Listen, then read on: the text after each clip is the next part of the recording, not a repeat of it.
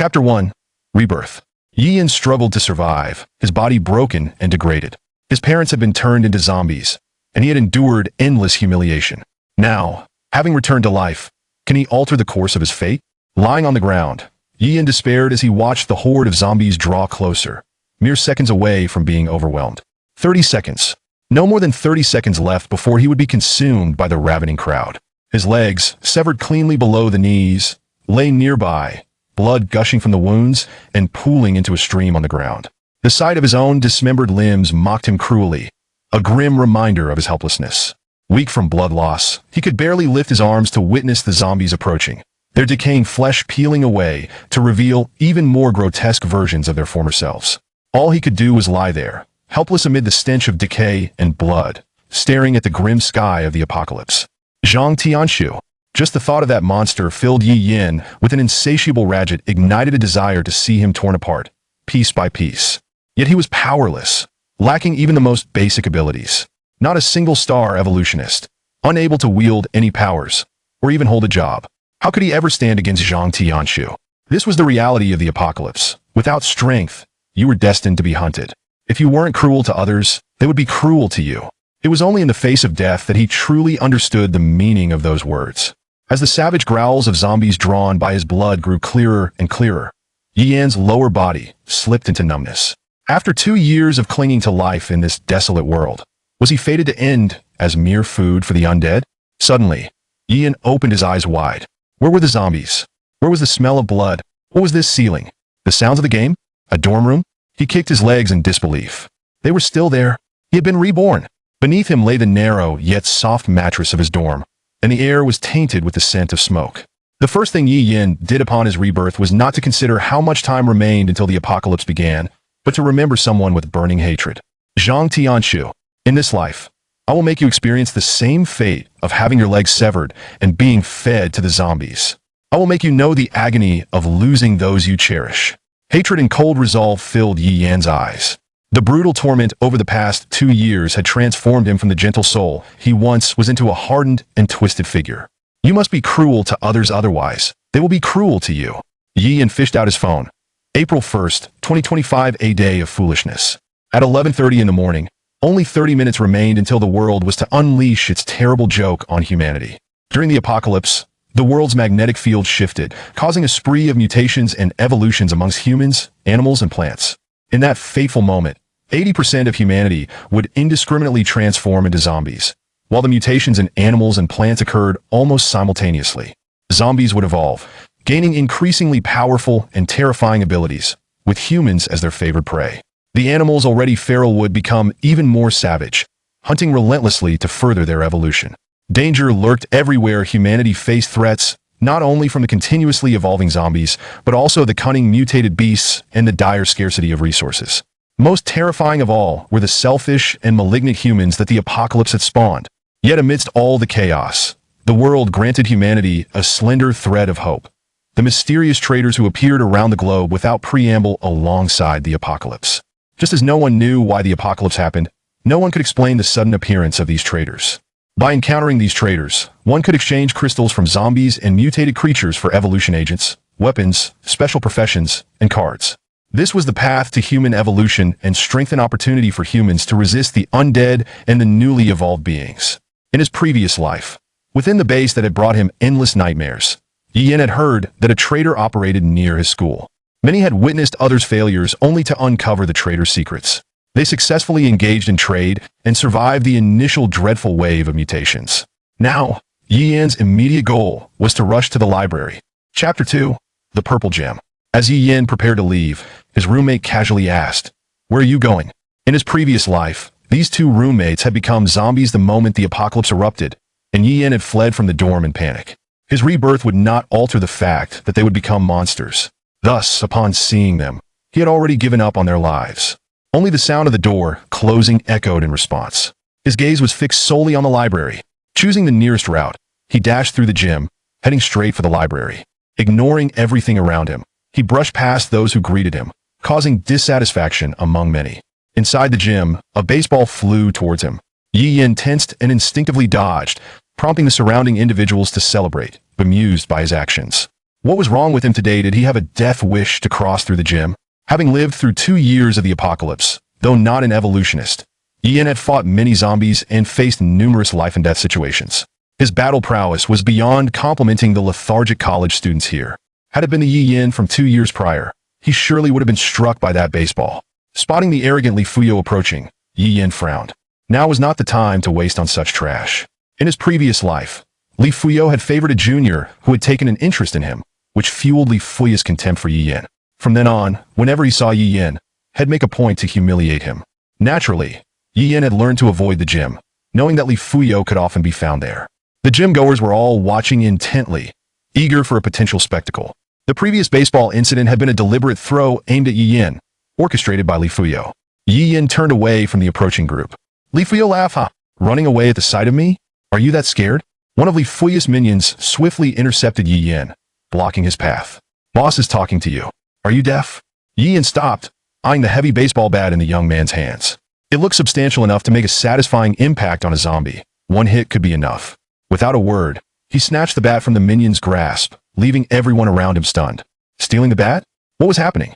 The minion was even more astonished when had this weak Yin become so strong. Li Fuyo approached with a frown, glancing disdainfully at Yin. "Hey, did you not hear me talking to you? What's the meaning of stealing his bat?" Without exhibiting any expression, Yin fixed his gaze upon Li Fuyo, which sent a shiver down his spine. To hit a dog. As soon as the words left his mouth, the baseball bat came down hard on Li Fuyo's legs. The weight and force of the swing caused a howl of pain to erupt as Li Fuyo crumpled to the ground. The spectators could only watch in disbelief. What was happening? In a society bound by laws and norms, Yin had just attacked someone? What audacity, especially against someone as wealthy and influential as Li Fuyo.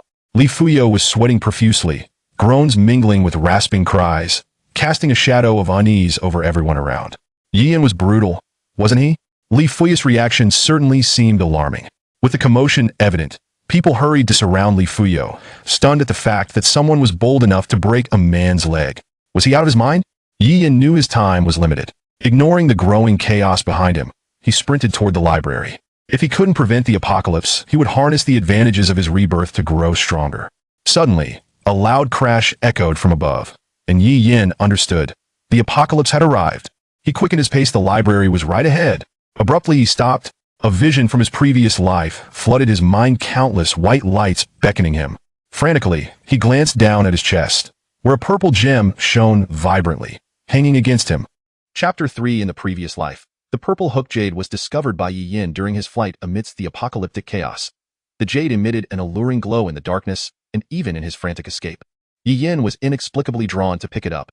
Subsequently, he found himself in a concentration camp, where he endured a life devoid of light and hope. Upon entering the camp, it was masked as a sanctuary for survivors, luring many into its grasp. However, once they arrived, the survivors soon realized that most were relegated to menial labor, toiling like beasts of burden, with no sign of the promised evolution agents.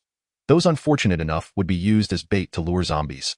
During the onslaught of the undead, these poorly trained survivors were thrown into the front lines as cannon fodder, while the evolved ones cowered behind, launching distant attacks until the tide of zombies receded. It was already a miracle that Yin managed to survive 2 years in that hellish environment. Yet, during his time of relentless oppression and captivity, he often felt an overwhelming force beckoning him from afar. At times, he was convinced that if he could just break free, he would immediately find the source of that signal, which sometimes flickered and sometimes remained fixed. It varied in intensity, at times overwhelmingly strong, at others barely perceptible. In his tortured existence within the camp, the sensation of that powerful allure only deepened his torment. What could it possibly be? Why did no one else seem to perceive it? Could it be that strange hook jade? Now, in this rebirth, although Yin had not retrieved the purple jade, it hung conspicuously around his neck. Could it be that his resurrection was somehow linked to the jade? With no time to ponder further, Yin dashed toward the source of the white light, eager to uncover what lay beyond. The once familiar surroundings had begun to transform, as people around him succumbed to the undead, their guttural cries filling the air. The library was not particularly crowded, but there were still a few souls within. 2 zombies, not far from Yin, charged towards him, exuding the distinct stench of decay. Their movements sluggish, Yin swung his baseball bat with precision, dispatching each zombie with a decisive blow, their brains splattering across him, leaving him drenched in dark blood and putrid flesh. Drawing from the experience of his previous life, Yin found it effortless to deal with these low-tier zombies. Annihilating them required nothing more than destroying their brains. Though he felt an urgent pull towards that alluring force, he still pocketed the magical crystals from the two zombies. For these were the currency of the apocalypse. As he burst into the library, the scent of blood assaulted his senses, and the scene within was nothing short of horrific. Just moments ago, individuals had been engrossed in their books, and now they lunged at him, their bodies reeking of rot, blood sprayed everywhere, and dismembered limbs littered the ground. The cacophony of screams, cries for help, and the sounds of gnashing teeth melded into a chilling anthem, proclaiming the arrival of the end times. Everything had changed. Though the zombies moved with a certain sluggishness, they were far from slow. Panicked individuals were quickly surrounded by the overwhelming numbers of the undead, their bodies devoured in an instant. Those who narrowly escaped the clutches of the zombies were met with horror and despair as they felt the cold grip of death closing in.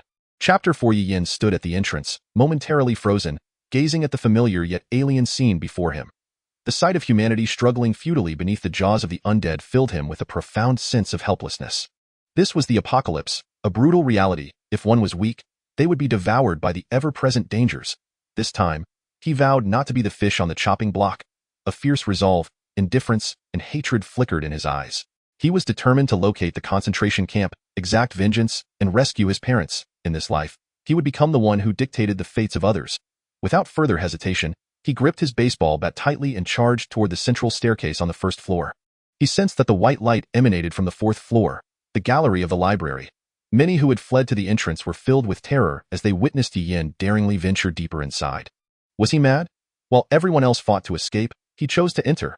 They did not comprehend that, at this moment, every inch was teeming with zombies, and there was no sanctuary to be found.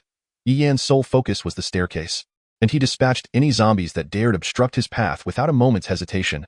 Black blood and rotting flesh clung to him, leaving no part of his body untainted. He was engulfed in slaughter. It wasn't long before the remaining patrons of the library took notice, their astonished gazes fixed on Yin. Those who had previously deemed him foolish for entering the library were now stunned. Who was this person, daring to confront the zombies? Wasn't it said that any contact would lead to infection? Did he not fear being devoured? Why did he show no signs of fear? Did he truly believe he was playing baseball with that bat? This was beyond comprehension. Yin paid no heed to the astonished onlookers, forging ahead toward the staircase. Some students, seeing a glimmer of hope, shouted desperately for his help.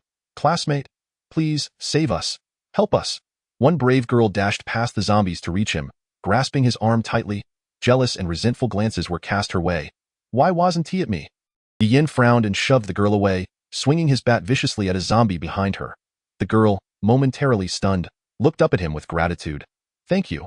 I knew you would save me." Yin glanced at her impassively. "Get away." Her expression froze, confusion washing over her.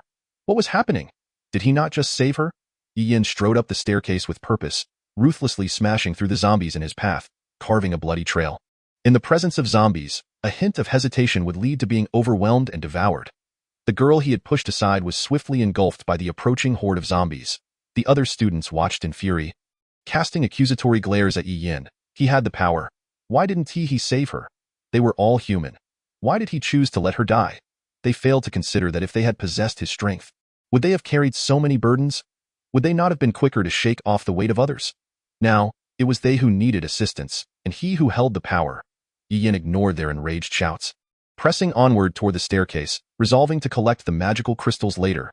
The closer he drew to the gallery, the clearer the white light became, igniting a fervent excitement within him to last. After obliterating 2 more zombies and becoming drenched in their foul black blood, he forcefully pushed open the door to the gallery. There, cloaked in black robes, stood a figure obscured in mystery. Yin's pupils constricted in shock. The traitor. Chapter 5. Yin could scarcely believe that the energy fluctuations he had sensed all along were emanating from the traitor. As the last hope for humanity's survival in this apocalypse, the traitor was a coveted entity that everyone fought to gain favor with. Had he not been imprisoned in the concentration camp in his previous life?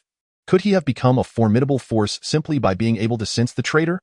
The gallery was devoid of life, as the presence of zombies made any hasty entry tantamount to suicide. There was no escape.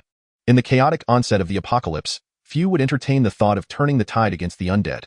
Yin suppressed his shock and excitement, closing the door behind him and systematically dispatching the zombies that came rushing at the sound, their black blood splattering across his face without eliciting any care from him. Before him stood the enigmatic figure clad in black, the traitor. the beacon of hope for humanity's survival, the resource everyone coveted once the rules of the apocalypse became clear. Wherever the trader appeared, a battle would surely ensue. Humanity could exchange the magical crystals harvested from zombies and mutated beasts for evolution agents, professions, skills, items, and more. With these resources, humanity could gradually grow stronger, enabling survival in the merciless apocalypse and the ability to combat the undead and formidable mutated creatures. Transcending into another realm, almost becoming a different species. For ordinary humans and evolved beings existed in stark contrast. Traders ranked from levels 1 to 9, with higher levels housing rarer items and requiring more advanced and abundant magical crystals for exchange. The trader would automatically assess whether the individual seeking to trade possessed sufficient magical crystals, with the minimum standard being the lowest price of the trader's available goods. Should an individual lack the requisite number of crystals, the trader would disregard them entirely. However, if the minimum was met, a 10-minute trading window would commence. During this time, no one could witness the specific transactions, nor could anyone attack the individual initiating the trade. Upon completion of the trade, or once the time elapsed, the trader could choose between two options: to exit the trading time on the spot or be teleported away if opting for teleportation. The trader would randomly transport the individual to a relatively secure area within a kilometer radius. If a group was involved, a maximum of 10 individuals could enter the trading window together. The treasures possessed by a trader were finite. Once claimed, they would no longer be available. Thus, when encountering a high-level trader, fierce conflicts would inevitably arise among large factions, for valuable items were limited, and whoever acted first would seize the opportunity. Moreover, as an anomaly in the apocalyptic world, entities such as zombies and mutated beasts would undoubtedly refrain from launching attacks on traders. Yet, astonishingly, Yin was capable of sensing the presence of a trader. This was his trump card in this lifetime. Upon this realization, the hatred in Yi Yan's eyes intensified. He had possessed this ability in his previous life as well. Had he not been deceived into believing in the concentration camp? Would he have had to endure such torment? In this life, he would ensure that the concentration camp repaid him tenfold. Yi Yan had only a handful of magic crystals. Most of the crystals from the zombies he had slain in the library remained unextracted. The first reason was his eagerness to uncover the source of that alluring force, and the second was the overwhelming number of zombies in the library. Bending down to collect magic crystals would have greatly increased the likelihood of being surrounded.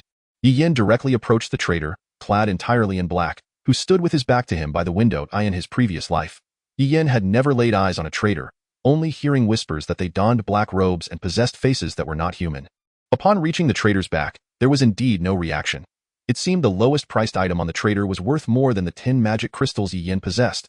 Chapter 6. When Yuan Nan, Yi Yan was immediately eager to venture out and continue slaying zombies to amass more magic crystals.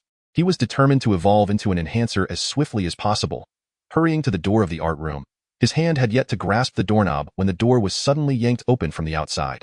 A figure burst in, slamming the door shut behind them, revealing a face filled with shock yet resolute determination before Yi Yan.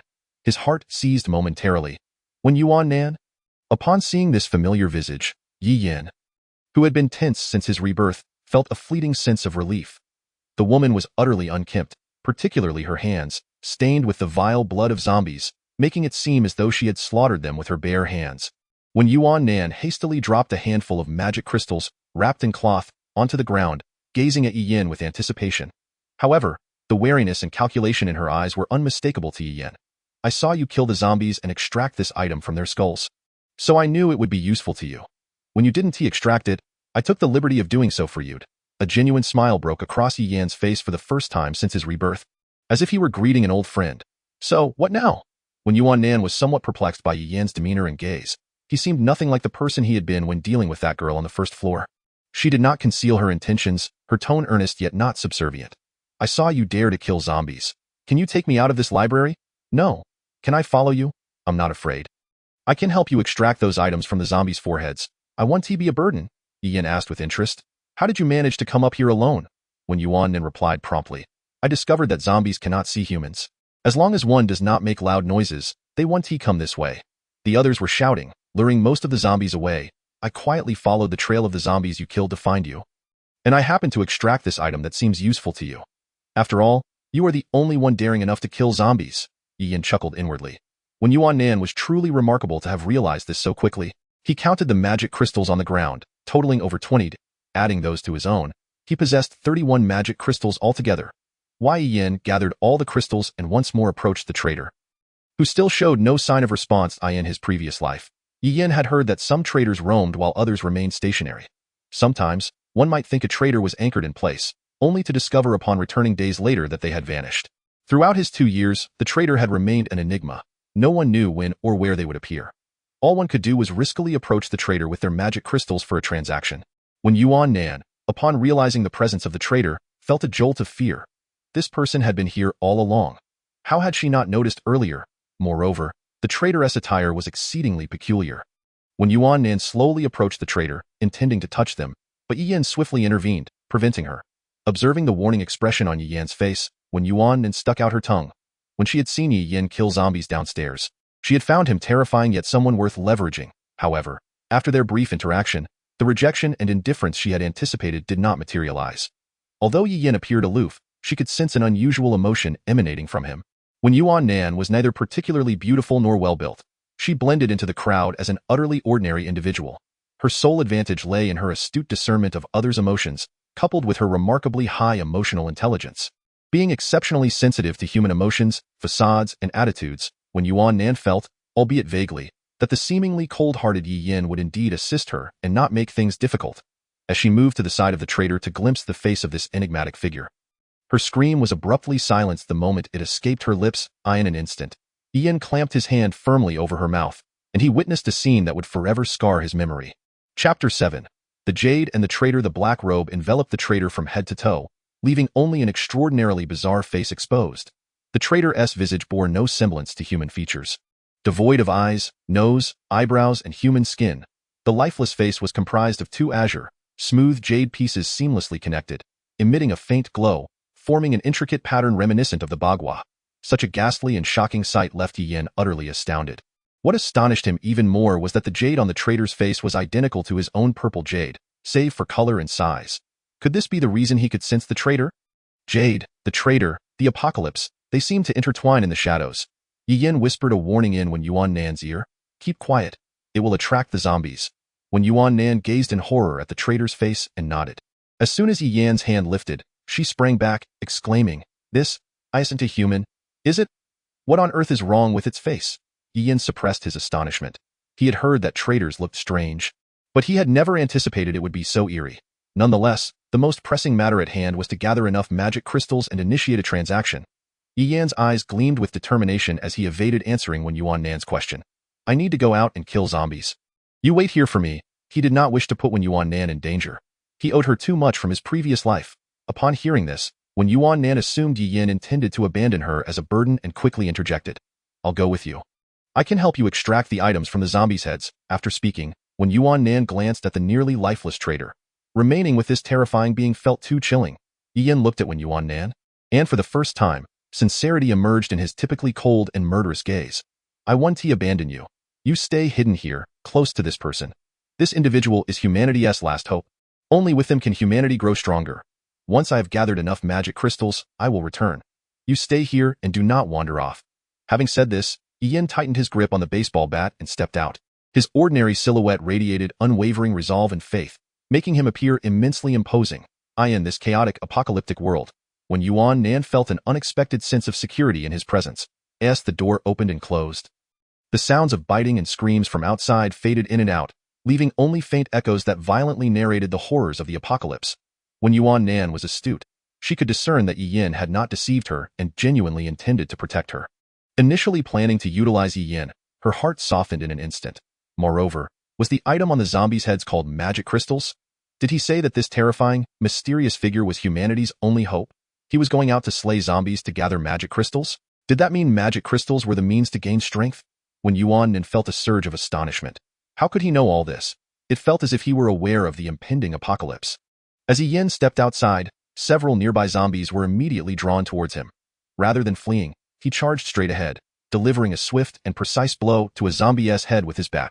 The zombie's head exploded, dark blood and brain matter splattering, causing the headless body to collapse heavily. The remaining zombies, oblivious to fear, merely lunged towards the source of the sound, one after another, as Yi Yan relentlessly dispatched them without hesitation. Swiftly extracting 5 magic crystals, cautiously approaching the window where several zombies were gnawing on a corpse. Chapter 8. Clearing the zombies. He wished to prevent the zombies from being lured to the art room, where when Yuan Nan remained. The traitor's existence was inconsequential. Humanity would inevitably uncover the traitor's purpose and embark on the path to evolution. Presently, the zombies were all first tier, lacking sight, with their sense of smell and hearing greatly diminished.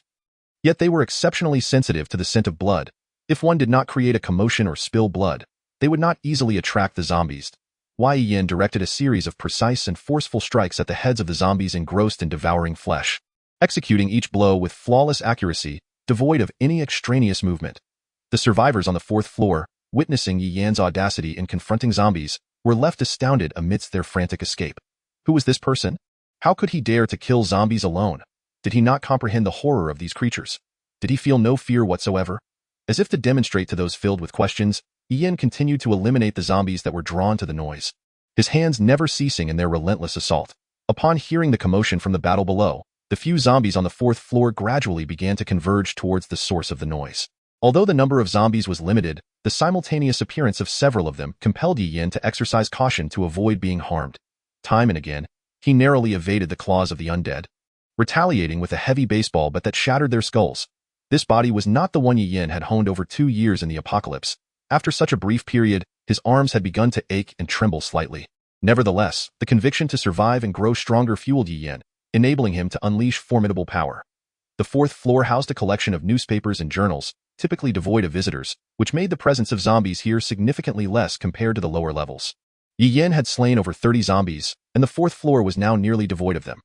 The few zombies that remained were drawn away by the cacophony from below, making their presence here seem far less menacing than that of their counterparts in the lower floors. In no time, Yin was drenched in black blood, surrounded by an astonishing number of zombie corpses, his entire being emanated an aura of slaughter and cold-bloodedness, instilling terror in the survivors who only knew how to flee. This person was no longer human. Not only was he fearless in slaying zombies, but he had also managed to kill so many without fear of infection. Could it be that he had suffered no injuries amidst the carnage? It was common knowledge that even the slightest scratch from a zombie's claw could lead to infection. Standing there, covered in filthy blood, it was impossible to discern his original appearance or whether he bore any wounds at all. The survivors, their minds twisted by the pursuit of the undead and the hellish scene before them, were filled with madness.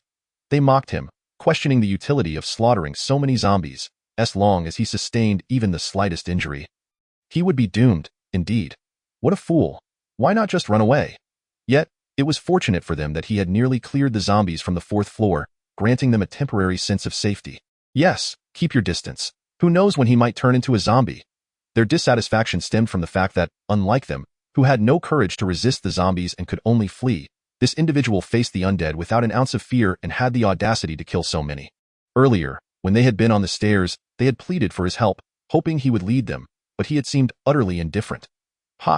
So what if he dares to kill zombies? He couldn't possibly have emerged unscathed after such a massacre. He must have been infected. A few individuals watched Yin, who continued to slay zombies relentlessly in the distance, their eyes glinting with madness. The apocalypse can change a person in an instant.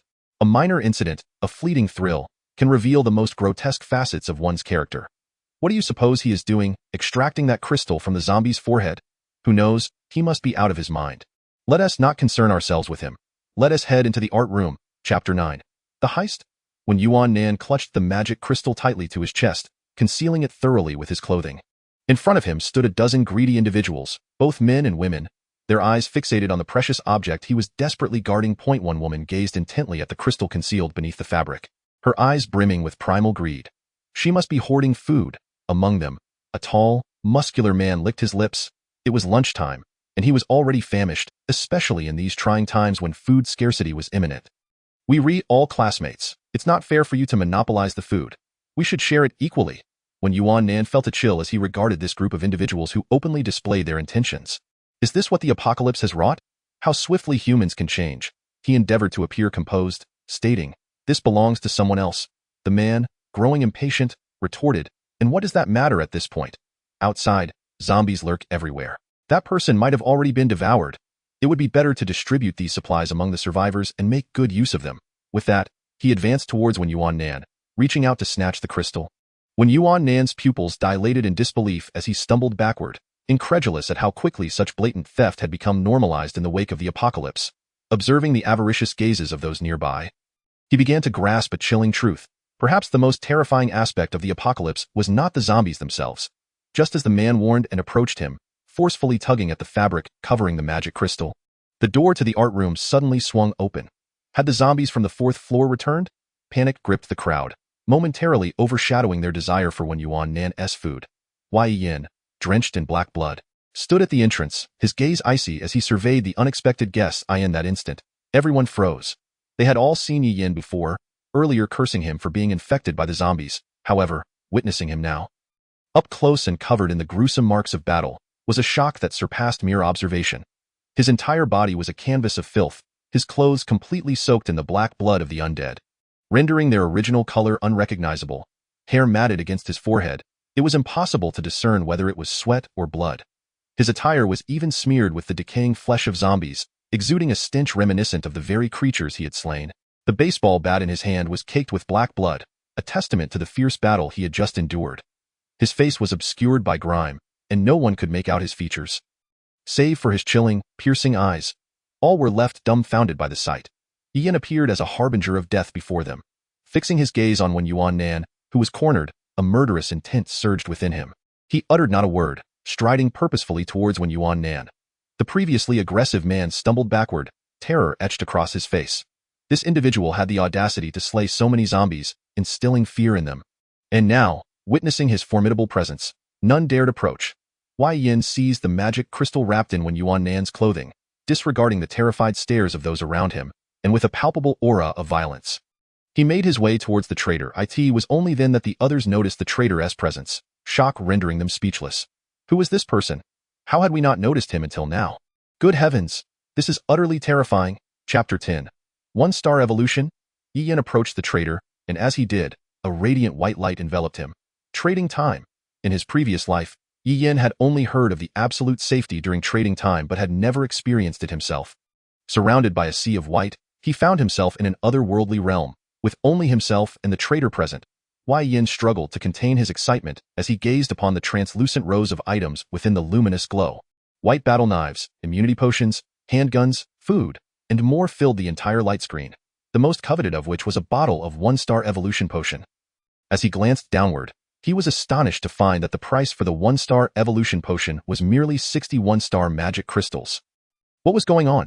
In his previous life, while he had never interacted with a trader or entered trading time, he knew that the price of a one-star evolution potion was no secret.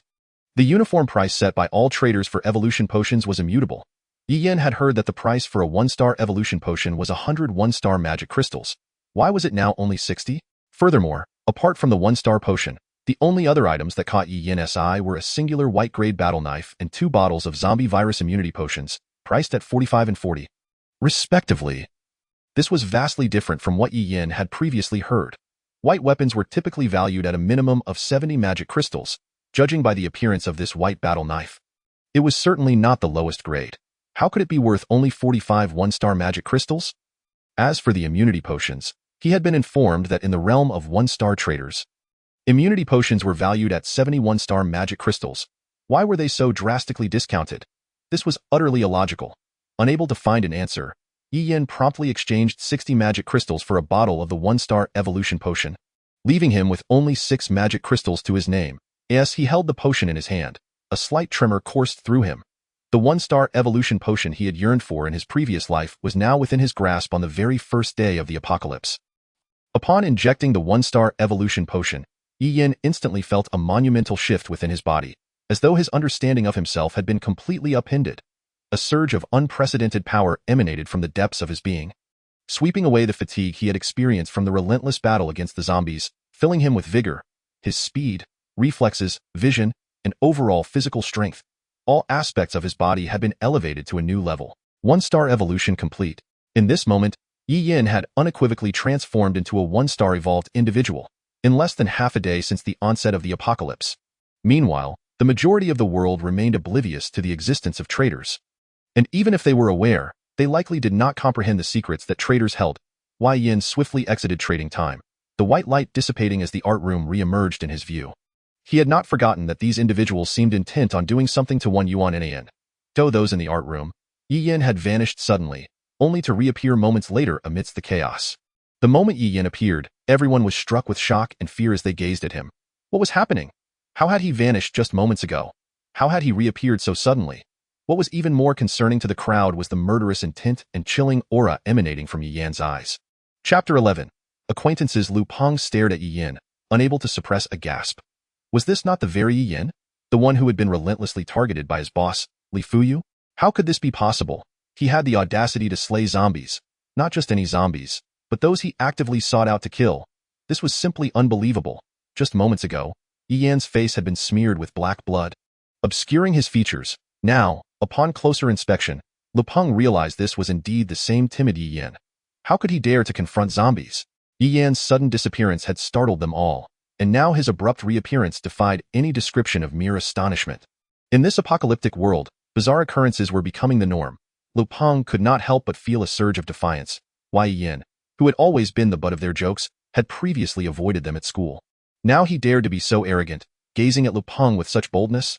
Just moments ago, he had taken the food that was rightfully Lu Peng's. Lu Peng could not care less about how many zombies Yi Yan had just slain.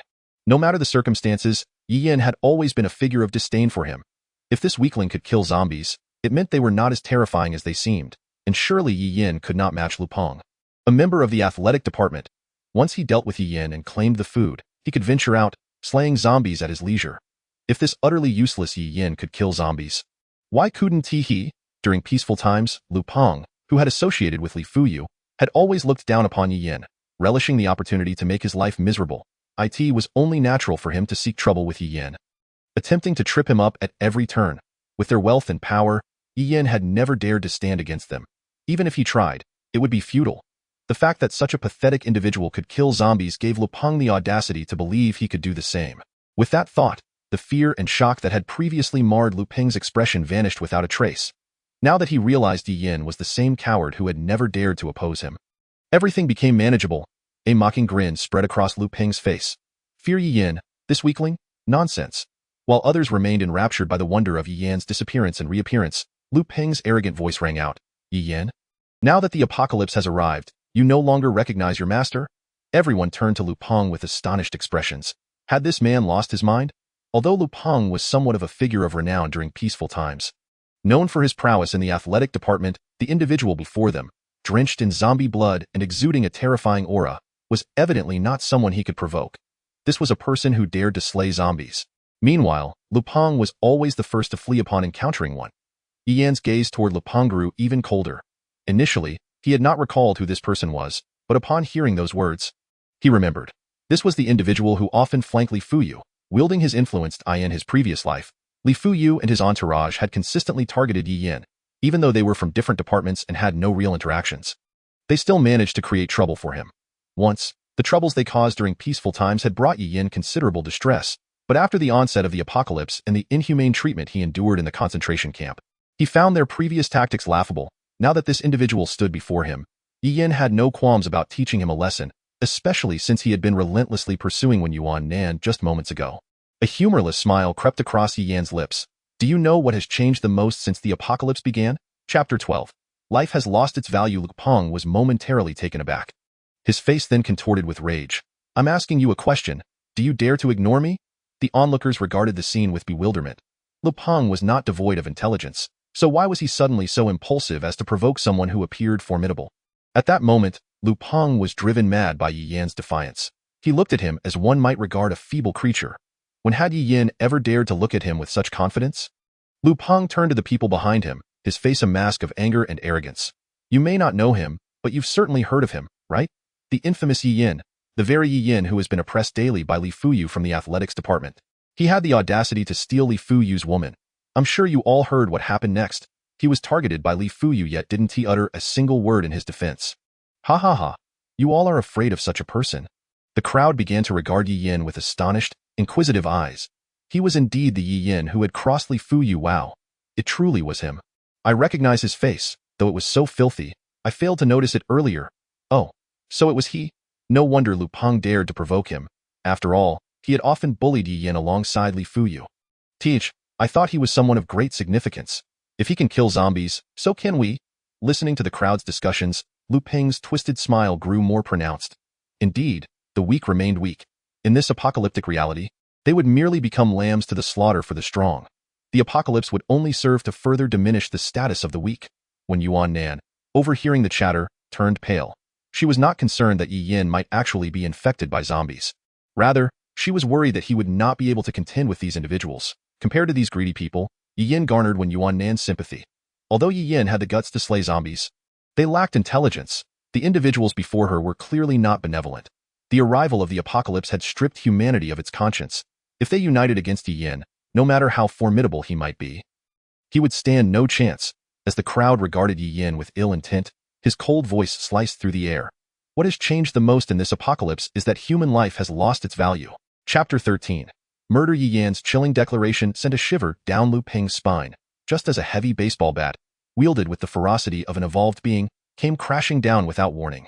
In an instant, Lu Peng's head exploded, blood and brain matter splattering those nearby.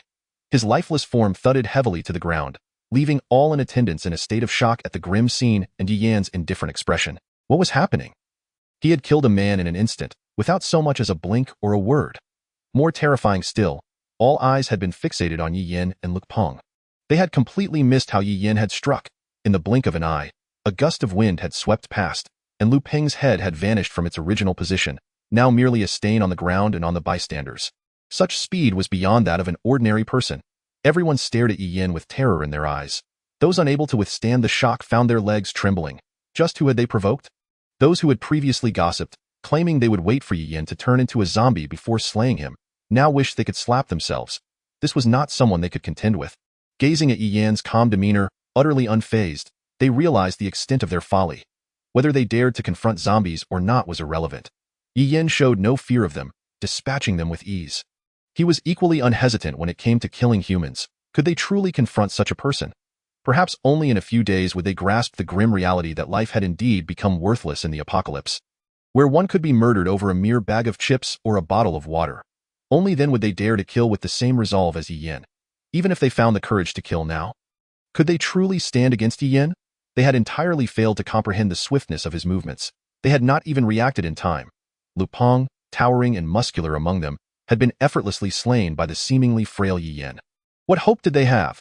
Simultaneously, doubt began to creep into many minds. Why Yi Yan's sudden disappearance after approaching that mysterious figure, followed by his reappearance a minute later, had left everyone baffled. The strength and speed he had just displayed were clearly beyond that of an average individual. Could this possibly be related to that mysterious individual?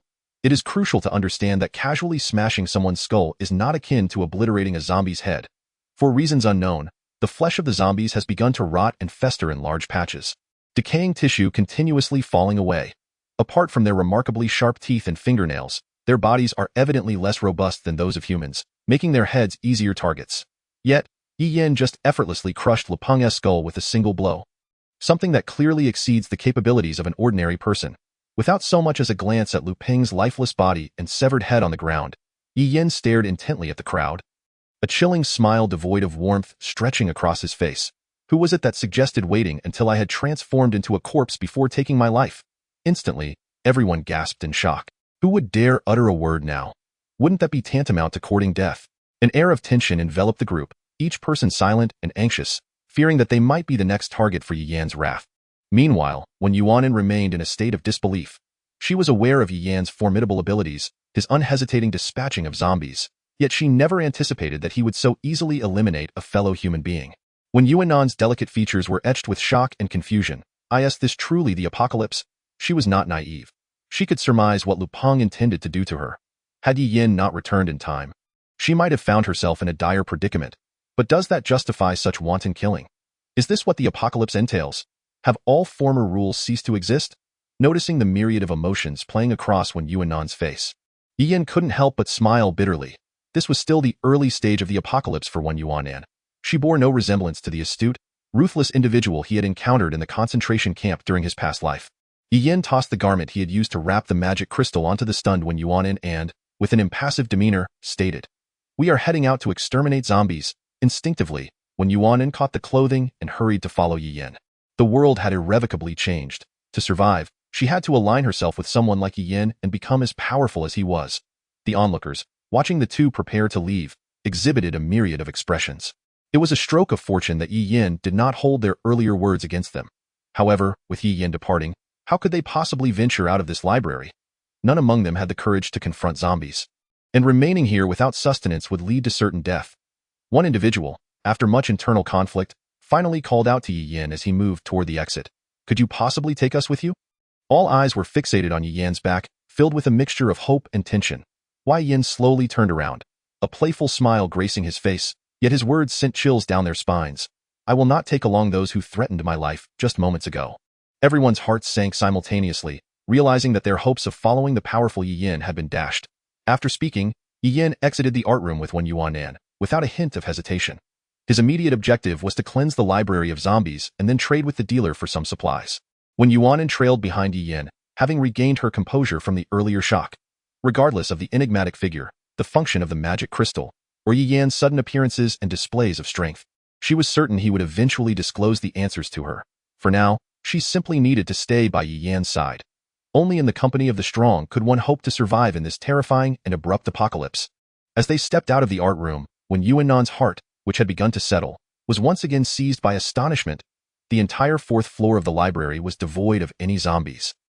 Scattered about were the corpses of zombies, indicating that there had once been a considerable number of them, all of which had been slain, and that individual responsible for this carnage was none other than Yi Yin. Up until now, when Yuanan had not witnessed anyone else daring to eliminate zombies. Staring blankly at the ground littered with zombie remains, she stammered incredulously. Did you do all of this? As Yi Yin led Wen Yuanan toward the emergency exit, he casually remarked. There were not many zombies on the fourth floor to begin with, and their numbers were further diminished by the commotion from the lower floors. The area we are heading to below is where the zombies are more abundant. Just as he was about to elaborate further, Yi Yin abruptly halted and strode toward the window, gazing out toward a specific location in town, his expression brimming with excitement. A dealer whose energy fluctuations surpassed even those of the one above. Yi Yin distinctly sensed that the dealer outside the school possessed items far rarer than those offered by the dealer on the upper floor. For the dealer outside, despite being at a considerable distance, was emanating such potent energy fluctuations. Upon witnessing Yi Yan's enthusiasm, when Yuanan rushed to the window as well, yet saw nothing but a dealer. Was that the same terrifying figure from earlier? Confused, when Yuanan inquired why Yi Yin had previously mentioned that the mysterious individual represented humanity's last hope. Upon returning, he had vanished upon reaching the vicinity of the mysterious figure, only to reappear devoid of the magic crystal, showcasing a strength that transcended ordinary limits when he dispatched Lu Peng. She could surmise that the dealer Yi Yin referred to was the key to his extraordinary abilities. Yi Yin had no intention of concealing anything, and when Yuanan was someone he was determined to protect. Suppressing his excitement, he shifted his gaze from the window. The figure in the black robe from earlier in the art room is the dealer to trade with him. All one requires is a singular item. The magic crystal found atop a zombie's head. The rewards, however, extend beyond our previous understanding. When Yuanan instinctively held her breath. What? Yi Yin smiled. Evolution agents, weapons categorized by color, immunity serums for the zombie virus, professions, skills, food, and more. These are the essentials for humanity's survival. The very things we will be competing for. When Yuanan was utterly dumbfounded. Evolution agents? Color-coded weapons? Professions and skills? This was far beyond what should exist in the human realm. It was the stuff of television dramas and novels. Was this the secret behind Yi Yan's immense power? What had he traded with the dealer earlier? I am already a one-star evolutionary. Though to answer the question when Yuanan had yet to voice. Yi Yin's stated matter faculty at that moment, when Yuanan found herself at a loss for words. How did Yi Yin know of the dealer's purpose? The dealer should have arrived alongside the inexplicable apocalypse. And how long had it been since the outbreak? How could he possibly know everything? What professions, skills, and evolution agents was he referring to? How did he know to exchange the magic crystal? She had also been close to the dealer. Why had she not received this information? Yi Yin seemed to possess knowledge as though he had foreseen it all. Gazing at the bewildered Wen Yuanan, Yi Yan's expression hardened. If you wish to remain by my side, your first challenge is to slay zombies and earn the magic crystals required to exchange for a one-star evolution agent. I do not associate with the useless. Upon hearing this, when Yuanan finally emerged from her stupor, killing zombies was an inevitable confrontation. If she lacked the courage to face them and relied solely on Yi Yan's protection, she would not survive in this apocalypse. Moreover, Yi Yin could not always shield her. Abandoning her anticipated fear and hesitation, a glimmer of determination and anticipation ignited in Wen Yuanan's eyes. This was the essence of her former self. Yi Yin retrieved a fire axe from the emergency exit and handed it to Wen Yuanan. Aim for the skull and follow my lead. When Yuanan grasped the fire axe tightly, it felt somewhat heavy, and she nodded cautiously, her mind resolute. This was a necessary step she had to take. The world had changed irrevocably, and she was powerless to alter that fact. Without a modicum of resolve, how could she hope to survive? As they navigated the emergency exit, they encountered virtually no zombies, as this passage was seldom traversed. Students typically utilized the central staircase or elevators to access the library. Upon reaching the doorway to the third floor, they heard the distant sounds of agonized screams and faint pleas for help. When Yuan instinctively glanced at Yin, who, unsurprisingly, exhibited no trace of emotion, let alone any inclination to assist at that moment, a cacophony of hurried footsteps drew closer, and the door was suddenly thrust open, allowing 5 individuals to tumble in, looking disheveled and smeared with the dark blood of zombies. Upon entering, they hastily slammed the door shut, abandoning 2 companions who were still entangled with the zombies a mere 5 meters away from the door. Despair filled the eyes of the 2 as they watched the door close, followed by the sounds of tearing flesh and screams that resonated just beyond the barrier, jarring the nerves of everyone present. The 5 newcomers, upon entering, immediately spotted Yin and Wen Yuanan, their eyes widening in surprise. Though they remained silent, holding their breath as they listened to the grisly sounds of their comrades being devoured. Indeed, the current zombies lacked both intelligence and sight. After finishing their gruesome meal, they gradually wandered away, oblivious to the lack of noise. Only then did the 5 individuals breathe a sigh of relief, collapsing onto the floor as they sought to calm their racing hearts. Yin simply turned to leave. He saw no reason to linger, even if he could clear the zombies on the second floor as well, as he had no desire to become entangled with more people. Just then, one among them suddenly called out, "Yin?" Yin turned to look at the speaker, who seemed somewhat familiar, likely a classmate from his previous life, but he couldn't recall their name. Su Songshu gaped at Yin in astonishment, taking in his appearance. Yin was covered in dried zombie blood, looking utterly disheveled, as though he had rolled through a pile of corpses. Su Songshu gazed at the seemingly unremarkable classmate who bore an air of insignificance. Although he was unaware of the reasons behind the young man's disheveled state, he realized that adding 2 more individuals to their group would enhance his own chances of survival, much like the 2 who had just been intentionally left behind as fodder by the others. A smile crept across Su Songshu's face, yet it was laced with malicious intent. "Yin, what a surprise to see you in the library. Join us. Having more people means added protection, especially now that everything has changed." The others fixated their attention on the pair, their thoughts mirroring Su Songshu's. In this apocalyptic world, the lives of others held little value beyond their own. Who wouldn't he welcome 2 additional souls that could be easily betrayed for one's own survival? Upon hearing this, Yin managed a smile devoid of warmth, yet imbued with endless mockery, declaring coldly, "You want me to join you so you can treat us like those 2 just now? Use us as expendable pawns to facilitate your escape at a critical moment." When Yuannan's eyes widened in shock, she had assumed these individuals merely abandoned the other 2 out of despair, never considering such treachery. Not only Su Songshu but everyone else's expressions shifted, revealing their guilt and discomfort. One brash individual stepped forward, pointing an accusatory finger at Yin. "You have no proof. On what grounds do you make such accusations against us?" Yin merely smiled, regarding the speaker with a disdainful and haughty gaze. "I speak freely, yet your expressions have already betrayed you. And put your hand down. I will only say this once." The 5 were taken aback, their faces transforming into comical masks of indignation as anger surged within them. The accuser not only refused to lower his hand but took a step closer, jabbing a finger at Yin's nose while cursing loudly, "How dare you toy with us? I'll throw you out to feed." Before he could finish, a shadow loomed before him, and he found himself rendered speechless, staring in terror at the menacing Yin, unable to comprehend what had transpired. All present were astonished by the scene before them. With a single hand, Yin grasped the man's throat, effortlessly lifting him off the ground. Chapter 17. What is your name again?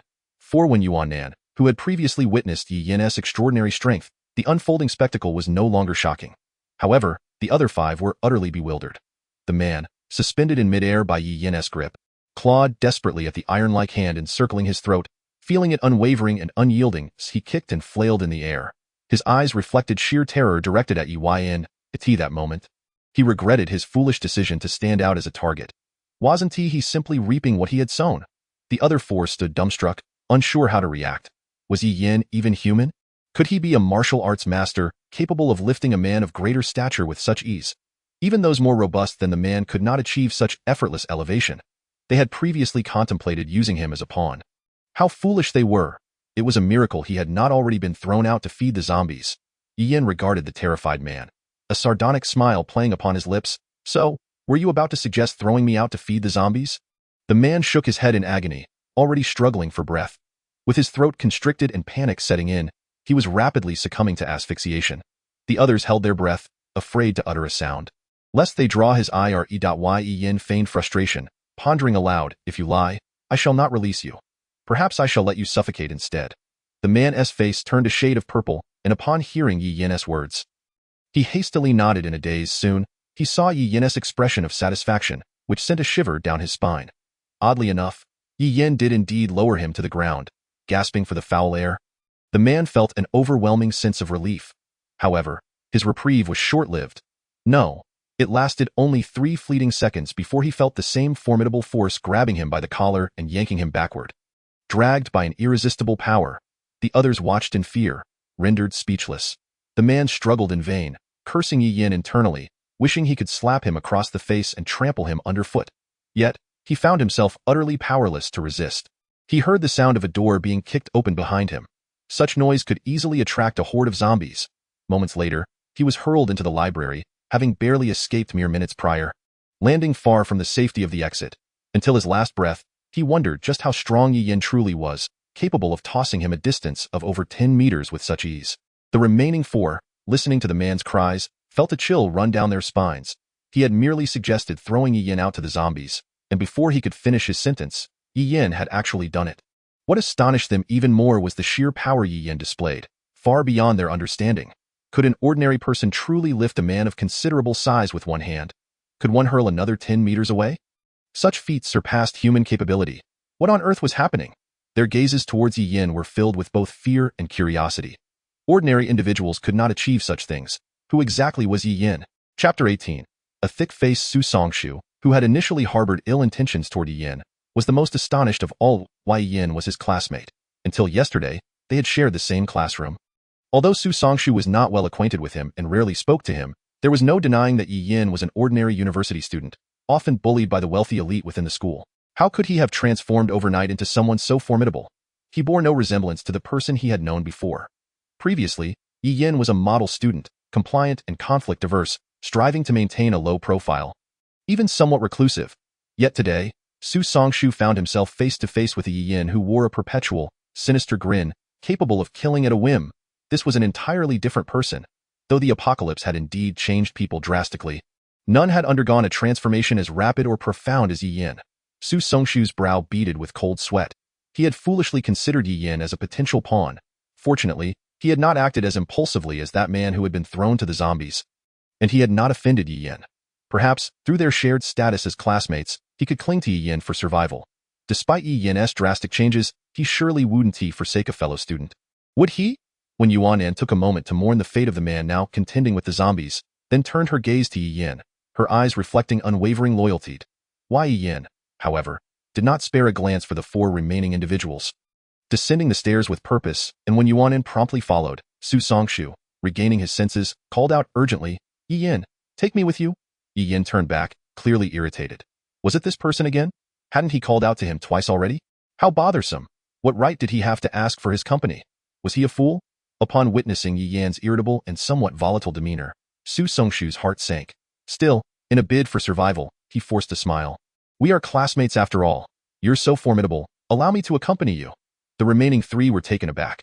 This man was a classmate of the incredibly powerful Yi Yin. They wished they had been more cordial earlier. Yet, judging by Yi Yin's expression, it seemed he did not regard Su Songshu as a classmate at all. Yi Yin offered a bemused smile, tinged with exasperation.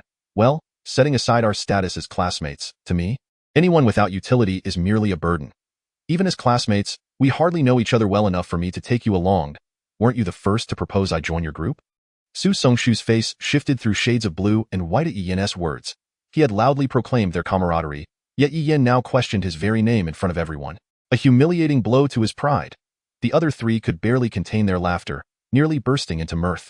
After all, Yi Yin had formed a poor impression of them all. They had no hope of gaining his favor. Suddenly, one individual had stepped forward, claiming to be Yi Yin's classmate, instantly igniting hope for an escape, while the rest could only tremble in fear, unable to take action. Could they endure this humiliation? In this apocalyptic world, such jealousy was magnified. A flicker of barely concealed hatred flashed in Su Songshu's eyes, but he forced a sheepish smile. What I meant when I called you over was not what you think. I was merely concerned for a fellow classmate. As Su Songshu spoke, Yi Yin had completely lost interest in conversing with him, turning coldly away. Stop wasting breath. I do not consider you a classmate. You are merely a liability. Su Songshu's pent-up resentment boiled over, twisting his features into a mask of fury, his eyes ablaze with rage. Fortunately, Yi Yin had turned around and was out of sight. However, he still spoke with a tone of feigned amiability, saying, "It's all right. I'll simply follow behind you and certainly won't cause you any trouble." The three onlookers, witnessing this bizarre scene, immediately felt a sense of anticipation akin to watching a show, and promptly followed Su Songs, who, in a situation where their lives were constantly threatened, deriving amusement from the misfortunes of others, be it the dual-faced Su Songshu or the cold-blooded Yi Yin, was a peculiar form of enjoyment. Chapter 19. Crisis. Yi Yin furrowed his brow, about to turn around to warn the group not to follow him, when Yuan tugged at his sleeve, saying, "Let them follow behind. Whether they can escape depends on themselves. You need not protect them, just allow them to come along." Hearing Yuan speak on their behalf, the four behind felt no gratitude, but rather dissatisfaction, casting resentful glances at her back. Why should they be considered burdens? While this woman was not. What made her superior to them? Was it merely to serve as an outlet for their frustrations? A cold smile crept across Yi Yan's face, just as a tremendous noise echoed from the first floor. Reverberating ominously through the stairwell, the four behind immediately recoiled in fear, their eyes wide as they gazed ahead. The chaotic sounds soon revealed the unfolding calamity. Survivors on the first floor, desperate to escape the relentless pursuit of zombies, had fled into the safe passage, their numbers amplifying the noise, which drew the horde of zombies in relentless pursuit. Su Songshu's complexion paled dramatically, and he growled furiously, "These idiots, if they want to die, they should just do it quickly. How dare they run in here?" The other three shared his resentment towards those who had lured the zombies into the safe passage. Damn it, if they were going to die, why did they have to bring the threat here?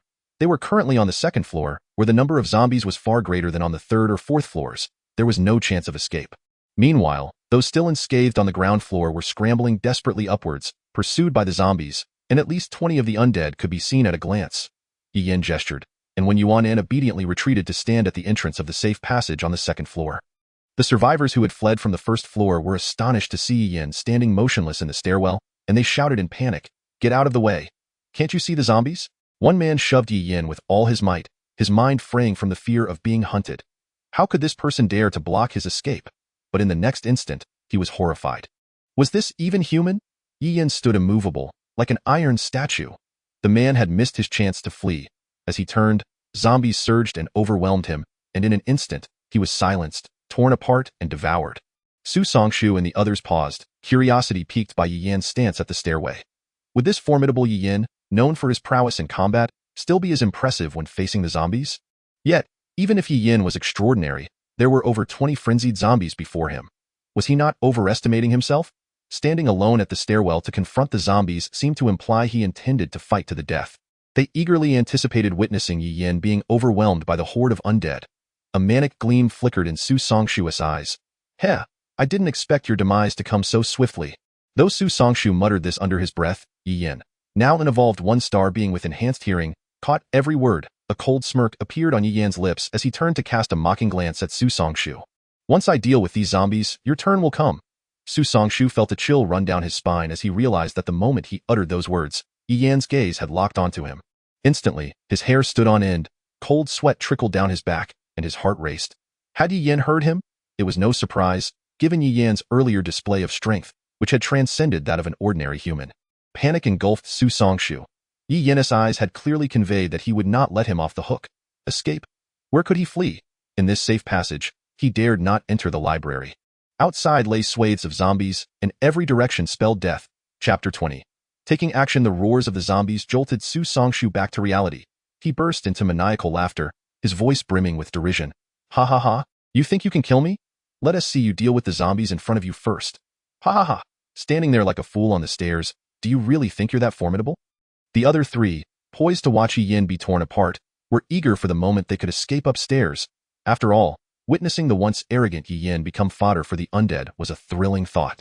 With 20 zombies surging into the narrow space, if it had been Yi Yin from 2 years ago, he would have only had the option of fleeing. Yet now, as a one-star evolved being, these 20 zombies were merely a delivery of magic crystals. 2 zombies lunged at Yi Yin, their claws outstretched, but before they could reach him, he swung his heavy baseball bat with the overwhelming strength of a one-star evolved being. Obliterating their heads effortlessly, it was a simple task, devoid of strain. The 4 onlookers gaped in shock, This was their first glimpse of a human slaying zombies, and their astonishment was palpable just a second ago. They believed Yi Yin would be engulfed instantly by the zombies, yet reality slapped them hard. Yi Yin was not overwhelmed but instead dispatched 2 zombies with a casual motion in the blink of an eye. This was beyond human capability. Had some transformation occurred? Were zombies truly so easily vanquished? Surely they were not naive enough to believe that those who had never encountered zombies could comprehend this. The 4, who had been bracing themselves to witness Yi Yan's demise, were now frozen in disbelief. The unfolding scene shattered their perceptions. Yi Yin dispatched each zombie with precision, striking only their heads, without a hint of unnecessary movement. Their putrid flesh and dark blood splattering everywhere in no time. A significant portion of the zombies lay dead, piled at the stairway, while the remainder rushed forward heedlessly. The spectacle before them exceeded the bounds of their understanding. Yi Yin, seemingly tireless, moved with blinding speed and overwhelming force, dispatching zombies with the ease of crushing ants, as though he had slaughtered countless zombies before this moment. This surpassed the limits of human capability. Mere mortals could not achieve such feats, not to mention the skill required to strike true against such terrifying creatures. Many would falter. This was Yi Yan's first taste of slaying zombies as a 1-star evolved being, and he found it exhilaratingly effortless. Just moments ago, as an ordinary person, he would have been gasping for breath after slaying a few zombies, hands trembling from fatigue. Yet now, he felt none of that. The zombies before him appeared pathetically weak, posing no threat whatsoever. For a 1-star evolved being, the boundaries of human endurance and speed had transcended. Every conceivable human function had risen to a new echelon, distinctly delineating the divide between ordinary individuals and evolved beings. This was the opportunity Yi Yin had longed for in his previous life but never attained, and in less than 2 hours since the apocalypse began. He had become a 1-star evolved being, standing in the stairwell, when Yuan gazed at Yi Yan's back, mesmerized. It was not merely an admiration of Yi Yin himself, but a fascination with the formidable power he wielded. Was this the strength possessed by those who had become evolved beings after trading for the 1-star evolution serum? As she watched Yi Yin engage in battle, when Yuan suddenly felt a powerful kick to her lower back, sending her tumbling uncontrollably down the stairs.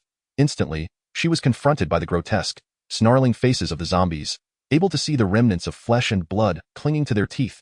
Behind her, Su Songshu's voice erupted in a frenzied scream. Die. If I can't feed you to the zombies, then let this woman die in your place. Chapter 21. Determination. The madness in Su Songshu's eyes was unmasked. The apocalypse had erupted without warning, and the world had irrevocably changed. Just moments ago, Yi Yin had dispatched foes without a flicker of an eyelash.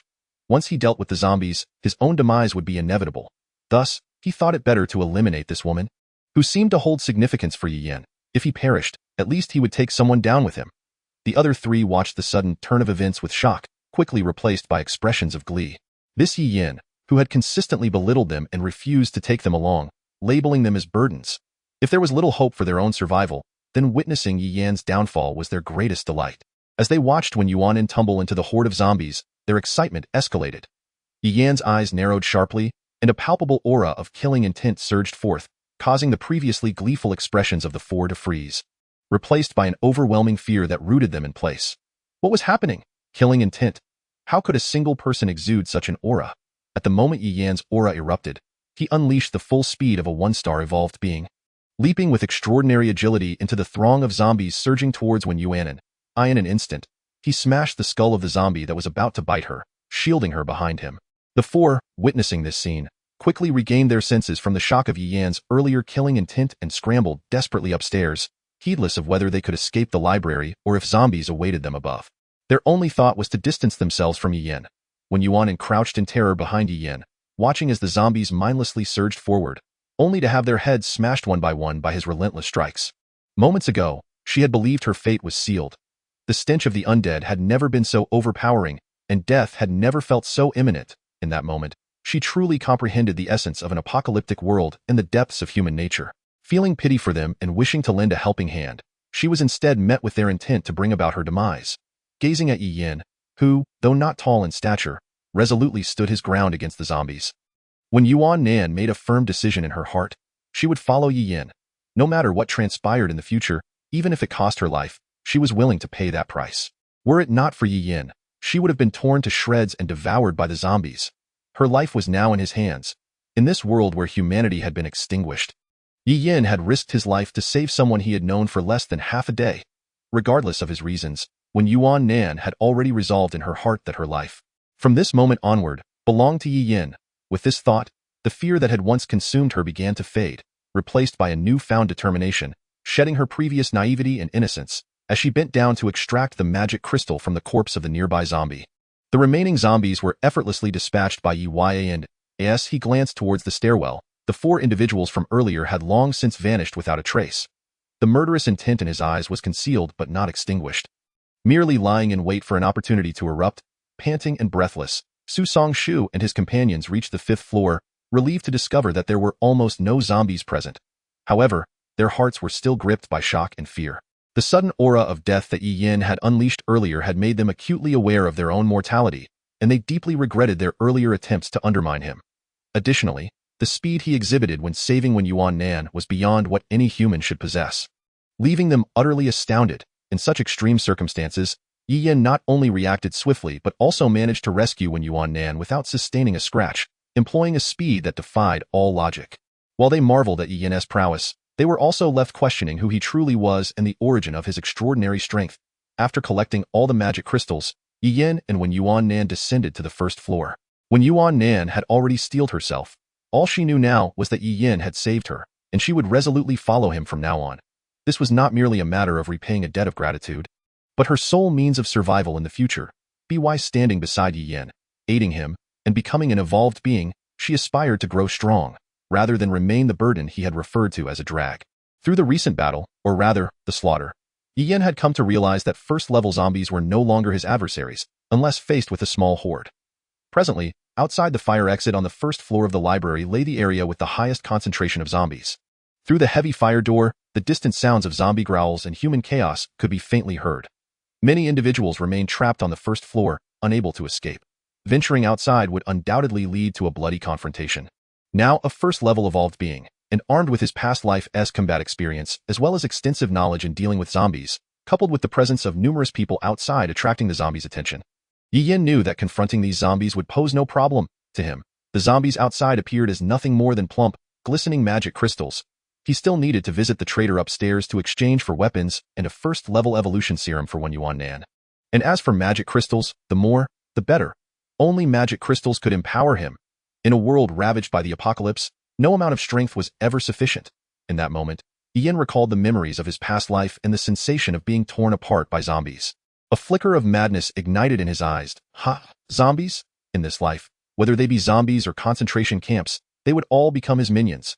Yi Yin's expression brimmed with anticipation, entirely devoid of the fear that should accompany the impending horde of zombies. When we go out to slay the zombies, you stay behind me and take your chances to strike when possible. Do not act unless you are certain of success. When Yuan nodded firmly, even without Yi Yin's instructions, she had already resolved to attempt to slay zombies. Who could guarantee that a situation like the previous one wouldn't arise again? Who could assure her that Yi Yin would always be there to save her? By following Yi Yin, her current aim was to ensure she did not become a hindrance to him. Her moment of weakness had almost cost her life, yet the typically composed Yi Yin had still managed to rescue her. This was the reason behind Wen Yuan's steadfast determination to accompany Yi Yin. As Yi Yin pushed the door open, the scene outside unfolded before them. The 1st floor was teeming with zombies, easily numbering over 100 at a glance. These zombies were gravitating towards the source of the loudest noises, while many others wandered aimlessly, causing students hoping to escape to remain on high alert. Too fearful to act rashly, as some students regained their composure, they realized that these zombies were only sensitive to sound. If one did not make loud noises, they would almost go unnoticed. Upon realizing this, the students chose to remain silent, opting not to share this information with others. After all, those who remained ignorant would continue to shout and attract the zombies, thus granting the others a chance to escape. As despair enveloped many who found themselves surrounded by zombies, a peculiar and dissonant sound suddenly pierced the air, akin to something soft being shattered. They beheld a man, drenched in blood and obscured in appearance, wielding a baseball bat, taking down a zombie with each swing. It was as if these terrifying undead posed no threat to him whatsoever. The people on the 1st floor were left in astonishment as they stared at Yi Yin, completely overlooking Wen Yuan who stood behind him. The ease with which Yi Yin dispatched the zombies was nothing short of miraculous in their eyes. A single bite or scratch from a zombie would result in infection. Countless individuals had already become the food of the undead since the onset of the apocalypse. In such dire circumstances, how could anyone dare confront zombies? How could anyone dare to kill them? Who was this person? One individual, catching sight of the baseball bat in Yi Yin's hands, suddenly recalled something and whispered excitedly, He is the one who charged in earlier. Among those present, only 2 individuals had witnessed someone slaying zombies. One was the person who had rushed into the library with a baseball bat, disregarding the pleas of others, and the other was the bloodied figure before them now. Despite being coated in dark blood, completely obscuring his face and clothing, the baseball bat he wielded and his fearless stance against the zombies unmistakably marked him as that very individual. A collective gasp filled the air as the crowd processed this revelation. Previously, they had scorned Yi Yin for his foolishness in charging upstairs. With such strength, why would he willingly seek death? The zombies upstairs were no less numerous than those on the first floor. Escaping from the upper levels would undoubtedly be more challenging than from the ground floor. In their minds, Yi Yin had already been deemed dead, yet here he was, returning to the first floor in a manner that was nothing short of astonishing. Effortlessly dispatching zombies. How could they not be astounded? Seeing Yi Yin covered in blood with not a single clean spot on him, they began to piece together the ferocious battle he must have fought. Just the thought of it sent shivers down their spines. One misstep, and they could easily be devoured by zombies or transformed into one themselves. What difference would that make from being dead? Yet Yi Yin had not only returned safely from upstairs, but was still brimming with energy as he slaughtered zombies, while they had exhausted themselves merely trying to escape from the undead. Yi Yin appeared utterly unperturbed by the multitude of zombies on the first floor, smashing their skulls with abandon, while the petite girl behind him remained vigilant of her surroundings, crouching to extract the crystals from the zombies' heads. This girl was not unfamiliar to those present. After Yi Yin had rushed upstairs, she had followed him, and many had similarly derided her as foolish. How? Was she really so desperate to cling to someone else's coattails? Was it necessary to exert herself so? Chasing after him would only hasten her demise. Yet the current situation clearly indicated that this girl had successfully latched onto Yi Yin's coattails.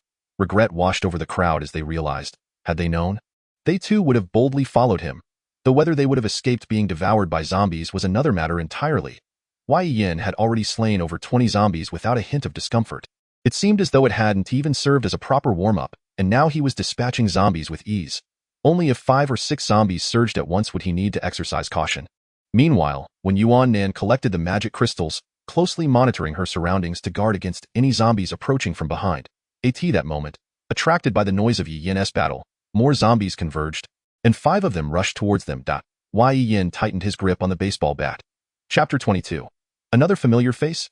Yi Yin, quick as lightning, struck the leading zombie's skull with a powerful blow, causing the following zombies to stumble over one another.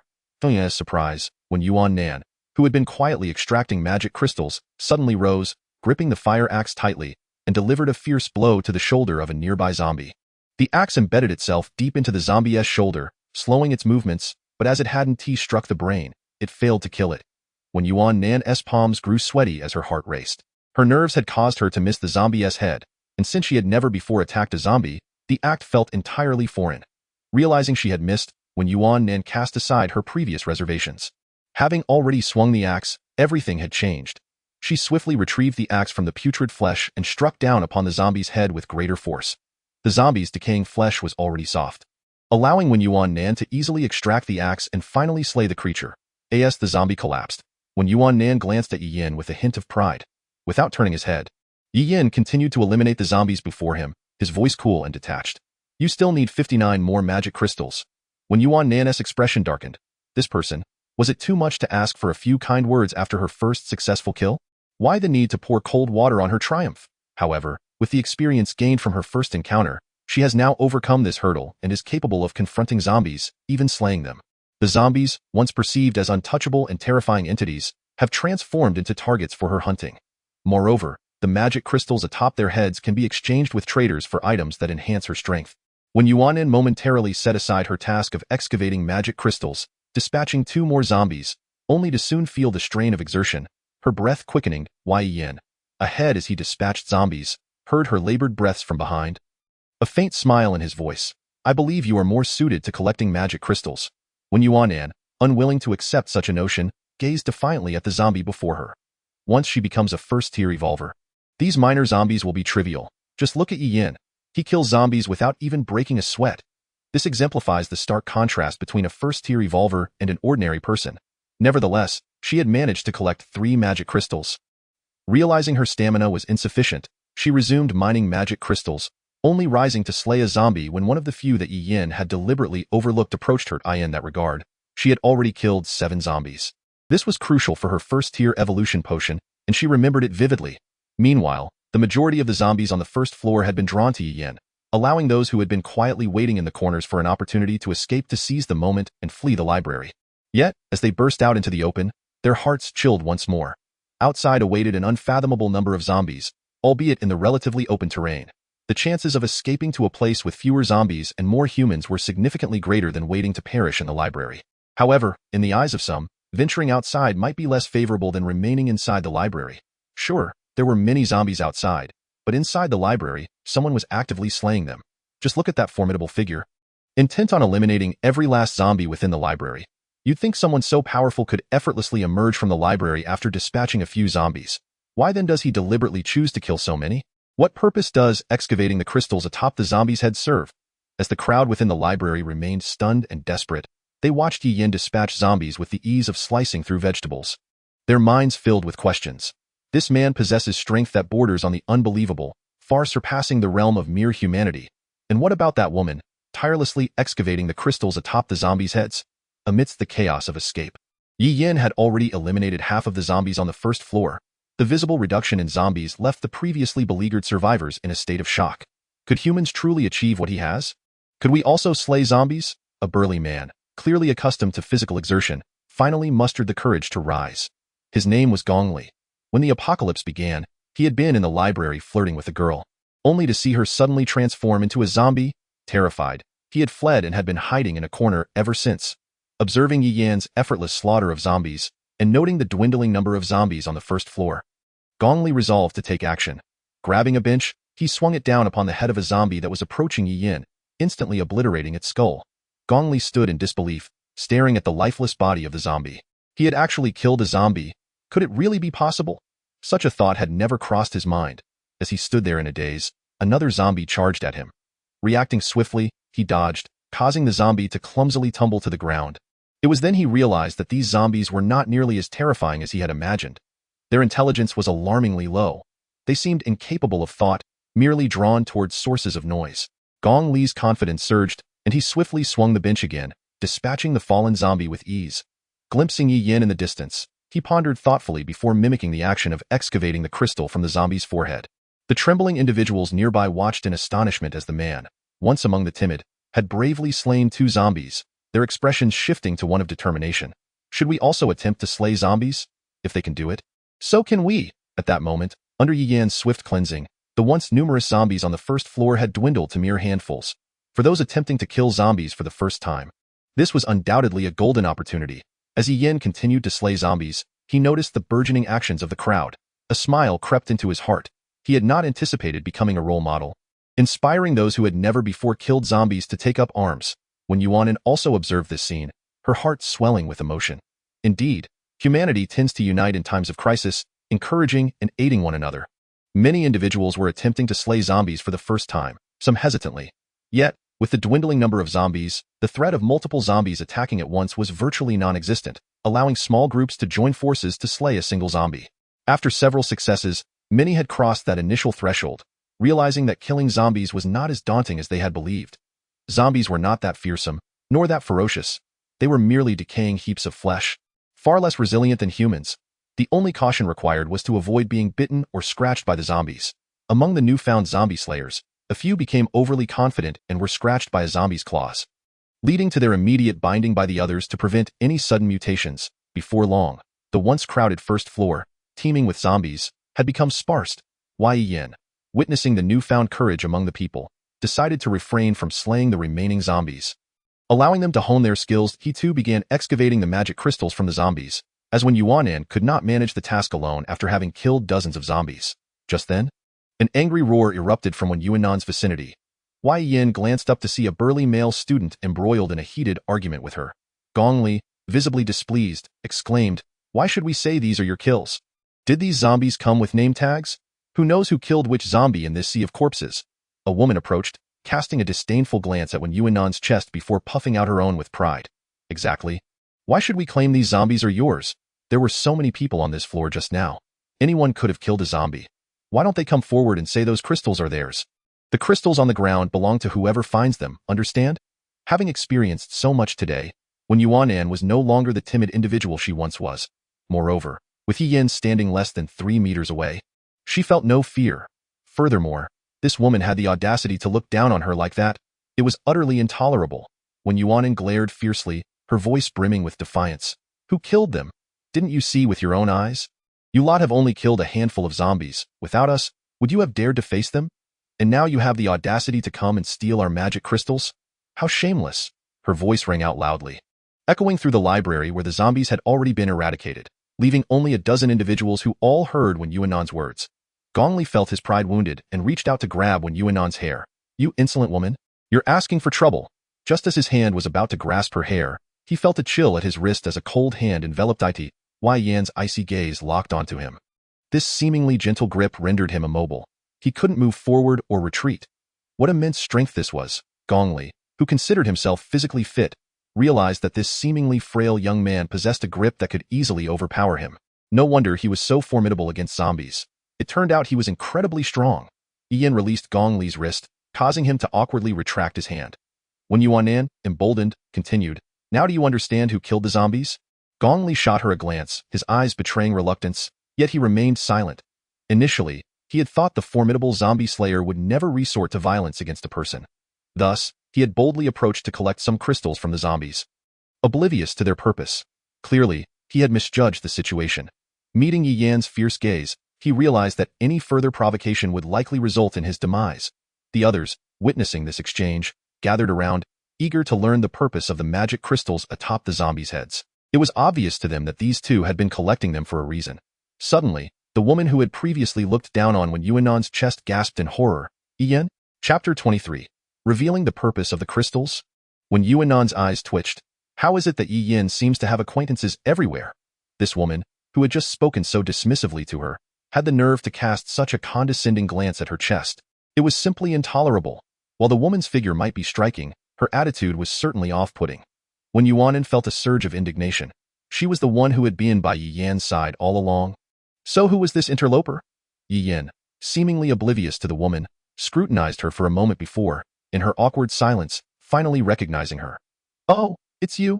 The young woman suppressed the fury boiling within her, refraining from unleashing it and managed to force a stiff smile. Yi Yan, was it you who just dispatched those zombies? When did you become so formidable? Under ordinary circumstances, had any male dared to regard her with such a dismissive gaze for an extended period, she would have erupted in indignation. Zhou Xiang was, after all, a renowned beauty within her department. When had she ever been scrutinized by the boys at school in such a manner? Moreover, her connection with Yi Yin was far from that of mere classmates. Yi Yin had undoubtedly done this intentionally. He must still harbor resentment over the matter involving Li Fuyo. Back when Li Fuyo, a wealthy suitor, pursued Zhou Xiang, she was overjoyed, believing she had ensnared a wealthy patron, and reveled in his company, basking in her good fortune. Little did she know that Li Fuyo, the scion of a prominent family, had a legitimate girlfriend attending the nearby art university. Furthermore, his girlfriend was well matched with him, and their families approved of the union. Li Fuyo had merely sought to toy with Zhou Xiang, drawn by her beauty, but was taken aback by her overt eagerness. After a few encounters, emboldened by the fact that his girlfriend was not at the same school, he began to flaunt her, momentarily losing himself in pride. However, the truth eventually surfaced, as it inevitably does. Li Fuyo's legitimate girlfriend, being affluent and influential, dispatched a group of thugs with a wad of cash, leading them to confront Zhou Xiang. Regret washed over her. She had thought herself fortunate to have caught a wealthy man, only to find herself relegated to the role of the other woman. The thugs insisted that she vow never to seek Li Fuyo again.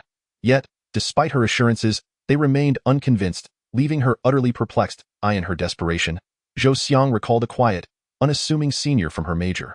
This senior was known for his reclusive nature, and thus, his name was not entirely unfamiliar to others in the department. Surely, mentioning him wouldn't cause much of a stir. With tears in her eyes, Zhou Xiang declared, I truly do not like Li Fuyo. I have feelings for our senior. The thugs perked up. Who? Yi Yin. Ah, so it's Yi Yin. Since you claim you won't pursue Li Fuyo any longer, I shall let you off the hook. But since you like this Yi Yin, being with Li Fuyo brings him disgrace. The thugs tossed their cigarette butts to the ground and, as if embarking on a grand mission, stood up. Let us go confront him. With that, they left Zhou Xiang in their wake, their backs receding with an air of nonchalance.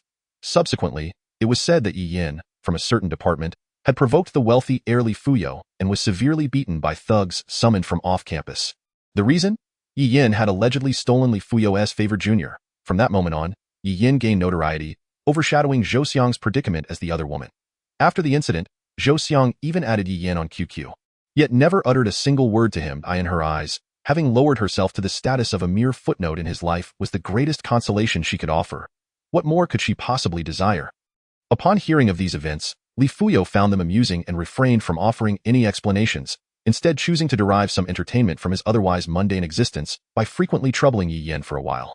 Tormenting the weak could indeed be a source of amusement, and now, it was clear that Yi Yin still harbored grudges from the past, purposefully humiliating her. In this post-apocalyptic world, who still reminisced about such trivial matters, one individual, scratching his head in confusion, suddenly exclaimed, "Yi Yin. It's that Yi Yin." The crowd, bewildered, responded, "Which Yi Yin? The one who provoked Li Fuyo, what?" The group regarded Yi Yin with renewed astonishment, struggling to reconcile the image of the ruthless zombie slayer before them with the one they had heard about, the supposedly bullied Yi Yin. The two personas seemed utterly incompatible. When Yuan Nin rolled his eyes in exasperation, retorting, "What's wrong? Is there an issue?" Upon contemplating the scene before them, the crowd fell silent. Though the rumors depicted Yi Yin as a victim, the current reality told a different story. This individual single-handedly dispatched dozens of zombies without breaking a sweat. Surely, such feats could not be attributed to mere happenstance. At the very least, in this harrowing new world, Yi Yin was anything but ordinary. The average person would surely be exhausted after slaying so many zombies, not to mention the mental fortitude required to confront such terrifying creatures. Yet, Yi Yin appeared utterly unperturbed. He must possess some secret. Could it be that the crystals they had been tirelessly collecting from the zombie heads held the key? Meanwhile, Zhou Xiang's thoughts were far from this revelation. For Yi Yin had chosen to completely disregard her. He had not responded to her inquiries. It was all these fools' fault for interjecting at such an inopportune moment. How could Zhou Xiang, a woman of stature, be overlooked by a man? Ha! A bespectacled gentleman stood nearby, his left lens shattered, resembling a spider's web, presenting a rather disheveled appearance. However, his primary concern was to uncover the purpose of the crystals found on the zombies' heads. If he were to be told that Yi Yin had always been this formidable, he would not believe it. Such prowess transcended the realm of ordinary capability. The bespectacled man adjusted his glasses in excitement. "What are these crystals? What do you intend to do with them?" The others immediately regarded him with admiration, astonished that he had the audacity to pose such a question. Yi Yin furrowed his brow as all eyes turned toward him. Filled with curiosity, under normal circumstances, he would not hesitate to share information regarding the magic crystals and the traders. However, at present, there were only 2 bottles of first-level evolution serum at the trader on the 4th floor. Having already exchanged one, he only had one remaining, which he had mentally reserved for Yuan Nan. If these individuals were to learn this, they might rush to swap it, leading Yuan Nan, who was not an evolved being, into perilous situations off-campus. The resources available from a trader were finite. The trader in the art gallery only had 2 bottles of first-level evolution serum and a single white weapon, while the rest consisted of food, daily necessities, and a few vials of immunity medication. If he divulged this information, it would complicate matters when it came time for Yuan Nan to become an evolved being, as they would have to venture into the unknown outside the school. Yi Yin remained silent. The bespectacled man grew impatient and shot back, "Speak up. What is the point of keeping secrets at a time like this? Why should only you be in the know? We want to survive too." The bespectacled man, typically a bookish recluse, lacked social awareness and had no understanding of which words to choose when addressing certain individuals. His outburst struck a chord with those around him. Even if they were a shade more astute than the bespectacled man, when it came to the harsh realities of their environment and the value of life, they could hardly maintain their composure. With zombies lurking outside, their most basic desire was to survive. The strength displayed by this individual, who had been collecting crystals, clearly indicated he possessed knowledge. Perhaps the information he held could aid them in survival, granting them the strength they so desperately sought. The group of over a dozen individuals became increasingly agitated. Gong Li, filled with righteous indignation, proclaimed, "We are all in the same boat. What harm is there in sharing? Just tell us what these crystals are for." Others echoed in agreement. "Exactly. Hurry up and tell us. We wish to live. How selfish. We could take those crystals from them." Zhou Xiang, witnessing the scene unfold, couldn't help but smirk internally. Just moments ago, she had considered clinging to this young man, only to find him so ungrateful as to incite the wrath of the crowd. Zhou Xiang feigned a righteous demeanor. "We are all in the same predicament. What harm is there in sharing?" They not only wished to survive but also yearned to possess the same power as Yi Yin. Having witnessed Yi Yin's prowess in dispatching zombies, how could they not be tempted? If they too wielded such strength, what fear would they have of zombies or Yi Yin? With this in mind, the crowd, emboldened by their numbers, began to push and shove, believing Yi Yin would not dare to retaliate against them. When Yuan Nan, for the first time, witnessed the darker side of human nature, Yi Yin hesitated for a moment, yet before he could refuse them, they began to pressure him, morally coercing him. Given when Yuan Nan's understanding of Yi Yin, even if Yi Yin had intended to share, he would now be disinclined to do so. The clamor grew louder, as if failing to extract information from Yi Yin would be an affront to morality. Hurry up and tell us. Why are you keeping secrets? Your life matters, but ours do not. What is the purpose of this crystal? Speak. Shameless. Trying to hoard all the benefits for yourself. A smirk of derision danced on Yi Yan's lips as he observed the faces around him. Filled with excitement, desperation, greed, and indignation, he recalled the times in his previous life when he lacked strength and was subjugated, often finding himself in similar circumstances. Witnessing others in such a state was unexpectedly amusing.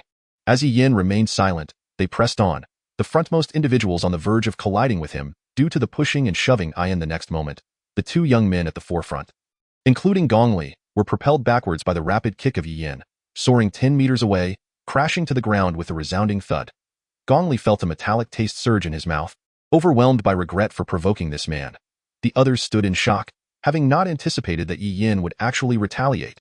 The bespectacled man, devoid of emotional intelligence, was even more agitated. What gives you the right to hit people?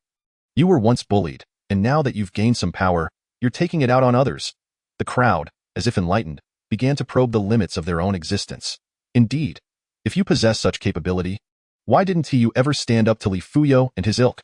Having acquired a modicum of power, you now seek to bully us. Today, let us all remain here until we voice our grievances. If you wish to kill me, then so be it. After all, the outside world is teeming with zombies. Indeed. Let us confront this beast to the bitter end. Death is inevitable. Only when Yuan An perceives the depth of Yi Yan's murderous intent in this moment. Chapter 24. Just as I am striking you now, these individuals are acutely aware that if they were to inquire about the function of the crystal from Yi Yin and unearth his formidable secret, their chances of survival in this apocalypse would significantly increase. Hence, they selectively choose to forget Yi Yan's recent bloodthirsty demeanor while dispatching zombies. Their previous utterances have cast a shadow over Yi Yan's countenance. With one hand, he seizes the throat of the bespectacled man who has been the loudest and most boisterous. As his grip tightens, the man's cacophony ceases abruptly. The others, stunned by the sudden turn of events concerning their leader, pause for a brief moment. Does he dare to commit murder before so many witnesses? Release him at once. Have you lost your humanity? In this apocalypse, instead of battling the zombies, you turn on your own kind. Precisely. Why not divulge your powerful secrets to us? It is the end of days, and you still contemplate the murder of your fellows. Yi Yin appears deaf to their protests, tightening his grip further around the bespectacled man's throat, whose eyes widen in fear as his legs flail helplessly in midair, his mind incapable of contemplating anything about the zombie crystal. When Yuan gazes, transfixed, at the unfolding scene, her astonishment is not rooted in Yi Yan's desire to kill, but rather in the true nature of these people. Indeed, once the apocalypse struck, the malevolent and grotesque sides of humanity were inevitably laid bare, even as they uttered hollow platitudes. If they genuinely cared for the bespectacled man, why not rush to his aid? Were they not standing idly by? They merely seek to obtain what they desire while feigning moral indignation, unwilling to see Yi Yin harm them, with a sudden exertion of force. A sickening crack is heard as the man's head tilts at an unnatural angle, and his legs grow still-die. In that moment, the library falls into an eerie silence, the quietest it has been since the outbreak. With the distant roars of zombies outside becoming all the more pronounced, it is then that they realize Yi Yin harbors no fear of bloodshed. Addressing the frightened crowd, he coldly declares, "This is my prowess. Do you comprehend?" No one dares to respond, their hearts filled with an overwhelming sense of helplessness. This is the apocalypse. Without strength, one is subject to the whims of others regarding life and death. All semblance of civilization has crumbled with the advent of the end times. Morality, rules, humanity, law, constraints, all have vanished entirely. To survive, it is a matter of whose fists are strongest. The audacity of having provoked such a man is nothing short of madness. Yi Yin kicks the corpse of the bespectacled man aside. I had previously resolved not to act against my own kind, as we are all humans. Yet, within mere moments of the apocalypse's onset, I have already taken 3 lives. My earlier restraint was merely to avoid appearing overly hostile, but you insisted on testing my limits. Are you satisfied now? When Yuan An, observing from the sidelines, inexplicably feels a sense of exhilaration.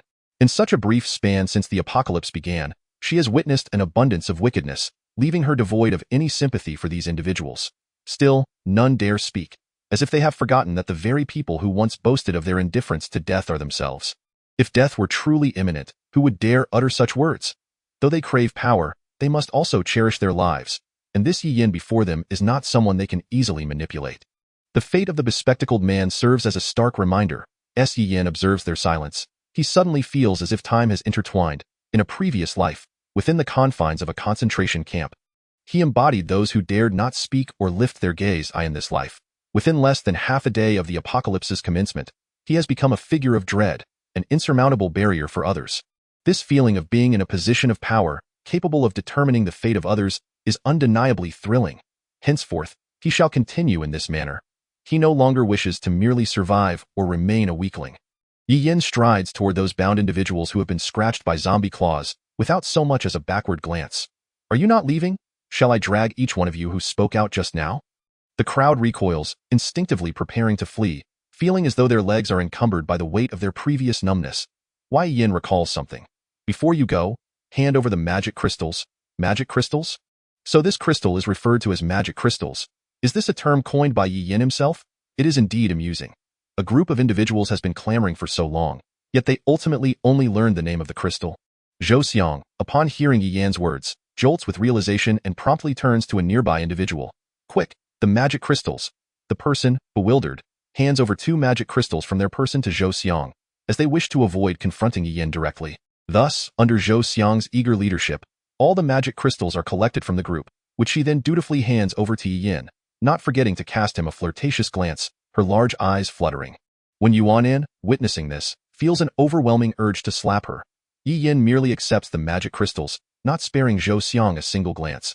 Zhou Xiang's heart sinks. It's over. This person truly harbors resentment for past grievances. This will not do. To survive, she must cling to his coattails. Disregarding whether Yi Yin acknowledges her efforts, she insists, "Senior, allow me to accompany you. There are so many zombies outside. It is perilous." Only then does Yi Yin scrutinize Zhou Xiang anew. In his previous life, during the civilized era, this woman had caused him much distress, leading to an existence laden with discontent.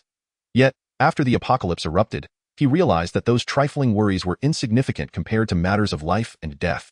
In the 2 years of darkness and despair that followed the end of civilization, those who had once troubled him faded from his thoughts.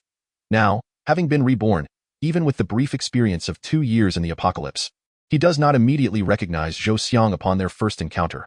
Reflecting on her now, Yi Yin finds himself somewhat self-mocking. Once, he too was lost in the vast sea of humanity, burdened by trivial matters, enduring the scrutiny and speculation of others, concerned with their opinions. Such days feel like a distant memory. However, while Yi Yin may have forgotten past grievances, this does not equate to forgiving this foolish woman. Regardless of the time or circumstance, those who have betrayed you from behind are unforgivable. Thus, an evil glint flashes in Yi Yan's eyes. What was your name again? Zhou Xiang's smile freezes instantly. When Yuan can only applaud silently from the sidelines, this woman, who had caused Yi Yin so much suffering, now dares to approach him for protection. How dare she look down upon my modest appearance? Ha! Yet, why does this remark feel so familiar? The others, eager to escape, cannot help but revel in Zhou Xiang's predicament. Just moments ago, she had joined in their denunciation of Yi Yin, yet now she shamelessly attempts to ingratiate herself with him as if she had never uttered a word against him. If they cannot find peace, they certainly cannot bear to see someone else prosper. Such is the collective mindset in the apocalypse, perhaps out of a desire for entertainment, or perhaps believing Yi Yin has shifted his ire toward Zhou Xiang. The crowd slows their escape, anticipating the unfolding drama. After all, Zhou Xiang had always been rather haughty during her time at the academy, her nose in the air. Many had found her intolerable. Zhou Xiang has never felt so humiliated. With her looks, she has always been able to garner favorable treatment from men. Countless suitors have pursued her. Even the wealthy heir, Li Fuyo, had once fallen at her feet. In her life, aside from an encounter with a thug, she has never faced rejection from any man. Zhou Xiang, renowned for her beauty, cannot comprehend why Yi Yin would treat her this way while the others remain nearby. Where is her dignity to go? Having been pampered and adored by men, Zhou Xiang can no longer maintain her composure. To ask her to swallow her pride? Preposterous. Who do you think you are, daring to speak to me like this? Do you truly believe yourself so remarkable? You were once a mere victim of Li Fuyo's bullying. You were also a target for thugs in society. Zhou Xiang cannot fathom enduring such humiliation.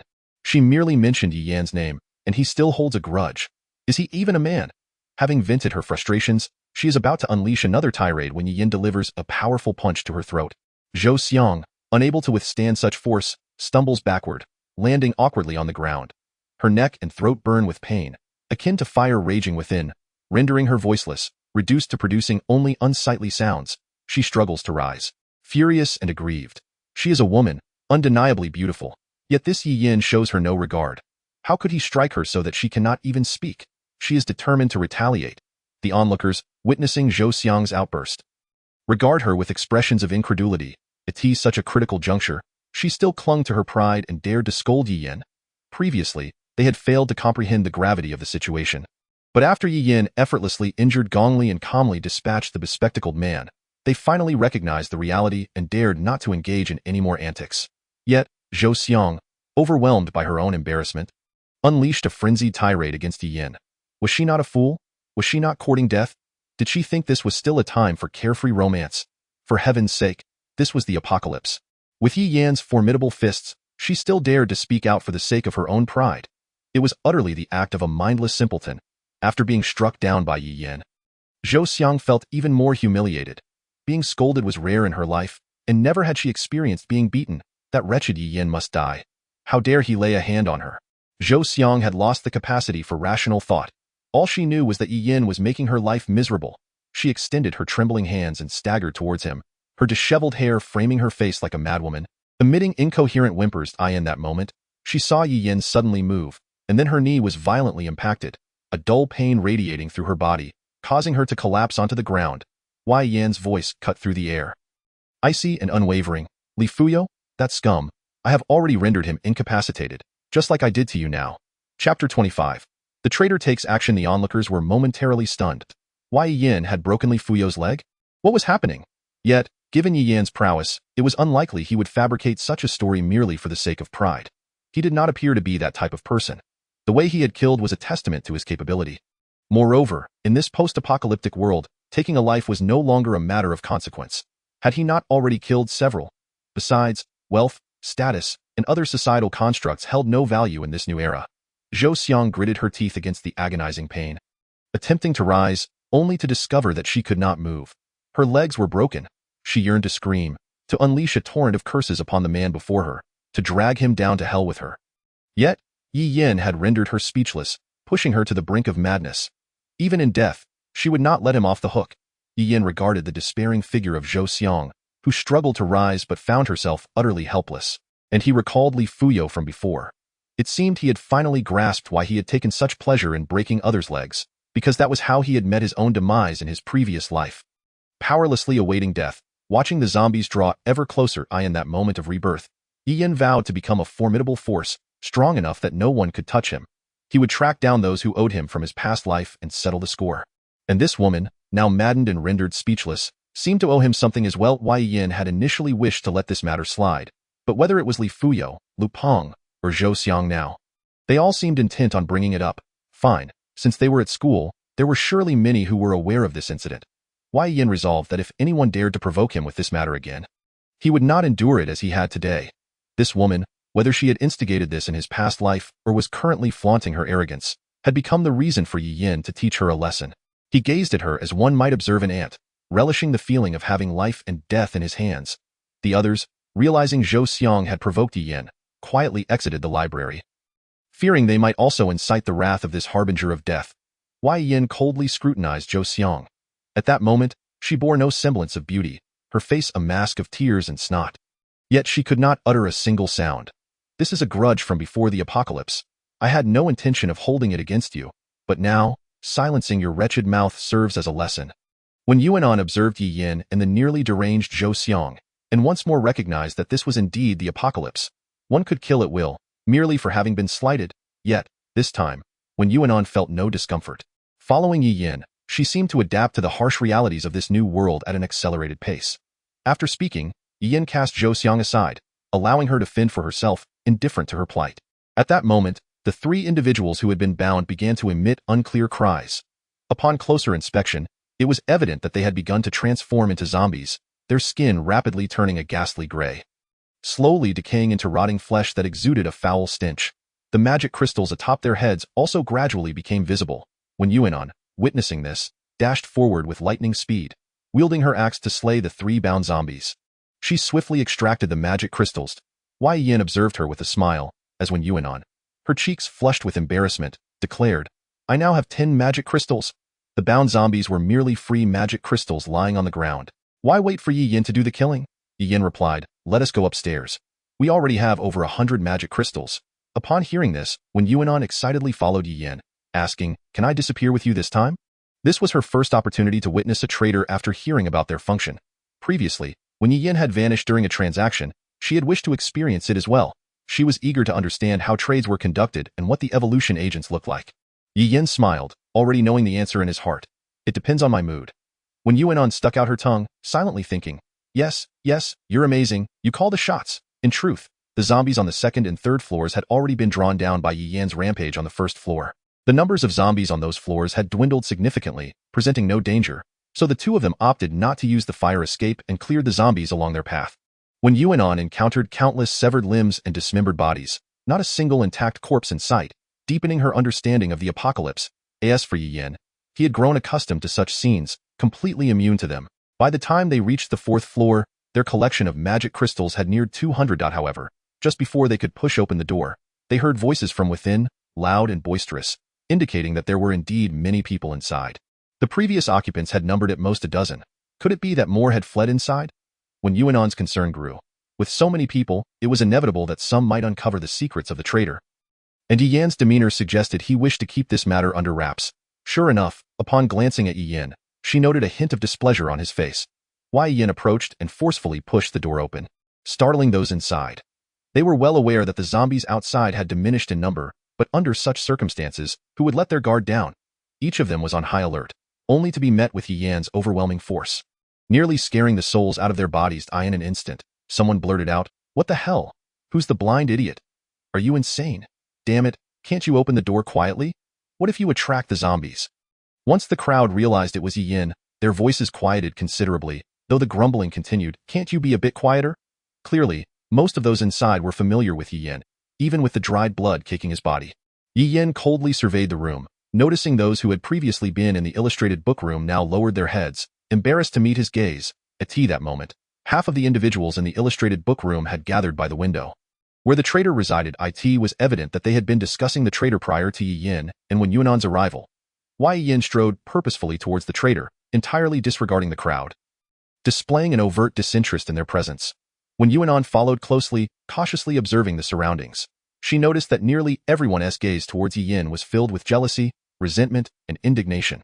Indeed, before they could reach the traitor, a man stepped forward to block Yi Yan's path, his tone unfriendly as he said, "Do you know who this person is?" There were over 30 people in attendance, most of whom were survivors from the library. Many had witnessed Yi Yin slaying zombies firsthand. How could they not recognize him? Upon seeing the zombies on the second and third floors drawn to the first, some had rushed up to the upper levels, with a few making their way to the illustrated book room. In that room, some had previously seen Yi Yin vanish at the traitor's location, only to reappear with a strength that exceeded that of an ordinary person. Those who had just entered the illustrated book room were discussing not only the zombies and how to escape, but also Yi Yin. Then, they noticed the immobile traitor in the illustrated book room. And through the words of those who had been there, they learned of the miraculous events that had transpired with Yi Yin. "We've been hiding here and absolutely witnessed Yi Yin disappear. In less than a minute, he reappeared and then killed Lu Peng. His strength has become extraordinary. He is unlike any human we know. With such peculiar occurrences unfolding in this apocalypse, what else was impossible?" They glanced at the strangely unusual figure that was Yi Yin, further fueling their suspicions. A human could not look like that. He was beyond the realm of normal existence. When he vanished, where did he go? Was his sudden surge in power connected to his disappearance? His vanishing must have something to do with this enigmatic individual before them. I reckon his audacity to kill zombies stems from his confidence and hidden trump cards. Should we confront Yi Yin and clarify matters? Who knows where the zombies are outside? Who would dare to go?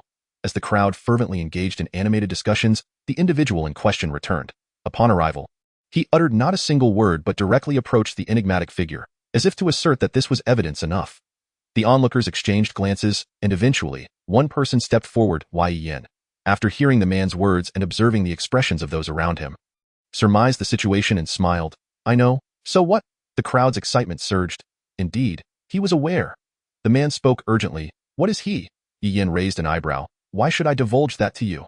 Discontent rippled through the assembly. One voice rose above the rest. We know your prowess is undoubtedly linked to this person. Given the current circumstances, we should unite against the zombies. You ought to inform us. The speaker felt a twinge of hypocrisy in his own words. Unexpectedly, Yi Yin regarded him and replied, You make a valid point. The crowd's spirits lifted as they turned in unison to Yi Yin. Meanwhile, when Yuan Nan observed with a mix of intrigue and skepticism, pondering why Yi Yin was being so accommodating, which was uncharacteristic of him. Then Yi Yin slowly articulated, This individual is known as the traitor.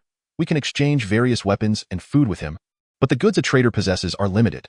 For instance, a traitor may have only 2 bottles of water and 5 loaves of bread. Once exchanged, they are gone. At that moment, 2 individuals closest to upon encountering Yi Yin. When Yuan Nan felt a slight sense of relief. After just a few hours of interaction, she had already gained a profound understanding of Yi Yan's capabilities. As long as Yi Yin was present, any predicament could surely be resolved. Whether it was her being thrust into a horde of zombies or someone attempting to seize her magic crystal, Yi Yin would undoubtedly find a solution. Furthermore, when Yuan Nan suddenly recalled that Yi Yin was now a 1-star evolved being, despite the multitude of individuals before her, they were all mere ordinary humans. Although when Yuan Nan had never used an evolution agent and was not an evolved being herself, her prolonged association with Yi Yin had made her acutely aware of the stark difference between a 1-star evolved being and an ordinary person. They were entirely different categories. Yi Yin could effortlessly handle 30 zombies, let alone 30 ordinary individuals. The man who had been speaking on behalf of the crowd, standing prominently before Yi Yin, was now consumed by a greater greed. He had completely forgotten how he had previously regarded Yi Yin with trepidation. Recalling the tales of his exploits, now, his singular desire was to snatch the magic crystals from Yi Yin and the woman beside him to trade for food. Yet, perhaps out of lingering fear from witnessing the previous man's swift demise at the hands of the traitor, or perhaps believing Yi Yin to be oblivious to the greed in their eyes, he ultimately restrained his impatience and, suppressing his excitement, inquired, Why did the traitor kill that man earlier? How can we avoid being attacked by the traitor? Yi Yin smiled, seemingly oblivious to the avarice that glimmered in the eyes of the crowd. Entirely unaware of their thoughts or intentions, he replied, That is because the man did not possess sufficient magic crystals. Thus his proximity to the traitor did not trigger a transaction. Should one forcibly attempt to engage the traitor and alter his state, the traitor would strike without hesitation, and anyone would be instantly annihilated. The last remnants of apprehension among the crowd dissipated. In the face of power, in the pursuit of sustenance, and amidst the struggle for survival, they chose to forget the shock and fear that Yi Yin had previously instilled in them. They craved magic crystals. They were determined to barter with the traitor. This was the apocalypse. They only thought of themselves. They fought to survive. They strove to grow stronger. Even if they were acutely aware of the disparity in strength, they would still take the plunge. Otherwise, trapped in the library without food, they would eventually perish. It was better to gamble now. Who knew what they might gain? Exchanging fierce glances with one another, the group's eyes gleamed with a ruthless light. 3 men suddenly lunged forward from behind, charging directly at Yuan Nan, their target being the coat in her hands, concealing the magic crystals within. As the others witnessed the imminent clash, they seized the opportunity and surged forward. Over 30 individuals, almost simultaneously, rushed towards the forefront where Yi Yin and Yuan Nan stood. The small gallery was instantly thrown into chaos, a cacophony of roars and cries merging into one tumultuous sound. In that moment, as the 3 men broke through the initial line, an inscrutable smile appeared on Yi Yan's face, and cold, chilling words reached the ears of those in the front. Indeed, humans are the most avaricious of creatures, so greedy that they can forget even fear. Chapter 27. The Jade Pendant is truly extraordinary. Upon hearing Yi Yan's words, the first few individuals suddenly found themselves paralyzed with fear. A suffocating aura of menace enveloped their bodies. And in that instant, they grasped the profound difference between Yi Yin and themselves. They would never have the chance to understand what that difference entailed. This was the distinction between a 1-star evolved being and an ordinary human. What was once merely a baseball bat used to crush the skulls of zombies, now struck a human's head with such force that it shattered upon impact. This scene before the first few individuals instilled a flicker of hesitation within them, and their fear of Yi Yin surged anew. For they had witnessed Yi Yin obliterate a man's head with a single swing, a stark reminder that his power was far beyond what a normal human should possess. They were on the verge of retreating, eyes wide with terror. However, it was already too late. Confronted by such a multitude, Yi Yin pressed forward, the bat either shattering skulls or striking vital points. The scene transformed into a gruesome tableau.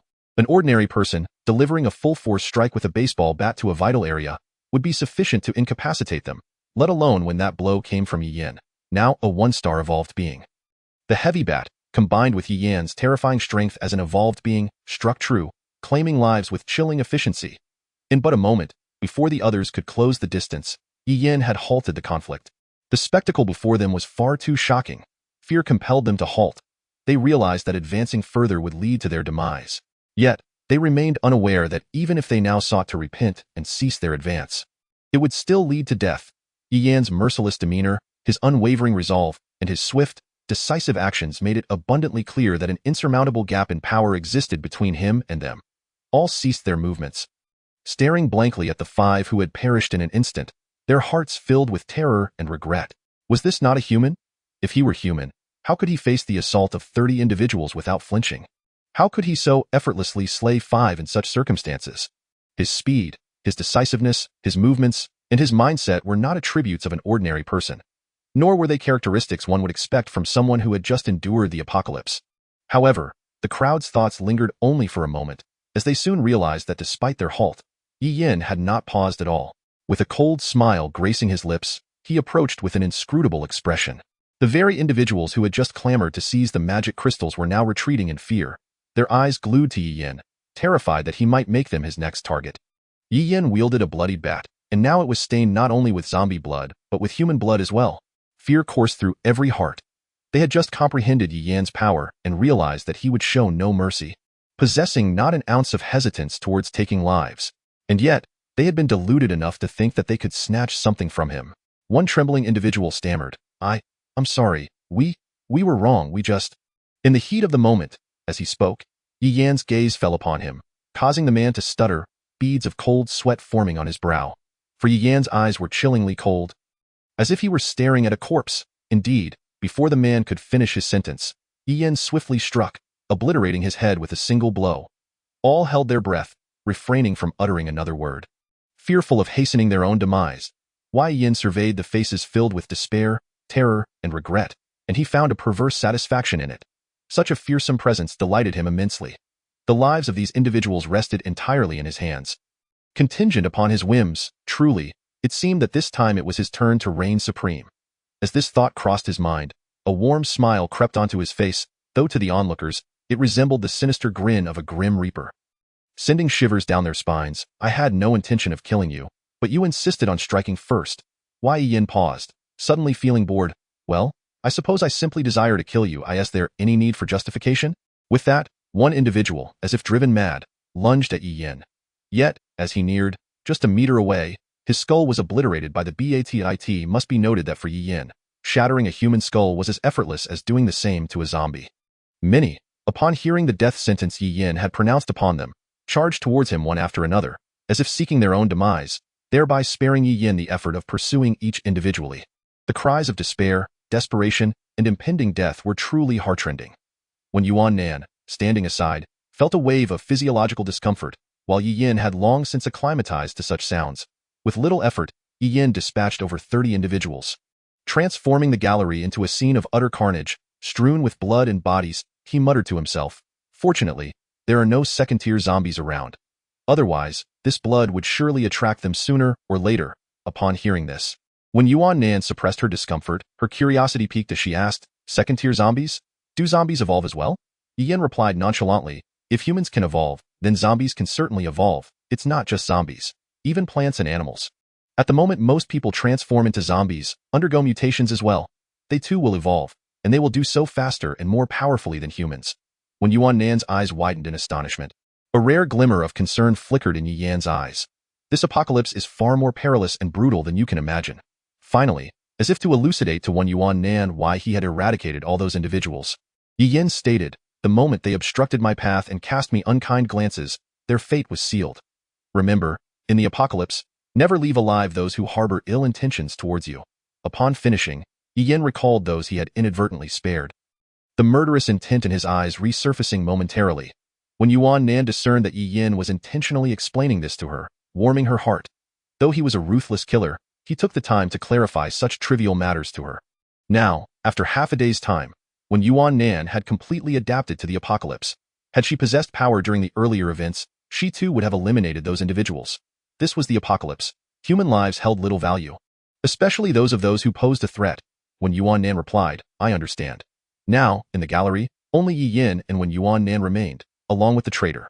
When Yuan Nan, filled with excitement, approached the traitor, eagerly anticipating that Yi Yin would soon introduce her to the trading period. Despite having earned only 10 magic crystals thus far, she yearned to witness the nature of the trading time and the items it contained. As she neared the trader, she had yet to articulate her thoughts when a sudden flash engulfed her surroundings, rendering her eyelids heavy. Once her eyes adjusted, she was astonished to find herself seemingly suspended in an alternate space, surrounded by translucent walls of light, faintly perceiving the scenes of the outside world. What left her utterly speechless was the enormous light screen directly before her. The screen displayed an array of items, each clearly labeled with its name, function, and the requisite magic crystals. This was indeed the trading time. After absorbing the spectacle, when Yuan Nan finally turned to Yi Yin beside her, her eyes brimming with gratitude. "Thank you." Yi Yin chuckled, urging her to hurry, for the trading time lasted only 10 minutes. In the lower right corner of the screen, the total number of magic crystals they possessed was displayed, 214. Observing that only one single-star evolution agent remained, when Yuan Nan felt a pang of anxiety. Yi Yin had mentioned that the items at each trader were limited, with only one bottle of the single-star evolution agent left. It was uncertain when she might encounter another trader. If someone discovered the trader's secret and exchanged for evolution agents, she would be left waiting an indefinite period to become an evolved being. Although she currently possessed only 10 magic crystals and a single-star evolution agent cost 100 magic crystals. However, wait, something was amiss. She recalled that after killing a zombie, Yi Yin had mentioned she still needed 59 more magic crystals, which led her to believe that a single-star evolution agent required only 60 magic crystals. When Yuan Nan paused in confusion and then inquired of Yi Yin, who was selecting items, "Does a single-star evolution agent truly require 100 magic crystals?" Yi Yin casually replied, 60. This only deepened her bewilderment. Could it be that traders adjusted their prices based on the individual? Yi Yin was momentarily taken aback before realizing the truth. The price of the single-star evolution agent was indeed 100. In the apocalyptic world of her previous life, that price remained unchanged. Now, when Yuan Nan's statement confirmed that the single-star evolution agent required 100 magic crystals, it was simply that Yi Yin was different. Yi Yin, filled with excitement, glanced at the light screen and seized When Yuan Nan's wrist. "What did you say the price of the single-star evolution agent is?" When Yuan Nan, surprised, answered truthfully, 100. "That's what I saw. 100 magic crystals?" Yi Yin smiled, realizing that this purple gem was indeed extraordinary. Not only could it allow him to sense traders, but it also enabled him to acquire items from them at a significantly reduced price.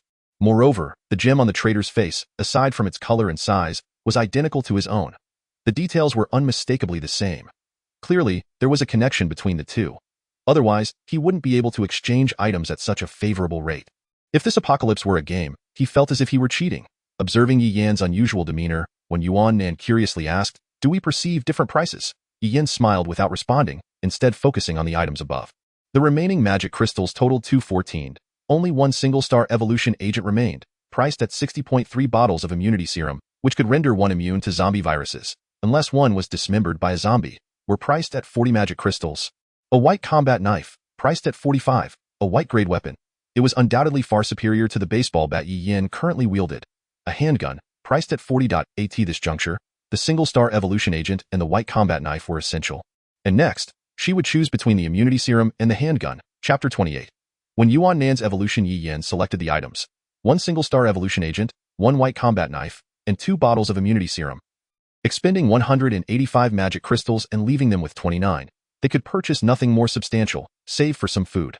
When Yuan Nan gazed in astonishment at the items in Yi Yan's possession and the remaining magic crystals displayed on the light screen. What was happening?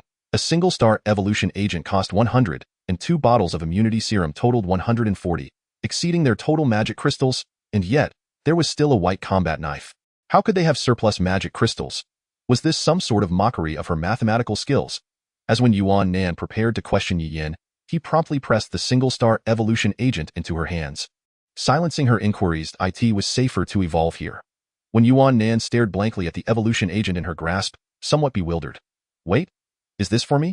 Is this a single-star evolution agent? Is it meant to make me an evolved being? However, she would not question Yi Yin about receiving the evolution agent now. Since he had given it to her, what was there to be modest about? At worst, she could repay him with herself later. When Yuan Nan eagerly accepted the evolution agent, her earlier concerns having vanished from her mind. With a heart full of nervous anticipation, she injected the evolution agent into her body. Instantly, she felt a surge of immense power rising from the depths of her being, flooding her entire form, completely renewing her from within. Standing motionless, Wen Yuan was astonished by the profound changes occurring within her, as if she could scarcely believe it. This is evolution? Is this the effect of the evolution agent? It completely transforms a person's physique, unleashing their potential, enhancing every aspect of their being. It was as if one species was morphing into another. How terrifying. This is evolution. Countless questions swirled in Wen Yuan's mind. Why did the apocalypse occur? How did the traitors come into existence? What connection did the traitors have with the apocalypse? What is the principle behind the evolution agents? Why do traitors possess such extraordinary abilities? None of these questions could be answered by Yi Yin, yet all of it had transpired. The horror of the despairing apocalypse, the miraculous and extraordinary traitors and evolution, all had come to pass. The answers would eventually reveal themselves, as long as she managed to survive. And now, the most crucial task was simply to endure, to live alongside Yi Yin. After her evolution, Wen Yuan had acquired strength, setting her apart from the ordinary and from the countless others still fleeing. She finally glimpsed hope. She had become an evolved being, and when facing zombies, she was no longer the same person she had once been. Regardless of the truth behind the apocalypse or the reasons that had led to this brutality, all she needed to do now was survive and repay the man who had given her hope. While Wen Yuan was lost in thought, Yi Yin had already led her out of the trading time. Observing her still in shock and reverie, Yi Yin couldn't help but chuckle before gently nudging her. Hey? Daydreaming like this in an apocalypse could cost you your life. When Yuan snapped back to reality, grinning foolishly, thank you. I hadn't even earned enough for a single evolution agent. Yi Yin replied with a smile. Don't overthink it. I simply feared that carrying an ordinary person would slow my progress and create complications. As for the magic crystals, now that you're an evolved being, you'll be my free labor. Why then? We'll earn back more than enough magic crystals. When Yuan listened to Yi Yin's ramblings without interruption. Once he finished, she asked, what shall we do next? The zombies in the library have been nearly cleared. Yi Yin glanced at her and said, since the zombies in the library have been dealt with, why not stay here? It's quite safe now that there are no zombies. When Yuan, brimming with enthusiasm, exclaimed, what nonsense! What do I have to fear from zombies now? In my eyes, they are merely magic crystals. By killing them, I can exchange for weapons. After speaking, she cast a covetous glance at the white combat knife in Yi Yan's hand. This knife emanated a white glow. Clearly another extraordinary item produced by the traitor, something that did not exist in the world prior. It went without saying that it must be formidable. Having just become a single-star evolved being, when Yuan had yet to slay a single zombie, feeling as though her pent-up strength was yearning for release, making her particularly restless. Go ask her to remain complacently in a safe place now was simply out of the question. Yi Yin, noting that the sky outside was gradually darkening, spoke in a grave tone. I can sense a traitor in town, and their presence is even stronger than the current traitor. When Yuan was taken aback, both shocked and exhilarated. Sense? Traitor? You can sense traitors? Yi Yin was unperturbed by sharing this information with Wen Yuan, as she had essentially been wholly won over by him. He responded, yes. This traitor was also one I sensed when the apocalypse began.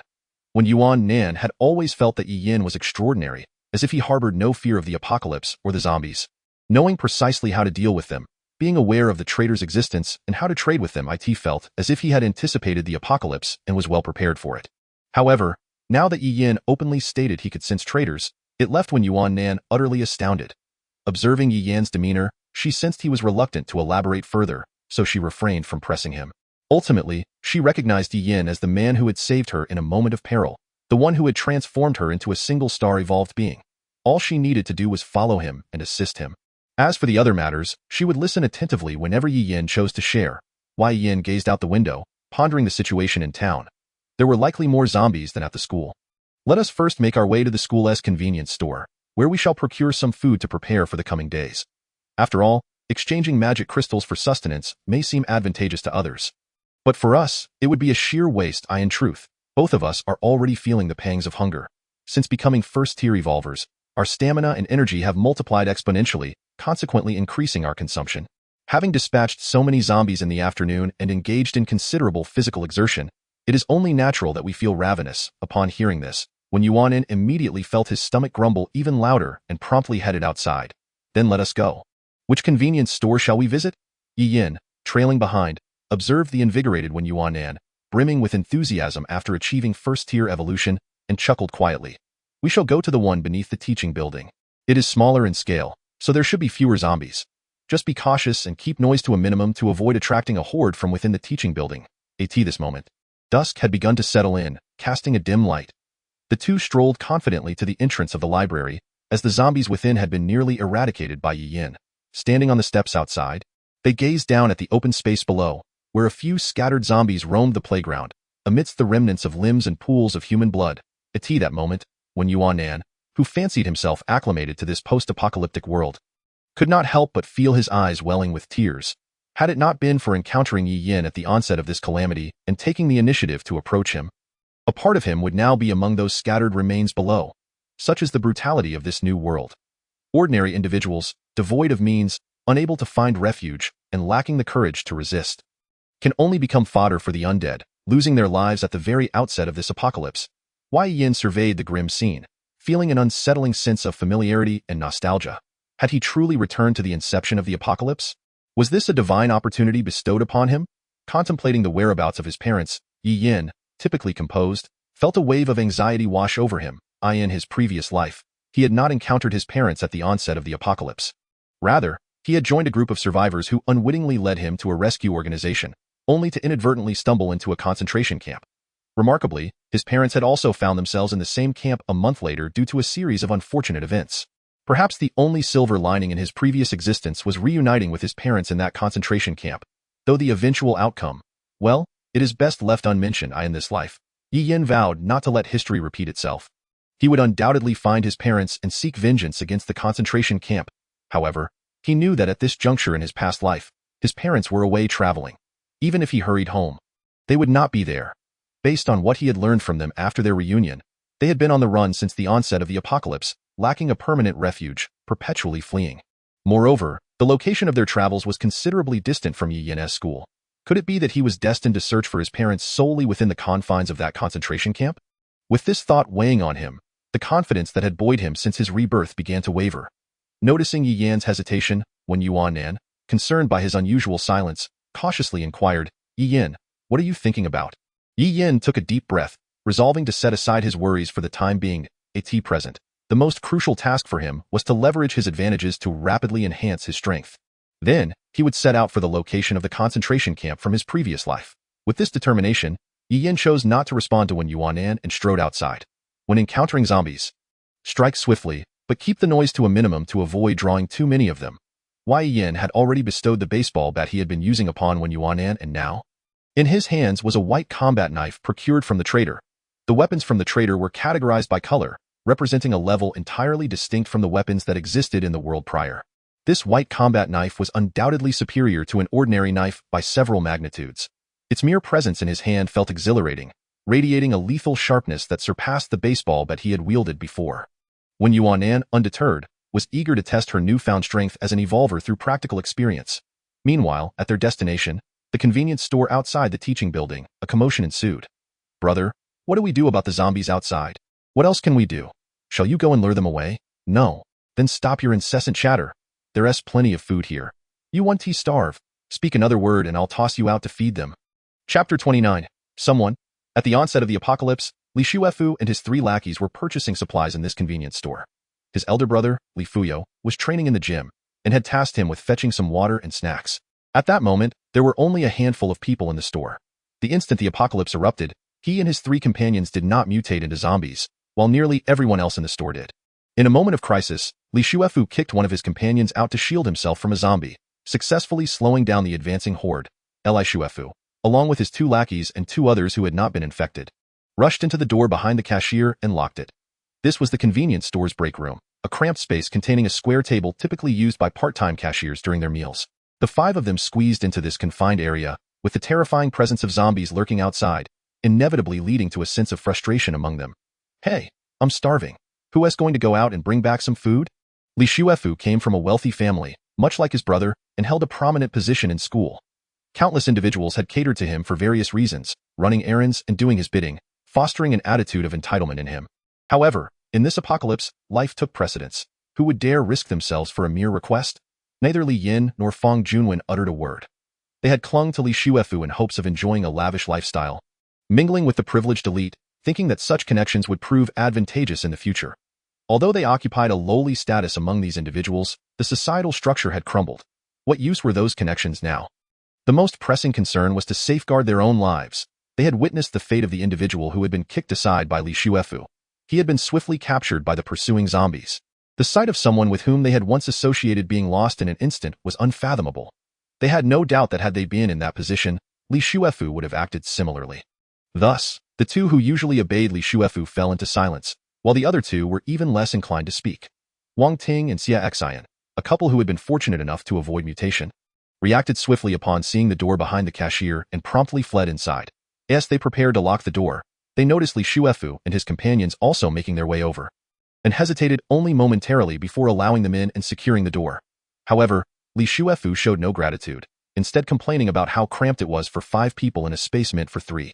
This infuriated Wang Ting, yet, through their conversation, she gleaned that this was Li Shuefu, known for his arrogance in school, and chose to remain silent. Li Shuefu, noticing that no one acknowledged him, felt his temper flare. Hey, am I speaking to thin air? Can't you hear me?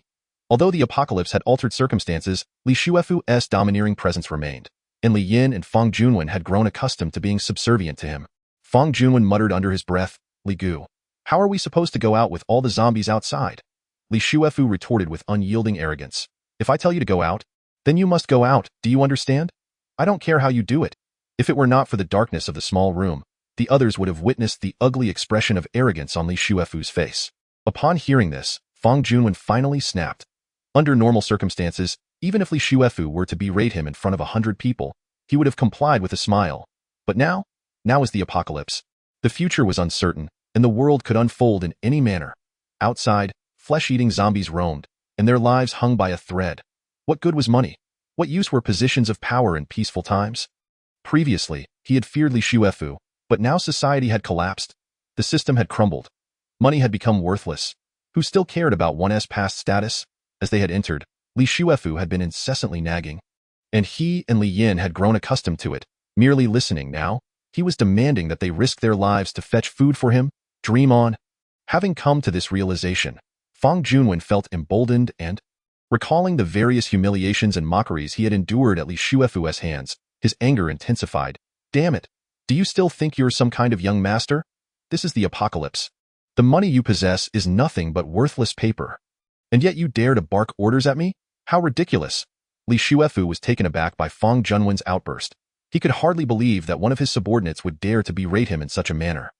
It was an utter humiliation. As he regained his composure, a wave of fury surged within him. Who was Fang Junwen? Who was Li Shuefu? How dare he speak to me like that?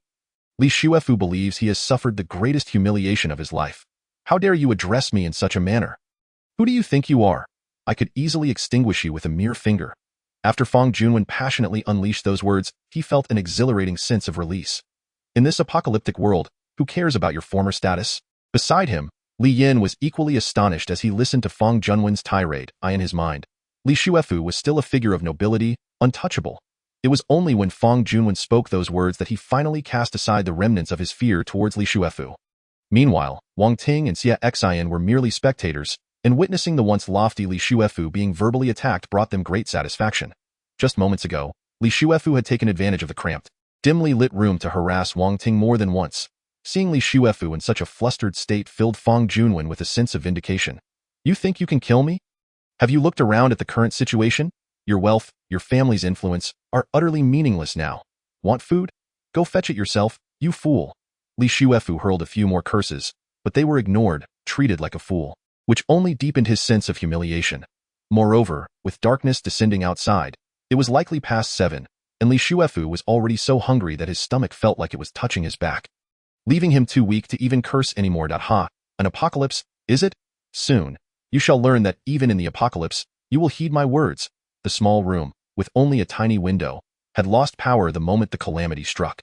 Earlier, they had some light from the small window, but now, as darkness enveloped the sky, the room became a void, with only the faintest glimpse of the outside world through the window. Zombies wandered outside in small clusters. Neither too many nor too few. However, the group could faintly hear sounds emanating from the nearby teaching building. Listening closely, it was evident that the number of zombies within the teaching building was likely considerable. The atmosphere in the room became somewhat delicate. Apart from Li Shuefu, the other 4 engaged in intermittent conversation. That moment, Xiaoxian, who occasionally rose to check the situation outside, suddenly exclaimed, Someone is killing zombies. Upon hearing this, the other four, though incredulous, instinctively stood up in astonishment. Unbeknownst to them, while they were focused on the two figures outside, Li Shuefu had stealthily reached for the door lock.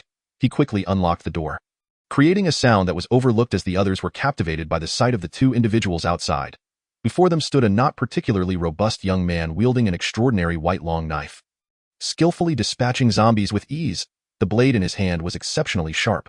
With a mere flick, the zombies before him would topple over. Beside him, a woman wielded what appeared to be a heavy baseball bat, effortlessly swinging it to smash a zombie's skull, obliterating its brain in an instant. Their movements were not flamboyant but rather efficient and lethal.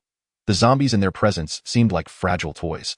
Upon encountering these two, they had no chance of survival. They fell to the ground in an instant. Moreover, the duo maintained a remarkably low profile throughout.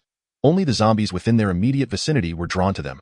If any from the surrounding zombies began to congregate, the two would swiftly retreat, showing no inclination to linger.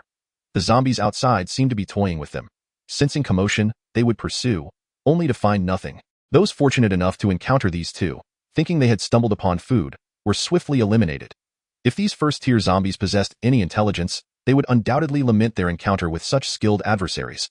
Strangely, with each zombie they dispatched, the two would painstakingly extract the crystals from their heads. The four inside were utterly entranced, unable to believe that there were individuals capable of killing zombies so effortlessly. Are they even human? It wasn't until Li Yin hesitantly remarked, Hey, isn't that Yi Yin? That the reality struck him. For Li Yin and Fang Junwen, Yi Yin was a figure they were very familiar with. After all, their former leader, Li Shuefu, had a brother named Li Fuyo, who took great pleasure in targeting Yi Yin, and they had been involved in numerous confrontations. Before Li Yin could await Fang Junwen's response, he was startled by Fang Junwen's scream, Ah! The three turned back, only to find that there was no opportunity to see Fang Junwen again. Li Shuefu had slammed shut the door that had mysteriously opened. Grinning maliciously, Ha, I know, the apocalypse has arrived. Money doesn't matter. Status doesn't matter. What matters? Of course, it's all about strength. The ruthless shall reign supreme. Wouldn't you agree? The others gazed at Li Shuefu in shock and terror. He had just opened the door and, while everyone's attention was captivated by the two outside, had shoved Fang Junwen out. The few zombies nearby, alerted by the scream and the sound of the door closing, immediately descended upon Fang Junwen, tearing him apart. Meanwhile, Yi Yin and Wen Yuanan, who were nearing the small shop, heard the sudden sounds of slamming doors and screams emerging from what had previously been a quiet establishment. Wen Yuanan stated gravely, There are people. Chapter 30. The small shop. Yi Yin and Wen Yuanan stood at the entrance of the small shop, witnessing 5 or 6 zombies vying for a meal. The unfortunate soul they were fighting over had been torn apart, leaving only half of his body, yet he seemed barely alive, with a few fingers twitching. Wen Yuanan, having just experienced her first battle as an evolved being, felt exhilarated, fully grasping the disparity between evolved beings and ordinary individuals.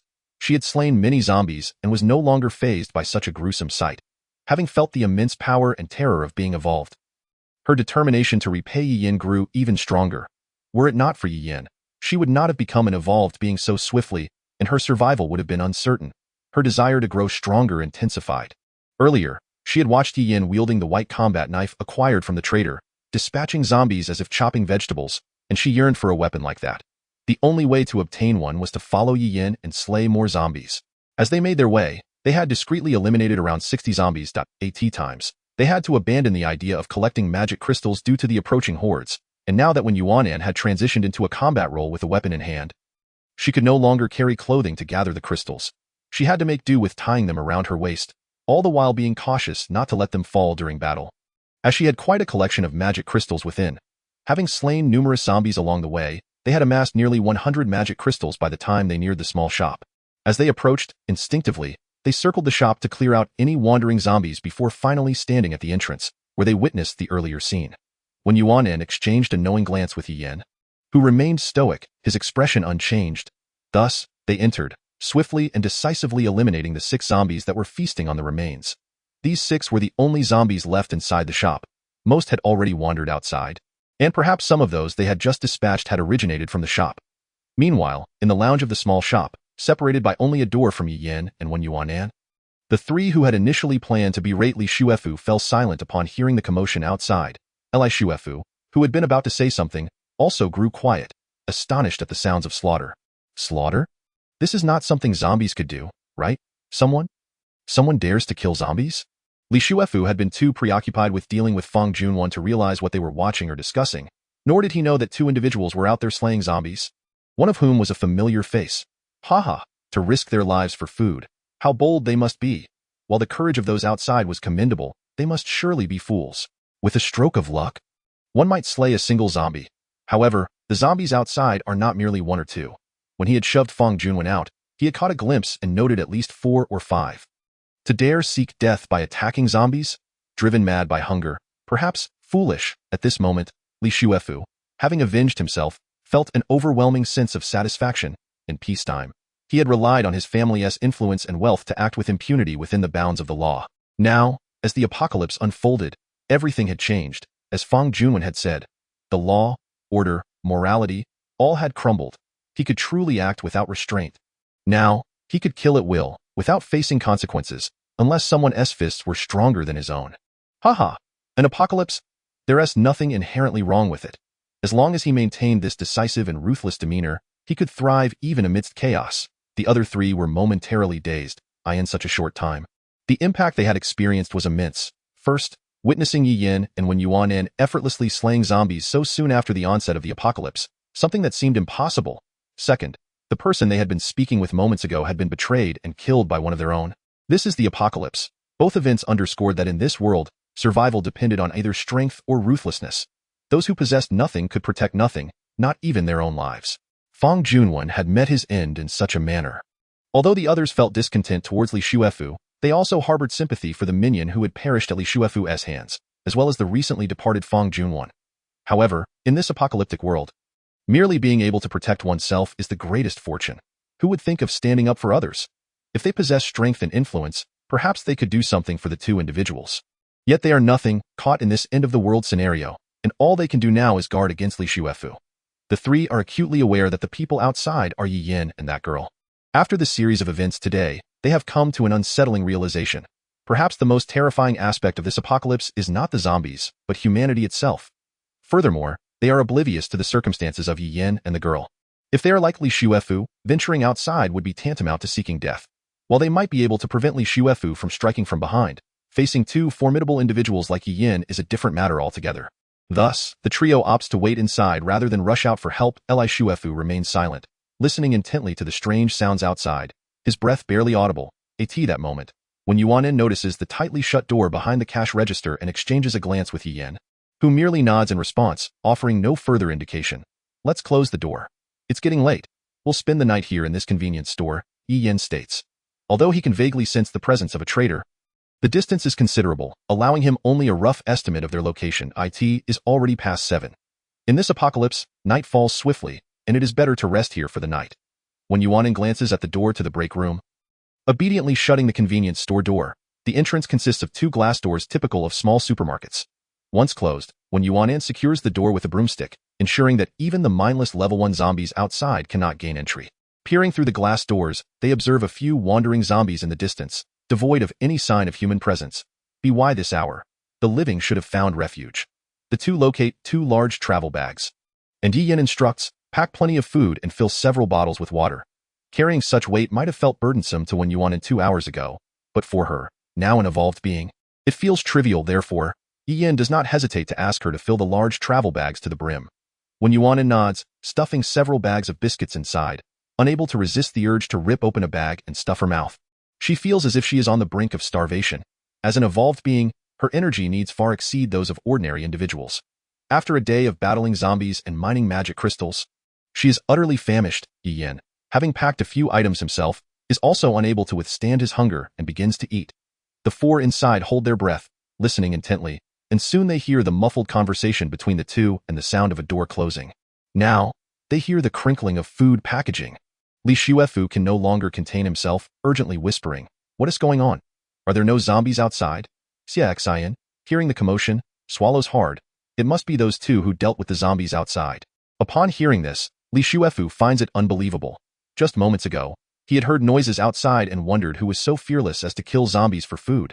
Now, the outside is completely silent, devoid of the shuffling footsteps of the Yi Yin gazed at the remnants of biscuit crumbs clinging to Li Shuefu's lips.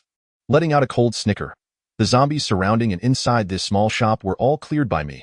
Naturally, the items within are mine. Not only have you tampered with my belongings, but you have also squandered them. With that, Yi Yan effortlessly lifted Li Shuefu by the collar and calmly made his way to the spot where Wen Yuanin had previously seated himself, a place still stained with milk. Subsequently, Yi Yan casually tossed Li Shuefu onto the milk-stained area, his expression devoid of emotion as he commanded, "Lick it." At this moment, the food in the hands of the other three transformed into something as scalding as hot coals. Their instinctive impulse to throw it away replaced by a cautious return to the shelves, Li Shuefu was unceremoniously hurled to the ground, utterly humiliated. Upon hearing Yi Yan's monotonous words, a vivid array of expressions danced across his face. "What? You want me to lick the milk off the ground? Who do you think I am? How dare you command me to do such a thing?" Wen Yuanin, witnessing this scene and observing Li Shuefu's horrified expression, felt a rush of satisfaction within. This was a blatant trampling of his dignity. Li Shuefu's mind was in turmoil as he stared at the milk smeared on the floor, finally erupting with fury. His eyes bloodshot as he glared menacingly at Yi Yan. "What the hell are you? How dare you ask me to lick something off the ground? You're nothing but a coward who I used to bully. Damn it! I would rather die than lick it." Yi Yan narrowed his eyes. He had previously resolved that anyone who dared to bring up past grievances would not be met with leniency.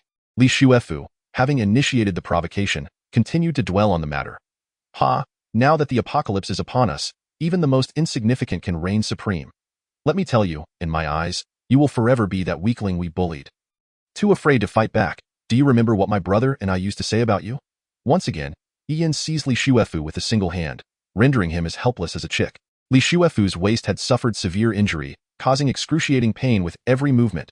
Yi Yan's grip silenced him, and the agony made him break out in a cold sweat. In the next moment, Yi Yan's fist, charged with terrifying force, struck Li Shuefu's abdomen with brutal intensity. Li Shuefu gasped sharply, clutching his belly as he let out a wretched scream.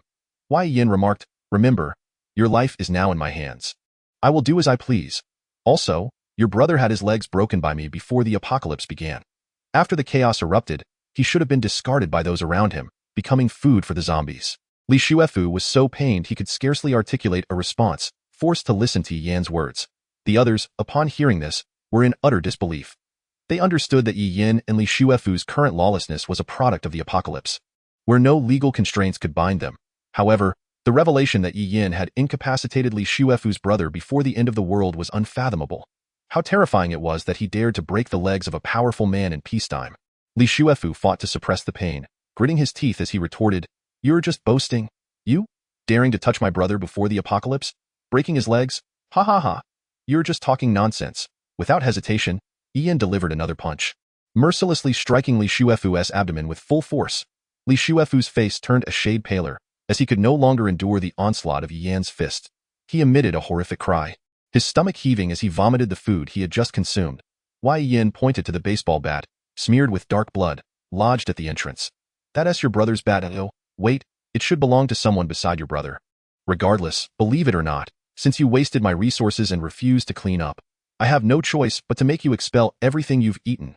Li Shuefu strained to glance at the bat by the door, and his eyes widened in shock. That was indeed his brother's bat. This bat, a limited edition from a renowned foreign sports brand, bore his brother's name engraved on the handle, though it was now in disarray. The golden letters at the bottom still faintly shimmered. Despite Yi Yan's claims, he knew that his brother, in his desire to show off, often lent the bat to his underlings. The three onlookers, who had remained silent until now, were equally astonished by Li Shuefu's reaction. Could it be true that this was Li Fuyo's bat? Had Yi Yan truly crippled Li Fuyo before the apocalypse? The shock in Li Shuefu's eyes gradually morphed into fury as he roared at Yi Yan. "Beast! I'll kill you!"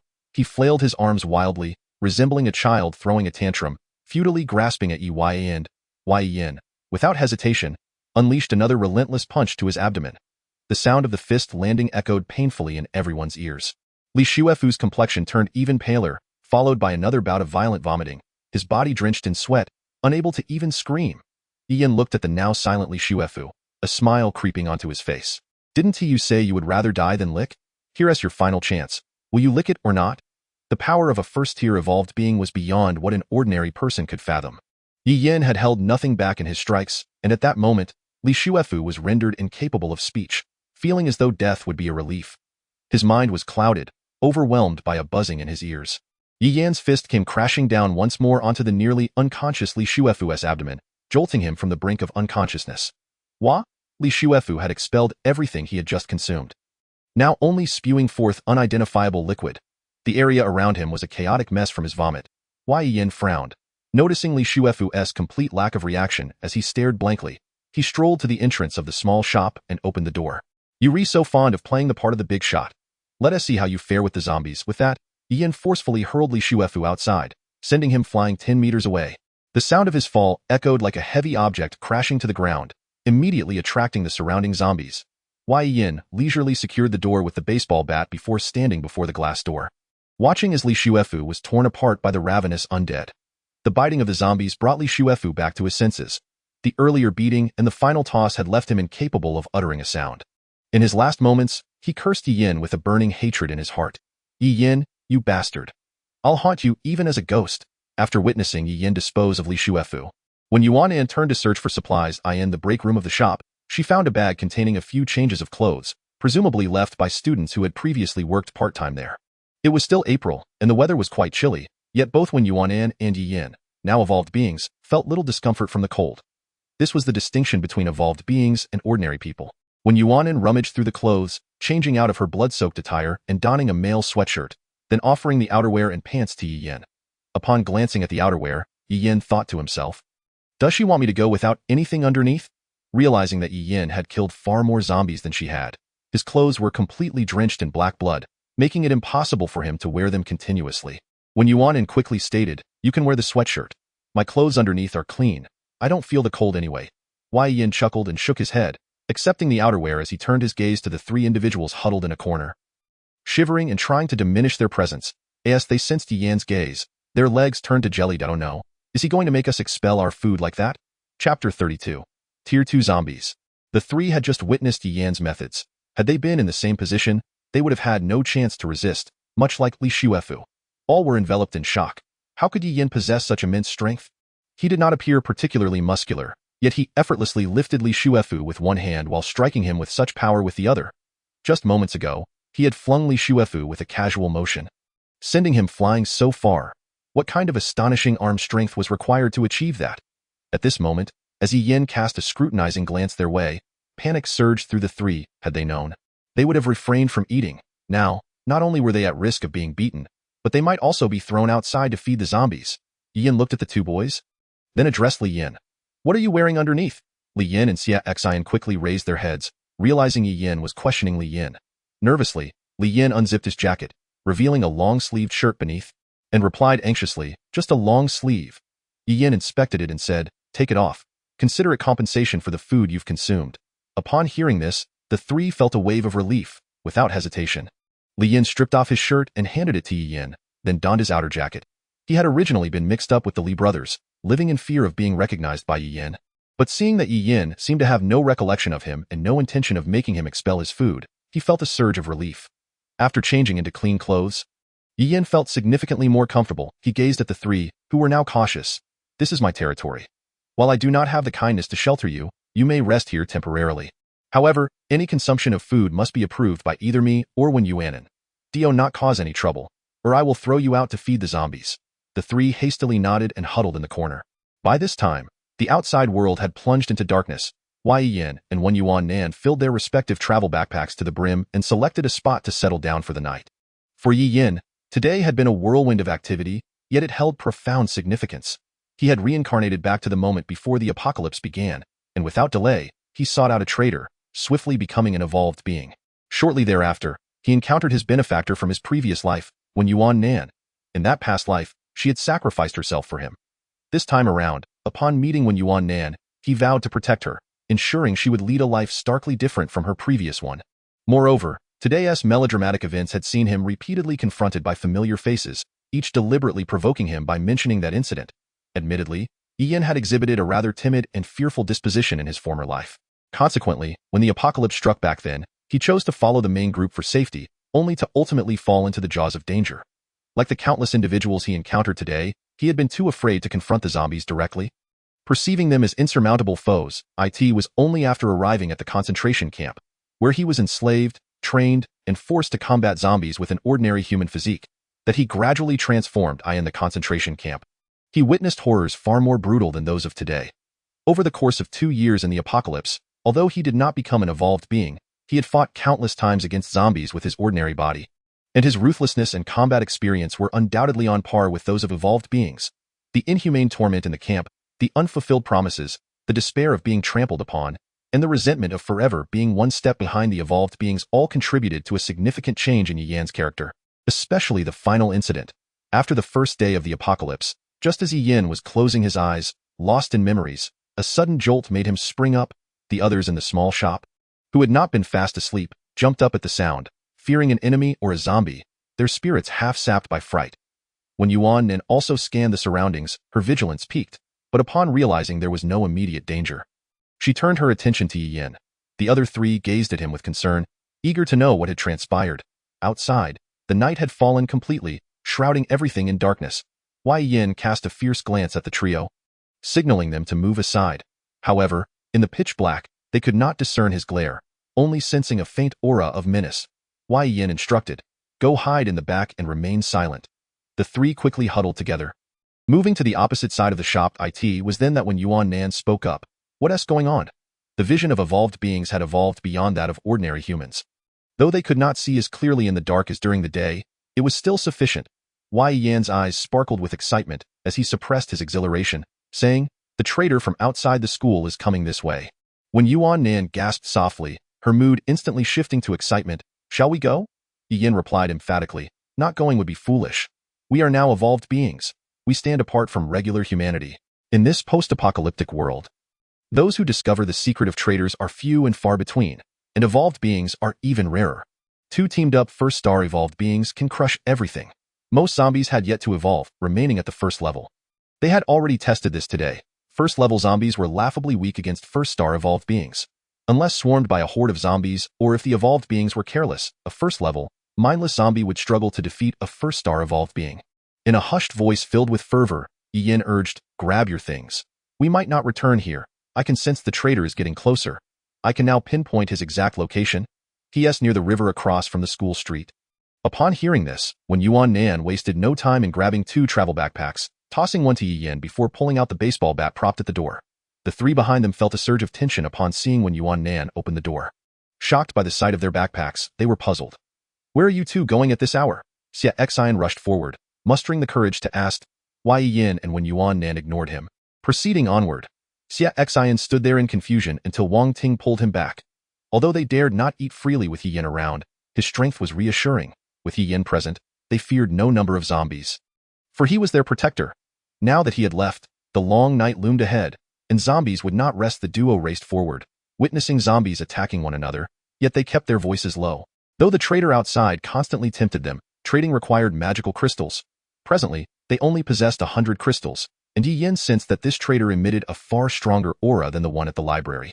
They might find something valuable. Magical crystals were always in demand, or else they would have to suffer the pangs of envy. As they continued to slay zombies in silence, Yi Yan's mind was a whirlwind of thoughts. The traitor outside was evidently more formidable than the one at the library. Perhaps it was merely an additional first-star evolved agent or superior weaponry, but why did Yi Yan feel that this traitor was significantly stronger? Suddenly, a realization hit him. Could it be a profession? If there was a profession involved, it would explain everything. In his previous life at the concentration camp, he had heard that while traitors were categorized by levels, the disparities among traitors of the same level were substantial. The primary distinction between different levels of traitors was the grade of evolution agents they possessed. A typical traitor would have evolution agents, while a traitor with a first-star evolution agent would be a first-level traitor, and so forth. Furthermore, even among traitors of the same level, there existed vast differences. This disparity stemmed from the possession of a profession. A profession was a form of supernatural ability. Acquiring a profession meant gaining systematic capabilities and an array of powerful techniques. Unlike evolution agents, which merely enhanced physical attributes, professions directly endowed individuals with extraordinary powers. The gap in power between an ordinary first-star evolved being and one with a profession was immense. A profession signified a multitude of combat styles and unique abilities. Moreover, aside from professions, there were many other exceptional factors. If a traitor possessed a profession alongside other unique attributes, it would be an extraordinary encounter. Yi Yan, upon his rebirth, discovered the capabilities of the purple hook jade within him, enabling him to sense traitors. Now, he felt that this traitor was evidently not ordinary. Perhaps it was worth anticipating. They continued to slay zombies quietly, surrounded only by the occasional growls of the undead and the sound of blades striking flesh and bats hitting skulls. After becoming evolved beings, their vision had dramatically improved, allowing them to accurately strike zombies' heads even in complete darkness. They had tightly strapped small satchels around their waists specifically to collect magical crystals.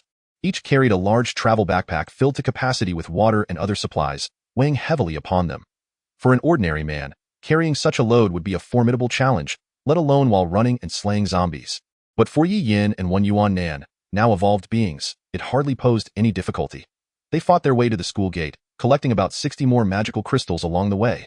Standing at the entrance, they surveyed the outside world. There were far more zombies than at the school, and the road bore the marks of a recent accident, with cars crashed together. A sight unseen in peaceful times. Zombies wandered the main road and riverside, their numbers exceeding those at the school by a factor of 2. Observing the bloodstains and human remains on the ground, it was evident how many lives had been lost in the town. Yi Yin could not help but feel anxious. With such a multitude of zombies and so many people devoured, how many lives had been lost in the ancient town, a tourist attraction? Under these circumstances, the situation in the town was clearly far worse than within the school. How many survivors remained? Yi Yin could not afford to ponder further and quickly led Wen Yuan-nan towards the trader. This time, he instructed Wen Yuan-nan not to engage zombies or linger in battle, for he felt an ominous premonition. By the riverbank, a dark figure, distinct from the sluggish zombies surrounding it, was slowly approaching Yi Yin, emanating an eerie glow akin to jade. The two felt a surge of joy, quickening their pace. Just then, a gust of wind brushed against Yi Yin's cheek, startling him into pushing Wen Yuan-nan aside. She stumbled into the nearby grass, but instantly regained her balance with the reflexes of an evolved being. Upon focusing her gaze, she spotted a bizarre figure that was not a traitor. This was the first time she had seen such a serious expression on Yi Yin's face. Second-level zombie, Yi Yin declared. Chapter 33, Main Profession, Lightning Mage.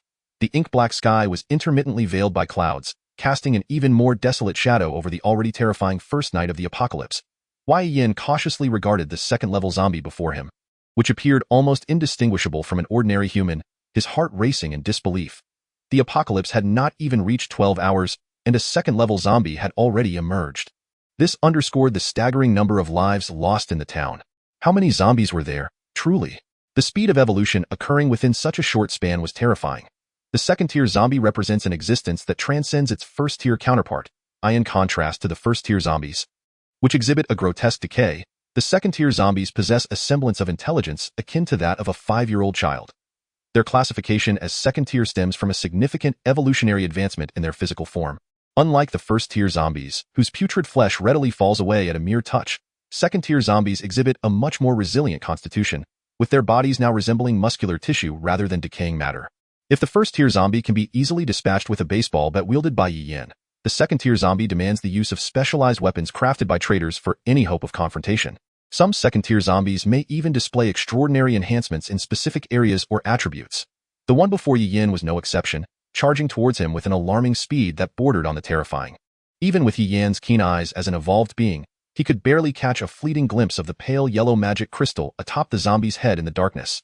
A surge of unprecedented danger flooded his heart, and in an instant, he unleashed the full extent of his first-star evolution speed, narrowly evading the rapidly approaching second-tier zombie with a powerful push of his left foot. Just moments ago, he had seen the tips of the zombie's fingers brush perilously close to his face. A mere centimeter away from blinding him, this particular second-tier zombie had evidently undergone a super evolution in speed.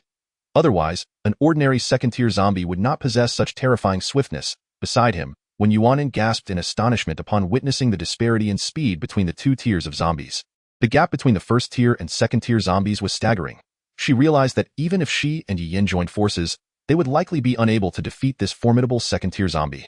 Meanwhile, Yi Yin, having sidestepped the confrontation, anxiously shouted to Wen Yuan, "Run! Get to the trader!" The two of them were currently by the river across from the school, with the trader less than 50 meters ahead of them. 50 meters may not seem far, but under the relentless pursuit of the terrifying second-tier zombie, that distance felt insurmountable. Without hesitation, Wen Yuan took off running, bolting ahead of Yi Yin by about 5 meters.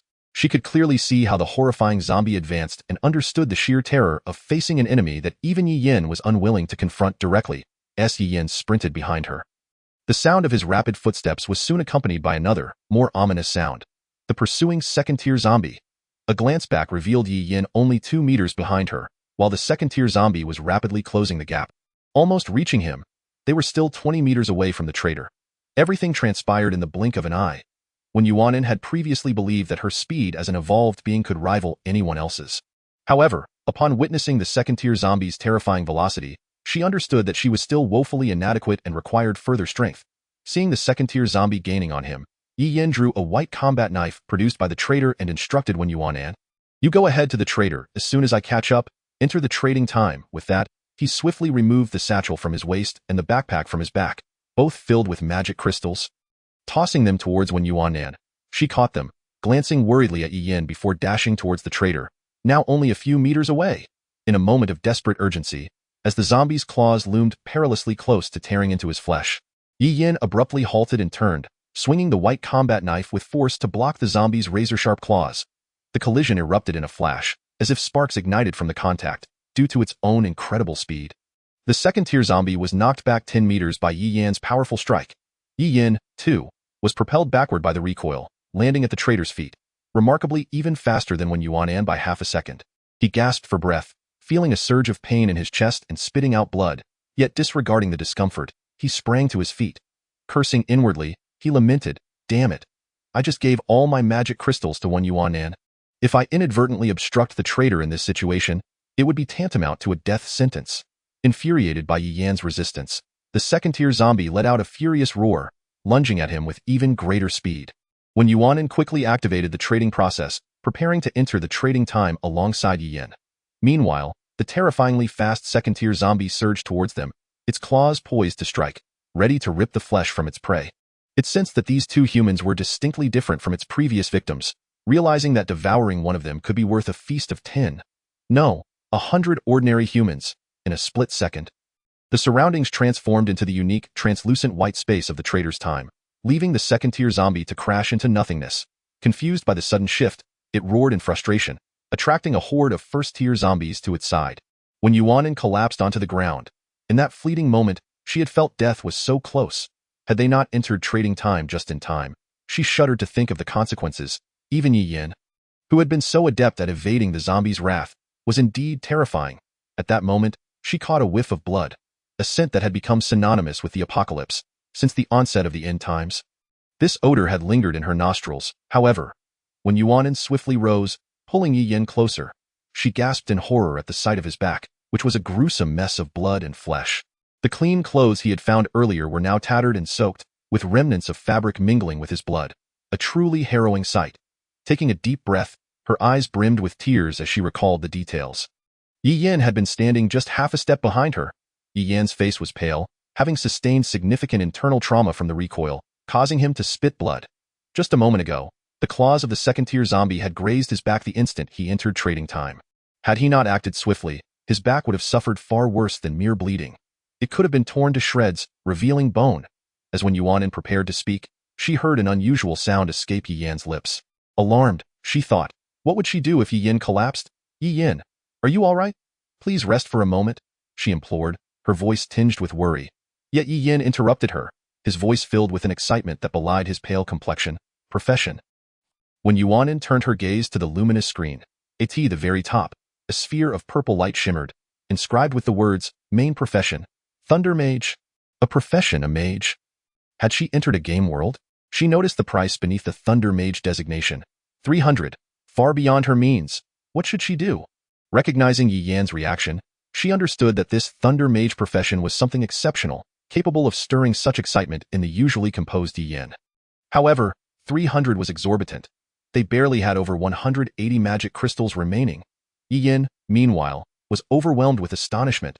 The revelation of his new profession left him exhilarated, convincing him that the pain from the claw scratch was worth it. After all, being a mage was one of the 3 rarest professions, and a Thunder Mage was renowned for its devastating damage output. More importantly, the Thunder Mage profession was available for only 160 magic crystals. Yi Yan's hand instinctively reached for the purple jade pendant hidden beneath his clothing. He knew that this pendant would grant him a discount at the trader, but he had not anticipated that the discount would be so unpredictable and unreasonable. The primary profession, originally valued at 300 magic crystals, was available to him for just 160. Without further ado, Yi Yin made the purchase. The purple light on the screen began to move. gradually detaching from the display and hovering before him. If aware of Yi Yan's intentions, the purple light settled onto his forehead, slowly merging with him. When Yuan was left utterly bewildered. What just happened? Wasn't that supposed to cost 300 magic crystals? How did you buy it? We only have 20 crystals left.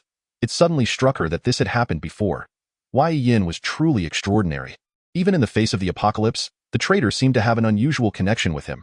However, since Yi Yan did not disclose anything, she refrained from asking. For now, she simply needed to stay by his side and trust that he would share when the time was right. As the purple light gradually infused Yi Yan's body, he felt a surge of powerful, domineering energy coursing through him. Simultaneously, a latent force of thunder began to flow within him. When Yuan, witnessing this transformation, was equally astonished. The moment the purple light fully entered Yi Yan's body, she sensed a profound change in him. His aura grew more formidable, radiating an air of inviolability. This unsettling sensation dissipated the moment Yi Yan opened his eyes. As he did, a piercing purple light flashed within his gaze. The weight of his newfound power and authority was palpable, leaving Yuan in awe. This was the essence of a profession. It had completely elevated his capabilities. As a fellow first-star evolved being, Yuan felt a stark contrast. She was aware that Yi Yan's experiences over the past 2 years of the apocalypse, his combat expertise and psychological resilience, far surpassed her own by 100-fold. Now, having acquired the formidable Thunder Mage profession, Yi Yan's strength has significantly surged, leaving the fellow 1-star evolver, Yuan, far behind. At this moment, Yi Yan hardly pays any heed to the bloodied wounds on his back. Having obtained this profession, he is so exhilarated that he even overlooks the pain. The first day of the apocalypse is still not over. It's not even midnight yet, and he has not only become an evolver but also a professional. Chapter 34. Mental power. At this juncture, Yi Yan is already a novice level 1 Thunder Mage. He possesses his first skill, Lightning Strike. Lightning Strike is a single target attack skill that calls down a bolt of lightning upon the target, boasting astonishing lethality.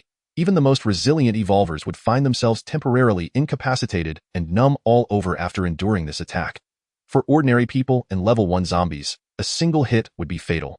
To acquire additional skills, one must become well acquainted with their profession and master their skills, progressing to Novice Level 2 before unlocking a second skill. The Mage profession consists of 4 tiers: Novice, Intermediate, Advanced, and Super. Each tier is further divided into 3 levels. Even if one ultimately becomes a Super Level 3 Thunder Mage, they would possess only 12 skills. Moreover, every Thunder Mage's skills are identical.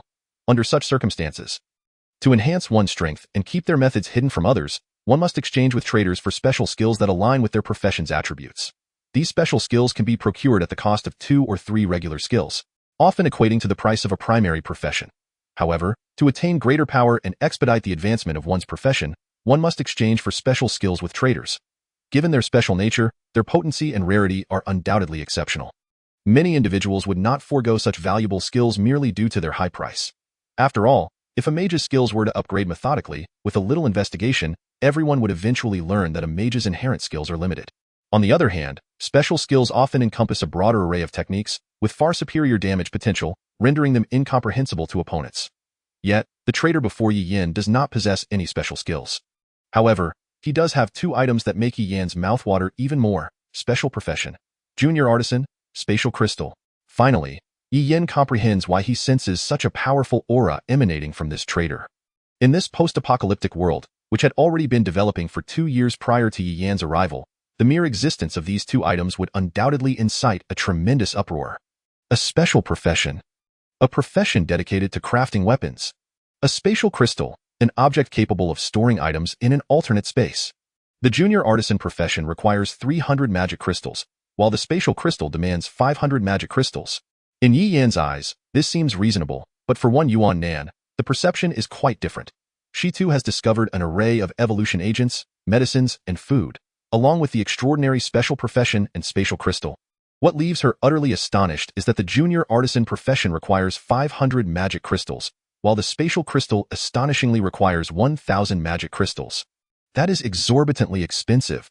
Looking at Yi Yan's expression, one could see him practically drooling over these 2 items. Surely, he can't afford them, can he? Yi Yan wipes his mouth and sighs, almost as if speaking to himself. It seems the time has come to clear out some zombies. When Yuan muses inwardly, weren't you able to make a purchase when the magic crystals were insufficient? Clearly, these 2 items are genuinely pricey. Yi Yan sits down, glancing at the time. The trading period is set to conclude in no more than 10 minutes. With only 5 minutes remaining, he takes the backpack from Wen Yuan Nan and begins rummaging through it. Wen Yuan Nan inquires, "What are you looking for?" "To bandage my wounds." Wen Yuan Nan points at the luminous interface. "Isn't there a powerful healing potion available there?" Yi Yin shoots her a glance. "Look at how exorbitant those items are. If we wish to buy something, we cannot afford to waste resources like this." To his surprise, Wen Yuan Nan immediately attempts to exchange for that potion. Seeing her stubbornness, Yi Yin hurriedly intervenes. "Fine, fine, fine. I'll buy it." When Yuan Nan recalls Yi Yan's peculiarities regarding the prices of magic crystals, and thus halts her actions, it seems that purchasing through Yi Yin might be somewhat cheaper. Indeed, in her eyes, the healing potion priced at 20 magic crystals per vial was bought by Yi Yin for merely a fraction of that, leaving him with a surplus of several magic crystals. After acquiring the Thunder Mage profession, he had only 20 magic crystals left. At this point, when Yuan Nan is finally convinced that Yi Yan's transactions with the trader are inexplicably more economical than those of ordinary folk. Noticing Yi Yan's demeanor of withholding information, she refrains from asking further. Seated behind Yi Yan, when Yuan Nan cautiously extracts the tattered fabric stuck to the bloody flesh, then begins to disinfect and apply ointment. Meanwhile, Yi Yan remains completely silent, seemingly unperturbed by the pain. Observing the gruesome wound, when Yuan Nan, feeling a pang of sympathy seeing Yi Yan endure in silence, gently urges, "You don't need to hold back. There's no need for embarrassment in my presence. Just let it out." Unexpectedly, instead of gritting his teeth in silence, Yi Yan lets out a light chuckle, his tone betraying no sign of suffering. "Who said I was holding back? Such minor wounds hardly possess the capacity to make me scream." When Yuan Nan, astonished, slaps Yi Yan's shoulder. "Who on earth are you, to be so impervious to pain?" Yi Yan smiles, yet his mind drifts back to unpleasant memories. Indeed, compared to the torment he endured in his previous life within that faction, this pain is negligible. When Yuan Nan diligently applies the medication, the extensive nature of the wound makes it difficult to manage perfectly at once. Yi Yin, therefore, closes his eyes and begins to explore the new abilities he has just acquired. Yi Yin not only received a brand new profession, but also unlocked a new concept upon obtaining it: mental power. Mental power is an essential resource for utilizing professional skills. If one possesses a profession and skills that can be used infinitely, what would be the point? It is akin to the mana bar that mages have in video games. The moment Yi Yin acquired the profession, his mental power was activated. Although currently feeble, Yi Yin estimates that he can only execute lightning strike 3 times before his mental power is depleted, rendering him unable to utilize any further professional skills. The strength of one's mental power directly correlates with their overall prowess. If there exists a significant disparity in mental power between opposing parties, the one with superior mental power can exude spiritual pressure, causing the adversary to lose their fighting spirit and feel fear. For professionals, the magnitude of mental power is of utmost importance. It determines how many times skills can be unleashed and whether one can deploy high-cost, fearsome skills. Individuals with robust mental power also possess greater endurance. Mental power can only be cultivated through personal effort. A few rare pieces of equipment can expedite the training of mental power, increase its limits, and allow for quicker recovery from depletion. Such equipment was, in Yi Yan's past life during the 2 years of the apocalypse, exceedingly precious, with the vast majority having only heard of them but never seen them. Training mental power involves entering a meditative state, focusing intently on one's internal mental power, continuously refining it to multiply its quantity and intensity. The process of cultivating mental power is exceedingly slow, which is why items that accelerate this training are in high demand. With a profession and newly unlocked mental power, one does not require sleep. Resting is equivalent to training mental power. Engaging in focused, uninterrupted training for an hour can almost equate to 2 hours of deep sleep. During the cultivation of mental power, individuals typically release some of their mental power into the surrounding area, maintaining awareness of their surroundings. Should anything seem amiss, they would awaken immediately. Thus, in the apocalypse, those with professions do not need to sleep. The time spent resting is utilized for cultivating mental power, enhancing both efficiency and alertness. In his previous life, Yi Yin wasn't even an evolver, and all he learned about professions and mental power was through hearsay. Now, although Wen Yuan Nan is behind him attending to his wounds, he is eager to experience the sensation of his internal mental power and attempt to train it. Perhaps due to Wen Yuan Nan's gentle ministrations, Yi Yin swiftly enters a mental realm. He observes his mental power, resembling nascent buds, few and fragile. Yi Yin immediately begins to refine them, allowing them to traverse within his body, compressing and releasing them. After merely 3 minutes of this exercise, Yi Yin notices little change in his mental power. Indeed, this process demands time. Emerging from the mental realm, Yi Yin finds his wounds expertly bandaged. The trader's medicine is undoubtedly remarkable, significantly alleviating his pain. Glancing at the time, He realizes less than a minute remains in the trading period. If Yi Yin does not voluntarily withdraw during this time, the trader will forcibly terminate the transaction. When Yuan Nan, having observed Yi Yin seemingly asleep, peers through the translucent, hazy interface to survey the outside. She sees that the previous roar of the level 2 zombie has attracted a horde of level 1 zombies. Densely packed, nearly numbering over 100, threatening to form a mini zombie tide. The level 2 zombie, realizing that the two peculiar synths have vanished from the area, begins to search nearby. The level 2 zombie is now approximately 200 meters away from the trader. Even if there are no level 2 zombies outside at present, facing the assault of 100 level 1 zombies, with no one to divert their attention, and with Yi Yin already injured, escaping would be exceedingly challenging. It is nearly impossible for the two of them to break through the throng of 100 level 1 zombies, who lack intelligence and only know to charge forward. Recalling their previous battles, they had always relied on the zombies being dispersed, with ample space around them, or on others to draw fire away. At present, the chilling roars of the second-tier zombies have drawn the first-tier zombies together, gathering these individuals in a confined area by the riverbank, adjacent to the thicket. With the terrifying speed of the second-tier zombie, traversing a mere 200 meters is but a fleeting moment. Is it not?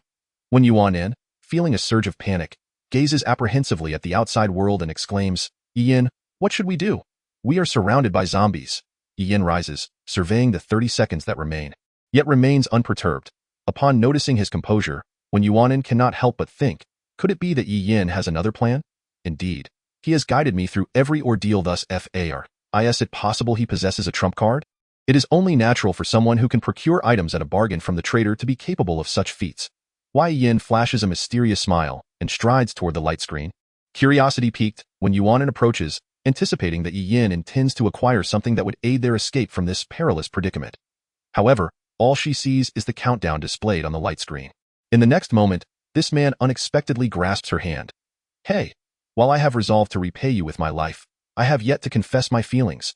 You cannot be so reckless." In an instant, when Yuan Nan feels a wave of dizziness wash over her, as if a gust of wind has swept past, inducing a sensation of weightlessness. Mere seconds later, this feeling dissipates, and as she slowly opens her eyes, she finds herself in a dimly lit classroom, surrounded by dozens of bewildered faces. What is happening? Chapter 35. The classroom when Yuan Nan has countless questions to pose to Yi Yin. For instance, why are they here? Just moments ago, they were outside the school, by the river, trading with the trader, surrounded by first-tier zombies, with a vigilant second-tier zombie lurking nearby. How could they have arrived here in an instant? However, it is evident that Yi Yin cannot provide answers to these inquiries at present. The group of students in the classroom gazes at them with expressions of terror. Once Yi Yin assesses the surroundings and confirms that there is no immediate danger, he finally breathes a sigh of relief. Given his current condition, it would have been impossible for him to escape the encirclement of zombies. Even without injuries, the two of them, both first-tier revolvers, would stand no chance against a horde of first-tier zombies forming a small-scale siege outside. A horde is distinct from a mere scattering of zombies. Previously, there were many zombies within the school. When they exited the library to head to the convenience store, they had dispatched nearly 100 zombies, only a fraction of the total. However, these were aimless first-tier zombies, wandering about without purpose. Once the zombies began to gather in response to noise, they had already distanced themselves from that location. Thus, Yi Yin and Wen Yuan Nan were able to eliminate so many zombies within the school. A horde, however, is a collective of zombies that congregate for various reasons, sometimes spontaneously, for reasons unknown to humans, moving in a specific direction and clearing all obstacles in their path. Therefore, hordes are frightful entities in the apocalypse. Yi Yin can only hope that the first-tier zombies outside the school have dispersed. Otherwise, he fears the emergence of a true horde.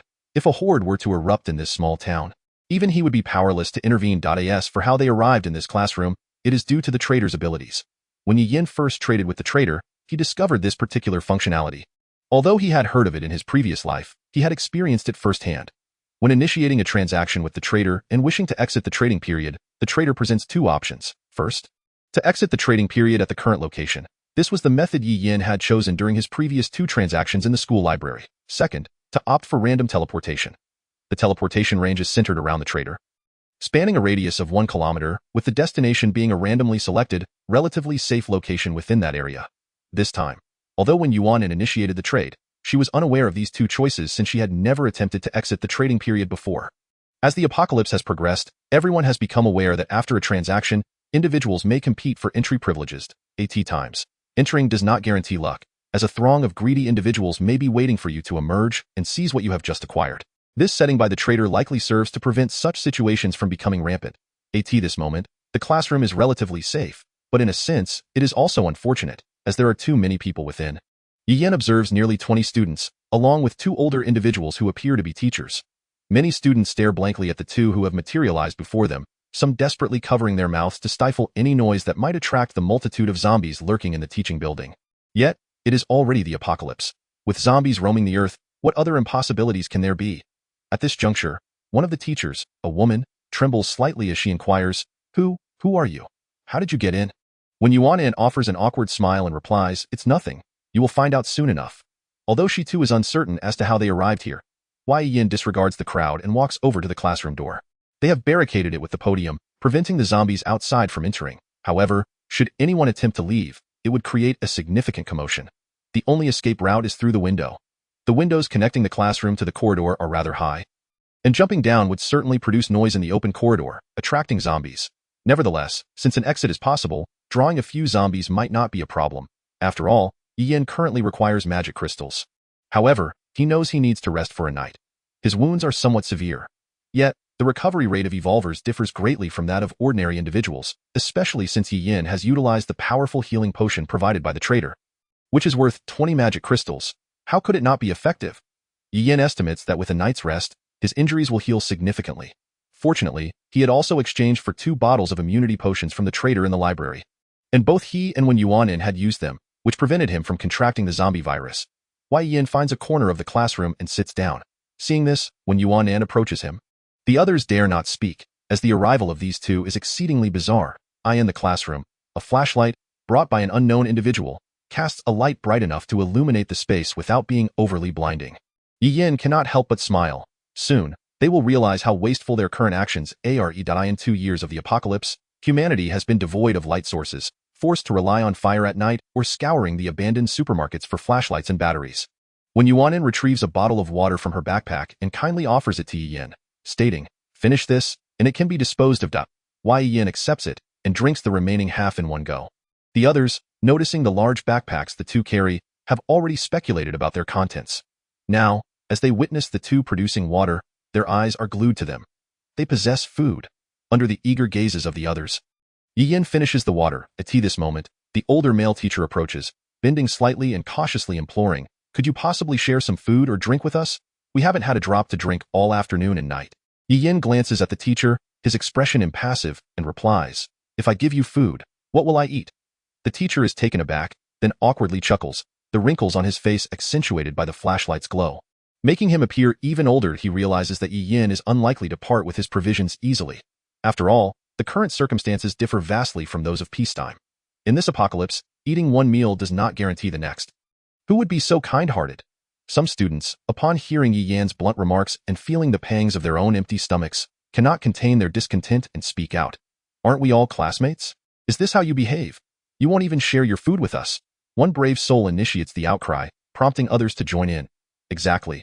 We all attend the same school. How can you turn a blind eye to our plight? How selfish can you be? It is in times of crisis that one can truly discern the ugliness of such individuals. The 2 possess such large backpacks, yet they refuse to share even a drop of water with us. Selfish. It is evident that these students, accustomed to prioritizing their own needs, now assume that assistance from others is an obligation.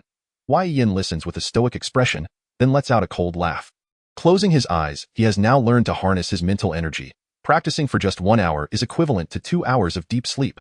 Moreover, training in mental energy is a daily necessity. Although the progress is slow, it is crucial to accumulate knowledge over time. Without practice, one will never improve. At this moment, Yin intends to rest here for the night and cultivate his mental energy.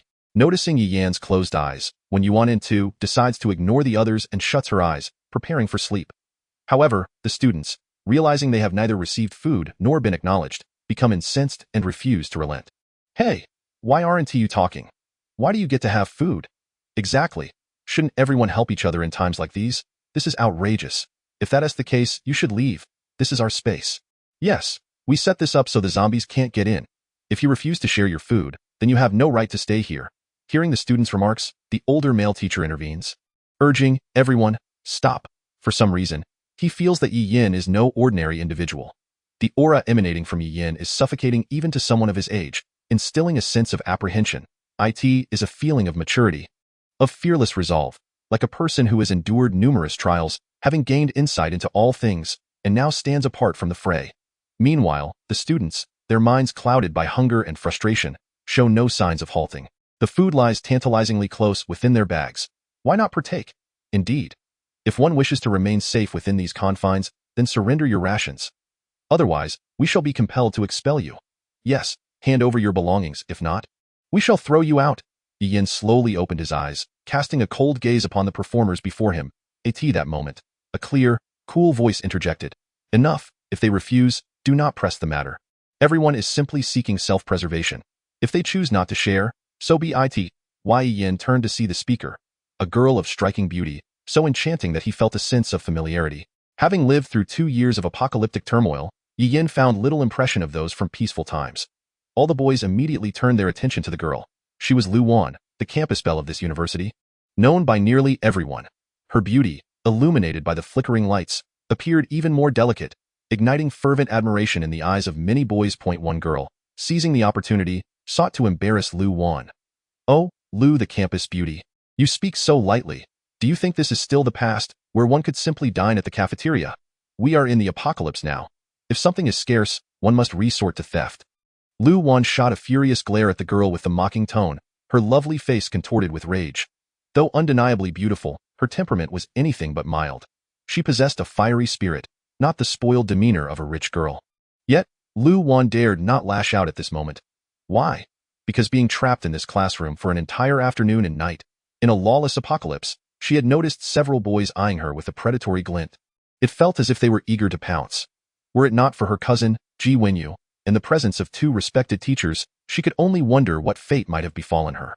Thus, it was prudent to remain low-key for now. Although she had been unable to restrain herself from speaking earlier, the moment had passed. Everyone was stirred by the girl's words, instantly incited. "If you continue to hoard your food, do not blame us for being rude.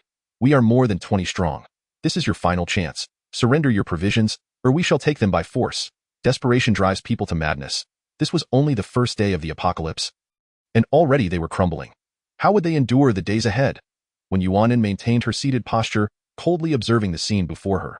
Today, she had witnessed far too many instances of the notion that possessing food invites trouble. The mere presence of provisions would draw the greedy like moths to a flame. Yin, having seen his share of such individuals, felt a rising irritation. He cast a glance at Lu Wan, appreciating her composed demeanor amidst the chaos. Yet, the greedy eyes surrounding them were a different matter entirely. Chapter 36. A slap in the face. Upon seeing Yin rise, those who had revealed their ugly natures mistakenly believed he was succumbing to fear. Finally prepared to relinquish his food. Their faces gleamed with smug satisfaction, already calculating how to divide the spoils among themselves. The girl who had spoken earlier, anticipating a feast, taunted, "Humph, you're bound to share with us sooner or later. What were you being so stubborn about? Hurry up and hand over the food. Stop dawdling. If you keep this up, we'll toss you out. I'm starving here," with the belief that Yin would yield. The taunts grew harsher. Greed glimmered in every eye. Even the 2 teachers could not suppress their salivation. Except for Lu Wan and Ji Wenyu, who maintained their composure, the others were itching to act. The duo could at least decipher Yin's expression, which clearly conveyed he had no intention of sharing his rations. Yin smiled, addressing them. "I will share my food only with those willing to help me slay zombies. If you can do that, I shall gladly share." For a moment, the crowd was taken aback, then erupted in laughter. However, they dared not laugh too loudly, fearing the attention of zombies. "What? Did I hear that correctly? Slay zombies? How absurd. Ha ha ha. Is this person out of his mind? He claims he can kill zombies. He must be terrified out of his wits." The girl who had previously mocked Lu Wan and now spoke to Yin, Zhou Qingyang, laughed so hard she struggled to breathe, her thoughts consumed with the impending food. "Ha ha ha. Slay zombies? You, who would likely lack the strength to flee from one." Once the laughter subsided, the focus returned to the matter of food. "So, will you surrender your provisions or not? If not, you cannot remain here. Outside, there are zombies waiting for you." Hearing this, the crowd unleashed another wave of derisive laughter at Yin. He remained unfazed, calmly replying, "So, you cannot slay zombies. Very well, we shall take our leave." His final words were directed at Yuanan. Seated on the floor, she had been watching the foolish display unfold, but upon hearing Yin, she sprang to her feet, grabbing 2 large bags beside her and handing one to him. The sight of the bags, the crowd's eyes widened in astonishment. Wei Yin and Wen Yuan ignored them, weaving through the throng toward the window. The crowd, transfixed by the sight of the two bags brimming with food, could not allow them to escape so easily. Several young men immediately positioned themselves in Yi Yan's path, their expressions hostile, regarding him with scornful disdain. With nearly 20 boys present, did they truly fear him alone? One particularly eager boy, eyes shining with unbridled greed, lunged forward to snatch the bag from Yi Yan. Before the boy could close the distance of half a meter, Yi Yan delivered a swift kick, sending him soaring backward, crashing into two others behind him. The boy felt as if an enormous weight had struck his chest. An impact he could not withstand. Blood spewed from his mouth, astonished that this seemingly ordinary individual possessed such terrifying strength.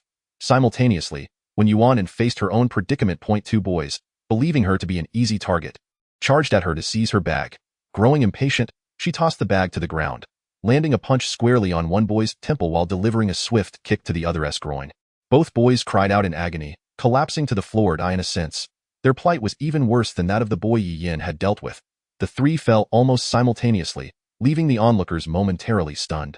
When Yuan, almost as if speaking to herself, but loud enough for all to hear, remarked, "I've grown so accustomed to slaying zombies that I instinctively aimed for the head." The others stood frozen, their shock palpable. It was clear to anyone with sight that Yi Yan was no ordinary person. To send someone flying with a single kick, leaving them bloodied and incapacitated, was no small feat, and the seemingly delicate girl beside him was also a formidable fighter. She had dispatched two boys with ruthless efficiency, demonstrating no hint of femininity in her brutality. The boy who had been struck on the temple lay motionless on the ground, leaving them uncertain if he was even alive. Could it be that they truly dared to confront zombies? Witnessing Yi Yan and Wen Yuan's swift and extraordinary methods, the crowd, despite their disbelief that they would dare face zombies, resolved never to provoke them again. When Yuan glanced at the unconscious boy on the floor and, with a hint of arrogance, quipped, "Fortunately, I didn't use my full strength. Had I intended to crush his skull like I do with zombies, he would have been dead by now." A chill ran down the spines of those present. Meanwhile, Yi Yan, stoic and expressionless, only intensified their fear. This was the aura of a true powerhouse, and no wonder they had managed to acquire so much food. It was because they were formidable. It became clear why they had dismissed the earlier ruckus. In their eyes, the others were mere trifles. Reflecting on their entrance, which had seemed almost miraculous, it was evident they were no ordinary individuals. Regret washed over the crowd. Had they known better, they would have endeavored to curry favor with Yi Yan and Wen Yuan, perhaps earning a share of their bounty. Now, having reached this point, they were fortunate to have escaped with their lives. At the back of the room, Lu Wan and Ji Wenyu, although not entirely surprised by Yi Yan and Wen Yuan's prowess, were nonetheless astonished. They had known the two were exceptional, but had not anticipated such overwhelming strength. Their abilities surpassed the limits of humanity. How could such formidable individuals exist in their small school? It must be a consequence of the changes brought about by the apocalypse, endowing them with extraordinary capabilities. Lu Wan regarded the shadowed profile of Yi Yan, a sudden impulse stirring within her. Perhaps, she thought, it would be worth aligning herself with him. When Yuan picked up the bag from the floor and followed Yi Yan forward. As they approached the window, Yi Yan climbed up and opened it, leaping through with an agility that defied human limitations. The male teacher, finally realizing the situation, rushed to the window, calling out, "Student, do not venture outside. The multitude of zombies poses a grave danger." Yet, Yi Yan remained silent, turning his back to the crowd, and with a decisive leap, he plunged into the corridor, creating a resounding thud. When Yuan followed suit, mirroring Yi Yan's audacious stance, leaving everyone in a state of disbelief as he ascended the lofty windowsill and jumped down, as this truly human behavior. Ha! Hee, two fools, rushing out to meet their demise. With so many zombies outside, do they really think they are as manageable as us? How utterly arrogant. Just wait and witness them being devoured by the undead. Alas, what a waste of the 2 hefty bags of food they carried. It was only after Yi Yan and his companion had leaped out that the others dared to speak. The mere mention of food ignited their fury further, yet they were powerless against Yi Yan and Wen Yuan. Leading to an eruption of scornful remarks and venomous curses, Zhou Qingyang's face turned ashen. "Ha! I shall remain by this window, observing as he becomes a feast for the zombies, watching them carry away those large bags." How could she not feel enraged? She had been starving all day. Does he truly believe himself invincible? Fool! When he is seized by the zombies, I shall open the window and laugh at his plight. Driven by a vengeful desire to witness her enemy's downfall, coupled with curiosity, nearly half of the onlookers gathered by the window, each table beside the windows filled with spectators. The once quiet and empty corridor now saw the sporadic wandering of zombies. At the sound of Yi Yin and Wen Yuanin landing, the undead seemed to receive some unspoken command, turning towards them and quickening their pace. Every window in the classroom was flung open, and the spectators within erupted in gleeful taunts. Ha ha, fool! Look at you showboating. Here come the zombies. Let us see how you handle this. The sounds of schadenfreude and smugness immediately resonated from the windows. Lu Wan also pulled Ji Wenyu to the window's edge to watch. The corridor was dimly lit, illuminated only by a trickle of light from the classroom and the sporadic moonlight. There, two shadowy figures stood motionless in the center of the corridor, exhibiting no inclination to evade, as if poised for action. Yet, this scene appeared entirely different to those inside the classroom. Hee, are you frightened now? Unable to move? Wouldn't it have been better to hand over the food earlier? Allowing you to hide here for the night? For the sake of that meager food, you've now become the zombies' meal. Surely, you must be a fool. Ha ha ha ha. The speakers had conveniently forgotten that, given the strength Yi Yin and Wen Yuanin had just displayed, refusing to provide them food and insisting on occupying this space would only force them to swallow their indignation. At this moment, the zombies had drawn alarmingly close to the two. Each of them bore a massive backpack. Yet their movements remained unimpeded, fluid and decisive. The smaller of the two figures brandished a stick, striking cleanly and forcefully at the head of the nearest zombie. To the eyes of those in the classroom, the dark mass representing the zombie's head shattered like a burst of water, scattering in all directions. Meanwhile, the taller figure, brandishing a knife that glinted white even in the darkness, dispatched the zombies with a swift precision. One after another, the fearsome undead stood utterly powerless before the two, collapsing in a steady stream. How could this be? They were merely ordinary students from the same school. How could they not fear the zombies, possessing the power to slay them instead? To the onlookers, the notion of resisting zombies, let alone killing them outright, was utterly inconceivable. Yet, these two had accomplished it, and with such ease. Within mere minutes, all the zombies drawn to the corridor were annihilated. During this time, the classroom fell silent, with only the sounds of blades slicing, sticks striking, skulls bursting, and zombies collapsing echoing from the corridor. Each sound served as a proclamation to the onlookers of the true nature of those they had mocked and provoked, revealing just how foolish they truly were. Chapter 37. Encountering a level 2 zombie after Yi Yin and Wen Yuanin eradicated the zombies on this floor, they began to excavate magic crystals. Those who had previously reveled in their misfortune fell into silence. Now, they felt the sting of embarrassment. These individuals were truly formidable, operating on an entirely different level. While they were confined within this classroom that resembled a prison, Yi Yin and Wen Yuanin moved freely, unhindered by the undead due to their immense strength. If only they had known. They would have thought twice before coveting those supplies. Could they truly afford the food belonging to these two? Had they not provoked them, perhaps they could have relied on their prowess to escape this place. Regret flooded their minds. Meanwhile, Lu Wan, who had never harbored hostility towards Yi Yin and Wen Yuanin, felt a glimmer of hope. She and Ji Wenyu had not offended that man. Would he come to their aid? After witnessing Yi Yin and Wen Yuanin eliminate the zombies on this floor, they did not leave immediately but instead crouched down, attending to the fallen undead. The occupants exchanged furtive whispers. They had cleared this floor of zombies. What should we do? If we follow them, we need not fear being devoured by the zombies. Do you think he will take us along? Remember what you just said. You said it yourself. Enough. Let us not bicker. Should we venture out now and follow him? Is that feasible? If we don't go now, who knows when we'll have another opportunity? Do you wish to remain trapped here forever? Indeed. We haven't eaten anything since noon. Even if the zombies don't breach this place, we will eventually starve. Fine. It's settled. Most of the boys approached the door, beginning to shift the podium that had previously blocked their exit.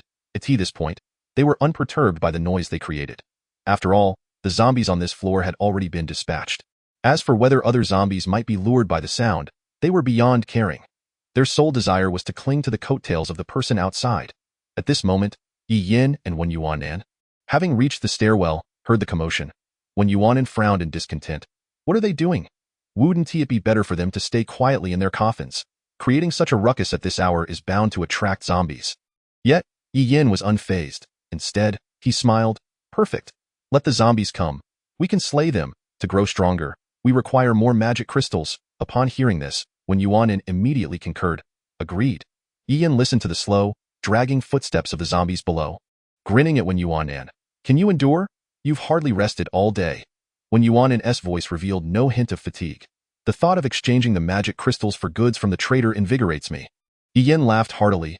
Excellent. At that moment, a cacophony of footsteps echoed from behind, and the two exchanged a knowing glance, fully aware of what the others were contemplating. if they followed Yi Yan. They might just escape this deadlock. Remaining confined in a classroom devoid of water and food would lead to certain death. The two were disinterested in such trivial matters. Their focus lay solely on the magic crystals. With determination, they charged down the stairs, plunging into the midst of the zombies, wreaking havoc. The teaching building was teeming with the undead. Some zombies, alerted by the noise above, began to ascend, while many others wandered aimlessly, searching for prey. Numerous zombies aimlessly drifted into unlocked classrooms, unable to find an exit, meandering within. The zombies here were no different from those roaming the playground, scattered and lacking intent, posing no real threat to the two. However, the confined space of the teaching building impeded their movements more than the playground had. Yet, even so, nothing could deter their onslaught. For each zombie they felled, they swiftly stowed the magic crystals in the bags at their waists. They did not pause for breath. Like an unyielding top, they continued their relentless slaughter. The students who emerged from the classroom, having heard the commotion, cautiously hid aside, too frightened to breathe. Watching the two fight with such reckless abandon, their hearts were filled with dread. These two had brazenly charged into the horde of zombies to slay them. The sluggish reactions of the level 1 zombies could not keep pace with the fluid movements of Yi Yan and Wen Yuanan, who struck and retreated with seamless precision. These unevolved zombies, devoid of intellect, had severely diminished senses, particularly in the darkness, rendering them utterly oblivious to their adversaries, merely toys for the two to play with. Their effortless slaughter of the zombies left those who had previously mocked them filled with regret. Just how reckless had they been to dare speak to them in such a manner? For Yi Yan and Wen Yuanan, who were both level 1 evolvers, dealing with these scattered level 1 zombies was a walk in the park. Although they had battled throughout the day with little rest and were somewhat fatigued, they had nonetheless amassed over 60 magic crystals. However, this was still far from Yi Yan's goal. At this moment, neither of them knew where they were within the teaching building. They only knew to kill zombies and push forward. Regardless of the grime they had accumulated, both Yi Yan and Wen Yuanan's bodies were once again stained with the black blood of the undead. If the trembling students hiding in the shadows could see them now, illuminated, they would be even more terrified. As they beheld the formidable prowess of the two individuals, they also became acutely aware that something monumental must have transpired within their beings. For an ordinary person could not possibly attain such terrifying strength. They resembled characters straight out of a novel or a television drama. Undoubtedly, there lay a secret within them, a secret that had propelled them to newfound heights. If it were daylight, one could easily witness the carnage that followed Yi Yan and his companion. A scene drenched in the black blood of zombies splattered across the corridors and walls of the academic building. On the stairs, black blood pooled and flowed like a meandering stream. The corpses of zombies were strewn about, in some places even forming small hills. Yet, the two remained undeterred, exhibiting an unwavering resolve to cleanse the entire building of its zombie infestation. Unbeknownst to them, the vast quantities of horrific black blood they left in their wake were luring an unwelcome guest. Suddenly, in the midst of his fervent slaughter, Yi Yan felt an intense sense of peril. He swiftly severed the head of the zombie before him and pivoted, brandishing his white battle knife in front. Clang! The sound resonated like metal clashing. Upon discerning the dark yellow crystal atop the creature's head, Yi Yan's heart sank. Another level 2 zombie. Although Wen Yuanan, an evolver, did not react as swiftly as Yi Yan and failed to perceive the impending danger before the level 2 zombie approached. She too recognized it in the fleeting moment of their encounter. Yet, her movements showed no signs of hesitation. For there were still numerous level 1 zombies in the vicinity, and if Yi Yan were to engage with the level 2 zombie while being interrupted by these lesser foes, the situation would turn dire. Thus, she made the most prudent choice, decisively eliminating the surrounding level 1 zombies to prevent them from hindering Yi Yan.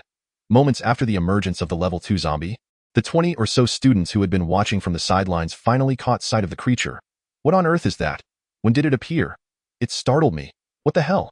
Doesn't he look like a typical zombie? No, it's clearly not human. It must be a zombie, but it seems different from the others. It appears much stronger. Indeed, it is unlike any other zombie. Look at the crystal on its head. Its color is distinct from the others. After the level 2 zombie appeared, Lu Wan's anxious gaze remained fixed on Yi Yan, her lovely face etched with deep concern. Could he still dominate as he had before? One of the level 2 zombie's arms was firmly locked against Yi Yan's white battle knife. Yi Yan showed no signs of relenting, exerting all his strength. Yet, he could not budge the zombie's arm. The blade of his white battle knife was aimed directly at its arm. At that moment, Yi Yan deduced that the zombie's remarkable evolution likely resided within its arm. When Yi Yan's white battle knife struck the zombie's arm, it felt as though he had collided with an unyielding iron block. Realizing the futility, he retreated a few steps. Previously, outside the school, he had encountered a level 2 zombie, one that had undergone a significant evolution in speed. leaving him with no option but to flee. However, now he was not only a level 1 evolver but also a professional. He possessed an 80% confidence in defeating the level 2 zombie before him, although when Yuan tirelessly cleared away the level 1 zombies. She remained vigilant, observing the situation. Upon witnessing Yi Yan's powerful white battle knife strike the zombie's arm to no avail, she was taken aback. It seemed this was yet another level 2 zombie that Yi Yan had mentioned. One that had undergone a unique evolution. Yi Yan regarded the level 2 zombie before him and came to the realization that their current strategy of slaughtering level 1 zombies was perilous. For within a matter of hours, they had encountered 2 level 2 zombies in succession. This indicated that, whether in the town or the school, evolved zombies were manifesting in numbers that far exceeded their expectations. Level 2 zombies were distinct from level 1. Some had undergone unique evolutions in specific areas, significantly enhancing their hearing, vision, and sense of smell. Particularly their sense of smell. The overwhelming scent of blood was likely to attract level 2 zombies.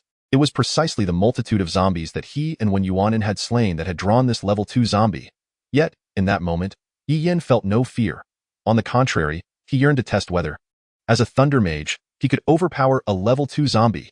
The group of students watching from the shadows, witnessing Yi Yan's once unassailable white battle knife falter against this peculiar zombie, gradually grasped the extraordinary nature of this creature. Some felt a surge of excitement. After all, witnessing the misfortune of others, especially those who had previously overshadowed them, was a rather delightful experience. In that moment, many silently prayed for this sudden appearance of a zombie to vanquish Yi Yan, forgetting that they still relied on him for their escape. With the enhanced vision of a level 1 evolver, Yi Yan observed that the level 2 zombie's arms emitted a black glow, exuding a metallic quality. Chapter 38. Battle with the level 2 zombie. The level 2 zombie charged forth, its speed not quite matching that of the one encountered outside, yet it was significantly faster than any level 1 zombie. Yi Yan did not waver, swinging his white battle knife with ferocity. The blade clashed against the zombie's iron-like arm, producing a sound that grated on the teeth, unable to sever the zombie's arm. Yi Yan had come to fully appreciate its formidable nature and opted to withdraw rather than squander his strength. The level 2 zombie had acquired a semblance of intelligence. It was acutely aware that its advantage lay in its super-evolved arms. Thus, during every confrontation, it utilized its arms to shield itself from the white battle knife that instilled a profound sense of danger. After several exchanges, neither side gained the upper hand. Yi Yan understood that to defeat the level 2 zombie, he must target its weaknesses, areas other than its powerful arms. However, the level 2 zombie proved to be a formidable adversary. Each time Yi Yan's battle knife came slashing through the air, the creature would instinctively defend with its arms. As a level 1 evolver, Yi Yan faced a formidable opponent in the form of a level 2 zombie with an arm that had undergone a unique evolution. The strength of the level 2 zombie surpassed that of the level 1 evolver, and Yi Yan bore injuries upon his back. After several exchanges, the pain from his wounds intensified, and beads of sweat began to form on his brow as he struggled to withstand the relentless onslaught of the zombie. Observing Yi Yan, who had previously been a whirlwind of destruction against the zombies, now being restrained and gradually worn down by this level 2 zombie, many students reveled in schadenfreude. I thought he was invincible. What a turn of events! Lu Wan could not bear to listen any longer. Don't forget, if he dies, we are doomed too. Many fell silent, yet their gazes toward Yi Yan betrayed their true sentiments. Within the academic building, level 1 zombies seemed endless, with more emerging by the minute. These level 1 zombies had been drawn to the commotion of Yi Yan battling the level 2 zombie. Fortunately, Wen Yuanin had been diligently clearing them away. Otherwise, they would have proven to be perfect disruptors. The level 2 zombie detected the scent of blood emanating from the injured human before it, and the allure of that scent only served to heighten its ferocity. It charged forward. This human was weakened and wounded. Now was the opportune moment. Yet, just as it closed the distance to the human, a sudden wave of paralysis washed over it, rendering it immobile. Yi Yan revealed a triumphant grin. Thunder Strike. Yi Yan activated his Thunder Mage skill. A bolt of lightning crashed down upon the level 2 zombie. The brilliant flash illuminated the dark corridor for an instant. The stupefied students, witnessing Yi Yan's thunderous display, were momentarily awestruck, gaining clarity of the scene before them. The black blood pooling on the ground. The white walls of the corridor, and even the ceiling, all splattered with the dark ichor of zombies. The ground lay littered with the corpses of the undead. As the lightning faded, darkness reclaimed the surroundings, and they dared not utter a sound. The thunder strike had momentarily incapacitated the level 2 zombie. Its once impenetrable flesh now bore numerous cracks, with black blood seeping out. I felt a profound numbness and agony coursing through its body. As if it were no longer in control, seizing the opportunity before the level 2 zombie could react, Yi Yan lunged forward, slicing at its neck. though the level 2 zombie had been caught off guard by Yi Yan's professional skill. Its super-evolved iron arms swiftly regained some sensation. In a desperate moment, it collided with the battle knife, altering its trajectory. The blade did not cleave off the zombie's head as Yi Yan had anticipated, but it did leave a deep gash along its neck, from which black blood gushed forth. The level 2 zombie emitted a howl of pain and rage. Without a moment's hesitation, Yi Yan struck again, angling his knife to deliver a precision blow to the zombie's head. The creature's iron arms regained a hint of sensation, and the numbing feeling it had experienced began to dissipate. However, the thunder strike was not merely a source of paralysis. Its destructive power was formidable. The level 2 zombie was struck repeatedly by the lightning, and apart from its exceptionally resilient arms, its body was left battered and bloodied, black blood flowing freely. In a final act of desperation, it utilized its iron arms to block Yi Yan's next strike. Yet this time, the once mighty iron arms bore a long, white scar inflicted by the battle knife. Witnessing the level 2 zombie's deteriorating condition after suffering from the thunder strike, Yi Yan wasted no time and unleashed yet another bolt of lightning. The brief flash illuminated the area once more, and the students watched in horror as the zombie threw its head back in a wretched scream. Its body oozing repulsive black blood, the knife wound on its neck, a shocking sight to behold. Once all reverted to darkness, every sound abruptly ceased.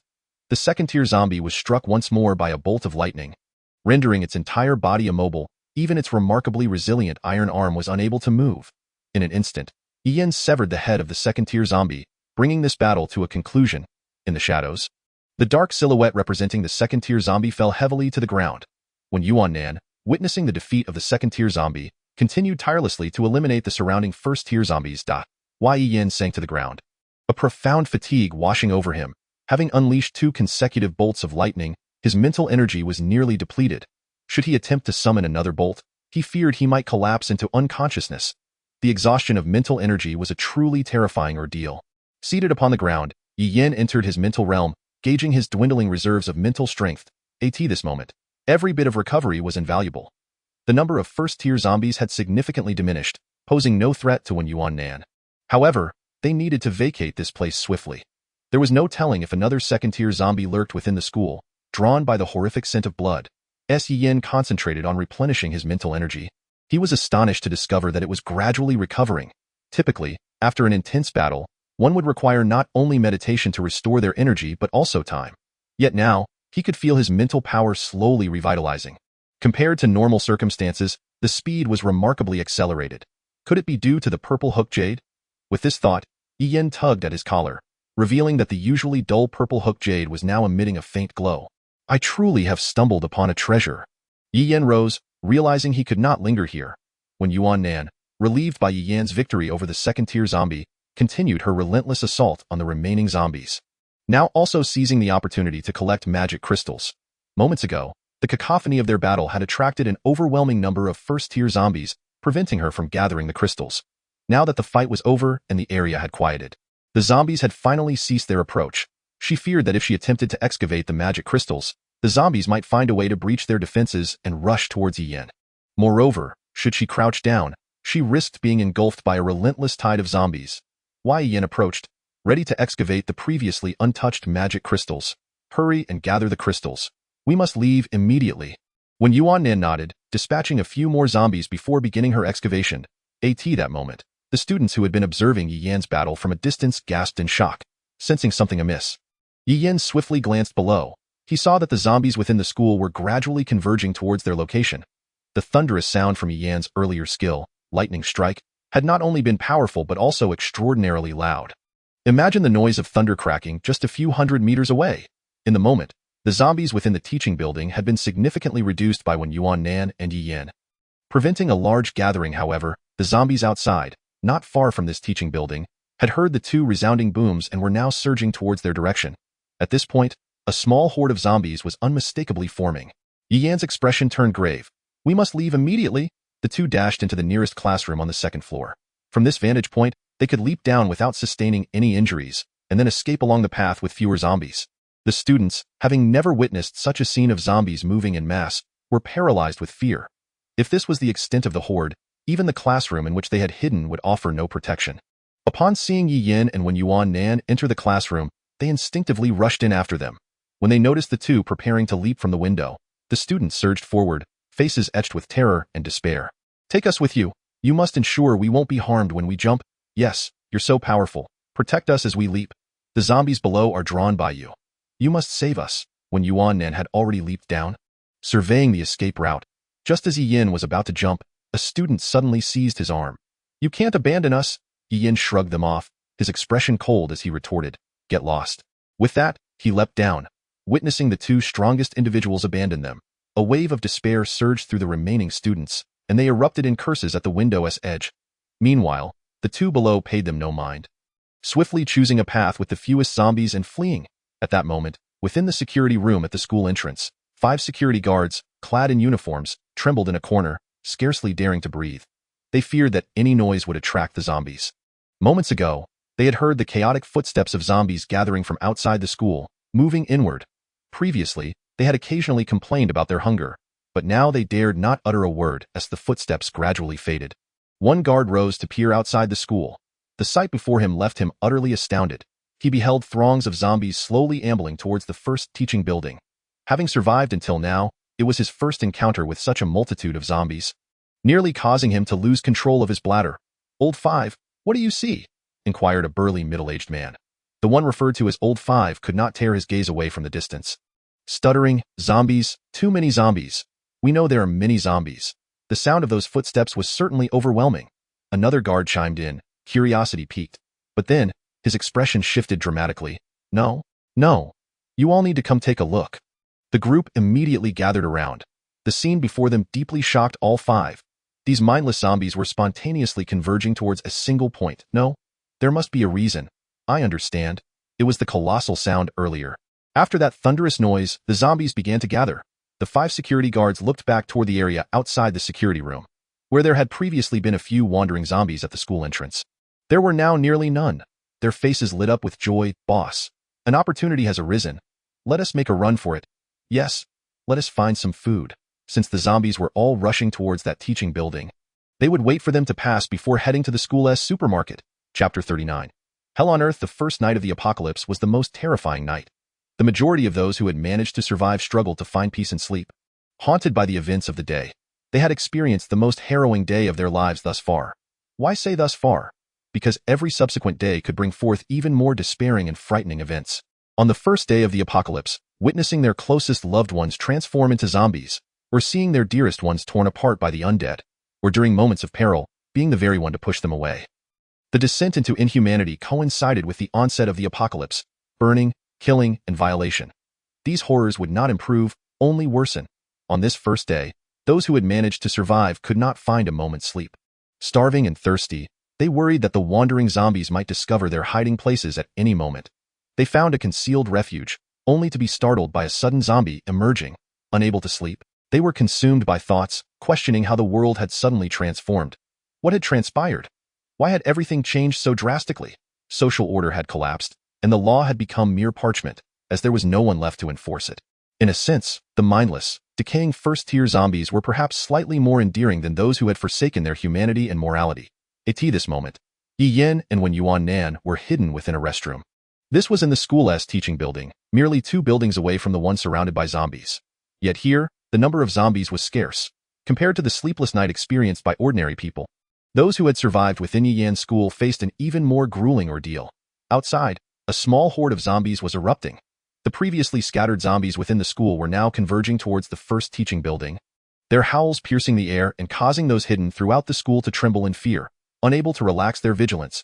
At this moment, within a stall in the boys' restroom, when Yuan Nan was changing Yi Yan's bandages. Even without any light, she could discern the situation around her. Seeing Yi Yan's wounds, which had begun to heal, torn open once more due to the recent battle, blood soaking his clothing and staining his entire back, her eyes subtly reddened. After applying the healer's potion from the trader, when Yuan Nan carefully bandaged the wound and then inquired, "Are you hungry?" Yi Yan turned to her. "Machem." When Yuan Nan began rummaging through her backpack until she finally unearthed something she deemed suitable for a patient, a bottle of 8 treasure porridge. She also took out a piece of bread for herself. One must admit, the energy consumption of evolvers was indeed substantial. After a bit of movement, the depletion was even greater. It was only then that when Yuan Nan had the chance to ask, "How did we make it from that place today?" Yi Yan replied, "That's the trader's function. After a transaction, one can choose to exit on the spot or be randomly teleported. However, the teleportation range is limited to within 1 kilometer. As they chatted casually, Ian explained the traitor, his profession, and so on. When Yuan Nan exclaimed excitedly, "Watching you fight that second-tier zombie was truly amazing. A lightning bolt. You struck that zombie dead," Ian chuckled. The attack power of a lightning mage is indeed among the strongest of all professions. But the noise it generates is quite considerable. Just listen to the commotion outside. It seems that at the current stage of the zombie outbreak, it is unwise to casually employ lightning strikes. When Yuanin remarked, "But the profession is truly formidable. That level 2 zombie, whose speed and strength evidently surpass yours, fell into a disadvantage the moment you activated your professional skills. I yearn for a profession as well. However, the trader today has only one mage profession available, while the other is some sort of craftsman profession." "What sort of profession is that?" Upon hearing the term craftsman profession, Yian's eyes sparkled with excitement. Professions not only encompass the 3 primary categories but also include special professions. This initial craftsman profession is indeed a special one. In simple terms, it allows the creation of weapons, which is exceedingly useful. When Yuan Nan, taken aback, exclaimed, "So it is a weapon-making profession? How impressive." Contemplating this, Yi Yin opened the narrow partition door. "Rest well. Tomorrow promises another fierce battle. We need to gather magic crystals, and there are still many items from the trader that I desire." When Yuan Nan nodded, and Yi Yin entered a nearby compartment, it was already midnight. Fortunately, the restroom was equipped with toilets, allowing for a moment of respite. Yi Yin closed his eyes, entering his mental realm to cultivate his spiritual power. Indeed, his spiritual energy had already recovered by 1/10. Otherwise, he would not have had the strength to engage in casual conversation with Wen Yuanin earlier. Although it was only a fraction, the cultivation and restoration of spiritual energy are inherently slow processes. Yi Yin had done nothing, and yet, remarkably, he had regained 1/10. Perhaps it was also due to the fact that his spiritual energy was already quite limited. Reflecting on the battle from earlier, he felt fortunate to have utilized 2 lightning strikes to eliminate that level 2 zombie. Otherwise, had he needed to employ another strike, he might have collapsed on the spot, devoid of any strength to escape. Yi Yin began to refine and purify his spiritual energy through continuous compression. After several attempts, he noticed a slight resurgence in his spiritual power, which had become more potent. He could also sense the warm emanation from the purple jade pendant pressed against his chest. As if a warm current flowed from the pendant into his body, aiding in the refinement of his spiritual energy. Why had he not experienced this sensation while attempting to cultivate his spiritual energy with the trader? Could it be that the near depletion of his spiritual energy had triggered this function of the pendant? Regardless, Ian immersed himself once more into his mental realm, tirelessly cultivating his spiritual energy. The second day of the apocalypse dawned as anticipated. Following tea, the 2 individuals promptly decided to commence their efforts in this location, clearing the zombies here first. Once the undead surrounding the teaching building had dispersed somewhat, they would then turn their attention to those in that area. Meanwhile, within the administrative building, 3 young women, who had been brought into Brother Zhang's room yesterday, lay lifelessly on the cold floor. After tormenting them the previous night, Brother Zhang summoned several of his subordinates to partake in the vile acts as well. Now, these girls resembled cadavers sprawled across the frigid ground. Had it not been for their eyes remaining open, any observer would surely assume they had met their demise. In their eyes, there was an unmistakable glimmer of numbness and despair. Completely unclothed, they felt nothing at that moment, lying there without a thought of covering themselves. They harbored an intense desire to rend the men before them into pieces, yet they were utterly powerless to act. Brother Zhang glanced disdainfully at the girls on the floor, exclaiming, "Why haven't you moved them over yet? They're an eyesore here." As he spoke, he gave one of the girls a kick. Her pale body shuddered, yet she showed no reaction. "And fetch me 2 more new ones. These women are so fragile." One of his lackeys chuckled. "That's because you're just too good at this, Brother Zhang. Besides, these girls have no experience. How could they withstand you?" Brother Zhang's face lit up with delight at the compliment, and he resumed devouring the meal in front of him. This food had been delivered by the cafeteria at 11:30 the previous day for the teachers and staff, but before lunch could commence, the apocalypse had struck. Many offices still held untouched meals.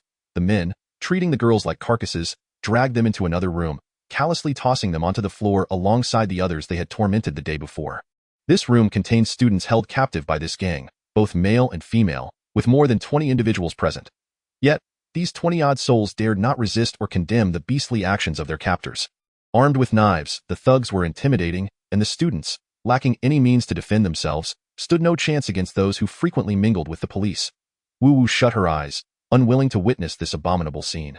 The thought of these people's disgusting behavior ignited a murderous rage within her. She realized that the next batch to be sent over might very well include herself. A determination flickered in her eyes. As long as that burly black man was unarmed during his repulsive acts, she was confident she could subdue him. Then, she would seize the opportunity to eliminate him. Having practiced Taekwondo since childhood, Wu Wu held a black belt, and her family was renowned in the martial arts community, running a Taekwondo school in the metropolis. If he dared to lay a hand on her, if she just had the chance. After the men threw the girls into the room, a boy among the students suddenly stood up, pointing accusingly at another boy beside him. He is hiding food. I saw him sneaking chocolate just now. The accused boy looked on in horror, unable to comprehend how this was happening. He had shared chocolate with that person, urging him to keep it a secret. The accuser was none other than Su Songshu, who had escaped from Yi Yan's grasp. Upon hearing this, the thugs approached with keen interest, eyeing the trembling boy. One man drew a knife, crouching down to lift the boy's chin with the blade's tip. Hey, is what he said true? The boy was compelled to face the thug, the stench of his breath overwhelming. He slowly uttered, yes. The thug grinned maliciously. Handed over, trembling, the boy retrieved the now soft chocolate from his pocket and placed it in the thug's hand. The thug stood up, sheathing his knife, and the boy exhaled in relief. However, the very next second, he heard words that plunged him into despair. Drag him out and feed him to the zombies. Let him feel helpless. The boy immediately began to scream, clutching the thug's leg in agony. I'm sorry. I'm sorry. I want to hide food again. Please spare me. I beg you. The thug kicked him away, and the others swiftly dragged the screaming boy out. His cries echoed faintly from the end of the corridor, sending shivers down the spines of the students present. The thug tossed the chocolate at Su Songshu's feet. Well done, here's your reward. Su Songshu eagerly picked up the chocolate, and the thug was quite pleased with his sycophancy. The thug pointed at the other students, saying, you watch these people for me. If they make any moves, inform me immediately. Let us see if they dare to pull any tricks. Su Songshu was even more excited, responding, yes, brother.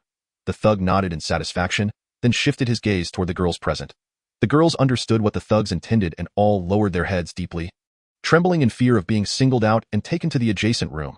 The lead thug recalled Wu Wu from the previous day, his memory of her vivid, as he had thoroughly dealt with her. Given her beauty, he decided she would be the one. He pointed at Wu Wu, leering, you, yes, you. Stand up and wait by the door. Realizing she was the target, Wu Wu took a deep breath, contemplating her course of action, which alleviated some of her fear. However, as she stood and approached the door, she heard Su Songshu's alarmed shout, brother, brother, look. The thug was startled, delivering a harsh kick to Su Songshu. Unfazed, Su Songshu steadied himself and pointed at two individuals below, exclaiming, brother, it's them. That is the person I told you about. He has superpowers. He dares to kill zombies. I saw him take down over 20 zombies. He is not human. He must have some secret. Hurry and tell Brother Zhang to capture him.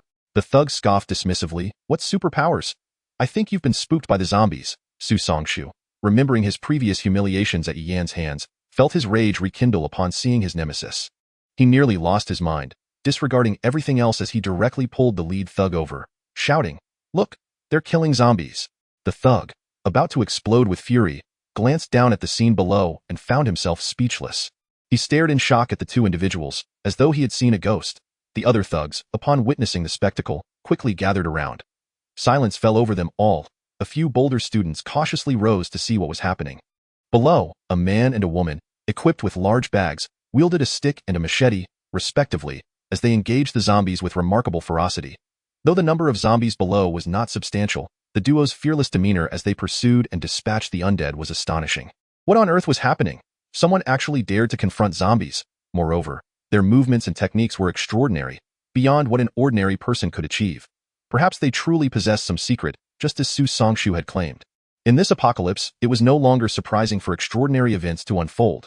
Meanwhile, Wu Wu, who had been standing at the door, found herself alone as everyone rushed to the window. They believed the students would not dare to flee, as the administrative building still harbored a few scattered zombies, while the horde outside was unfathomable. They had successfully instilled fear in these students. Seizing her opportunity, Wu Wu dashed for the door without hesitation. She sprinted down the stairs, ready to face whatever fate awaited her, for she could no longer endure this hell on earth. Hearing the door slam shut, the thugs jolted back to reality. One man frantically called out, "She is getting away." The lead thug restrained him. "Are you an idiot? What is more important, chasing a woman or reporting this to Brother Zhang?" In a panic, Wu Wu barreled down the stairs, colliding with the girl. Though she was female, there was an alarming absence of softness upon impact. Spotting a living person, Wu Wu urgently implored, "Don't go up. The people up there are beasts." Chapter 41. Handgun Yi Yin frowned as he regarded the woman before him. Beasts? In this apocalypse, beasts were everywhere. Even those who had never been beasts could transform into one. When Yuanin recognized the girl immediately. Her notoriety in school rivaled that of Lu Wan. Though Wu Wu might not be as stunning as Lu Wan, she was undeniably a beauty, one whose mere presence commanded attention and respect. Moreover, her strong demeanor deterred any male admirers, for Wu Wu was not only a proud beauty but also hailing from a taekwondo family. Serving as the president of the school's taekwondo association, having spent considerable time at the school, when Yuanan had not had the chance to befriend Wu Wu but had frequently observed her from a distance. She was well aware of Wu Wu's reputation and had formed a general impression of her. At this moment, Wu Wu's panicked expression and disheveled appearance were entirely at odds with her established persona. When Yuanan turned to Yi Yin for guidance, but he showed no inclination to heed Wu Wu's warnings and intended to ascend the stairs to confront the zombies. Seeing that the two were ignoring her and dismissing her counsel only heightened Wu Wu's anxiety. She had witnessed the horrors of that living hell, and she knew that if this girl ascended, she would undoubtedly fall victim to those vile hands. In her desperation, Wu Wu grasped Wen Yuanan's arm, exclaiming, "Classmate, I am telling the truth. Above, there is a group of individuals from outside the school who have sullied countless girls. I just managed to escape from there. Do you still intend to go up?" The moment Wu Wu spoke, Wen Yuanan's eyes widened in shock. It was then that she noticed the red marks on Wu Wu's face, which appeared swollen, likely a result of being assaulted by those ruffians. A surge of fury filled Wen Yuanan's heart. In any other circumstance, she could maintain her composure.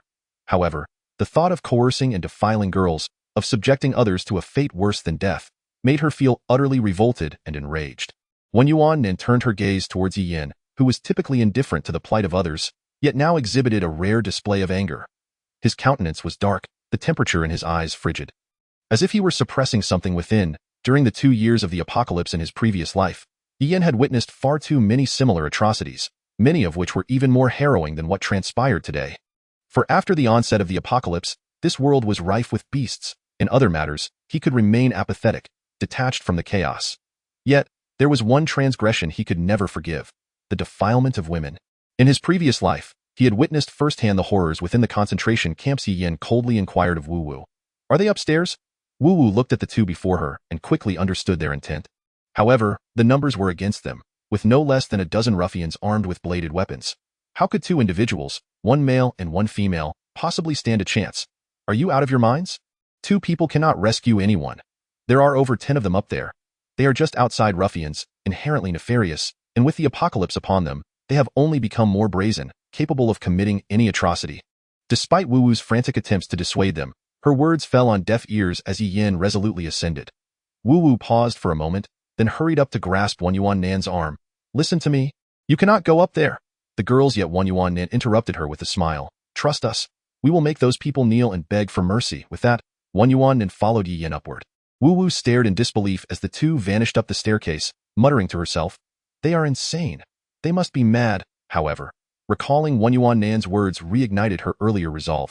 She had initially thought that if they took her to that vile, dark, fat man, she would fight to the death to eliminate that scoundrel.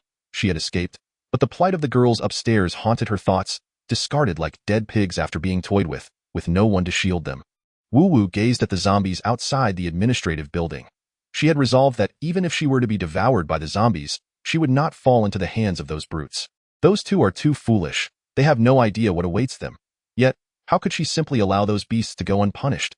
After all, being eaten by zombies would be death regardless. Before her demise, she would ensure that one of those beasts met a fitting end.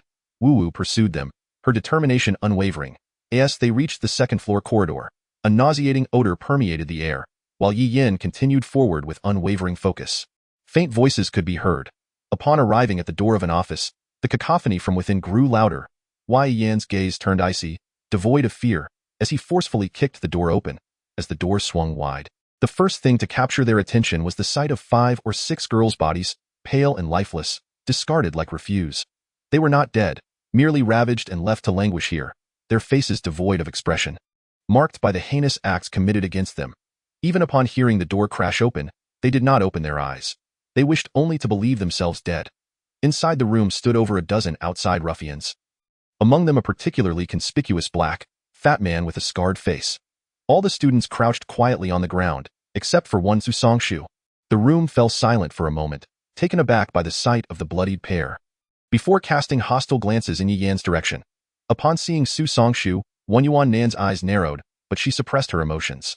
The thought that these people deserved to die brought her a sense of calm. One of the ruffians scoffed at Yin. Oh, so it's you, huh? The kid who has been boasting so much? Yin remained silent, simply observing the ruffians from the doorway. Another chimed in. We saw you kill zombies from the window. Impressive, indeed. But we are not the brainless zombies that merely charge forward. As he spoke, he drew a sharp dagger. We are living, breathing humans, armed with weapons. De Zhang, having heard about Yi Yan from his subordinates, looked at the long blade in Yi Yan's hand without a hint of fear. Ha, we were just about to find you, and here you are, coming to us. What is the matter? Did that whore who escaped earlier sent you to save her? At this moment, Wu happened to arrive at the door. Upon seeing her, De Zhang's eyes sparkled. Whore, you dare to return. But since you're somewhat decent looking, I might let you live a while longer if you please me. As for you, De Zhang sneered, producing a handgun and aiming it at Yi Yan. Once you reveal your secret, I'll make your death a quick one. As for the girl beside you, she will naturally receive special treatment. The instant De Zhang brandished the gun, Yuan Nan, who had been brimming with confidence, felt her expression change. The other students, including Wu behind them, turned ashen. They had no idea De Zhang possessed a firearm. The students in the room, who had witnessed how Yi Yan dealt with zombies earlier from the window, were all astonished. Seeing the two appear at the door, seemingly to rescue them, filled them with excitement. They had seen firsthand their capabilities. They dared to confront zombies. Their skills were anything but ordinary. However, when De Zhang produced the handgun, all hope seemed to vanish. No matter how formidable Yi Yan and his companion were, they could not possibly stand against a gun. No wonder these ruffians dared to set their sights on Yi Yan after witnessing his terrifying skills. It turned out they wielded firearms.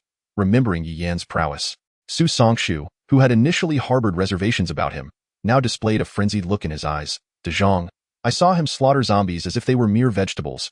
He is definitely not an ordinary person. He must have a secret. De Zhang laughed derisively at Yi Yan, dismissing him entirely. So what if this Su Songshu claimed Yi Yan was so impressive? He had a gun. What did he have to fear? In this apocalypse, having finally acquired a firearm, he could now use it freely without fear of being caught. Ha. The apocalypse is exhilarating. It's tailored for someone like him who knows no bounds. With that thought, he savored the thought of the girls, a wicked grin spreading across his face. He was eager to resolve this matter swiftly so he could resume his vile games with them. De Zhang looked at Yi Yan. So, you are Yi Yan, right? Do you see what I have in my hand? No matter how strong you are, you cannot compare to my gun. Go, bring him to me. Several ruffians advanced toward Yi Yan and his companions. Wu, positioned behind them, whispered. When they come over, you two run. I know Taekwondo. I can hold them off for a bit. She could not comprehend why these two continued to care for others in the apocalypse, provoking this fat black man. As the ruffians approached, De Zhang stood leisurely by the window at the far end of the room, casually aiming his handgun at Yi Yan. Su Songshu, feeling triumphant, jeered at Yi Yan. Ha. Weren't you so formidable? Weren't you going to kill me? Look who is the coward now, too scared to even move. Ha. How pathetic. And that foolish woman you saved will soon become De Zhang's plaything. The spark of hope in the students' eyes extinguished entirely. What awaited them was merely a repetition of the grim scenes they had witnessed before. The newcomers would be thoroughly dealt with, stripped of all their possessions, and confined here. Disobedience would lead to death. The women would remain here, available for their depraved whims. They had thought they had found a savior, yet nothing would change. Finally breaking his silence, Yi Yan spoke calmly. Soon, I will throw you out of this window, and the surrounding zombies will be drawn to you, allowing these students to witness how you are devoured by the undead. Everyone fell silent for a moment before bursting into laughter. Ha. This fool. Is he dreaming? Throw De Zhang out of here? Has he lost his mind? This is hilarious. I know you're impressive, daring to kill zombies, but have you seen what De Zhang is holding? De Zhang, enraged to the point of laughter, aimed his gun at Yi Yan. Kid, if I didn't have questions for you, I would have already blown you away. Do you really think you can stand here and spar with me? Everyone regarded Yi Yan with expressions of disbelief, save for Yuan Nan. As soon as De Zhang finished speaking, a thunderous sound erupted, reverberating like a clap of thunder. The force shook them to their core. A lightning strike. Chapter 42. All federal. Once the tumult subsided, everyone was left bewildered, uncertain of what had transpired, only aware of the deafening noise that had left their ears ringing with pain. Some cautiously opened their eyes, fearful of encountering something terrifying in the room. Apart from Yi Yan and Yuan Nan, all others crouched on the floor, clutching their heads, while the air was thick with the scent of smoke. Previously abandoned and unclothed, several young women finally stirred in response, huddling on the floor, trembling with fear. Then there was De Zhang, sprawled on the ground. His body was shrouded in darkness, flesh torn and blood gushing from various wounds, rendering him a grotesque amalgamation of black and red. The tattoo on his arm, once recognizable as either a tiger or a cat, was now obscured. De Jong lay there in a pitiful state, blissfully unaware of the chaos around him, departing this world without a single scream. Su Songshu, who had been closest to him moments before, felt as if something had detonated beside his ear, causing a splitting headache. At that moment, everyone else regained their composure, while he alone felt as though blood might drip from his ears. As Su Songshu instinctively moved away from De Jong, he caught a glimpse of something astonishing. During daylight, a bolt of lightning had struck down. Everyone stood in stunned silence, staring at De Jong's horrific, blood-soaked corpse, unable to comprehend what had just transpired. Hadn't De Jong been speaking just moments ago? Hadn't he been aiming a handgun at Yi Yan? How could such a loud bang occur? And when they regained their senses, he was already dead. All eyes converged on Yi Yan at the doorway. His expression was devoid of emotion. One of the unclothed girls slowly sat up from the floor, staring vacantly at De Jong's corpse for a few seconds before erupting into wild laughter, seemingly genuinely ecstatic, yet also resembling a madwoman. Unbothered by her state of undress, she laughed uncontrollably, causing those around her to avert their gazes. Once satisfied with her laughter, she crawled over to Yi Yan, grasping his foot with eyes brimming with excitement. "You killed him, didn't you?" Then she pointed at the stunned thugs, uncertain of their next move. "What about them? They should die too. You should kill them. They all deserve to die." As her voice escalated into a frantic scream, she lost control. Yi Yan, typically indifferent towards others, crouched down, grasping the frenzied girl, gazing into her eyes with a patient and gentle demeanor. "They will all die? Rest assured." Upon hearing this, the girl quieted, letting out a low chuckle. "Hee hee, they will all die. How wonderful." The thugs, having overheard their conversation, were drenched in cold sweat. It was unmistakable. The one who had killed De Jong must be Yi Yan. Yet he stood at the doorway, while De Jong was by the window. How had he managed to strike? They had not witnessed Yi Yan make his move. Furthermore, De Jong's death was horrifying, his body charred and bloodied, reminiscent of being struck by lightning. The method employed was utterly bizarre, far beyond ordinary capabilities. As Su Songshu had suggested, he must have obtained some mysterious power. The students, who had long since lost hope, finally grasped the gravity of the situation. De Jong was dead. It was this individual named Yi Yan who had executed him. They could finally escape this nightmare. When De Jong had brandished his gun, they had resigned themselves to despair, believing Yi Yan could not possibly triumph. Yet now, they had not witnessed how Yi Yan had acted, and De Jong lay dead in such a tragic manner. The students gazed at Yi Yan with expressions of gratitude and fervor. Behind him, Wu Wu was in disbelief at the scene unfolding before her. Dead? De Jong was dead? What had transpired? Was it truly this boy who had done it? What on earth had he accomplished? Wu Wu could hardly fathom that this not-so-imposing young man had executed such a peculiar feat. In an instant, he had slain De Jong. At that moment, she had to concede that she had underestimated this boy named Yi Yan. Meanwhile, when Yuanin remained unfazed, she understood Yi Yan's capabilities. It was important to note that although they were both evolvers, they could not withstand bullets with mere flesh. Should they be struck, their fates would not differ much from that of an ordinary person. Under such circumstances, the only recourse was to employ Yi Yan's professional skill, lightning strike. At this juncture, fear filled the eyes of the thugs and Su Songshu. How could they contend with someone capable of killing from a distance without needing to engage in close combat? They had also heard Yi Yan's pronouncement. They would all die. Su Songshu's terror morphed into madness as he spotted De Jong's handgun lying not far away, rolling towards it in a frenzy. At that moment, when Yuanan, seeing Su Songshu's frantic movement, unleashed the speed of a first-star evolver. Reaching the window in mere seconds, Su Songshu, with the gun almost within his grasp, mumbled in a frenzied tone, "The gun. Once I have the gun, you're all finished. You will all die." In the next instant, a shadow appeared, stepping on his outstretched hand that sought the weapon. Su Songshu lay on the ground like a dog, looking up and erupting into mad laughter. "Ha ha ha! Now this bitch can bully me too. Ha ha ha! Speak. What secrets do you all possess? Even you have changed. I should have kicked you harder in the library. Kicked you to a place where he couldn't save you. You filthy woman." When Yuanan, upon hearing this, pressed down harder with her foot, causing Su Songshu to scream in agony. "Ah, damn it, filthy woman. Just because you are next to Yi Yan? You think you're something special? Who knows what disgusting poses you use to please him when I'm not looking?" In response, when Yuanan swung her baseball bat mercilessly against Su Songshu's back, silencing his foul mouth temporarily, forcing a pained groan from him as he spat blood. When Yuanin had held nothing back in that strike, remembering how he had kicked her down the stairs the previous day, nearly feeding her to zombies, she felt a wave of fear. Standing triumphantly over Su Songshu, she applied relentless pressure. "What about the few people who were with you?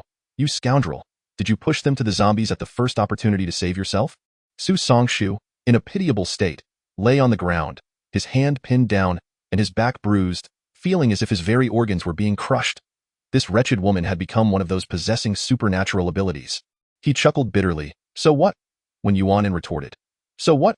Right now, I could toss you down and let you experience what it's like to be fed to the zombies. Su Songshu had resigned himself to the inevitable. He knew he would die today, however. Upon hearing Wen Yuanan's threat to throw him to the zombies, terror flooded his face, and he instantly shifted his tone. No, I was wrong. You can kill me however you want. Just don't feed me to the zombies, please, don't. The mere thought of the zombies' grotesque, repulsive, and terrifying faces sent him into shivers. Yesterday, he had spent the entire day being chased by zombies to evade those relentless creatures. He had repeatedly sacrificed those around him. He could not die at the hands of the zombies. The sensation of his flesh being torn apart, the experience of watching zombies fight over his body, it was enough to drive him to the brink of madness. Please, I don't want to be fed to zombies. Just kill me. Just kill me. When Yuanin sneered, removing her foot from his hand, gripping him with one hand, Su Songshu immediately began to thrash wildly, throwing punches and kicks. When Yuanin retaliated with another powerful blow, nearly knocking him unconscious, she positioned him by the window, pressing down on his head. Look, there are so many zombies below. They have all been attracted by that noise. If I toss you down, you can save us. Su Songshu's head spun as he struggled to open his eyes, gazing at the gathering horde of zombies below. He had lost all strength, but still weakly mumbled, No, no, don't feed me to the zombies. When Yuanin scoffed. Yesterday you wanted to feed me to the zombies. Look at how things have turned. This is your repayment? Scoundrel. With a forceful tug, she pulled Su Songshu outward, and he fell from the second floor, emitting the loudest scream he could muster. The height of the second floor was neither particularly high nor low. Jumping down could mean death, but there was a significant chance he would survive. Albeit incapacitated, Su Songshu, battered and broken, lay half dead on the ground, instantly engulfed by the approaching zombies, unable to emit even a single sound of despair. That moment, Ian approached the window, gazing down for 2 seconds before remarking, It seems there aren't enough zombies to eat. With that, he tossed Zhang's gruesomely mutilated corpse down. The unclothed girls by the door, witnessing this scene, appeared to have discovered something that delighted them, pushing through the crowd to rush forward, captivated by the sight of zombies devouring flesh. Among the students, a few untouched girls finally mustered the courage to remove a piece of their clothing and drape it over these girls. One girl, covered in dirt and bruises, with swollen eyes, looked down at the scene and lamented. The zombies still don't seem satisfied. Why? Yin replied. Not enough. Aren't there still over 10? Just feed them slowly. The girls applauded. Good, good. When Yuanin looked on with sorrow at these tormented girls, realizing the grim reality of the filth that had transpired during the apocalypse was far more brutal than she had imagined. Had she not encountered Yi Yin at the outset, she might very well have suffered through similar horrors. The thugs, having heard Yi Yan's words and seeing him by the window, with only Wu Wu at the door, 2 of them gritted their teeth and charged towards her. As one reached out to push Wu Wu aside, he suddenly felt a chilling sensation at the back of his neck. He had no opportunity to comprehend what was happening, for in the next instant, his head fell to the ground. Another individual, without requiring Yi Yan's intervention, had already been sent crashing to the floor by Wu Wu's powerful kick. Yi Yan finally took a moment to scrutinize Wu Wu for 2 seconds. Her skills were formidable. It was evident that she had undergone rigorous training. Her movements were fluid, decisive, and forceful, with sharp angles. She must have trained extensively in her spare time. The severed head rolled to the side of the leader of the gang who had just been knocked down by Wu Wu. He had nearly met the same fate as that unfortunate soul. Chapter 43. The greatest secret. All the students rose to their feet. Even though the thugs still possessed knives, fear no longer gripped them. For beside them stood Yi Yin. They had witnessed how swiftly he had moved from the window to the doorway and how effortlessly he had severed the thug's head. They had seen it all with their own eyes. Perhaps Su Songshu's vile remarks had some truth. Yi Yin had indeed encountered something extraordinary, transforming his body and endowing him with strength. Otherwise, an ordinary university student could not have accomplished such feats. Yi Yin collected the headless corpse and approached the window, discarding it outside. The preceding thunderclap had drawn a considerable number of zombies from outside the school. Yi Yin turned to Wen Yuan and instructed, Go downstairs to the parked vehicle and see if there is any gasoline. Wen Yuan gazed at the multitude of zombies below and quickly deduced Yi Yan's intentions, nodding in agreement before descending. The dazed young women, fixated on the zombies below, seemed oblivious to the horror of the situation. Hurry, hurry. We're out of food. Another one. It's all gone. Quick, feed the zombies. Yi Yin advanced, seizing one of the thugs and lifting him into the air. Allowing his legs to flail helplessly, the man pleaded, "Don't kill me.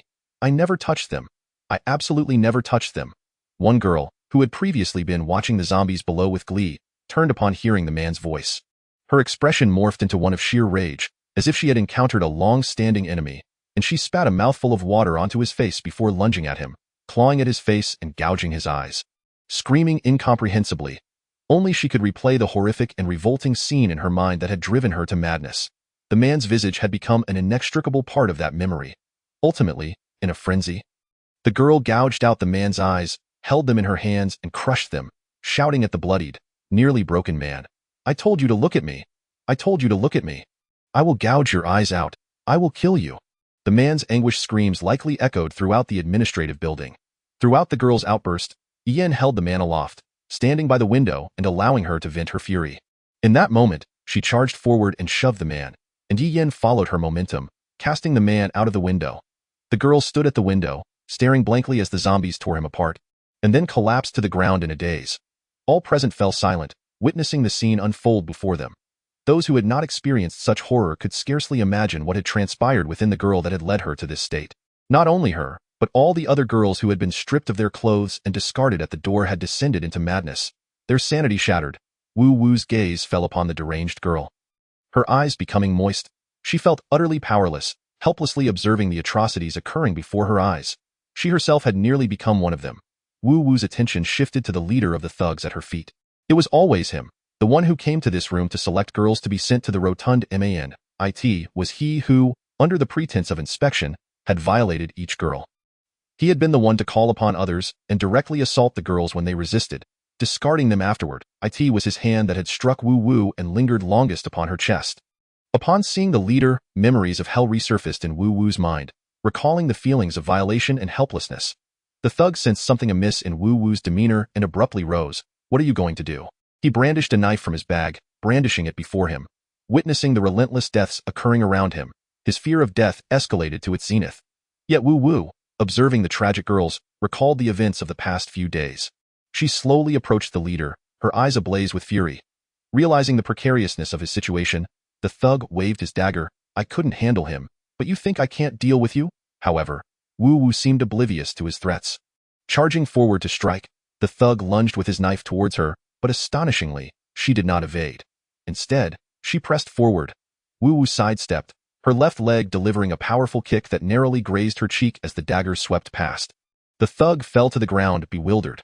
The girl he had previously bullied now possessed such formidable skills. At that moment, the pain in his waist rendered him unable to stand. Yet the students present were not particularly surprised. Wu Wu was the president of the school's taekwondo club, not a mere decorative figure. Having trained since childhood within her family and participated in numerous competitions, she had undoubtedly amassed countless medals. Her striking beauty, combined with her physical prowess honed through years of martial arts, enhanced her allure. Such a refined and capable young woman could not possibly go unnoticed within the school. Everyone was aware of Wu Wu's extraordinary abilities. Previously, she had refrained from engaging due to the sheer number of thugs and their weapons. Now, confronted with just one lowly thug wielding a small knife, she had nothing to fear. However, as the crowd observed Wu Wu, they noted a shallow gash on one side of her cheek, yet she seemed unconcerned. She glared down at the fallen thug. "Beast, go to hell and repent." Wu Wu picked up the dagger that had fallen from his grasp and, to the astonishment of those around her, without hesitation, ended the life of the howling thug. Witnessing an ordinary person, a good soul, transformed into such a wretched state deepened the students' understanding of the horrors of this apocalyptic world.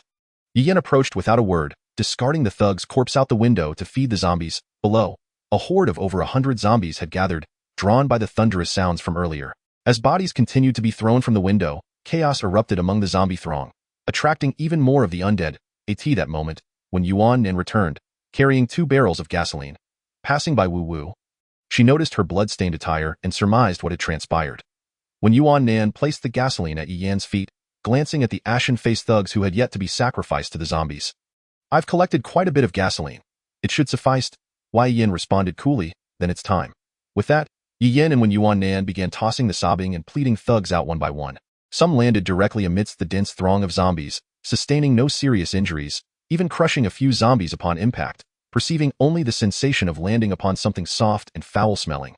Yet, they had no chance to escape. As they were instantaneously engulfed by the ravenous horde, their screams scarcely escaping their lips, a few fell to the ground, their legs broken, desperately crawling with their hands, yearning to distance themselves from the terrifying zombies behind them. As multiple individuals were hurled down, the zombies quickly converged upon the living, gathering even more densely. Wei Yin and Wen Yuan stood by the window, each holding a barrel of gasoline, pouring it down below. Most of it coated the zombies, yet they exhibited no reaction. Wei Yin retrieved a lighter he had long since unearthed from his backpack, igniting it before tossing it down. The zombie horde, still feasting on human flesh, erupted in a cacophony of howls. The flames swiftly spread throughout the horde, thick, black smoke rising into the air, accompanied by a putrid odor that transformed the very sky. The students took refuge in the corridors of the administrative building. Avoiding the acrid black smoke, they could hardly fathom what the zombies were made of, for the stench of burning was unbearable. The inferno blazed for a full 20 minutes, blackening the exterior walls of the administrative building. During this time, some zombies, drawn by the commotion, unknowingly wandered into the fiery maelstrom. As the flames began to subside, Yi Yin instructed Wen Yuan to distribute a backpack filled with food to the students. A gesture of compassion for the suffering girls. Though he had been reborn, it could be said that he was the most knowledgeable individual regarding this apocalypse thus far. However, relying solely on his strength, he could not lead so many people to safety, unless he established his own power and acquired the means to do so. These students had been starving for an entire day, enduring inhumane torment, their bodies on the brink of collapse from hunger, and they began to devour the food ravenously. Some, however, restrained themselves, choosing to consume only half of their allotted portion, in this brief span of time. They had come to fully grasp the terror of the apocalypse. One must confront not only the threats posed by zombies and other humans, but also the graver issue of food scarcity. Thus, many were frugal in their eating, cautiously consuming only a small amount. They had become fearful of hunger. Wei Yin observed these individuals, and for a moment, he felt as if he were gazing upon his former self in a concentration camp. A wave of disorientation washing over him. His objective in this life was clear: to grow stronger and seek vengeance. In just a single day, he had reached heights that took him 2 years to achieve in his past life. For the past 2 days, his heart had been consumed by hatred, for his parents had been murdered, he had been torn apart by zombies, and Wen Yuan had been embroiled in his plight. The events of yesterday felt as fresh as if they had just occurred. Now, gazing upon these people, he felt an intense emotional resonance. In his past life, he had been just like them. Yet, the current him lacked the ability to guide so many onward. They would become stumbling blocks on his path to strength. The members he chose must undoubtedly be of use. Thus, at this moment, no matter how much he sympathized with them, he could not allow them to accompany him. The fire had completely extinguished, leaving only the magical crystals from the burned zombies. As Yi Yin approached the window, he beheld a clearing below, littered with dark azure first-level magical crystals. There were at least over 100. He immediately called for Wen Yuan, intent on descending to collect the magical crystals and seek out traders beyond the school grounds. Upon noticing Yi Yin and his companion preparing to leave, the students cast grateful glances towards them, tinged with a hint of anticipation. However, the two could only choose to disregard the hope reflected in their eyes. At that moment, the girl who had crushed her own eyeball rushed over and grasped Yi Yin's arm. She had donned clothing belonging to other boys. Yi Yin, will you take me with you? Help me kill that person. I like you the most. Yi Yin felt a pang of compassion, yet he found himself powerless. How could he justify taking such a girl with him when it would be incomprehensible to the others? He sympathized with the plight of these insignificant figures, akin to his own previous self, which he had loathed for its lack of ambition. Resolutely, he addressed the girl. I'm sorry, but you are of no use to me. I cannot take you with me. The light in her eyes dimmed instantly, and the others, having heard the anticipated response, felt a wave of disappointment wash over them. Nevertheless, Yi Yin steeled his resolve and uttered the following words. However, I can reveal to you the greatest secret of this apocalypse, which is the reason behind my remarkable strength. Chapter 44. New companions. Everyone believed their ears had deceived them, staring at Yi Yin in shock. The greatest secret? The ultimate secret of the apocalypse? The mystery behind his immense power?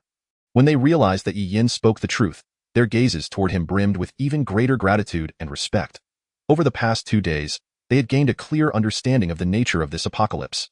Humanity faced the greatest crisis in history, yet to survive, most individuals were forced to turn against each other. This reality allowed those with malevolent intentions to act with impunity, engaging in unspeakable acts. Some, despite having no need to harm others, committed atrocious deeds. Individuals who were considered villains in peaceful times now thrived in this lawless environment. To survive, one must grow stronger. This was a perilous and selfish apocalypse. Yet, Yi Yin surprisingly claimed he would share the secret of his strength with them. Wu Wu, now composed, began to fathom that this apocalypse was far more complex than she had initially perceived. As a partially trained martial artist, her understanding of the human body in combat was quite precise. After witnessing Yi Yan's moves, she had been acutely aware that they far exceeded the limits of ordinary people. Whether in terms of speed or strength, particularly the methods he employed to dispatch that hefty black man, they could not be explained by science. All eyes were filled with awe as they listened to Yi Yan, fearful of missing a single word, including those girls whose minds had been frayed by torment. Following the onset of the apocalypse, mysterious individuals began appearing around the world. These enigmatic figures were known as traitors. Draped in black robes, only their faces were visible, their features resembling two intertwined jade hooks, devoid of any human semblance. Traitors represented humanity's lifeline in this dangerous and brutal apocalypse. A traitor's location. One could exchange the magical crystals atop a zombie's head for evolution agents, weapons, professions, food, clothing, and more. The evolution agent was the first step towards human enhancement. A single bottle of first-level evolution agent could transform an individual into a first-level evolver. Evolvers were categorized from 1 to 9 levels, with each evolution requiring a corresponding level of agent. Both Wen Yuan Nan and I are evolvers, and I need not elaborate further. Just observing us will reveal the stark contrast between ordinary people and evolvers. Therefore, from now on, your most pressing task is to kill zombies, obtain magical crystals, and visit the traitors to exchange for first-level evolution agents. Remember this. When encountering a traitor, no matter how chaotic the situation may be, do not attempt to obstruct them, including touching them. Should you do so, the traitor will mercilessly eliminate you. You only need to carry magical crystals and approach the traitor, focusing on the transaction in your mind. To enter the trading phase, initiating a traitor allows a maximum of 10 individuals, including yourself, to participate in the transaction. The trading time is limited to a maximum of 10 minutes, after which you may choose to exit on the spot or be randomly teleported to a relatively safe location within a kilometer. The latter option can help you avoid many dangers. To initiate a traitor, you must possess magical crystals equivalent to the least valuable item on the trader's person. Otherwise, the transaction cannot be triggered. Furthermore, the items available with a trader are limited. For instance, if a trader possesses 3 bottles of first-level evolution agents, once they are exchanged, they will no longer be available. Regarding my earlier method of dispatching that hefty black man, it pertains to the profession acquired at the trader's location. Currently, professions are exceedingly rare, but once obtained, dealing with evolvers of the same level becomes significantly easier. Lastly, zombies are not to be feared.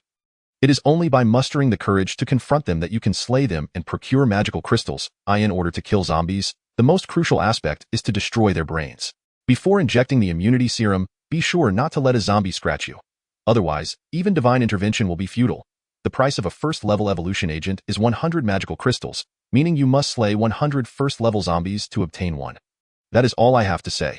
Everyone struggled to digest Yi Yan's words. This far exceeded their comprehension. Evolution agents, evolvers, professions, traders. Yet, the strength demonstrated by Yi Yan and Wen Yuan Nan left no room for doubt regarding the veracity of Yi Yan's claims. Wen Yuan Nan added, "Today is the second day of the apocalypse. Only a handful of individuals have likely discovered the utility of traders. No1 would go out to kill zombies and collect magical crystals. Now is your best opportunity. You must conquer your fears." The students gazed at Yi Yan with admiration and gratitude, their hearts igniting with excitement as long as they obtained magical crystals and found a traitor. They could become powerful beings like Yi Yan. They could survive in this brutal apocalypse. The eyes of those girls sparkled with newfound hope. A boy stepped forward, his gaze filled with respect and appreciation. Earnestly addressing Yi Yan, "Brother Yi Yan, we are profoundly grateful for your willingness to share information about the traitors. We do not aspire to follow in your footsteps. However, I, Zhou Yu, vow to survive in this apocalypse and become someone of use to you. When we meet again, I promise to be your companion." Yi Yan smiled with satisfaction. "All right, Zhou Yu, I await your return." The somewhat deranged girls chimed in excitedly. "So do we." With a shift in tone, Yi Yan became serious once more. "By the way, zombies can also evolve. Yesterday, I killed a second-level zombie at the school and encountered another outside. Remember, the difference between first and second-level zombies is like night and day. If you have the opportunity to become a first-level evolver, you must flee for your life when faced with a second-level zombie, unless you possess absolute certainty in your ability to kill it." Yi Yan was different. He was not only a first-level evolver but also a professional. Most importantly, he had the experience of 2 years from his previous life. Yet, these individuals would need to endure certain trials in the apocalypse before they could dare to take risks. Yi Yan instructed, "We must leave the administrative building immediately. The commotion here could attract a second-level zombie at any moment." The faces of everyone instantly turned tense, yet excitement surged within them. Yi Yin had rescued them from the clutches of thugs, provided them with sustenance, and not only saved them but also addressed their urgent needs. If providing food was akin to giving them fish, then revealing the existence of traitors, the greatest secret of this apocalypse, was akin to gifting them fishing rods. Now, their fear of this apocalypse diminished, replaced by a glimmer of hope. After concluding his remarks, Yi Yin beckoned Wen Yuan Nan, and they prepared to depart. The others looked on with deep gratitude, forever remembering their benefactor. As the two descended the stairs, they made their way to the opposite side of the administrative building to collect the magical crystals left behind after the zombies had been incinerated. Just then, footsteps echoed behind them. When Yuan Nan turned to find Wu Wu approaching, Yi Yin, however, seemed to have anticipated this, gazing at Wu Wu. Her cheeks flushed with embarrassment as she felt a tinge of nervousness. Earlier, she had foolishly tried to prevent the two from heading into danger, only to discover their formidable prowess. Reflecting on her prior behavior made her face burn with shame. Yet, having witnessed Yi Yan's strength, how could she not be captivated?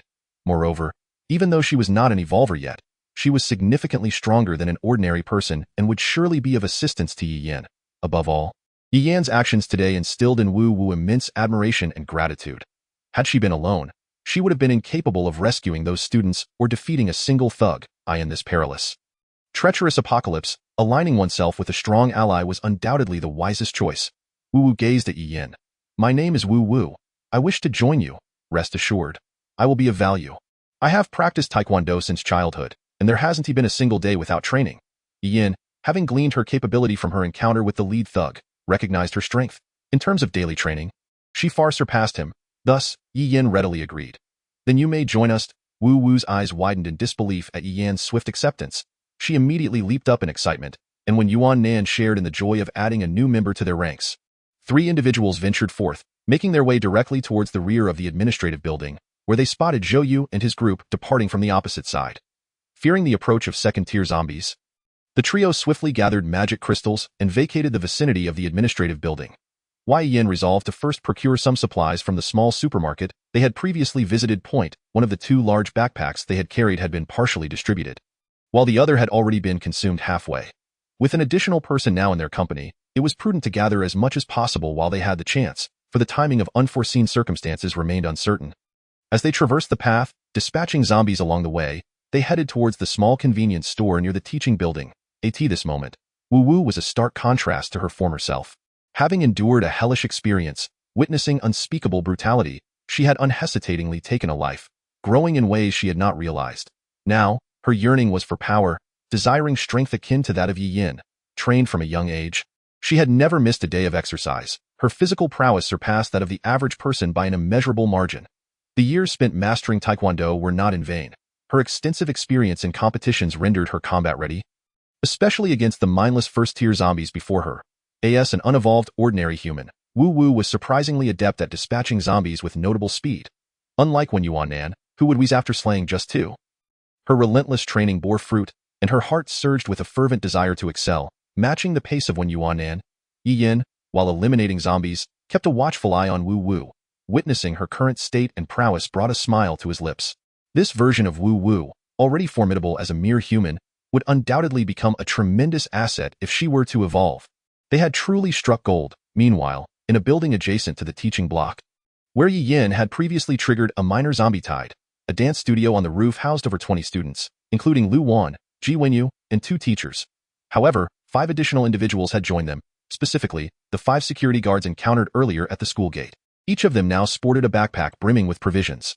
The students gazed at them with longing eyes, yet dared not approach, for the guards brandished electric batons and knives. The leader of the 5, after casting a lewd and greedy glance at the gathering, fixated his predatory gaze on Lu Wan at the back. Unexpectedly, Yi Yin and Wen Yuanan discovered that the convenience store they had cleared of zombies now stood with its glass door wide open, revealing several zombies lurking inside. Hadn't there been 3 people in there before? Why would they abandon the safety of food and shelter? The trio hastened to the entrance, their eyes falling upon scattered bones and torn clothing. Wen Yuanan vaguely recalled the attire of the previous 3, recognizing it as theirs.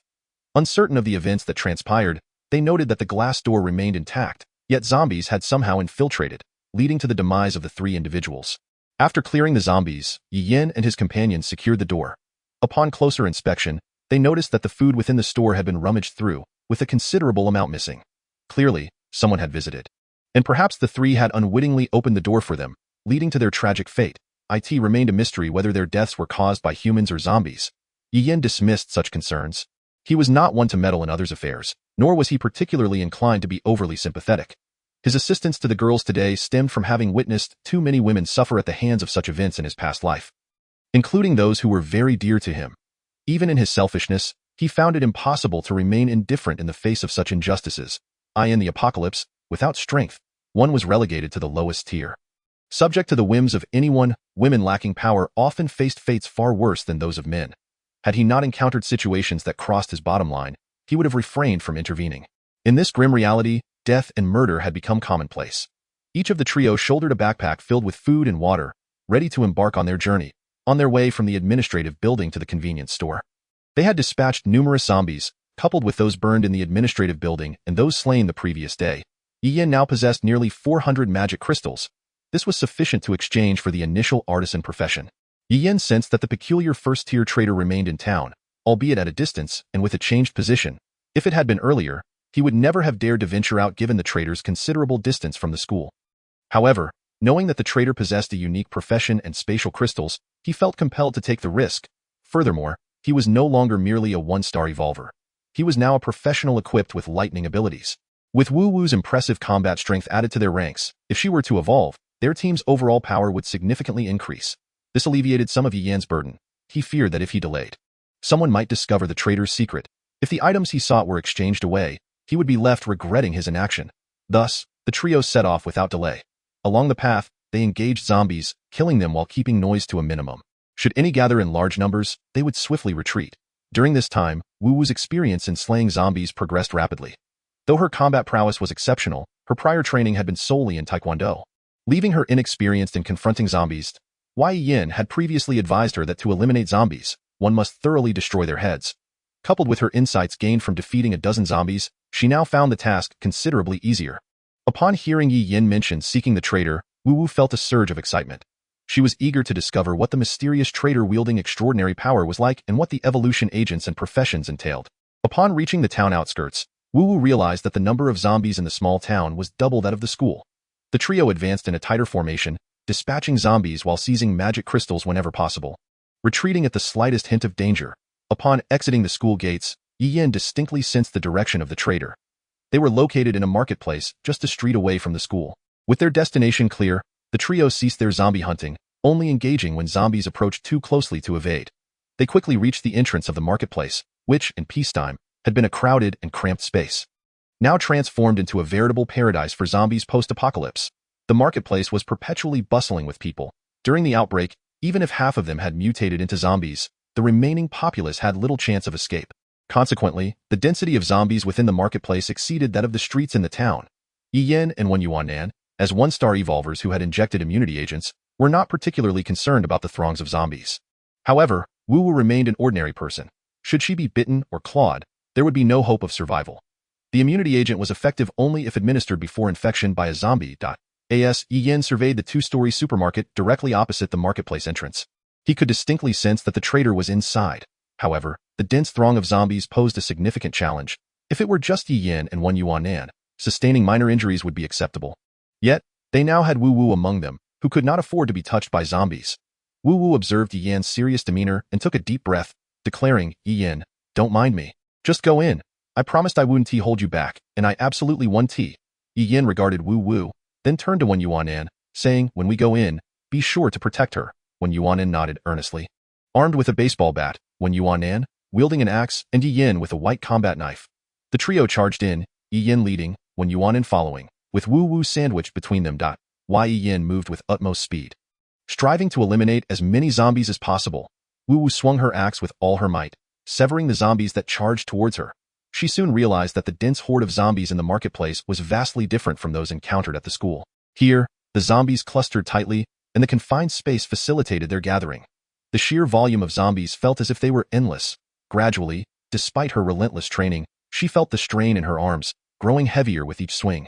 Just then, a zombie barreled towards her from the front left, while her axe remained lodged in another zombie's skull, leaving her unable to draw it in time to confront the new threat. As the zombie's claws loomed perilously close, Yi Yin swiftly turned and severed its head with a single stroke, then quickly dispatched the zombies in his path. Wu Wu felt a surge of adrenaline. Forcing herself to summon every ounce of strength, pushing her limits. She had vowed not to be a burden to Yi Yin. Instantly, she perceived her arms no longer heavy but rather mechanical, relentlessly hacking at the heads of the zombies. The foul blood of the undead had never been a concern for her. Meanwhile, when Yuan, despite facing less pressure, was still besieged by an influx of zombies and anxiously shouted, "Hurry up! More zombies are closing in from behind." While eliminating zombies, when Yuan also assisted Wu Wu in managing the pressure, Wei Yin noted when Yuan's call and recognized that the zombies surrounding the marketplace were indeed beginning to converge. They have been engaged in the relentless slaughter of zombies for quite some time, yet they dare not excavate the magic crystals, and the number of zombies shows no sign of diminishing. In fact, there seems to be a growing trend of their gathering. Despite having fought so long, they have merely carved out a bloody path through the marketplace. Victory is within reach, as the three are about to ascend the steps and enter the supermarket. Yi Yan's hands move with increasing swiftness, for if they delay any further, they will be surrounded by the horde of zombies. At that moment, he hears the noticeably rapid breaths of Wu Wu behind him and speaks in a deep voice. "We are just a few meters away." Wu Wu steels herself, summoning the last vestiges of her strength to continue fending off the zombies, though her strikes grow progressively weaker. Just as they are about to step onto the stairs leading into the supermarket, two zombies charge at Wu Wu. Exhausted, she has no energy left to confront them, merely managing to shuffle her heavy feet. In a flash, when Yuan reacts swiftly, striking one zombie on the head with her bat, causing its skull to explode.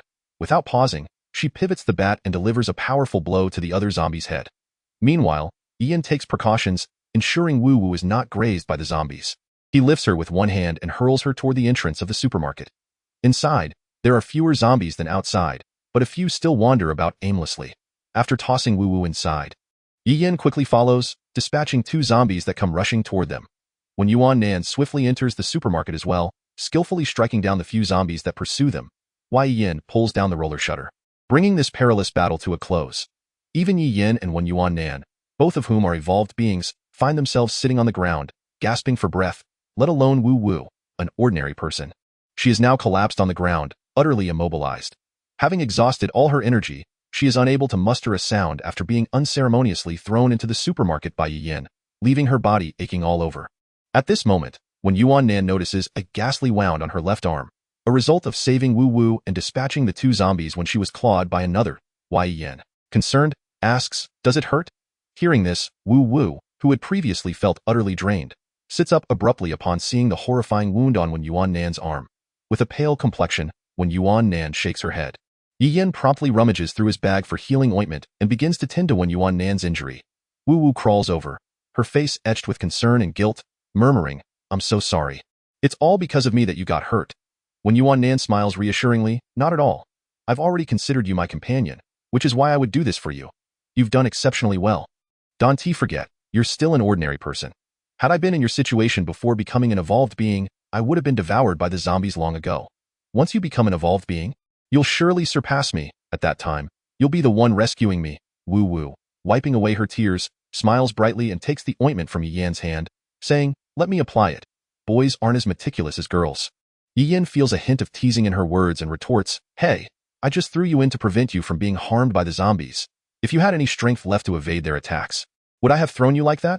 Wu Wu and Yuan exchange smiles, and Yuan finds herself somewhat enamored by the scene. "How beautiful, absolutely stunning." Wu Wu laughs, "I never said anything." Chapter 46. The junior craftsman profession. At this moment, a few sluggish zombies emerge from the supermarket. Wei Yin methodically deals with them, and after Wu Wu finishes applying the ointment to Yuan's injury and the two women take a moment to rest, he proceeds to search for the trader on the second floor of the supermarket. Even though Yuan is the one who has been injured, it is Wu Wu who requires assistance. Wu Wu, an ordinary person, has reached her physical limit after the earlier battle. Although she is not injured, she feels utterly depleted and powerless, this time. When Yuan supports Wu Wu as they follow Yi Yin, whispering, "Don't worry, Yi Yin will definitely exchange a 1-star evolution agent for you later." Wu Wu's beautiful eyes sparkle with anticipation. "Really? But I've only just joined you." When Yuan whispers back, "Don't let his seemingly indifferent demeanor fool you. He treats his own exceptionally well. Although he did throw you in earlier, when I first followed him, he told me I had to earn 60 magic crystals to receive a 1-star evolution agent. Yet he immediately exchanged one for me, and given how capable you are, he will surely exchange one for you." Yi Yin listens helplessly to the two women chattering away, pretending not to hear. Since the apocalypse began, the supply of electricity and water has completely collapsed. It is daytime. Yet the supermarket is devoid of light, obscured by rows of shelves, making it quite dim. Yin notices that there are still a dozen zombies on the first floor of the supermarket, while the second floor is entirely devoid of them. Could it be that the sounds of the earlier battle have drawn all the zombies downstairs? Without further contemplation, Yin follows the instinctive sense in his mind and discovers the trader seated behind a row of shelves. When Yuan Nan hastens over, supporting Wu Wu, who barely has time to marvel at the trader's peculiar appearance before Yin ushers them into the trading space. Wu Wu is momentarily dazzled, and when she opens her eyes again, it feels as if she has entered an entirely different realm. She gazes in astonishment at the scene before her, momentarily forgetting her exhaustion. Before her stands a massive luminous screen, with what appears to be semi-transparent walls that faintly reveal the supermarket's interior. The luminous screen displays an array of items that Wu Wu had never even dared to dream of before. Immunity agents, one-star evolution agents, special professions, spatial crystals, handguns. This is the trader. Currently, the bottom right corner of the screen displays the number of magic crystals that Yi Yin and his companions possess. 412.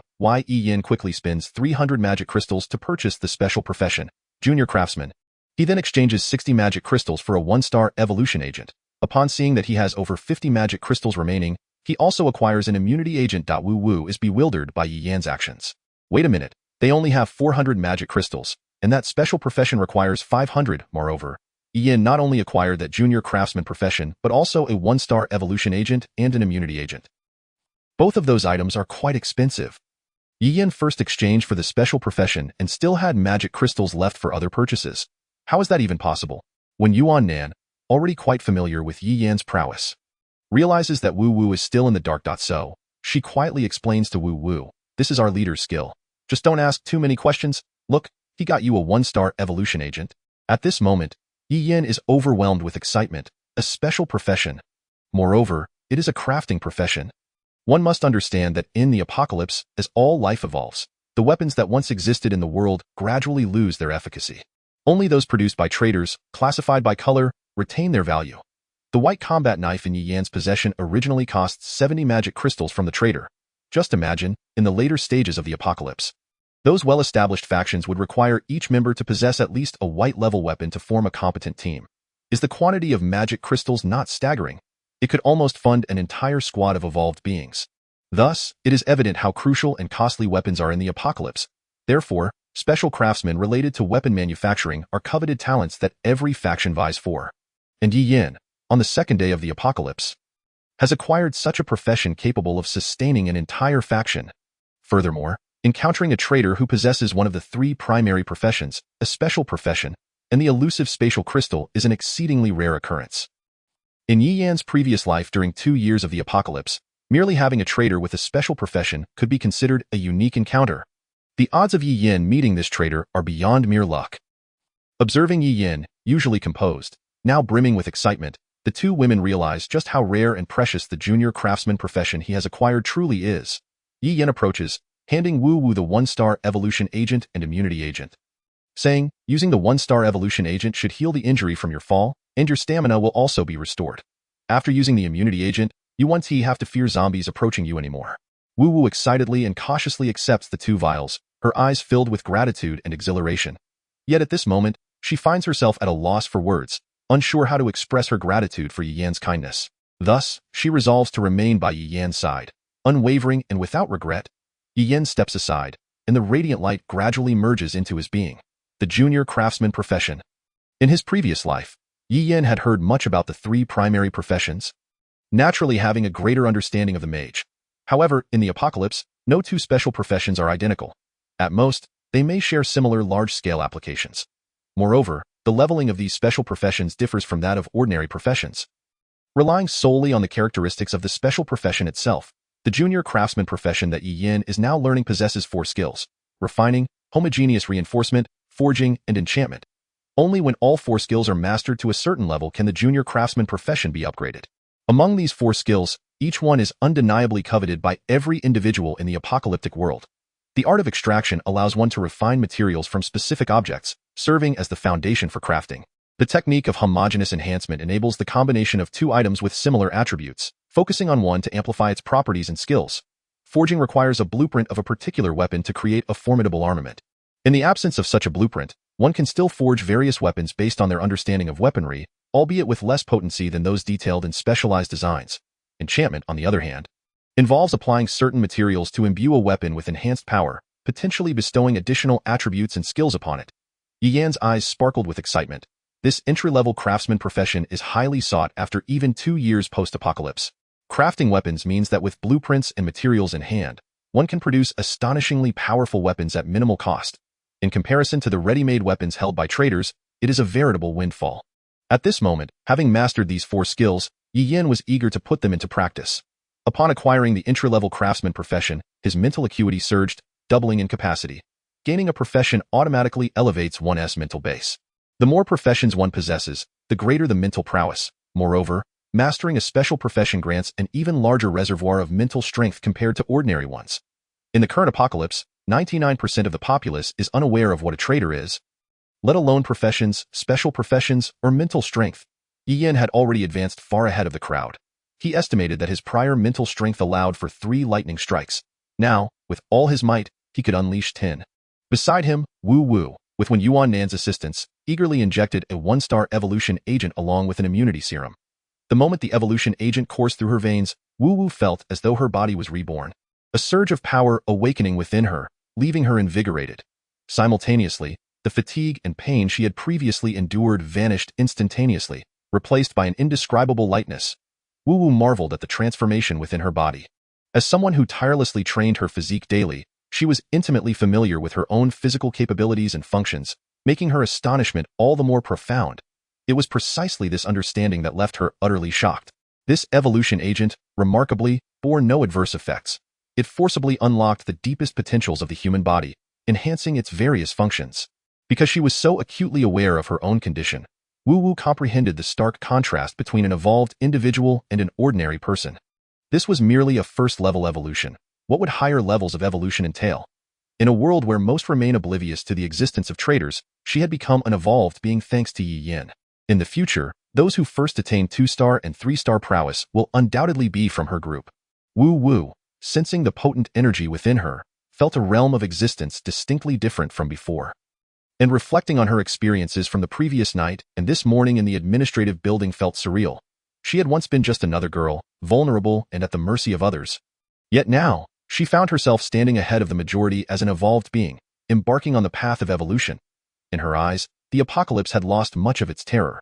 At the very least, she would no longer be helpless and at the mercy of fate. She couldn't help but wonder if she had become an evolved being yesterday. Could she have prevented those tragedies? Could she have saved those girls? After experiencing yesterday's events and gaining newfound strength, Wu Wu became utterly infatuated with power, further solidifying her loyalty to Yi Yan. Were it not for Yi Yan, she might have been captured and subjected to torment, or worse, devoured by zombies. Wu Wu looked at Yi Yan with renewed determination and resolve. Observing Wu Wu's demeanor, Wen Yuannan couldn't help but smile. At that moment, immersed in the joy of acquiring a special profession, Yi Yan suddenly felt a jolt of awareness, sharply turning his gaze in a specific direction. Chapter 47. Strange beasts. Upon witnessing Yi Yan's sudden movement, Wen Yuannan and Wu Wu also turned their attention toward that area, which appeared to them merely as the wall of a supermarket. Wen Yuannan, aware of Yi Yan's ability to sense traders, asked with excitement, "What is it?" Yi Yan stared blankly in that direction. He sensed that there was something valuable there. However, after several previous encounters with traders, Yi Yan distinctly recognized that what he sensed at this moment was not a trader. Could it be that the purple jade pendant could sense not only traders but also other valuable items? The thought thrilled Yi Yan, and he yearned to investigate further. He could feel that the object was situated on the mountain across the river. Yi Yan quickly stowed his belongings and asked the 2 women, "How are you feeling now?" Wen Yuannan, though her arm was still uncomfortable, relied on the rapid recovery of an evolved being and the potent healing serum. Assuring, "I'm fine." Don't evolved beings recover quickly? Wu Wu, uncertain of Yi Yan's intentions, guessed that something good was in store given his excitement. After injecting the evolution agent, my body has completely recovered. Yi Yan replied, "All right, let us withdraw from the trading time here. Is that acceptable?" "No problem." The luminous barrier surrounding the trio vanished, revealing the surroundings of the supermarket once again. "There are valuable items on that mountain. Let us head out from here." Meow. The 3 exchanged puzzled glances. A cat. As the cat meowed, they fell silent, and the atmosphere became somewhat eerie. Meow. The sound of the cat's meow grew clearer and closer. Meow. Simultaneously, a shadow darted past, startling Wen Yuan Nan, who instinctively leaned back, only to feel a chill on her face. Upon touching it, she discovered a scratch. Yi Yen noted the cat's speed, realizing he hadn't reacted in time. Wu Wu scanned the vicinity warily but found nothing. If one were not foolish, it would be evident that this cat was no ordinary feline. In the apocalypse, not only humans have undergone mutations and evolution, but various animals have also evolved, often at a pace surpassing that of humanity. This cat could very well be a product of such mutations in the post-apocalyptic world. Otherwise, it would not possess such incredible speed. It then dawned on Yi Yen why the second floor was so devoid of zombies. It must have been eliminated by this creature. The trio suddenly found themselves in darkness as the cat leaped past the window. Heading straight for Yi Yan's eyes widened, and the power of thunder within him surged. In the instant the black cat revealed itself, it lunged directly at Yi Yan's face. With Yi Yan's speed and keen perception as a one-star evolved being, combined with the heightened sensitivity and speed from unleashing the power of thunder, he managed to seize the agile cat in the blink of an eye. However, the cat had already scratched Yi Yan's face with one paw, while the other nearly pierced his eye. Yi Yan's back was drenched in cold sweat. Only he understood how perilous the situation had been. This cat, though lacking in offensive strength, was incredibly swift. As a one-star evolved being, Yi Yan's speed was already significantly superior to that of an average person. Coupled with his Thunder Mage profession, he possessed the power of thunder, which could be utilized at any moment. When using the power of thunder, his speed would increase further. Yet, none of that could match the black cat's velocity. Were it not for Yi Yan's combat experience from his previous life, where he had repeatedly flirted with death, he would have been blinded by the cat in that instant. This was the first time since his reincarnation that he truly felt fear. However, once Yi Yen calmed down and focused his gaze, he was even more astonished. This black cat bore no crystal upon its head. After the apocalypse, the vast majority of animals underwent mutations, with people from Yi Yan's previous life referring to them as mutated beasts. These mutated beasts typically have crystals on their foreheads resembling those of zombies, with color classifications that align with those of zombie magic crystals: blue, yellow, orange, green, blue, red, purple, white, and black. These 9 colors of magic crystals signify the levels of mutated life forms, from 1 to 9. Yet, this black cat bore none of the distinguishing crystals of a mutated beast. Yi Yen was taken aback. If it wasn't a mutated beast, then it must be a strange beast. Strange beasts are entities that did not previously exist in this world, appearing alongside the apocalypse, possibly originating from another dimension. Although strange beasts lack crystals on their foreheads, they possess beast cores within them. Consuming the beast core of a strange beast grants one certain abilities or traits of that creature. Yi Yen never expected to encounter a strange beast in this supermarket. Fortunately, this strange beast did not possess formidable strength. Its only advantage was its incredible speed. During the 2 years of the previous apocalypse, Yi Yen had heard tales of strange beasts banding together to assault human factions. Those forces that faced the onslaught of strange beast hordes invariably suffered devastating defeats. Unlike the mutated beasts of this world, strange beasts do not adhere to the same level classification, yet they possess unique powers and formidable attributes. Moreover, strange beasts are highly intelligent. While mutated beasts can evolve to high levels and also exhibit high intelligence, research from Yi Yan's previous life revealed that strange beasts were inherently intelligent beings. Some terrifying strange beasts could decimate entire factions with their single might. In the final 2 years of the last Life-S apocalypse, merely hearing the name of a would send shivers down people's spines. However, there were also rumors suggesting that these could be tamed. As long as one had a connection with them and possessed superior strength, there existed a possibility to subdue these creatures and transform them into one's battle beasts. While such notions were dismissed as mere jokes in the previous era, intelligence reports indicated that a certain powerful individual indeed had a ferocious by their side. Just moments ago, had it not been for Yi Yan's keen intuition and his experiences dealing with death in his past life, he would have fallen victim to this. The 2 women were equally startled by the recent events. They merely caught a glimpse of a shadow flashing by and were unable to react in time. Then, they witnessed Yi Yen grasping the cat that was about to pounce on his face. Upon seeing Yi Yen injured, both women expressed their concern. Approaching him, they found Yi Yen still holding the cat in the same manner as before. At that moment, the cat hovered slightly above Yi Yen's face, staring intently into his eyes. Its crystalline yellow eyes appeared remarkably anthropomorphic, such that Yi Yen could almost discern its emotions. At this juncture, the black cat stared blankly at Yi Yen, its mouth slightly ajar. Frozen in shock, unable to comprehend how this human had managed to capture it. The 2 women approached, eager to see what this lightning-fast black cat truly looked like, but upon witnessing its expression, They were rendered speechless when Yuan Nan fixated on the black cat, stuttering. This cat is so peculiar. Wu Wu then chimed in. It seems almost human. It looks extremely astonished right now. Observing the black cat's expression, Yi Yin couldn't help but chuckle, then mischievously glanced at the cat, addressing the two women. What do you think? Should I devour this cat or keep it by my side? Upon hearing this, the black cat immediately snapped out of its stupor and began to struggle in Yi Yan's grip. Meow.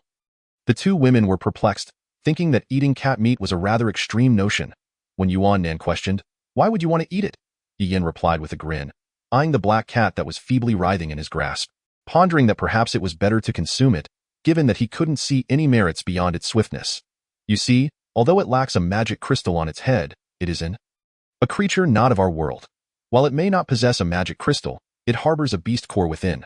Consuming its core could grant one its unique abilities or more. Upon hearing this, the two women's eyes lit up. If you consume its beast core, you then possess its terrifying speed. Yi Yin, gazing at the astonished black cat, smiled. Indeed, it only possesses speed. There's nothing else of value. There was another possibility of taming it to serve as a companion in battle. However, this cat lacks any combat capabilities. It only excels in speed, rendering it useless. It would be better to kill it and extract its beast core. The black cat, having overheard Yi Yin mention, felt a wave of shocked. It had traversed from another realm to this world, and its kind had yet to invade here on a large scale. Logically, no one should be privy to their origins or the existence of their beast cores. Yet this person not only knew about its species and the nature of its beast core, but also understood that consuming the core could bestow upon one the abilities. The black cat's eyes widened in disbelief, now doubting Yi Yan's identity. This individual, though emanating the aura of someone from this world, possessed knowledge of its kind. Quite extraordinary. Hearing Yi Yin declare that apart from its speed, it had no other redeeming qualities, the black cat's fury ignited. How dare you imply I am weak? My abilities are formidable, yet my current strength is fine. I concede. You shall soon discover just how powerful I truly am. When it heard Yi Yan's intent to kill it for its beast core, the black cat felt tears welling in its eyes. As one of the first to arrive in this world. If it were to perish at the hands of a human so soon, it would undoubtedly be the subject of ridicule among its kin. No, I absolutely cannot die. I surrender. The black cat, which had been desperately struggling in Yi Yan's grasp, suddenly ceased its resistance, instead nuzzling Yi Yan's hand. Meow meow. The two women were instantly enamored. This cat, when adorably pleading, was simply irresistible. A total heartthrob. Yi Yin, witnessing the capitulating, felt a surge of excitement and astonishment. After all, in his previous life, were terrifying entities. Yet now, this in his hand was adorably nudging against him, mewing softly. Having experienced his previous life, Yi Yin understood distinctly that were by no means weak. Even those lacking combat prowess undoubtedly possessed powerful abilities, perhaps related to prophecy or healing. In short, their capabilities were beyond imagination. Yi Yin felt elated, clutching the black cat, asserting, if you wish to avoid being devoured. Chapter 48. Contract signing. Upon hearing this, the black cat immediately complied. Meow meow. Is this black cat Trulian? It seems to lack any semblance of spirit. Only the black cat understood that it was not an offensive type of, and its most potent abilities were still undeveloped. Currently, its greatest asset, speed, had been unceremoniously breached by this person before it. If it did not concede now, it risked being killed and having its beast core consumed, leading to a significant loss. Although it had been captured and forced into a contract upon arriving in this world, if its kin were to learn of this, they would undoubtedly mock it. However, this was still preferable to dying upon arrival. Moreover, upon observing this human, whose strength was commendable, having only evolved once yet able to capture it, the black cat felt a twinge of respect. Yi Yin regarded the black cat, noting the rapid movement of its yellow eyes, pondering what thoughts it harbored. The intelligence of was exceedingly high, akin to that of humans. Could this truly be the case? Yi Yin addressed the black cat. Very well. You shall be my battle beast from now on.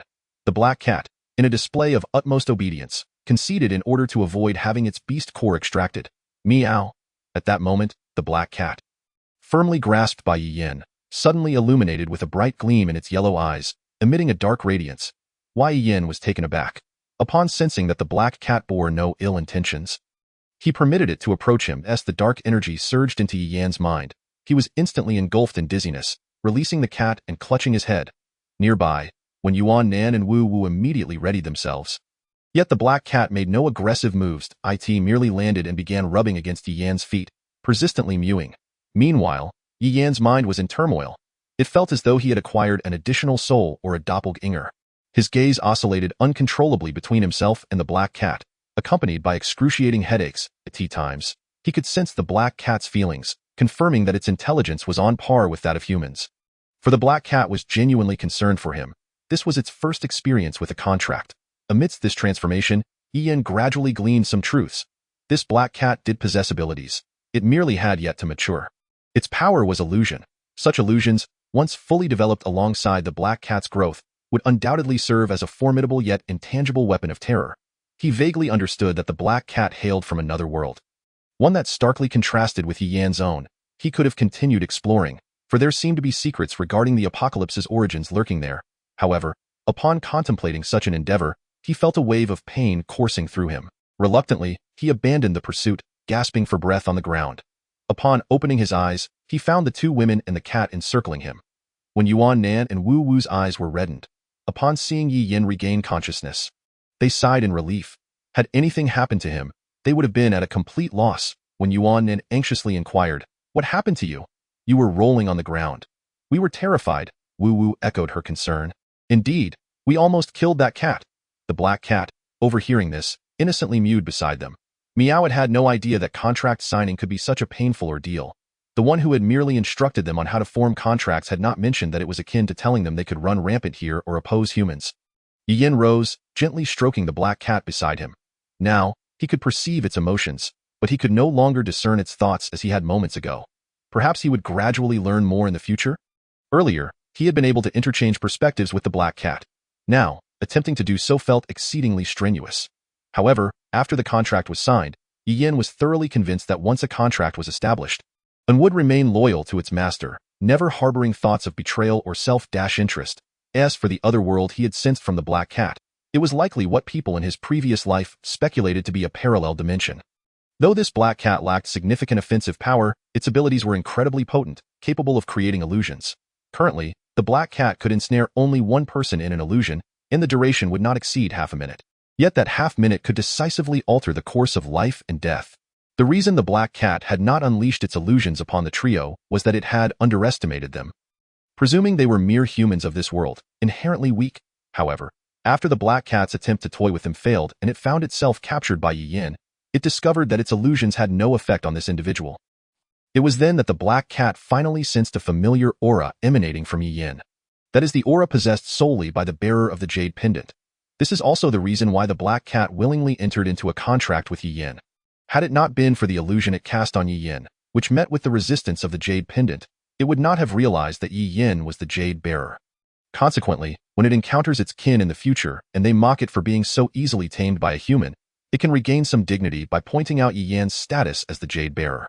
After signing the contract and regaining consciousness, Yi Yan felt an unfamiliar surge of energy within him. Soon, he realized that his speed had been enhanced by forming a pact with this extraordinary beast. Yi Yan had gained an acceleration in his agility. Although it wasn't as intense as consuming the black cat's core, the increase in speed was substantial, significantly quickening his movements. Sitting on the ground, Yi Yan marveled at his extraordinary fortune. First, he had acquired a powerful companion, who had now become an evolved being. Secondly, he had attained the novice craftsman profession, relieving him of worries regarding weaponry and saving a considerable amount of magic crystals. Lastly, he had encountered this extraordinary beast, whose power had yet to fully manifest. By signing the contract with it, he had gained a notable boost in speed. Reflecting on the hardships of his previous life, Yi Yan felt an urge to laugh heartily at the heavens. After sitting in silence for a moment, he glanced around and said, "It must be past noon now. Let us dine here before seeking out the source of my sensing." Just as he finished speaking, Yi Yan sensed something was amiss. It seemed that something was missing. Oh no! Where has the object I sensed gone? It had been vividly present in his mind just moments ago, and now it had vanished without a trace. Seeing Yi Yan's expression of shock, one that she had never witnessed before, Wu Wu anxiously inquired, "Yi Yan, what is wrong?" With tears of frustration in his eyes. Yi Yan replied, "The object I sensed just disappeared." Having heard of Yi Yan's circumstances from one Yuan Nan, Wu Wu asked, "What should we do now?" Taking a deep breath, Yi Yan lamented the loss of what had almost been within his grasp. Since he could not obtain it now, he decided to refocus on the traitor. There was still a spatial crystal, an item of great desire for Yi Yan. If they possessed the spatial crystal, they would no longer need to carry such heavy bags, drawing unwanted attention. They could store many precious items within the spatial crystal, avoiding a great deal of trouble. Yi Yan stated, "Let us eat first. Afterward, we shall return to the school. We need to clear the zombies there, as there are far too many outside, and we are uncertain about the number of second-tier zombies. Once we acquire the spatial crystal from the trader, along with the object I just sensed, we can leave this town." Upon hearing this, both women paused in surprise. Leave the town? Where would they go?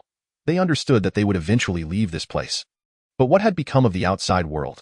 Were there not more zombies out there? Were there any living souls left? If they were to leave, where would they go? Wu Wu cautiously asked, "Where shall we go after leaving here?" Yi Yan replied with a calm demeanor, "I have a score to settle." They found it puzzling. The apocalypse had only just begun yesterday, and what grievances could he possibly hold from the peaceful times that he could not forget even now? Yet, the look on Yi Yan's face was undeniably fearsome. Yi Yan continued, "My parents may also be in that place. I hope they remain safe." Upon hearing this, Wu Wu was reminded of her own parents. They were in Y City, some distance from here, and she wondered how they were faring, as well as the fate of everyone at the Taekwondo dojo. Noticing Wu Wu's silence, Yi Yan asked, "Wu Wu, where are your family?" Wu Wu lifted her head, her eyes filled with restrained hope. "Indiana, Y City." To her surprise, Yi Yan smiled, "What a coincidence. We will be passing through there. We can look for your parents then." Wu Wu jumped with joy, embracing Yi Yan. "I knew you were the best." When Yuan Nan, witnessing this, interjected with annoyance, "Why don't you ask me? This is unfair." Wu Wu quickly returned to Wen Yuan Nan's side. Grasping her hand, Yi Yan regarded her with a bemused expression. "If memory serves, your parents went missing when you were born." When Yuan Nan's eyes widened in disbelief as she stared at Yi Yan. "Yi Yan, you must have a crush on me. How could you possibly know about this?"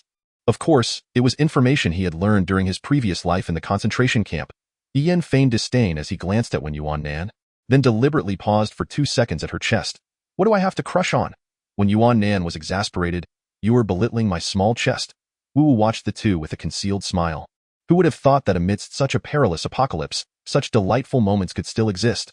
Although Wen Yuan Nan pretended not to care about the matter, engaging in playful banter with Yi Yan, her heart was tumultuous.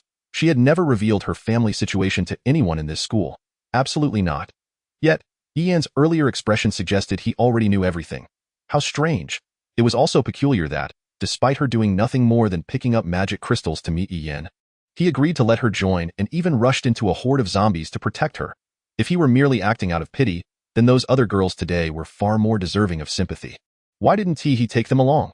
Yi Yan had welcomed Wu Wu into the group solely because of her formidable skills, which were undeniably useful. After spending the last couple of days together, when Yuan Nan understood that Yi Yan was not the type to meddle in others' affairs, nor was he a saint, so why had he chosen to include someone he barely knew, risking everything to save her in a moment of crisis? In retrospect, when she had barged into the art room, Yi Yan's reaction upon seeing her had been distinctly unusual. It was certainly not the expression one would have when encountering a stranger. This was far too strange. Could it be that Yi Yan had harbored feelings for her since the peaceful times? Chapter 49. The first weapon forging. If Yi Yan were to learn what Wen Yuan Nan was currently bashfully contemplating, he would undoubtedly laugh until he bled. A crush? Ha! With her flat chest? However, Yi Yan conceded that he had indeed harbored special feelings for Wen Yuan Nan during his previous life in the concentration camp, feelings perhaps even more precious than love itself. Without Wen Yuan Nan, he would never have survived for so long in the camp. After the group finished their meal, they prepared to set out. Wu Wu glanced at the black cat, which had become inseparable from Yi Yan, and asked, "Yi Yan, what was that dark light we saw earlier?" Yi Yan shook the black cat nestled in his hoodie, responding, "I have formed a contract with this extraordinary beast. It shall henceforth be my battle companion." Wu Wu inquired with confusion, "But didn't you say it only has speed and no other abilities?" "It certainly seems devoid of combat power." Upon hearing this, the black cat emitted a disgruntled growl from within the hoodie. Expressing its dissatisfaction, Yi Yan replied mysteriously, "That is merely the case for now. You will understand in time." Wu Wu nodded. When Yuan Nan, filled with excitement, asked, "So it will be with us from now on?" "Indeed," Yi Yan confirmed.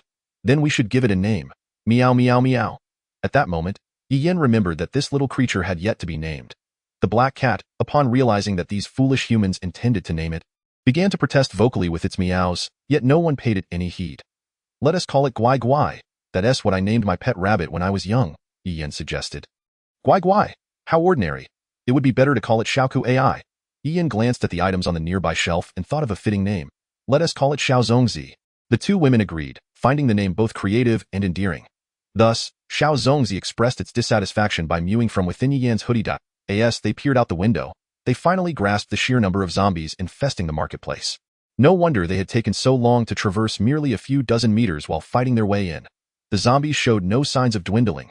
The marketplace was filled with narrow paths, flanked by the remnants of stalls. It had originally been a bustling area, but with the onset of the apocalypse, those once human had turned into zombies, leaving the others with nowhere to escape. Consequently, a multitude of zombies had congregated here, trapped without an exit. When Yuan surveyed the throngs of zombies and lamented, "After all that effort, we didn't collect a single magic crystal," Wu Wu replied. "There's nothing we can do. There are simply too many zombies. Even with my newfound status as an evolved being, it's impossible for us to leisurely slay zombies while collecting magic crystals." When Yuan gazed at the zombies below and proposed, "Could we do what we did earlier, pouring gasoline to burn them?" Wu Wu, finding merit in the idea, looked to Yi for confirmation. Yi shook his head. "There are too many zombies here. Making such a commotion will only draw in more of them. Moreover, we have no idea how many second-tier zombies lurk in the shadows of this town. If a second-tier zombie were to appear, that would truly be problematic," Wu Wu asked. "Then how do we get out now?" Yi responded. "We will fight our way out just as we did before. Now that you are an evolved being, we need not be overly cautious. With the combined strength of the three of us, breaking through should be a straightforward task. However, remember not to be greedy for magic crystals or engage in prolonged battles. The number of zombies at the school is not excessive, but sufficient for us to engage in a thorough cleansing." The two women nodded in agreement. Indeed, when they first entered, Wu Wu had not yet evolved and had not received the immunity serum. Yi and Wen Yuan not only had to contend with the zombies before them, but also remain vigilant of Wu Wu's situation, lest she be caught or bitten. Now that Wu Wu had become an evolved being, their combat capabilities had ascended to a new level, leaving them with little to worry about. They were likely to emerge from this unscathed, save for perhaps a few minor injuries. The trio made their way to the supermarket's first floor. Unperturbed by the impending horde of zombies, Wu Wu glanced at the bloodstains on Wen Yuan's face, remnants of a previous encounter with a small zombie, and jested. "How dare that little zombie lay a hand on you? Let's give it a spanking when we return to school." Wen Yuan laughed in agreement. "Exactly. It was quite mischievous, presenting me with a grand gift upon our meeting." The small zombie, concealed beneath its hat, mewed innocently in response to Wei Yin, trailing behind, casually remarked, "Neither of you should speak. Both of you bear wounds, yet forgot to apply healing salves. If scarring occurs, don't blame me for not having warned you." The two women turned in unison to regard the scratch left on Yi's face by the small zombie. "And you should spare us. Just look at your own face." With that, Wu Wu and Wen Yuan did not wait for Yi to retort. They charged into the throng of zombies. Yi, following behind in resignation, thought to himself, "So, I, the leader, have acquired two little subordinates, and now they have united against me." Without the previous concerns that had plagued their entry, the trio regarded the zombies with little regard, especially Yi. After forging a contract with the small zombie, his speed had significantly increased. Not only had his movement speed improved, but also his reaction time, striking speed, and the swiftness with which he wielded his weapon had all seen remarkable enhancement. Now, slaying zombies served as a means for Yi to test just how much faster he had become.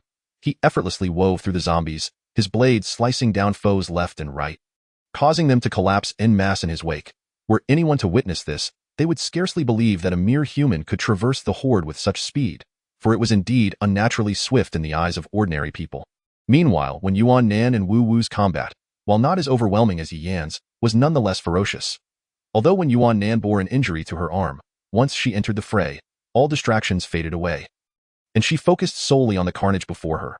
Wu Wu, now an evolved being, was in her element. Her enhanced physique brought her immense satisfaction. With each strike against the zombies, she found the task considerably easier than before. These first-level zombies were akin to mere puppets, posing no threat to her whatsoever.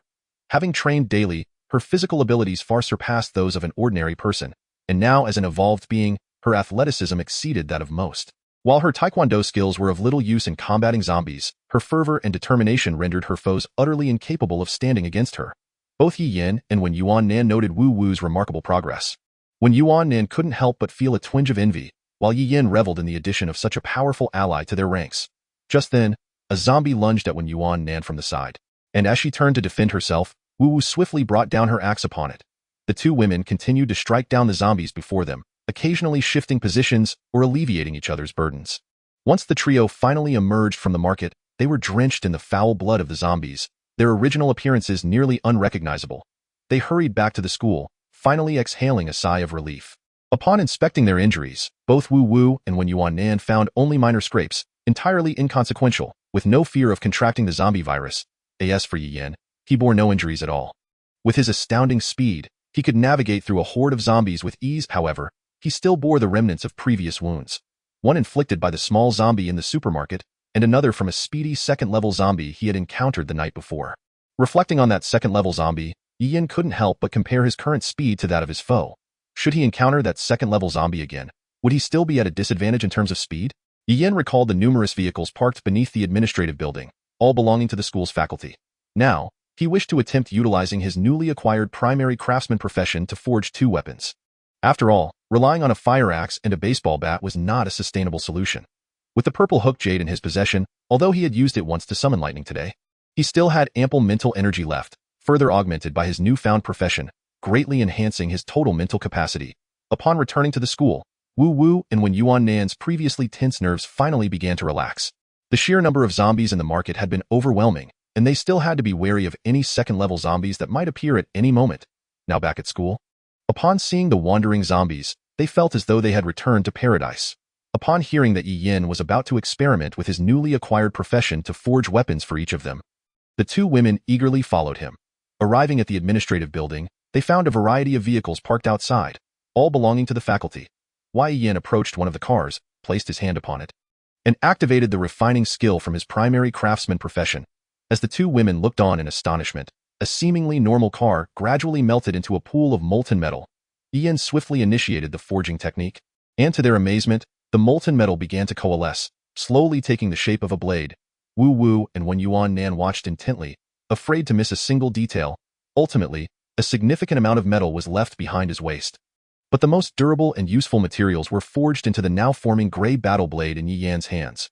Currently, lacking any weapon blueprints, he had to rely solely on his own understanding to forge the weapon. Hence, he used the white battle blade he had exchanged with the trader as a prototype, successfully crafting this gray-level battle blade. Wu Wu and Wen Yuan gazed in astonishment at the weapon Yi Yan held. They had witnessed a perfectly good car dissolve before their eyes into molten metal, and then gradually meld into form, resulting in the gray battle blade now radiating a gray luminescence in Yi Yan's grasp. It was truly remarkable. As Yi Yan held the newly forged weapon, he couldn't help but admire it repeatedly before passing it to Wen Yuan. What astonished him even more was that he had managed to create a gray-level weapon on his very first attempt at forging without a blueprint. In this apocalyptic world, weapons produced by traders, as well as those crafted by weapon-making professionals, are categorized by color: gray, white, silver, green, blue, purple, gold, and black. From gray to black, the rarity and potency increase. To forge a gray-level weapon without a blueprint on his first attempt was nothing short of miraculous. Furthermore, this was his first time utilizing the primary craftsman profession skills, with no prior experience whatsoever. Indeed, this primary craftsman profession is extraordinarily powerful. Chapter 50. The dance studio. Yi Yan approached another vehicle, employing the same method to forge yet another gray-level battle blade. Wu Wu discarded her fire axe, eagerly accepting the newly crafted blade, thoroughly enchanted by it. Although she had previously trained in Taekwondo and lacked the finesse for such maneuvers, her daily training kept her in peak condition. After dispatching numerous zombies, she felt entirely at ease wielding the blade without any difficulty. After utilizing his professional skills 4 times, Yi Yan could clearly sense that his mental energy had been significantly depleted. It appeared that the cultivation of mental energy necessitated consistent enhancement. As for the gray battle blade, while its appearance bore little difference from Yi Yan's white battle blade, its sharpness and durability were inferior, as one might expect given the disparity in levels. Nevertheless, these two gray blades far surpassed the ordinary weapons commonly wielded by people. Once Yi Yan honed his skills further and acquired superior materials, he need not fear crafting even higher-level weapons. At this moment, the pressing concern was to eliminate zombies, gather magic crystals, and exchange them with the trader for spatial crystals. Once the signal from the mountain reappeared, and Yi Yan obtained the treasures located there, he could leave the town and seek the concentration camp that resided in his memories from his previous life. The thought of the concentration camp invigorated Yi Yan, dispelling the fatigue brought on by the depletion of his mental energy, and he led the two women in a zombie-clearing endeavor. That moment, due to the small-scale zombie tide from the previous day. Although the zombies were no longer concentrated, those near the teaching building were noticeably more numerous than in other areas of the school. With Wu Wu now an evolved being, her inherent strength was formidable. and she had made remarkable strides. Thus, Yi Yin and the others opted to clear the area surrounding the teaching building, systematically working their way into it. Meanwhile, on the top floor of a certain teaching building, in the dance studio, Lu Wan and Ji Wenyu were subjected to the unsettling gazes of dozens of individuals, sending chills down their spines. Ji Wenyu stood protectively in front of the crouching Lu Wan, glaring furiously at the other individuals. These suddenly appearing security guards demanded that Lu Wan comply with their vile desires, promising to distribute food to the students in exchange. The guards wielded weapons and were in possession of food. From the outset, the students and teachers had sided with the guards, fearful for their lives and eager for sustenance. The price of all this? The surrender of a woman who had no connection to them. In that moment, the depths of human evil and selfishness surged forth. Everyone called upon Lu Wan to serve those loathsome men, adopting a righteous facade, as if Lu Wan's refusal would render her a historical villain. Some even reached out to grab Lu Wan, with only Ji Wenyu standing as her protector. "I'm sorry, but I can't assist with that." That moment, she finally comprehended the disparity of power between men and women. Her heart brimmed with hatred. Ji Wenyu lay battered and nearly lifeless, yet she was still subjected to the vile indignities of those loathsome men. She also detested the 20 or so spectators. Previously, she had considered herself mature, having encountered every possible situation and met all kinds of people. However, today, she truly recognized the nature of certain individuals. Such beings are even beneath the status of beasts. Utterly revolting. Zhou Qingyang watched the scene with delight, almost wishing to join in and strip Lu Wan of her clothing. Ha! Let Lu Wan, who usually walks with her head held high, experience this. Now, she was reaping the consequences of her arrogance. Ji Wenyu lay on the ground, hearing Lu Wan's anguished cries, desperately striving to open his eyes, yearning to rise and protect her. Yet, his body ached excruciatingly. Those who had assaulted him had shown no mercy, attacking him with unrelenting ferocity, treating him as if he were less than human. As he listened to Lu Wan's voice, his mind felt unnaturally alert, yet his body was weighted down as if it were plummeting into the abyss. He yearned to annihilate those creatures that were a disgrace to humanity. He loathed his own impotence. If only he were strong enough, he could have safeguarded Lu Wan. When he summoned every ounce of strength to pry open his heavy eyelids, the first thing he beheld were the faces of his classmates, devoid of sympathy, devoid of compassion, and without any sense of shame. They stared fixedly at Lu Wan, their expressions twisted with malicious glee and avarice. This scene would forever be etched in his memory. Only a handful of girls averted their gazes, unable to bear the sight. Through the mirror behind them, Ji Wenyu beheld 4 men grasping Lu Wan's limbs, preventing her from moving, their faces contorted with depraved desire, while another man was hunched over her, eagerly tearing at her clothing, his mouth lewdly licking her face. Tears of fury streamed down Ji Wenyu's cheeks, mingling with the blood that stained his face. Just as Lu Wan's modesty was about to be exposed, a thunderous crash resounded from outside the door. The movements of the 5 security guards abruptly ceased, and the other students, who had been mere spectators, were taken aback, silenced by fear. For a moment, only Lu Wan's desperate wails filled the air. The head of security struck Lu Wan sharply across the face. "Shut your mouth. Damn it. It's your racket that attracted the zombies." At that instant, Lu Wan was nearly driven to madness. She could hardly think of the zombies, even if she realized that it was likely the undead that had come calling. It only fueled her cries of desperation. She wished for all those in the room to accompany her and Ji Wenyu to their graves. She memorized the faces of those indifferent to their suffering, as well as those who inflicted harm upon them. If she survived this day, she vowed she would eradicate every last one of those beasts in this room, leaving not a single soul behind. Another sound erupted. It was akin to something crashing against the door. The atmosphere in the room grew tense. The head of security adjusted his pants, grimacing as he glanced at Lu Wan, filled with frustration at the near miss. The other 4 men rose, moving to the doorway, holding their breath to listen to the sounds outside. Freed from her restraints, Lu Wan immediately struggled to sit up, stifling her sobs, hastily fixing her clothing while casting a venomous glare at everyone in the room. To her astonishment, the students she glared at returned her gaze defiantly, their faces twisted in mockery and disdain. It was as if they were saying, "You are already tainted." Lu Wan longed to confront those shameless individuals with reckless abandon. Yet, at that moment, her primary concern was Ji Wenyu's safety.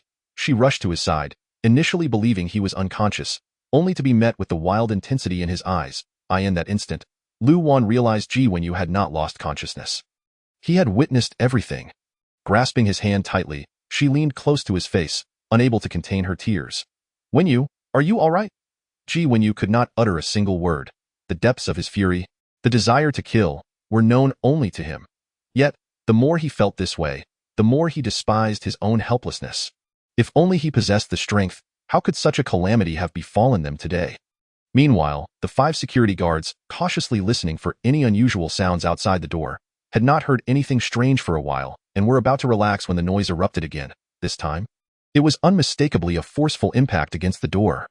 The tension among them escalated. Boss, could it be zombies? How am I supposed to know? However, no chaotic sounds could be heard from outside. Perhaps it was only 1 or 2. If it's just 1 or 2, we can toss a few students out and take advantage of the zombies while they feast on them to make our move. Damn it, I don't believe you dare to kill zombies. The students, upon hearing their conversation, felt a chill run down their spines, pondering how such selfish individuals could exist, as so soon. They had forgotten their previous actions again. A loud noise reverberated, and the door visibly shook twice. The people inside became increasingly anxious. Could it truly be zombies? Yet, based on their observations, zombies would not act in such a manner. What was happening?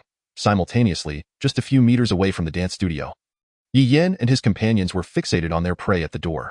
These 2 mutated cockroaches had been pursued from the teaching building all the way to this spot, originally no larger than a thumb. After mutation, their bodies had grown to half a meter long.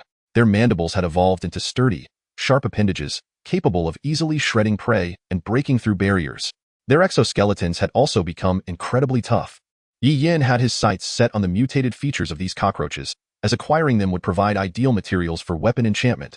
If he could affix the pair of mandibles to a battle blade, it would render the weapon sharper and more powerful.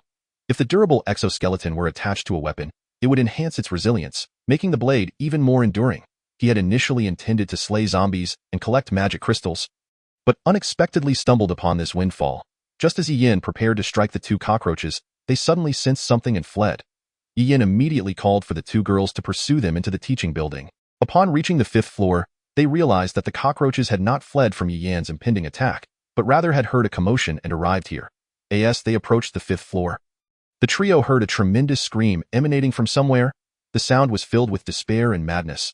Wu Wu found the voice strangely familiar. Naturally, both girls wanted to investigate what had transpired, and Yi Yin was equally curious. If something displeasing had occurred, he wouldn't mind intervening, as it would merely require a slight effort on his part. Following the cockroaches, they arrived at the dance studio, where the sounds within became clearer. However, throughout the ordeal, they only heard a single girl's voice screaming, with no other sounds whatsoever, leaving them perplexed. Upon confirming that there were indeed people inside, the cockroaches began ramming the door with their sharp, hard mandibles. Inside the dance studio, silence fell once more. To the astonishment of the 2 girls, the sturdy door of the studio began to shake after just a few impacts. Indeed, these evolved creatures were not to be underestimated. Seeing the formidable mandibles of the cockroaches, Yi Yin felt a surge of joy. The better the materials, the more effective the enchantment on the weapons. In due course, the power of the weapons in their hands would be greatly enhanced. However, when Yuanan and Wu Wu were still unaccustomed to observing the 2 cockroaches, as their half-meter length amplified all their grotesque features, evoking extreme disgust, Yi Yin proclaimed, "The cockroaches must be seeking to devour the people inside. As soon as they break through the door, we will charge in and catch them off guard. At the same time, we can ascertain the situation inside the dance studio. Mutated cockroaches are not as simple as first-level zombies. With the girls' limited experience in survival during the apocalypse, it would be wise to proceed with caution, while simultaneously training them." The 2 girls nodded seriously. Even though they were reluctant to gaze upon the cockroaches' repulsive forms, they had no choice but to observe the unfolding events. Just then, the previously silent air, which had been stilled by the presence of the cockroaches, was shattered by a piercing, frenzied female voice. "Get out! Don't touch him!" Wu Wu's eyes widened in horror. This was not someone else's voice. It was that of her friend, Lu Wan. Chapter 52. There is still hope for him upon witnessing Wu Wu's expression of sheer shock. When Yuanan hurriedly inquired, "What is wrong?" Yi Yin also turned to her. Wu Wu's expression transformed into one of unbridled fury, her entire being electrified with emotion as she stood up, disregarding whether the cockroaches would take notice of her. If she were not currently bound to Yi Yin, serving his interests, she would have charged in the moment she recognized the voice. Wu Wu's breath quickened. "The girl inside is my friend, Lu Wan." The reason she mentioned Lu Wan's name was that virtually everyone in the university recognized her. After all, Lu Wan was universally acknowledged as the campus beauty, undeniably stunning, and had been approached by several live streaming platforms and talent agencies during her time at school, all of which she had turned down. Yi Yin and when Yuanan exchanged astonished glances, Their surprise did not stem from Lu Wan being the individual inside, but rather from the fact that Lu Wan was still alive. The day before, when they had triggered a minor zombie tide, Lu Wan had been on the second floor of the teaching building with those students, and they were left wondering how she had managed to escape. Perhaps it was only Lu Wan who had managed to get away. What has truly transpired within those walls? The cries that just echoed, if they indeed originated from Lu Wan, signify that something dreadful is unfolding inside. Although merely 2 days into this apocalyptic nightmare, the two women have already learned that, in such dire times, it is best to refrain from intervening in matters that do not pertain to them, unless they directly challenge one's principles or provoke intense disdain. Thus, when the trio heard the commotion earlier, despite the pang of concern, they resolved to wait until they dealt with the cockroaches to investigate what had transpired. Had they known it was Lu Wan, or rather, had they been aware that the individuals inside were acquaintances of Wu Wu, Yi Yin would have rushed in to assist them without hesitation. Observing Wu Wu's fervent anger, restraining herself from taking action as she awaited his decision, what could Yi Yin possibly say? Naturally, he would charge in to rescue her. Without further ado, Yi Yin dashed to the doorway of the dance studio with utmost urgency. Disregarding any thoughts of training the two women, and unleashed 2 strikes of lightning. The mutated cockroaches barely had time to react before being incinerated. Were he to rely solely on his combat knife without employing his professional skills, the cockroaches, with their evolutionary advantages, could withstand him for a while. However, the circumstances had changed. Since Wu Wu exhibited such a reaction upon learning that Lu Wan was inside, it was clear that Lu Wan held great significance for her. Despite Yi Yan's 2 years of survival in this merciless world, marked by his selfishness and indifference, he valued his companions dearly and could not bear the thought of someone they cared for facing misfortune. He had witnessed enough suffering in his past life.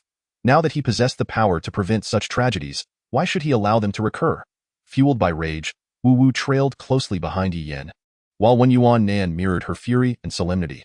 After Yi Yin swiftly dispatched the 2 mutated cockroaches, he kicked the door to the dance studio open, causing all movement within to cease. And every gaze turned towards the newcomers. Upon recognizing Yi Yin, the students' expressions transformed dramatically. They had witnessed the duo's prowess in exterminating zombies the previous day, how they had leapt from the second floor unscathed.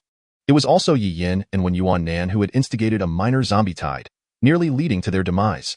Yet, in the eyes of Yi Yin and his companions, the students were inconsequential. Inside the dance studio, all actions abruptly froze, allowing Yi Yin and his companions to discern the horrific scene before them. Piecing together the recent events, 5 men clad in security uniforms, disturbingly familiar, were seen restraining the disheveled and bruised Lu Wan, who lay pitifully on the ground. Despite her disarray, Lu Wan clutched a blood-soaked man desperately, refusing to allow another man to drag him away. Meanwhile, the last man gripped Lu Wan's hair tightly and pressed his foot down on the hand she used to hold the bloodied figure. Moments ago, had Lu Wan not fought back with all her might, these 5 security guards would have unceremoniously cast aside the half-dead Ji Wenyu to lure in the zombies. Wu Wu stared in shock at the unfolding scene. Fixating on Lu Wan's face in disbelief, the flames of anger ignited within her. For she noticed that, although Lu Wan's clothing was somewhat intact, it had clearly been torn and distorted. Moreover, the man who had trampled her hand and clutched her hair wore his pants haphazardly, with his belt unfastened and his zipper left undone. Yi Yin, ever astute, grasped the implications of the scene at first glance. Disheveled and mournful, the campus belle sprawled on the ground, covered in blood, alongside a motionless male figure. The students, who had previously shown indifference, now yearned to escape upon hearing the ruckus caused by the cockroaches outside. Upon hearing the door creak open, Lu Wan felt a strange urge to laugh. Had the zombies finally arrived? Would they devour these scoundrels, leaving nothing but bones behind? She was determined that Ji Wenyu would not be sacrificed as bait, allowing these fiends to escape. She craved the zombies. She desired that all present join her and Ji Wenyu in their demise. Yet, when she turned to see the doorway, her heart sank as she beheld Wu Wu and the striking young man who had left a profound impression on her. How could it be them? Was this merely a dying fantasy?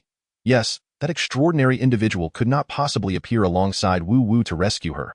It had to be a fleeting glimpse before death. In her moment of despair, she had wished fervently that if only she possessed half the strength of that remarkable person from yesterday, she would not have found herself in such a predicament. Just a few strikes would suffice to eliminate these men.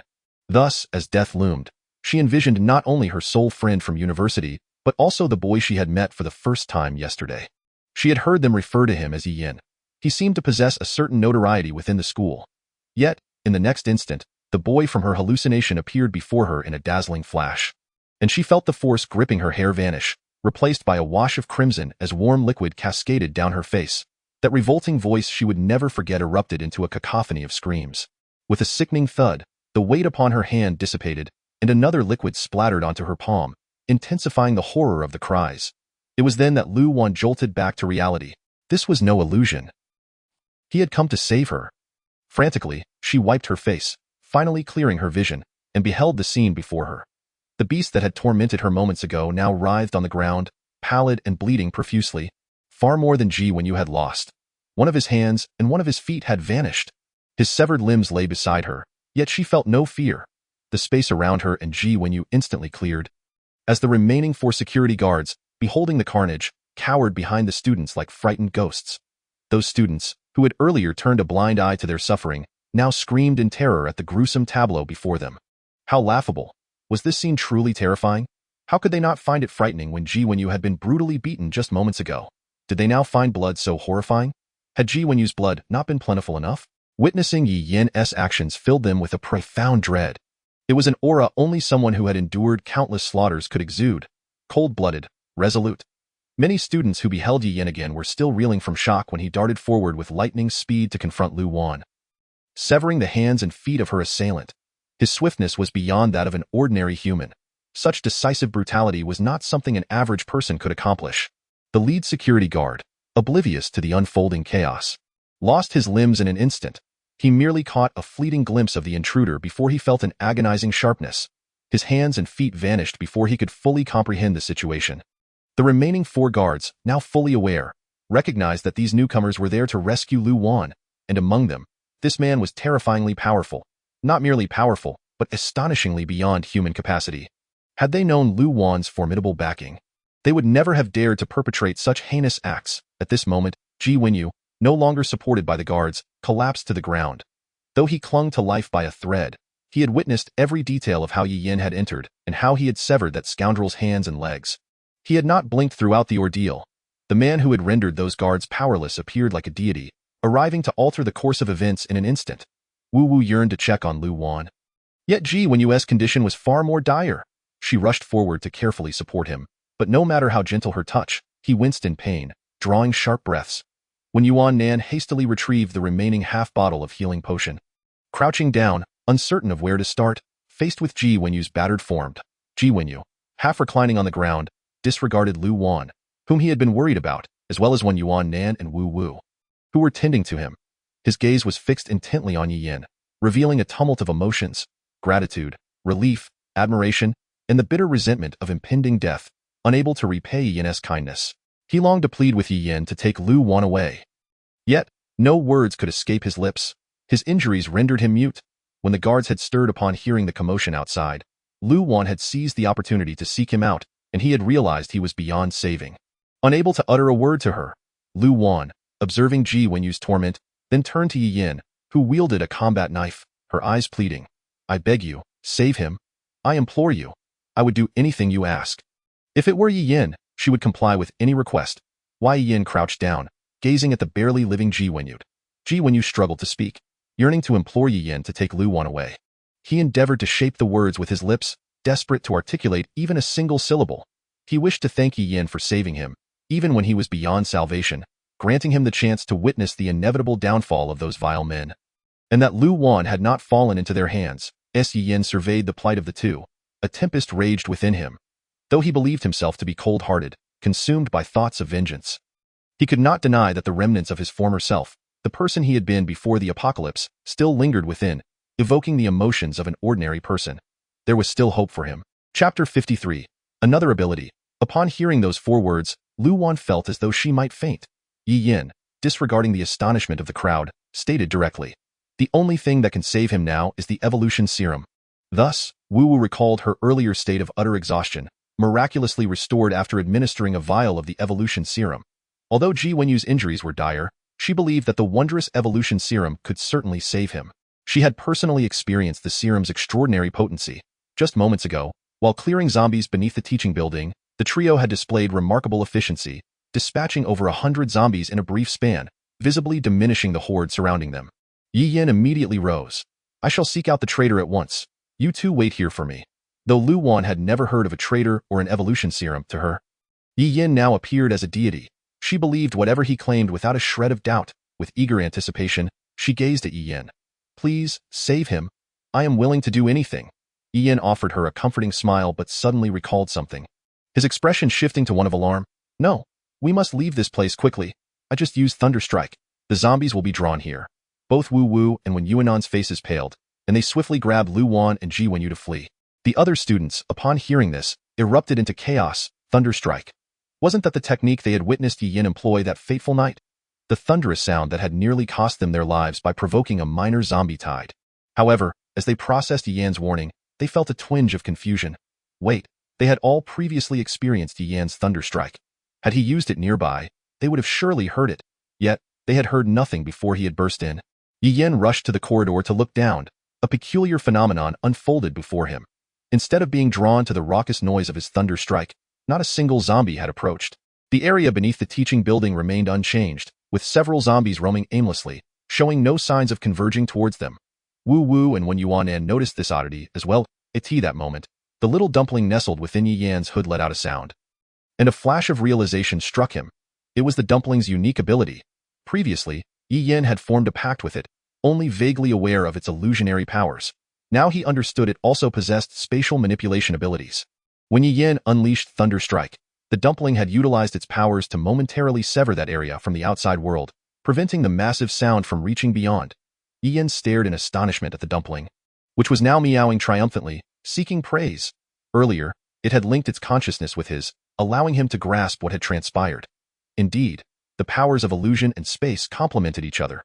Illusions could directly infiltrate the mind, or, when combined with spatial abilities, alter the surrounding environment to create a vivid mirage.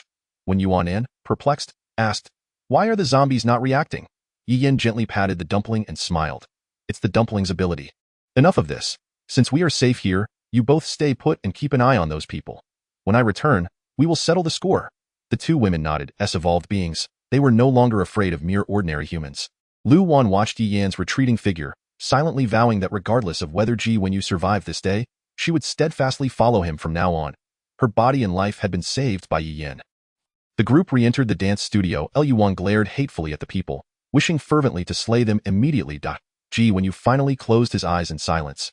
He was exhausted, yet he needed to wait for Yi Yan's return. He had to survive.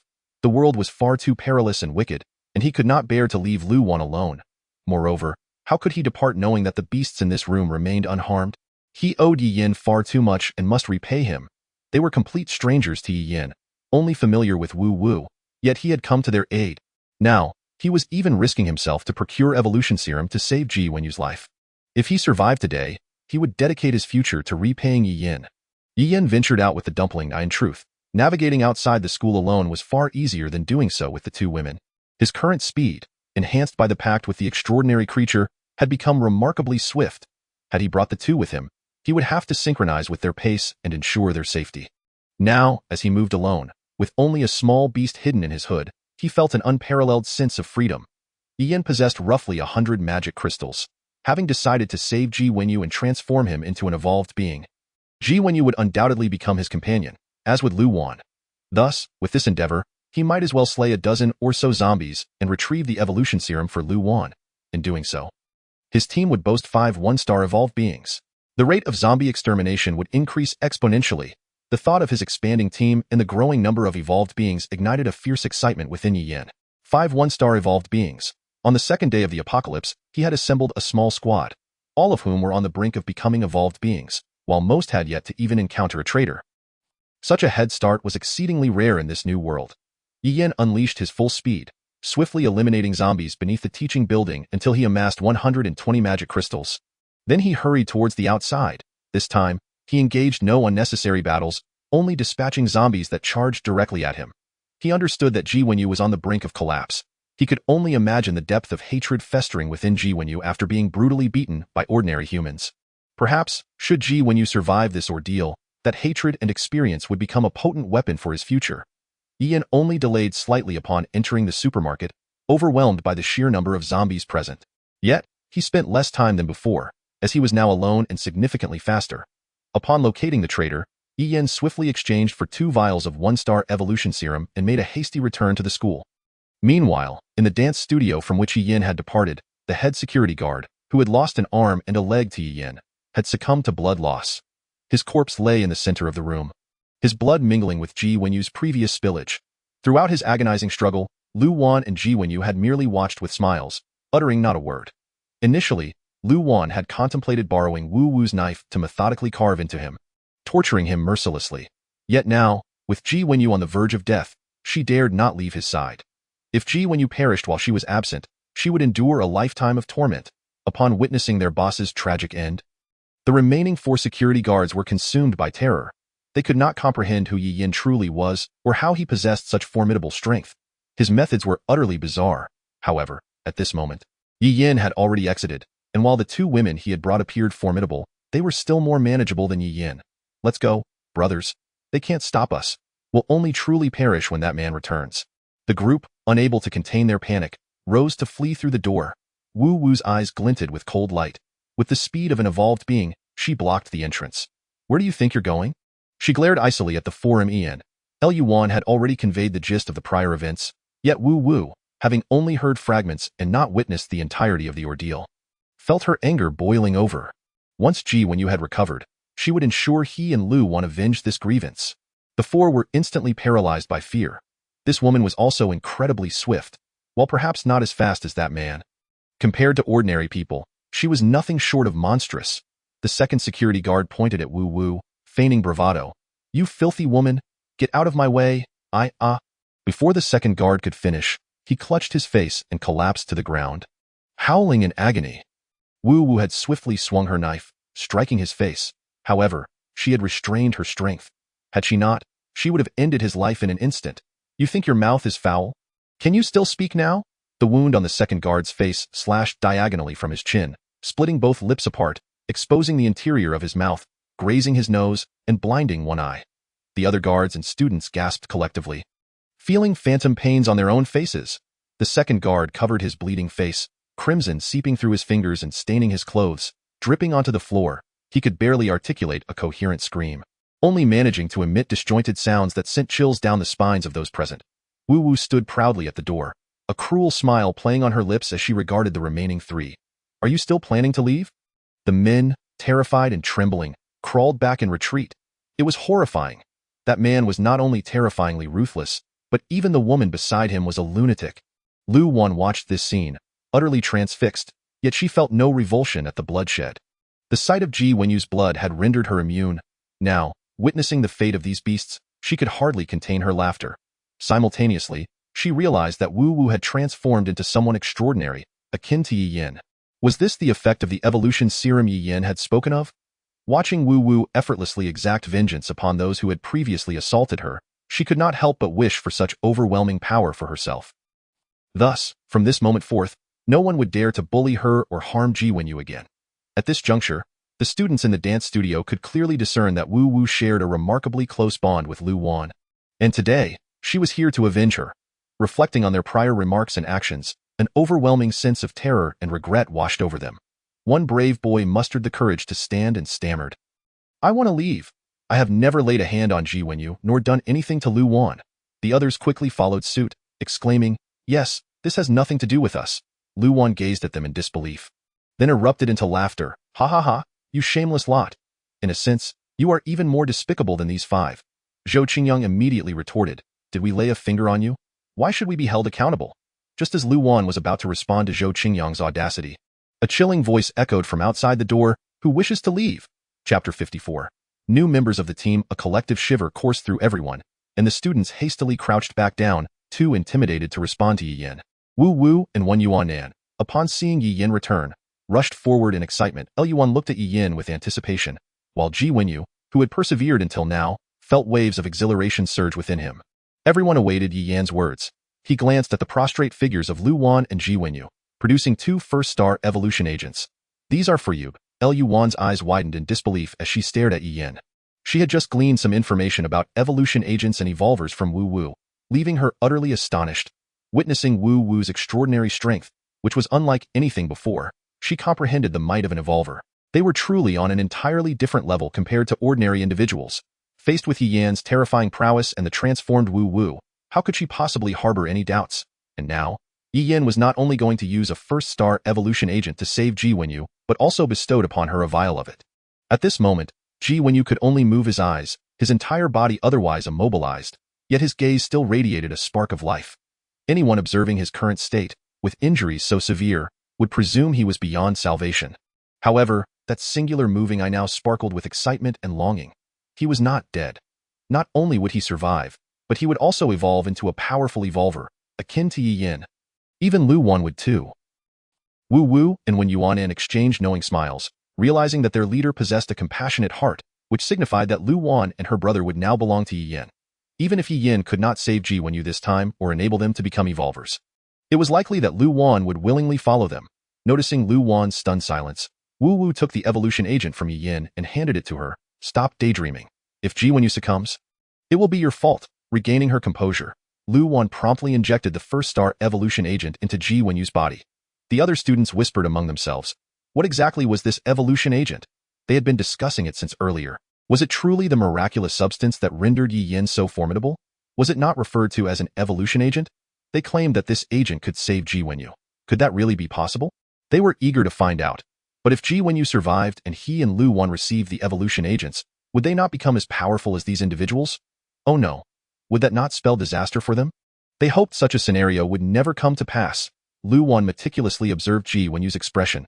He felt a warm current flow through him, as if it harbored boundless power, rapidly nurturing and mending his body. The pain he endured began to dissipate swiftly, and as the warmth restored him to near-complete health, it seemed to possess an excess of energy that transformed his body, awakening his latent potential. Lu Wan gazed in astonishment at Ji Wenyu's transformation, as his complexion and wounds visibly healed at an astonishing rate. His pallor faded from ashen to vibrant, his wounds ceased to bleed, and he regained his mobility. Sister, I felt as though I was dying a moment ago. He finally spoke after what felt like an eternity. Overcome with emotion, Lu Wan could no longer contain herself and burst into tears. Clutching Ji Wenyu's hand tightly, Ji Wenyu rose. Sister, I am sorry. I will ensure you never have to endure such torment again. Anyone who dares to bully you shall face dire consequences. With that, Ji Wenyu, bloodied and battered, approached Yi Yin, intending to kneel before him, but was swiftly halted by Yi Yan's quick reflexes. Ji Wenyu's gaze towards Yi Yin brimmed with gratitude and loyalty. Brother Yi Yin, you have saved both me and Lu Wan. We are at a loss as to how to express our gratitude. You may think we are following you for protection, but we do so to repay you. Henceforth, your affairs will be mine. Our lives, saved by you, are now in your hands. Thank you. Ji Wenyu's eyes glistened with unshed tears, despite having vowed moments earlier never to cry again, never to be a weakling. Yi Yin was at a loss for words. Recognizing that these siblings were, in fact, kind-hearted, unlike the vile individuals rampant in this apocalyptic world, Yi Yin nodded. Their team officially welcomed 2 new members. Meanwhile, Lu Wan remained seated on the floor, weeping. Wu Wu reluctantly assisted Lu Wan in administering a first-star evolution agent. Consequently, Lu Wan's tears ceased instantly, as the transformation within her body left her utterly astounded. She finally understood why Ji Wenyu, on the verge of death, could be revived with the injection. The other students looked at Ji Wenyu as if they had seen a ghost. How could he possibly be alive? He had been nearly beaten to death moments ago. Even if he had not succumbed at that moment, standing was surely out of the question. It was inconceivable that he had not suffered any broken bones. How could he be saved under such circumstances? Was this a joke? Only Yi Yin understood that the evolution agent's effect could only be realized once for an individual. Moreover, it could only be administered to someone who had never undergone evolution. During the initial evolution, all of a person's energy is unleashed by the agent, and their vitality temporarily surges, unlocking their potential and enhancing their limits. If someone was near death as an evolver, such a phenomenon would not occur. Thus, this method of salvation applied solely to ordinary individuals who had never undergone evolution. After Ji Wenyu expressed his gratitude and loyalty to Yi Yin profusely, he turned, a bemused smile gracing his lips as he regarded the others. Wu Wu remained silent, yet she felt uneasy about Ji Wenyu's transformation. As someone close to Lu Wan, she was well acquainted with Ji Wenyu, who had always been a cheerful and magnanimous young man, never one to hold grudges or engage in conflicts. Yet now, the expression on Ji Wenyu's face was one she had never witnessed before. It was not that she believed he was incapable of changing, or that it was undesirable. Rather, through Ji Wenyu's demeanor, she understood the profound impact of the recent brutality on him, altering his very character. Wu Wu's heart ached for Ji Wenyu and Lu Wan, unaware that she too was undergoing a transformation. The others, feeling unnerved under Ji Wenyu's scrutinizing gaze, dared not meet his eyes. The hatred, resentment, and fury emanating from his gaze sent shivers down their spines. At that moment, Lu Wan completed her evolution and stood beside Ji Wenyu, casting a cold glare at those present. The atmosphere in the dance studio turned surreal. A group of individuals sat or crouched on the floor. Heads bowed, too fearful to meet the eyes of the two. Among them was one who covered his bloodied face, writhing in agony yet stifling any sound. Lu Wan and Ji Wenyu stood merely a meter away, seemingly contemplating how to torment them, to make them experience the same helplessness and despair they had endured. Wei Yin and the others positioned near the door intended to remain mere spectators, leaving the handling of these students to Lu Wan and Ji Wenyu. Terrified, the students realized that Lu Wan and Ji Wenyu had received the evolution agents from Yi Yin, and that even Ji Wenyu had miraculously survived. They might possess powers akin to Yi Yan's.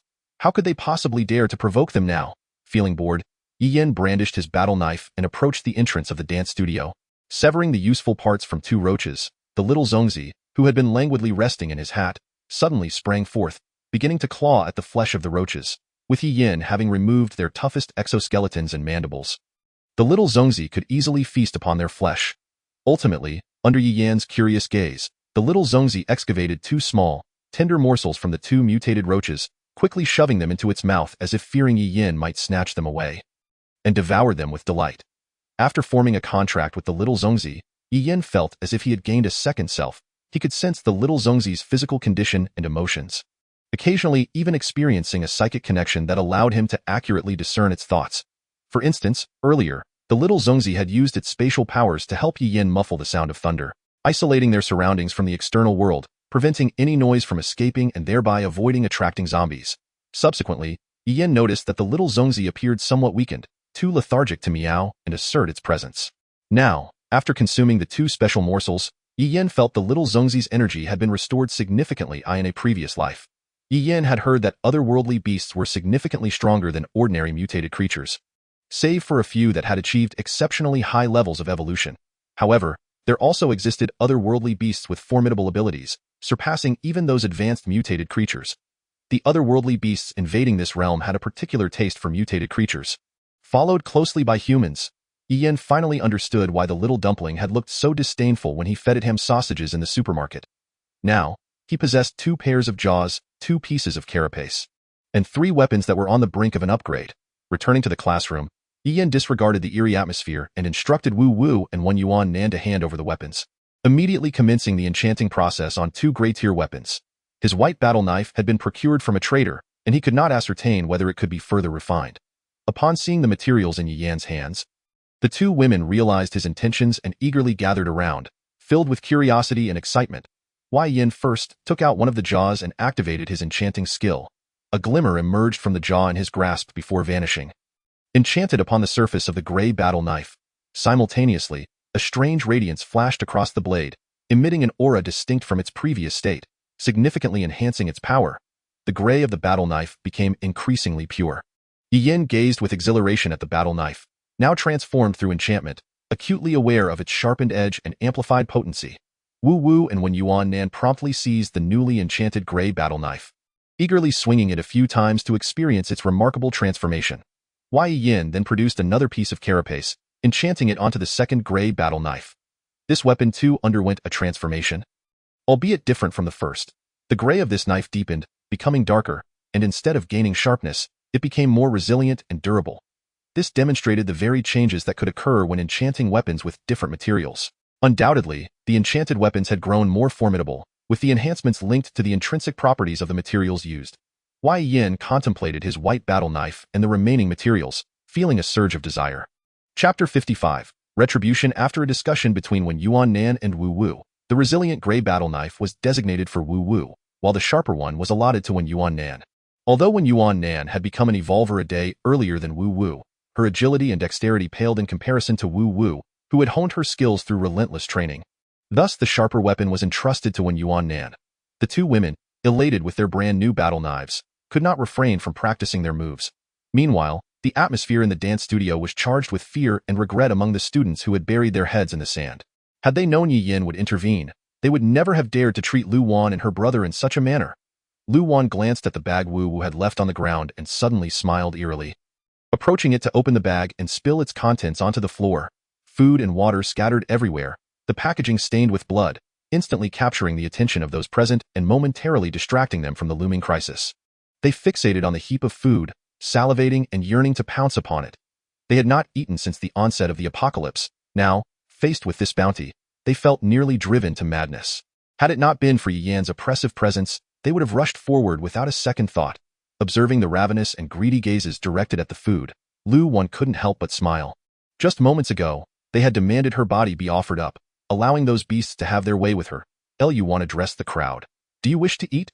Some nodded vacantly, while others, those sensing the strangeness, were still eager to hear what Lu Wan had to say. She cast a glance at Ji Wenyu beside her and continued, "If you select one person and beat them to the brink of death, just as my brother was moments ago, the rest of you may share the food. If you cannot decide, then whoever strips completely bare may eat. But you must be entirely naked, no clothing at all while consuming the food, and eat as much as you desire." Everyone was momentarily stunned, their eyes brimming with indignation. Who was she to treat them this way? What did she mean? How could she? Surely, she must be insane. Lu Wan regarded them with a half-smile, then raised her voice above all others.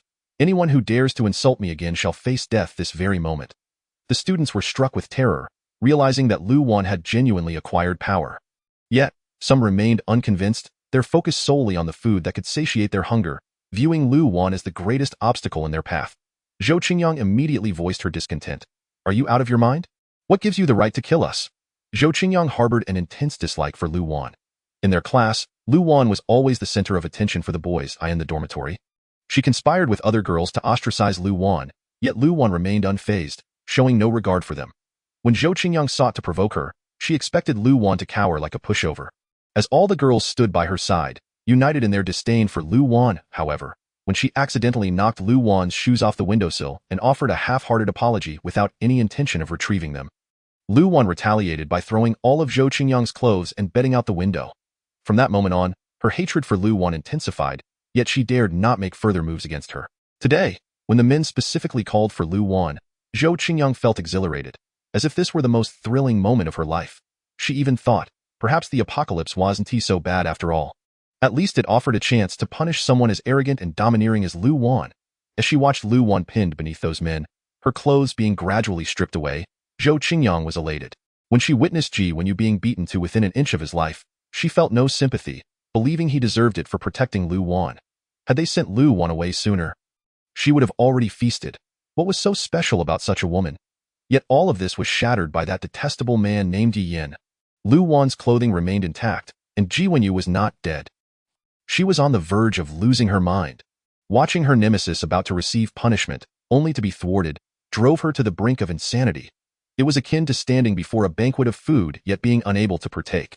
Now this wretched woman had the audacity to demand they strip naked to eat.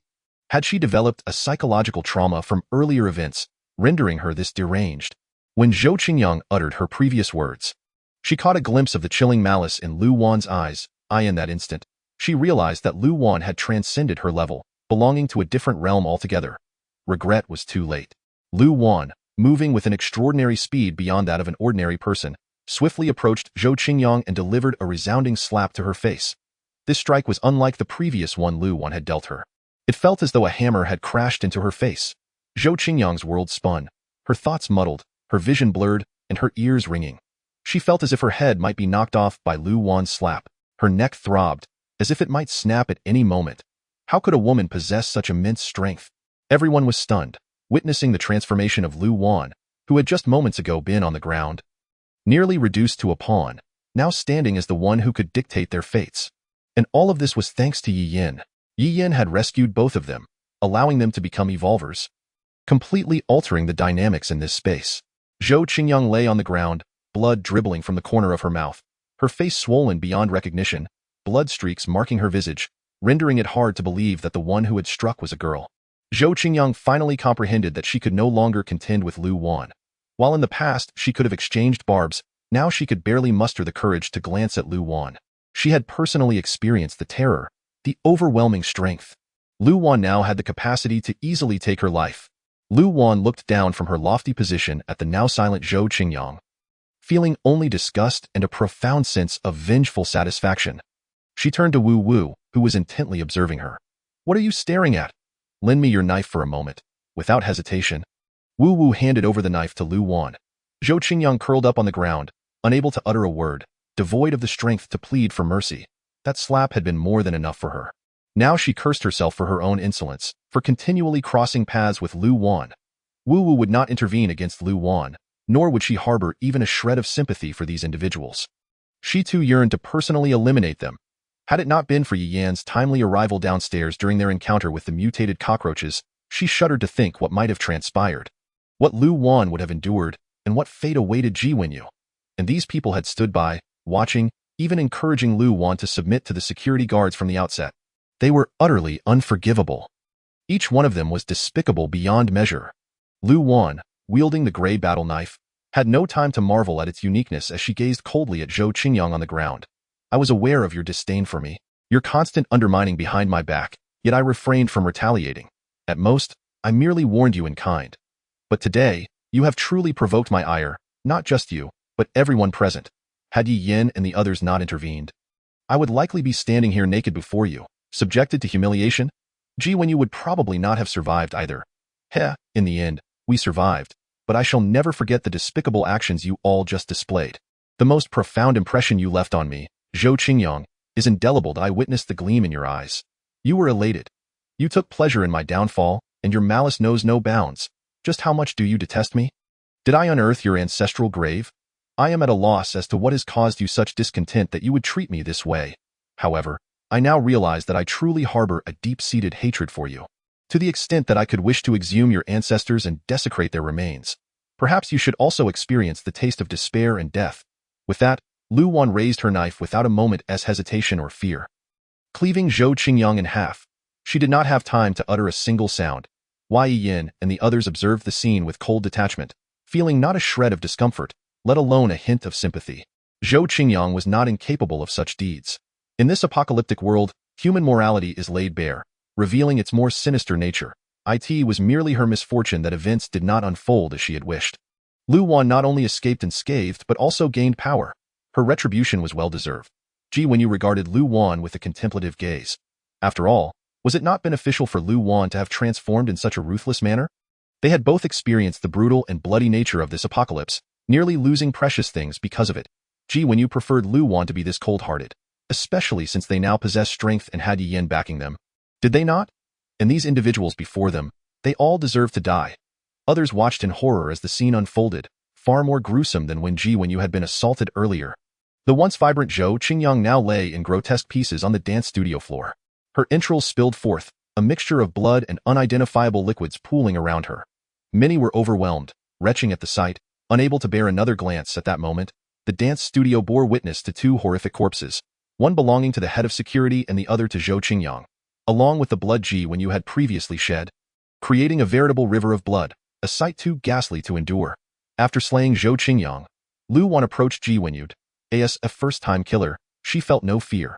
Rather, her heart brimmed with hatred for these individuals. For it was they who had hastened her understanding of this apocalypse and her adaptation to it. Ji Wenyu surveyed the faces of those who appeared ashen, then turned to the last few security guards who were nearly paralyzed with fear. They were filled with regret at that moment. One guard fell to his knees before them, grasping Ji Wenyu's leg desperately. I was wrong. Please spare me. The other three followed suit, kneeling and weeping. We truly understand our mistakes. We beg you. Please do not kill us. Ji Wenyu looked coldly at them and kicked one aside. When I lay there, I imagined how I would dismember you. I thought I would never get the chance. Yet here I am, still alive. The guards turned pale, ceasing their pleas. The guard who had been mutilated by Wu Wu, his eyes gouged out, could not articulate a coherent thought. Only whimpering in fear and regret.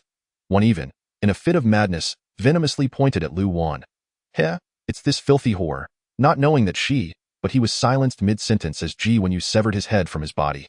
Ji Wenyu stood there, wielding the gray battle knife that Lu Wan had just used, allowing these individuals to grasp the stark disparity in strength, to experience the chasm between an evolved being and an ordinary person. They could only lament why they had not become evolved themselves. Chapter 56, Zombie? Human? The severed head rolled to the feet of several students, who screamed and fled. Now they finally understood the depths of despair when the target of torment was themselves. But it was too late. In Ji Wenyu and Lu Wan's eyes, they were already dead. Amidst the guards' desperate pleas and the students' panic screams, Ji Wenyu mercilessly dispatched the three remaining guards, then turned her gaze to the students. Meanwhile, Yi Yin, at the doorway contemplating whether to enchant his battle knife, suddenly sensed an extremely dangerous aura, while the purple hook jade signaled to him that something was rapidly approaching. The little Zongzi in Yi Yan's hat emitted a warning whimper. Fur bristling and nerves taut, a level 2 zombie.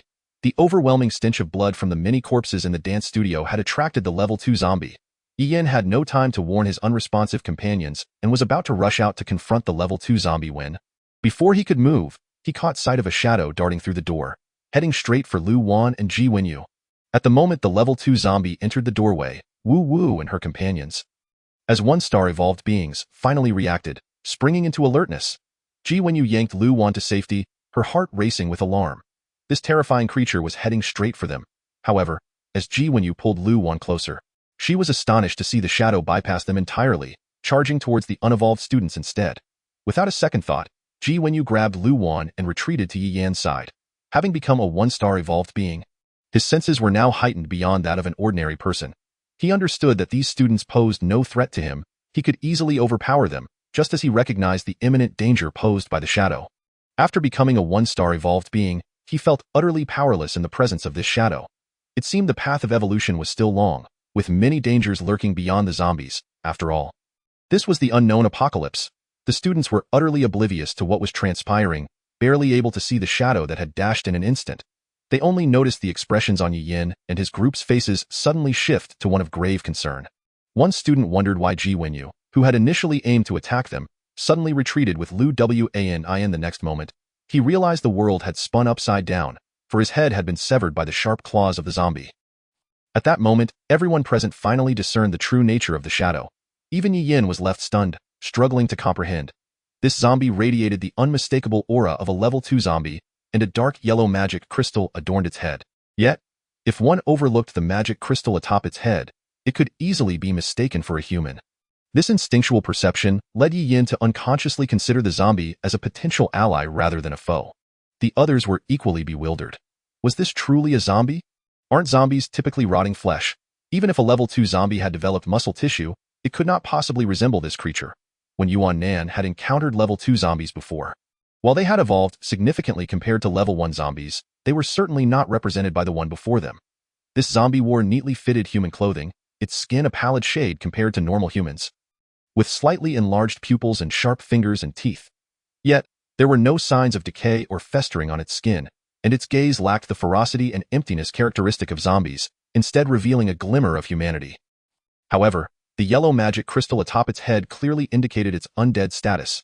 If one disregarded those peculiar details, no one would immediately recognize it as a zombie. Among these strange attributes, what startled Yi Yin even more was that this level 2 zombie chose to attack the unarmed ordinary students rather than the 5 one-star evolved beings present. It was well known that ordinary level 2 zombies could discern the difference between evolved beings and ordinary humans. Between the two, a level 2 zombie would prioritize attacking an evolved being, as consuming one would hasten their own evolution far more than devouring 100 ordinary humans. Yet this level 2 zombie was different. It opted to prey on ordinary humans, knowing it could not contend with Yi Yin. Such intelligence surpassed that of an ordinary level 2 zombie. Only higher level zombies, those above level 5, possessed the ability to assess human strength and decide whether to engage. Only evolved zombies of higher tiers exhibited such complex thinking.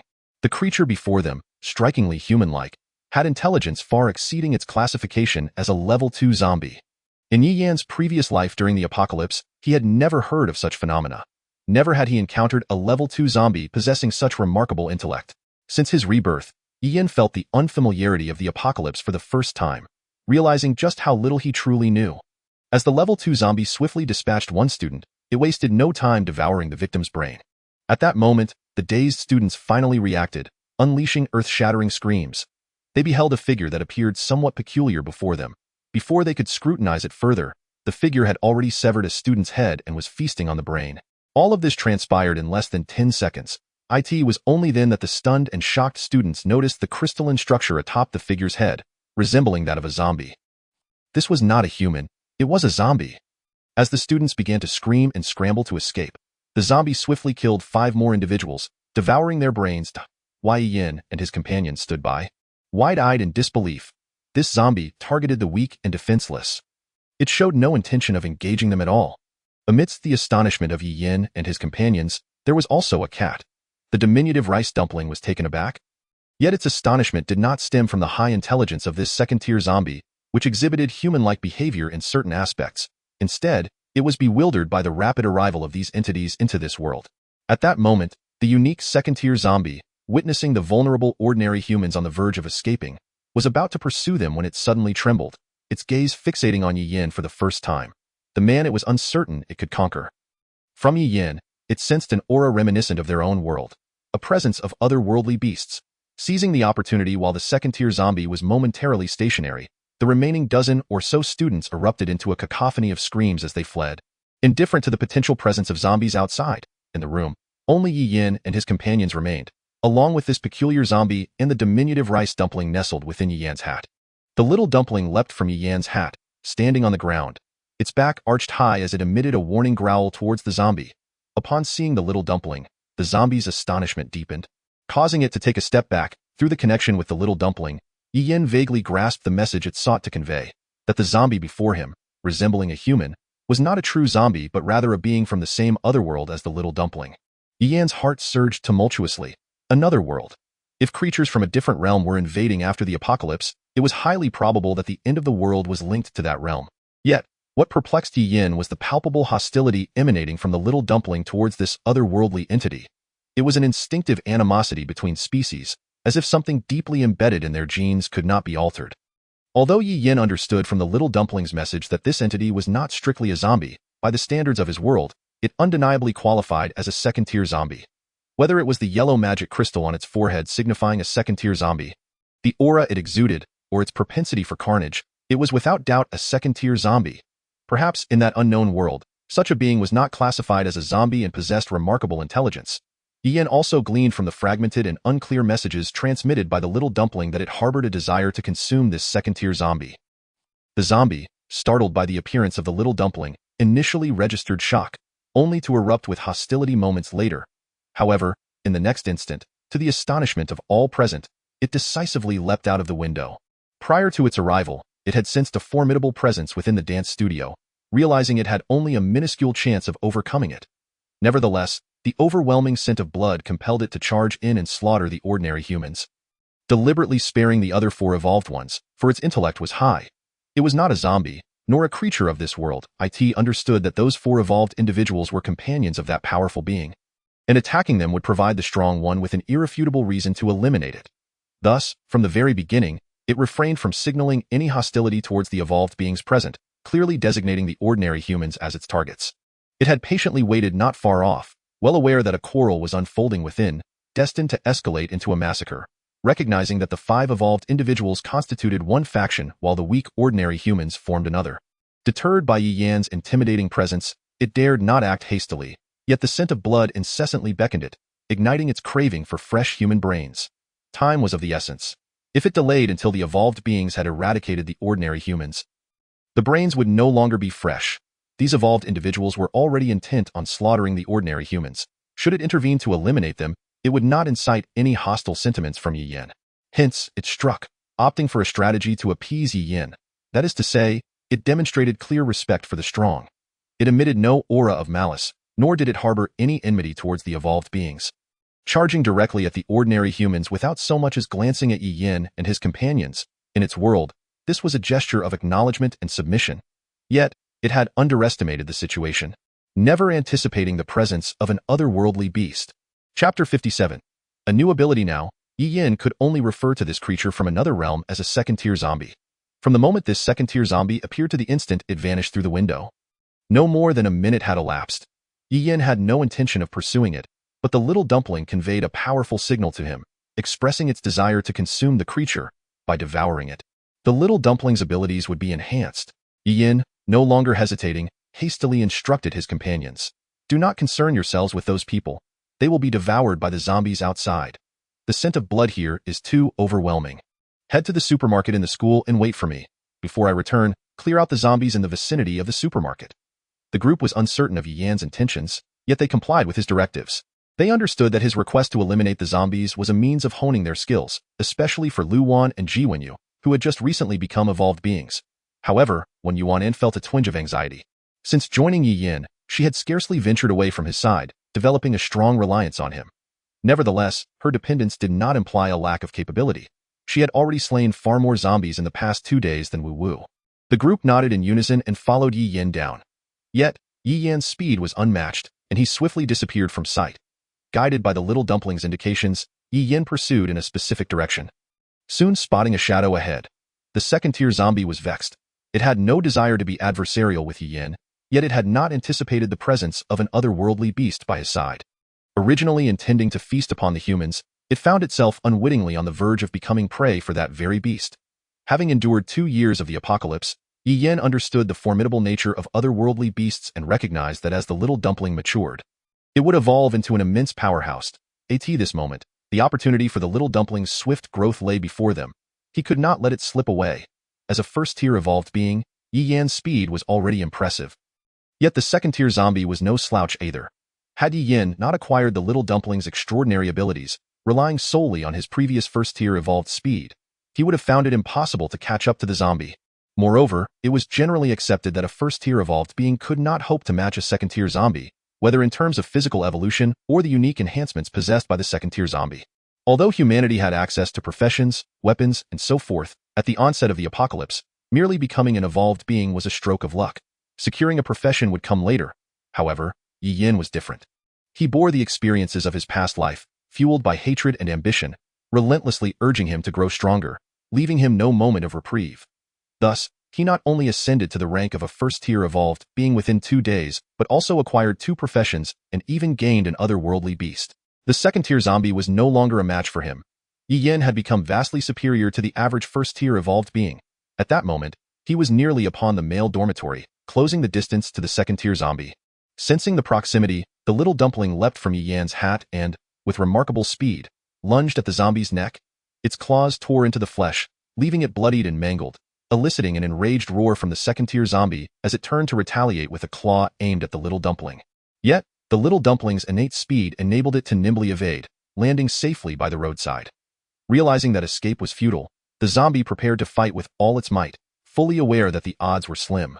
The little dumpling lingered for only a second before launching itself at the zombie's face with incredible speed. As the zombie was about to counterattack, it suddenly sensed the specter of death closing in. Seizing the opportunity, Yi Yin drew his white battle blade, slicing through the air with lethal precision towards the zombie's neck at the very moment the little dumpling struck its face. The second-tier zombie instinctively concentrated all its defenses on its neck, causing its skin to harden and darken, rendering Yi Yan's blade ineffective. At the same time, the zombie flung the little dumpling away, attempting to create distance. Yet Yi Yin denied it even a moment's respite, twisting the blade's angle and striking down towards its arm. The zombie had focused its defenses on its neck, rendering that area impervious to harm, yet this left other parts vulnerable. The battle blade sliced through the zombie's arm with ease, spewing forth black blood. The zombie howled in agony and retreated, but Yi Yin pressed on, this time aiming directly for its head. The zombie instinctively redirected its defenses back to its neck, its skin darkening once more. But Yi Yin wore a cunning smile, redirecting the blade's trajectory to strike at the zombie's torso. This time, the zombie had clearly learned its lesson. It distributed its defenses across its body rather than concentrating them solely on its neck. Consequently, Yi Yan's blade left a long, bloody gash across the zombie's body, though it did not cleave it in two. Had the zombie maintained its previous lack of defense, Yi Yan's strike would have undoubtedly sent it to its demise. The zombie roared furiously, glaring at Yi Yin. It could barely stand, having lost an arm and sporting a horrific gash across its upper body, blood flowing profusely. The loss of blood and the pain rapidly diminished its combat effectiveness. This second-tier zombie, or more accurately, this being from another world, possessed the extraordinary ability of remarkable defense, capable of flexibly redistributing that formidable defensive power across its body, even quantifying the distribution of its defenses. His offensive prowess is formidable, yet it is his terrifying defensive capabilities that have always been his trump card. In past battles, he seldom employed his ability to mobilize his defenses. Instead, he evenly distributed his defensive strength throughout his body, allowing him to effortlessly overcome his adversaries. However, on this occasion, he concentrated all his defenses in one location for the very first time.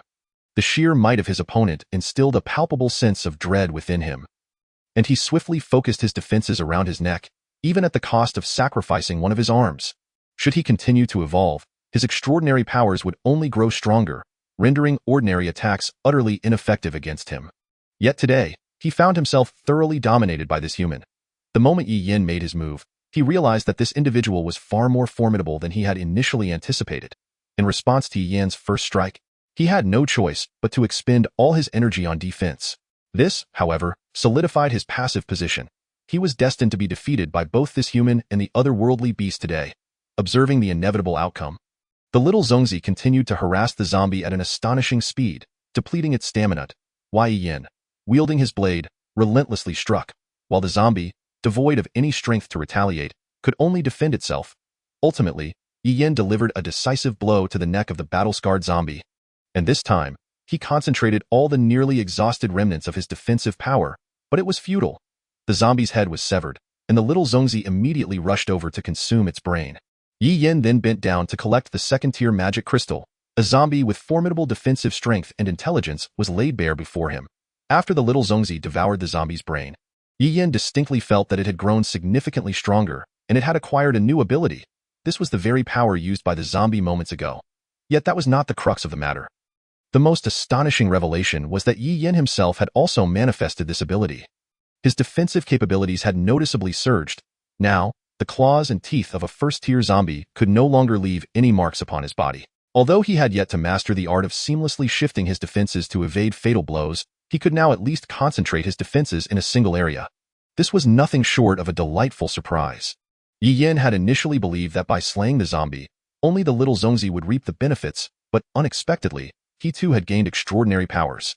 At this moment, the little Zongzi was indeed significantly stronger than before. Possessing the ability to utilize its newfound power multiple times, and its defensive strength had increased even more than Yi Yan's, having directly inherited the zombie's abilities, allowing it to wield this terrifying defense with ease. Yi Yin was confident that as his strength continued to rise, the abilities he had acquired from the little Zongzi, be it in speed or defense, would only continue to enhance. Meanwhile, in the school gymnasium, after indulging himself, Wang Yuan cast a satisfied glance at the several women before him, who were sending him flirtatious glances and eagerly complying with his every whim. He then addressed the eager crowd. Do you see how they treat me? Only they are worthy of sustenance. Strive to impress me, and perhaps then I will grant you food. Wang Yuan tossed several bags of biscuits onto the ground, and those women, who had previously been vying for his attention, immediately transformed, scrambling like dogs to snatch the morsels.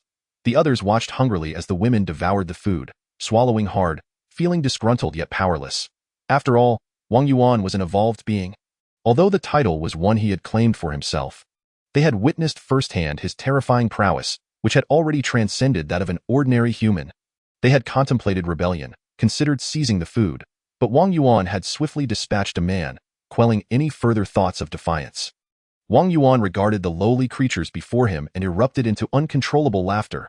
They trembled, uncertain of what madness he might unleash next. Wang Yuan could no longer contain his exhilaration. He was an evolved being. He feared not the foolish, bumbling zombies outside. He could dictate the fates of those before him. He could engage with any of these women at his whim. They were bound to obey his every command. Everything hinged upon his satisfaction. Ha ha ha.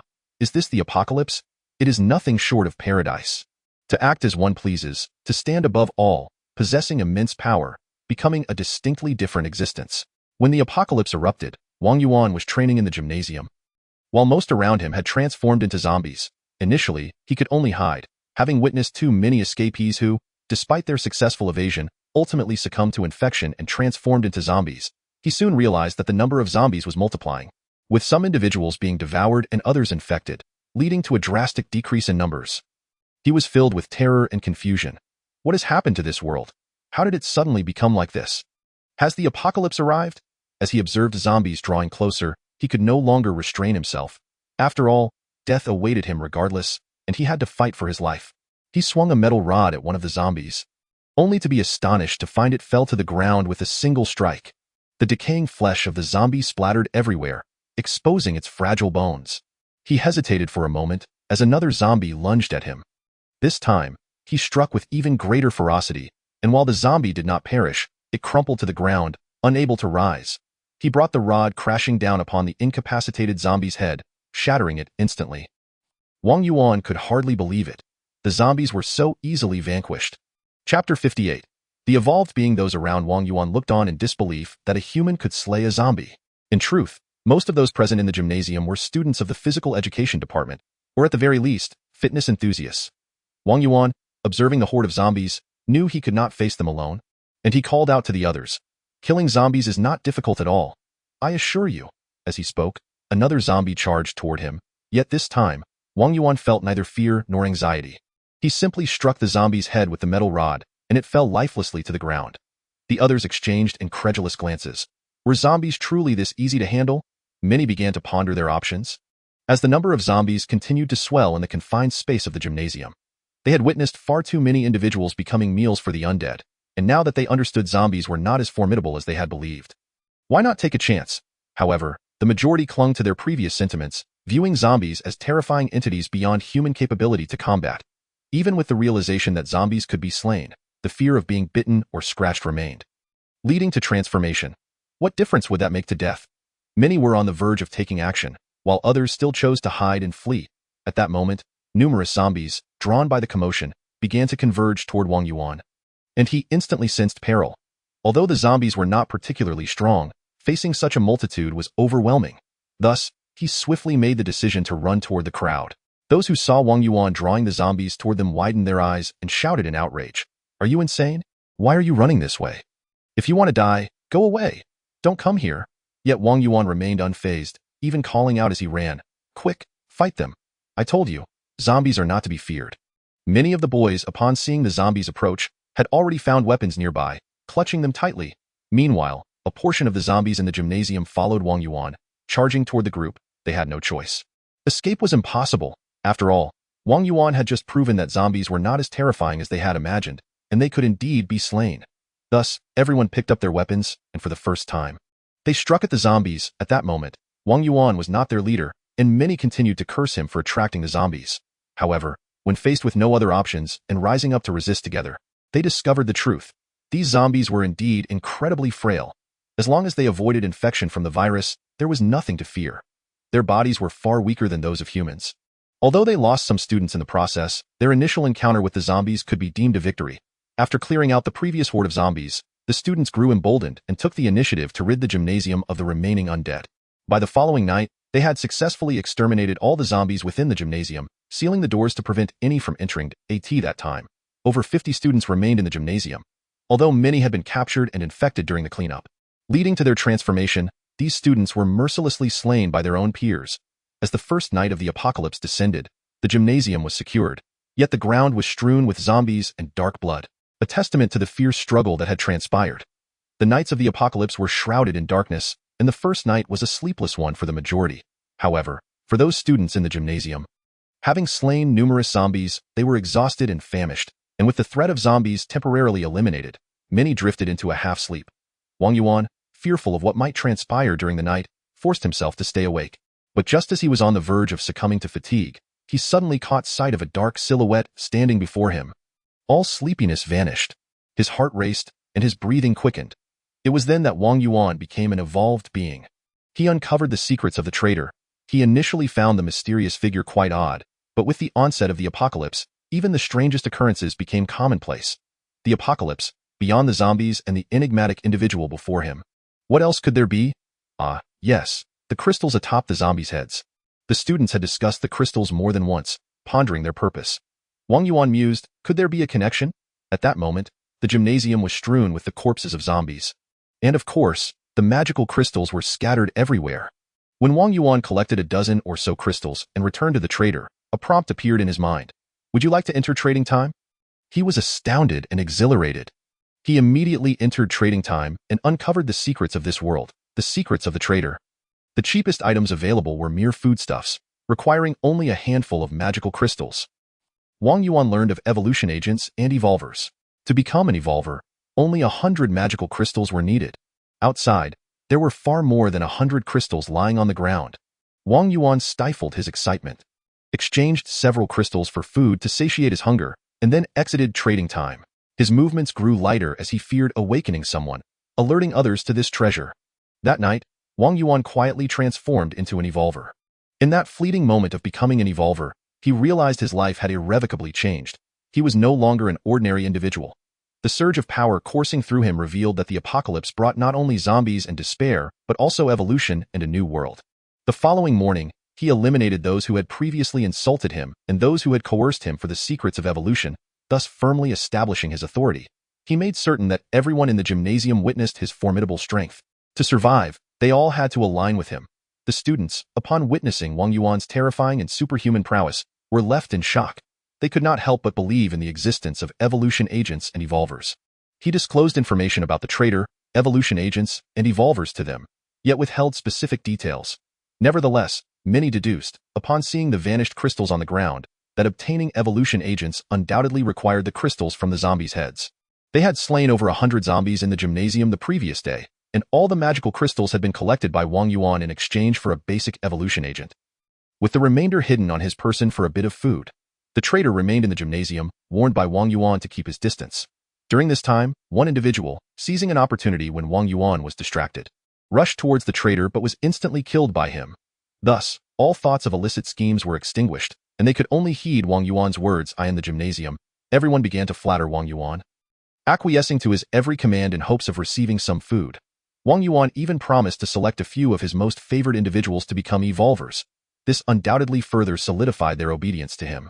After becoming an evolver, Wang Yuan ventured outside the gymnasium, slaying numerous zombies and collecting magical crystals. Killing zombies post-evolution was astonishingly simple. He felt he could dominate this apocalyptic world. He commanded his subordinates to hunt zombies, and they dared not refuse, motivated both by the desire to please him and to avoid his wrath. Although they all understood tacitly that his request for them to gather magical crystals was solely for trading purposes with the traitor.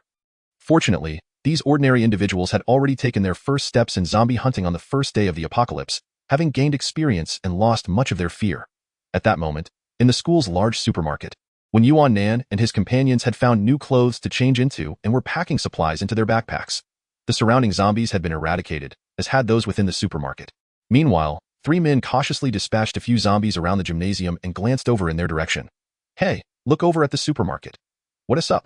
Haven't you noticed the number of zombies around has decreased? There are way fewer." "Yeah, what is going on? Should we go check it out?" "Are you crazy?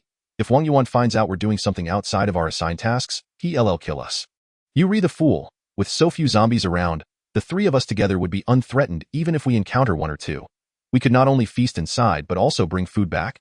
And Wang Yuan will only look favorably upon us. Who knows, we might even secure a chance to become evolvers."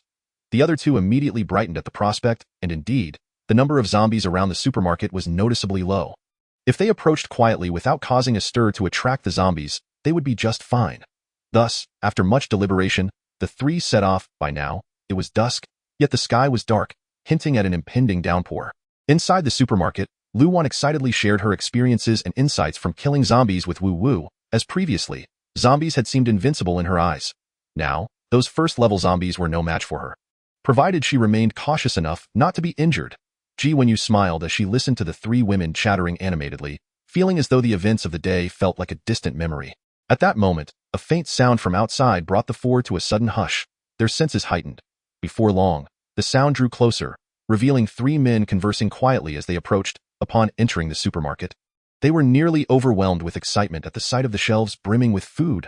"Wow! Finally, we can fill our bellies. Eat as much as we want. Let us indulge." When Yuan Nan stood up, causing one of the men to let out a startled shriek, mistaking him for a zombie. Upon realizing it was merely a girl, they all sighed in relief. Soon after, Lu Wan and the others also stood up to regard the 3 unexpected visitors. The trio was astonished to discover survivors in the supermarket. Just then, due to the earlier exclamation, 2 nearby zombies were drawn over.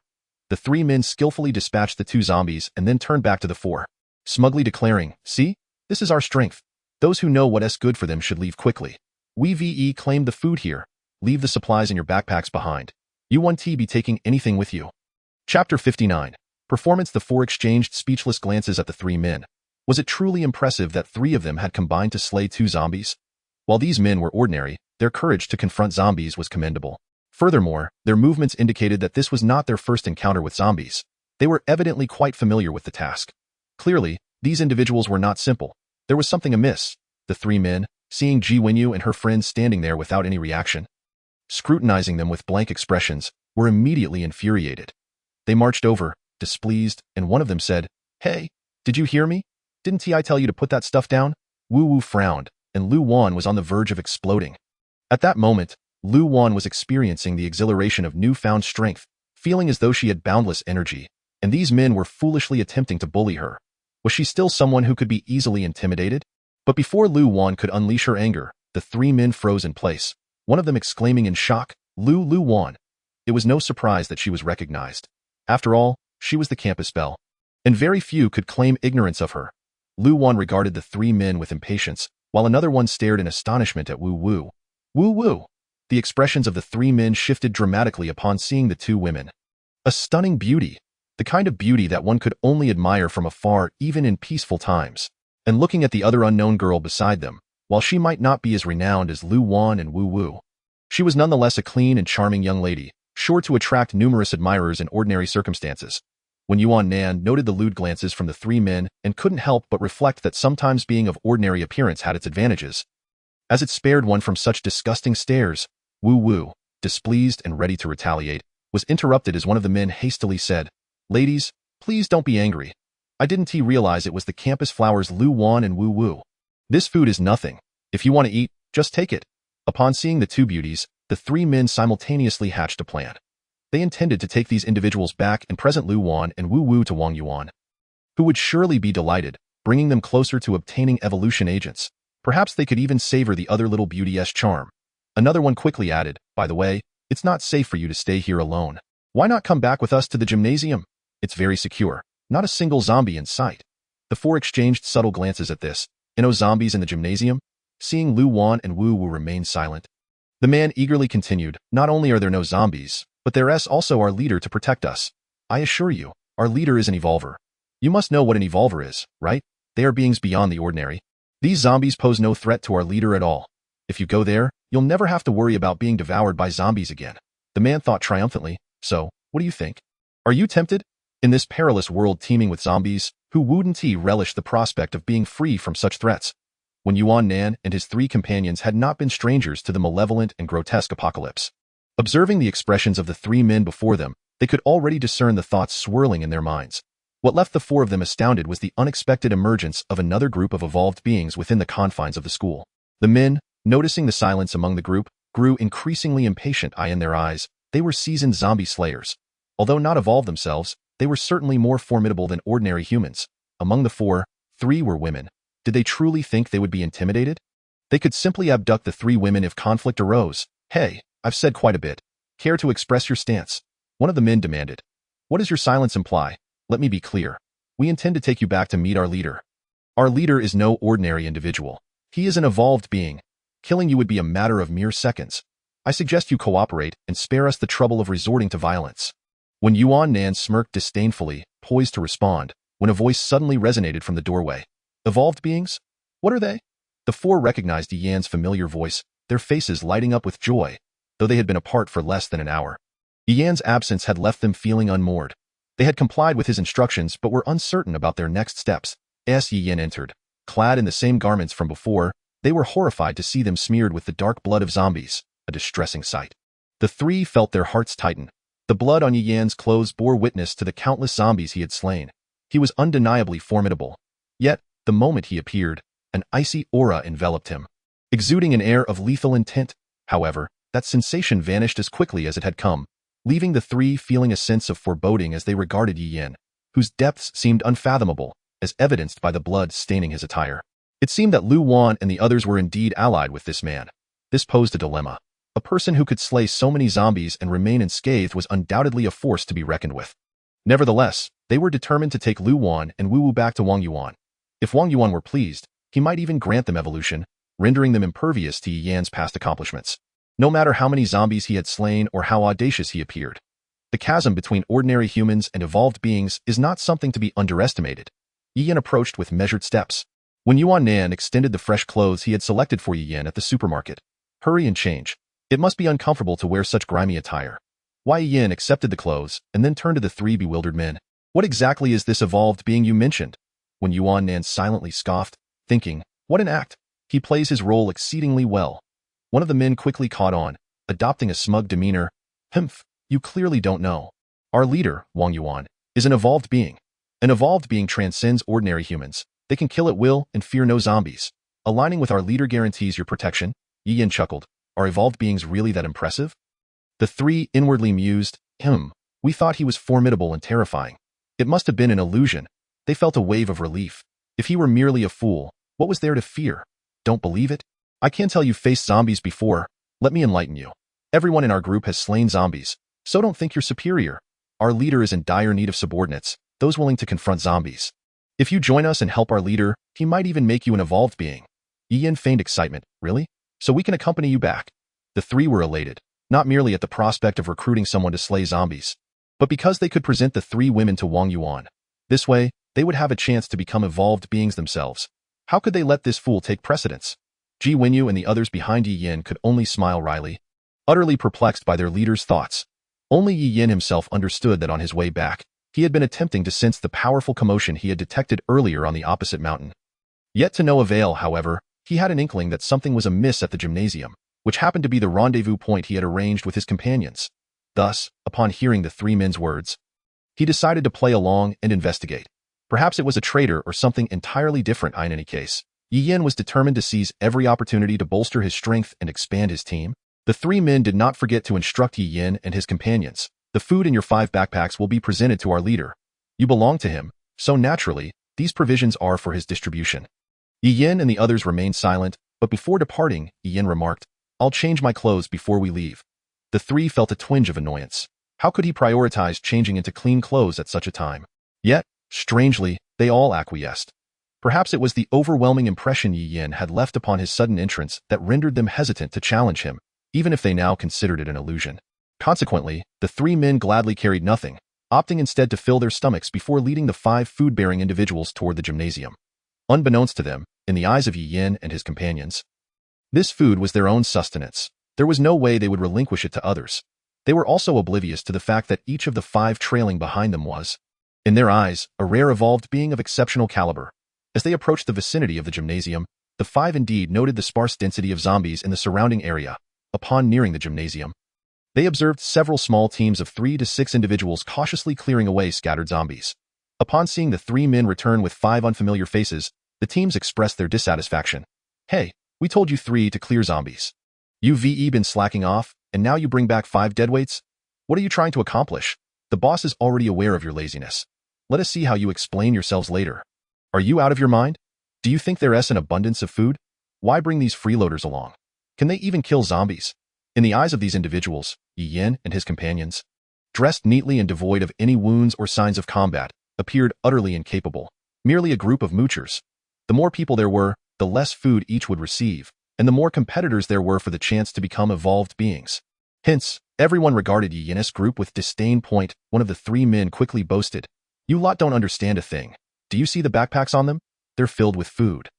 The onlookers were taken aback, their gazes fixated on the backpacks carried by Yi Yin and his companions. One man shot a glance at Lu Wan and Wu Wu, excitement coursing through him as he declared, No more wasting time.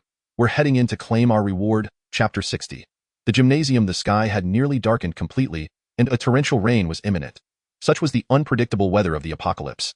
Ordinarily, it would merely be 7 o'clock, and the sky would not appear thus. The 3 men guided Yi Yin and his companions into the gymnasium, where darkness enveloped them, devoid of any source of light. However, the 5, being evolved beings, could still barely discern their surroundings in the obscurity. As they entered, they spotted a shadow darting swiftly toward them. The foremost man among the 3 suddenly let out a muffled groan and collapsed heavily to the ground. It seemed this individual was the so-called boss the men had mentioned. Judging by his speed, he was undoubtedly an evolved being. Moreover, Yi Yin possessed tremendous strength. Ordinary evolved beings could not sense each other's abilities unless they were significantly stronger or of a higher rank. Yet, Yi Yin could discern through the aura that this man was indeed a 1-star evolved being. The other 2 men, upon hearing their companions cry, immediately recognized that their boss had arrived to administer punishment. They hurriedly exclaimed, Boss, boss. Wang Yuan squinted at the other 2, saying, Heh, I told you to slay zombies, yet you chose to slack off. I thought you had the backbone to stay away. One man quickly ingratiated himself. Boss, how could that be? We went to the big supermarket across the street to get food. We brought back 5 bags of provisions. Wang Yuan's expression lightened slightly as he turned to examine Yi Yin and his companions behind the man. Could these outsiders possibly slay zombies? They were probably 5 useless individuals. It was likely that these 5 were only good for transporting food this once. If they couldn't kill zombies, they would be disposed of. No need to nurture useless people. And it would serve as a warning to his subordinates about the consequences of laziness. Another man approached Wang Yuan and whispered, "Boss, I brought back 3 women. I guarantee you'll be pleased." Wang Yuan scrutinized the group closely and noted that indeed 3 of the 5 were women. These 3 would likely last longer. They could be disposed of once he grew bored, thus conserving food. At that moment, due to Wang Yuan's rapid speed and the complete absence of light in the gymnasium, those who had remained behind to clear zombies finally reached the entrance point. One of the men who had brought Yi Yin and his companions in urgently shoved Ji Wenyu forward. "Hurry! Find the candles and light them so the boss can see the food I brought back." Ji Wenyu, reluctantly rummaging through her pack, moved slowly. The newcomers, eager to see what provisions had been brought back, were filled with impatience as they vaguely discerned several unfamiliar faces among them. Their displeasure only grew. The food was scarce, and with so many additional people, their own rations dwindled even further. Consequently, a chorus of loud complaints erupted. "Hey, could you move a bit faster, please?" It seemed they were newcomers, unaware of the local customs. Such sluggishness could indeed lead to dire consequences.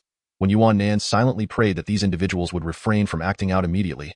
If they retaliated, wouldn't their true intentions be exposed? Wang Yuan, on the other hand, was struggling to contain his patience as he observed Ji Wenyu's lethargic movements. In his mind, he had already condemned this unhurried man to a fate worse than death. As soon as he found an opportunity, he would ensure this person experienced the taste of terror. At that moment, Ji Wenyu finally managed to retrieve a candle and, with deliberate slowness, lit it, seemingly oblivious to the increasing tide of scorn directed at him. Just as Wang Yuan was about to erupt, the lights illuminated the surroundings, rendering him speechless. Yuan? Woo-woo? Was he imagining things? He was, indeed, beholding 2 of the most renowned beauties from school. All his prior anger towards Ji Wenyu faded away, and he lost interest in the heaps of food, his attention fixated solely on the 2 women. As the lights brightened, when Yuan Nan and the others noticed that the man who had been struck by Wang Yuan was now lifeless on the ground. The others observed this scene with no reaction. Accustomed as they were to such occurrences, Wu Wu and her companions felt an unspoken relief, fortunate to have encountered Yi Yin as their leader rather than someone as brutal and self-serving as Wang Yuan. The others, upon seeing the food, had not yet had the chance to feel excitement before their gazes fell upon Lu Wan and Wu Wu. Instantly, a sense of crisis surged within them. At a time like this, if Lu Wan and Wu Wu allied with them, Wang Yuan would undoubtedly take a liking to them. This would render their own chances of becoming evolved individuals even more elusive. Meanwhile, the previously favored women, who had shared Wang Yuan's bed on numerous occasions, sank to the ground in despair, their faces ashen. They dared not venture out to slay zombies, as their sole value to Wang Yuan lay in their capacity to provide him with pleasure in bed. This was their means of securing food and maintaining a semblance of safety, hoping for a chance to evolve in the future. However, the sudden appearance of Lu Wan and Wu Wu Haha. They must be unaware of the formidable prowess of the evolvers to dare provoke Wang Yuan, the elder. Soon, they will come to understand the true nature of the evolvers. By then, it will be too late for regrets. The 5 stood together, seemingly oblivious to the murmurs surrounding them. The 2 boys who had stepped forward first were taken aback. "Hey, do you 5 even realize how powerful Wang Yuan is? Do you know what an evolver is?" To seek death one after another, showing such disregard for Wang Yuan. At that moment, Wang Yuan was consumed by fury. Wu Wu and Lu Wan's blatant indifference to his overtures in front of so many people was infuriating. Now, as this man led the group toward the traitors, the others followed suit, completely disregarding him, treating him with contempt. Haha, how amusing. Wang Yuan stood his ground, looking down upon Yi Yin. "Hey, I advise you to come over now. Bow your head and admit your wrongs. If I am pleased, perhaps I will spare your life. Otherwise, I cannot predict the means by which I will torment you, making you wish for death. At that point, begging for mercy will be futile." He was indeed an evolver. Eliminating these few would be but a fleeting thought for him. The others watched the 5 with glee. Their sudden appearance meant a smaller share of food for everyone, diminishing their own chances of becoming evolvers. Now, witnessing these individuals provoke Wang Yuan, who was about to face dire consequences, how could they not feel elated? 5 large bags of food could last several days. Yet, Yi Yin appeared unfazed, staring directly at the 2 blocking his path. "Step aside." The 2 men, furious, laughed derisively, almost deeming Yi Yin a fool. "Haha, can't you understand human language? Our Wang Yuan is speaking to you. And you dare to ignore him?" With that, the speaking man threw a punch at Yi Yin. To the onlookers, Yi Yin seemed quite ordinary, a bit frail, and dressed neatly, clearly someone who had not battled zombies. Anyone could knock him down with ease. Just as they anticipated seeing Yi Yin fall, he unexpectedly moved in an uncanny manner, effortlessly evading the man's fist. He appeared beside him. The man, having exerted too much force, collapsed heavily to the ground. Everyone stared at Yi Yin in shock. Wasn't he supposed to be the one on the ground? What had just transpired? How had he evaded the man's punch? No one could believe Yi Yin had so easily dodged the previous attack, yet none understood how he did it. The two men who had brought Yi Yin's group felt a wave of terror. In that fleeting moment, they sensed the same dread they felt when they first encountered Yi Yin. Could it be that Yi Yin was truly extraordinary? Only Wang Yuan narrowed his eyes, staring incredulously at Yi Yin. As a fellow evolver, he could vaguely discern Yi Yin's movements just now. A tempest raged within Wang Yuan's heart. How could this person's speed be so astonishing? It surpassed the limits of ordinary individuals. If so, there was only one possibility. The other party was also an evolver. Initially shocked, Wang Yuan's heart surged with overwhelming hostility. He believed that only a handful of individuals knew the secrets of the traders and evolvers. Surely, evolvers were exceedingly rare. Yet, he never anticipated encountering another evolver on his very first day of becoming one. In his mind, the fewer people who knew the secrets of the traders and evolvers, the better.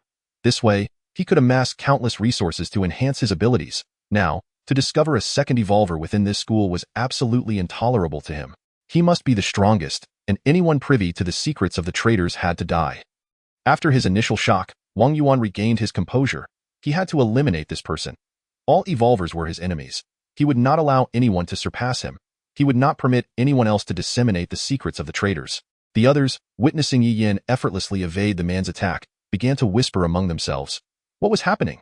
How had he dodged that? So bizarre. What had just occurred? Was he not simple? Humph. No matter how extraordinary he was, he could not possibly rival Wang Yuan. Wang Yuan was an evolver, far beyond the capabilities of an ordinary person. Indeed, even if he possessed some skills, he could never be a match for Wang Yuan. The Elder! This ordinary person dared to defy an evolver. Wang Yuan's expression was grave and fierce as he glared at Yi Yin. Haha, I never expected that this little school would harbor another evolver. The crowd was instantly bewildered. An evolver? What was going on? This man was also an evolver? Many stood frozen, unable to articulate a word. The seemingly ordinary man before Yi Yin was, in fact, another evolver? Upon hearing Wang Yuan's words, the two men flanking Yi Yin jumped back in fright. Holy moly, an evolver. Why didn't you say so earlier? Had they known Yi Yin was an evolver, even with 200 lives, they wouldn't have dared to step forward. Yi Yin looked at the sullen Wang Yuan with a half-smile. There are many things you have yet to fathom. Wang Yuan's eyes narrowed dangerously. Enough chatter, since you know the secrets of the traders. Don't blame me for being impolite, die. With that, Wang Yuan unleashed the speed of a one-star evolver, lunging toward Yi Yin. The crowd, accustomed to Wang Yuan's intimidation, quaked at his display of power.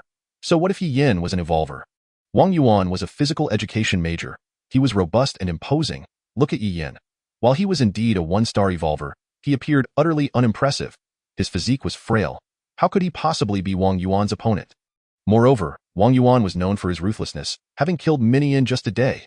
This person clearly seemed no match for Wang Yuan. Just as Wang Yuan was about to reach Yi Yin, his body abruptly halted, 2 meters away, his face reflecting disbelief as he slowly turned his head to glance at Ji Wenyu. Ji Wenyu greeted him with a warm, spring-like smile. Who said only our Yi Yin is an evolver? In the next instant, Wang Yuan collapsed to the ground, blood gradually spreading around him. The crowd fell silent. The entire gym was so quiet that one could hear a pin drop. All movement ceased, and the atmosphere became eerily tense. An evolver? Another evolver? Moreover, one of Yi Yin's subordinates. Just one of Yi Yan's subordinates had effortlessly dispatched the fearsome Wang Yuan in an instant. Wang Yuan hadn't even approached Yi Yin before being taken down by one of his subordinates. Terrifying, truly terrifying.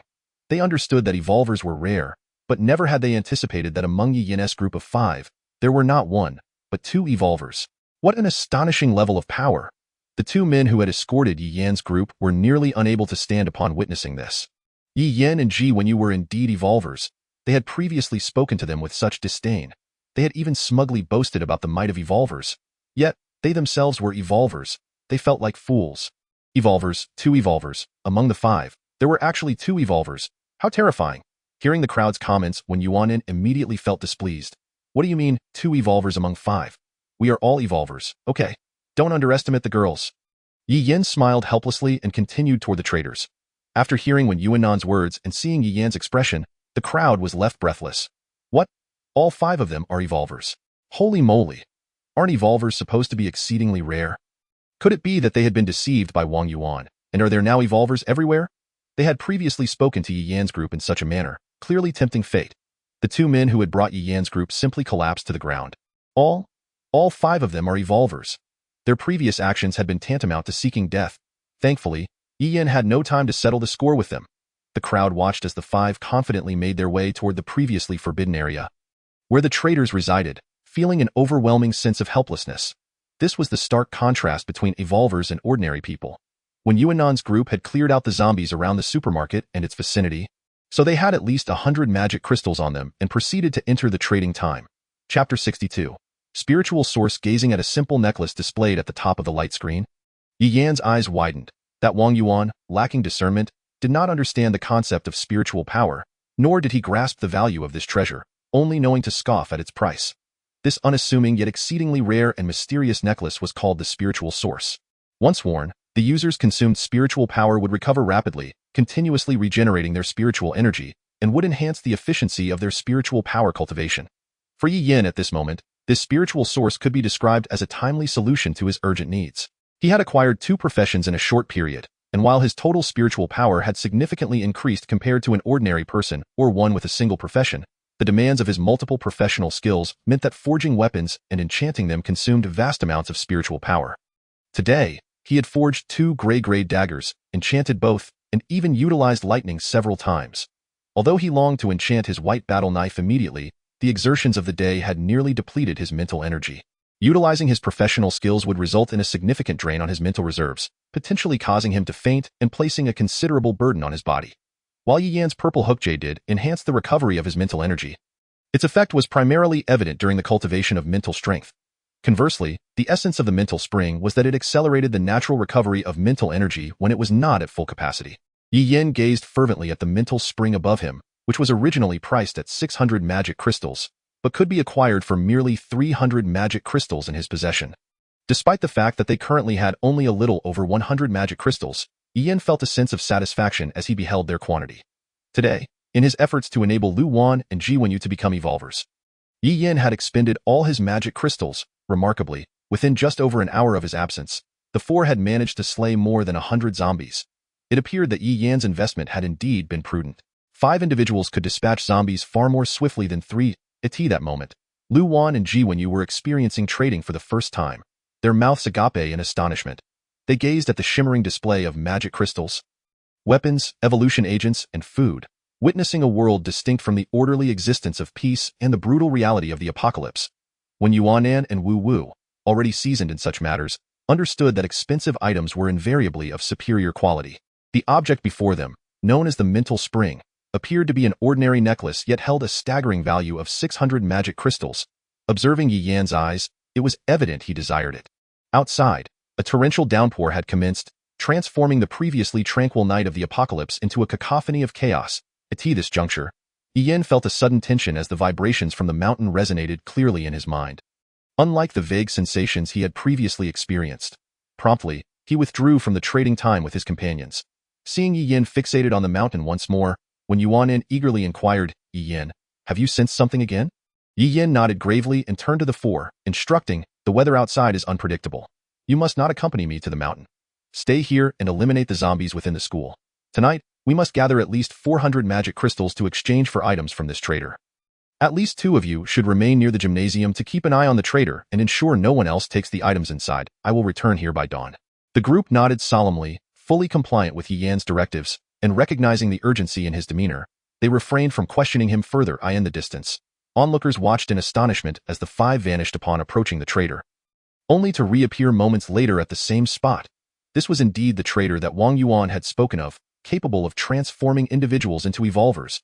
Such marvel was undeniable. Ambition surged within the hearts of these observers. With Wang Yuan now deceased, they no longer feared him or his exploitation. They too could venture forth with magic crystals to uncover the truth behind this phenomenon. Ian approached the group, aware of their excitement and understanding their thoughts.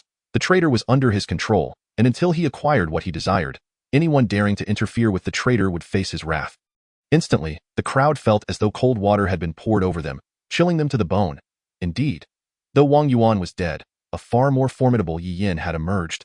If even one of Yi Yan's subordinates could so effortlessly dispatch Wang Yuan, one could only imagine the terrifying prowess of Yi Yin himself.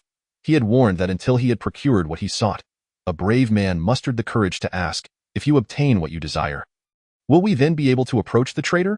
Yi Yin replied, "Yes, but until I give the word, anyone daring to approach will be viewed as a provocation, and the consequences will be akin to what befell your Evolver leader." The collective expressions of the crowd transformed, their apprehension dissipating, replaced by a surge of determination. They needed to gather magic crystals swiftly. From Yi Yan's words, they discerned that the items within the traitor's possession were certainly more complex than Wang Yuan had implied. With distinctions of rarity and value, if they did not act quickly, the opportunity might vanish altogether. This was precisely why Yi Yin was reluctant to let them exchange items first. He intended to secure what he desired before allowing them near the traitor. Though Yi Yin had not displayed his strength, the mere fact that one of his companions could swiftly eliminate Wang Yuan left no room for doubt. In the past few days, Wang Yuan's tyranny had vividly illustrated the stark divide between the powerful and the weak, as well as the chasm between evolvers and ordinary individuals. Thus, they were resolutely disinclined to defy Yi Yin. One individual, perceiving that Yi Yin was not the tyrannical figure Wang Yuan had been, and driven by the potential for evolution agents, inquired, "Then, once you have what you seek, will there still be evolution agents available?" Yi Yin smiled and responded, "Although I did not notice exactly how many first-tier evolution agents remain, I am certain there are some. Since I do not require them at present, there will indeed be first-tier evolution agents left for you." Cheers erupted among the crowd, yet an undercurrent of tension lingered. Yi Yan's earlier remarks only reinforced their suspicions. The items within the traitor's possession were limited in quantity. Besides Yi Yin and his companions, there were nearly 50 others vying for the uncertain number of first-tier evolution agents. Outside, the tempest raged, the visibility severely diminished, and unseen dangers lurked in the shadows. Nevertheless, the individuals within the gymnasium resolutely decided to venture out to slay zombies, regardless of whether they were women who had scarcely faced zombies before or men with some experience. They understood that survival in this cruel and merciless apocalypse hinged upon becoming evolvers. If they allowed this opportunity to slip away, they might never encounter another traitor and could perish in this desolate world. In no time, the individuals in the gymnasium surged forth, undeterred by the perilous conditions outside. A few exchanged glances and smiled. Yuan, a touch anxious, exclaimed, "These individuals are impressive. As ordinary people, they possess the courage to fight zombies. We must act swiftly. Otherwise, they may eliminate all the zombies and we won't fulfill our task today." Lu Wan's eagerness was endearing, prompting smiles from Wen Yuanan and Wu Wu. Yi Yin was the first to plunge into the torrential rain, declaring midnight at the gymnasium.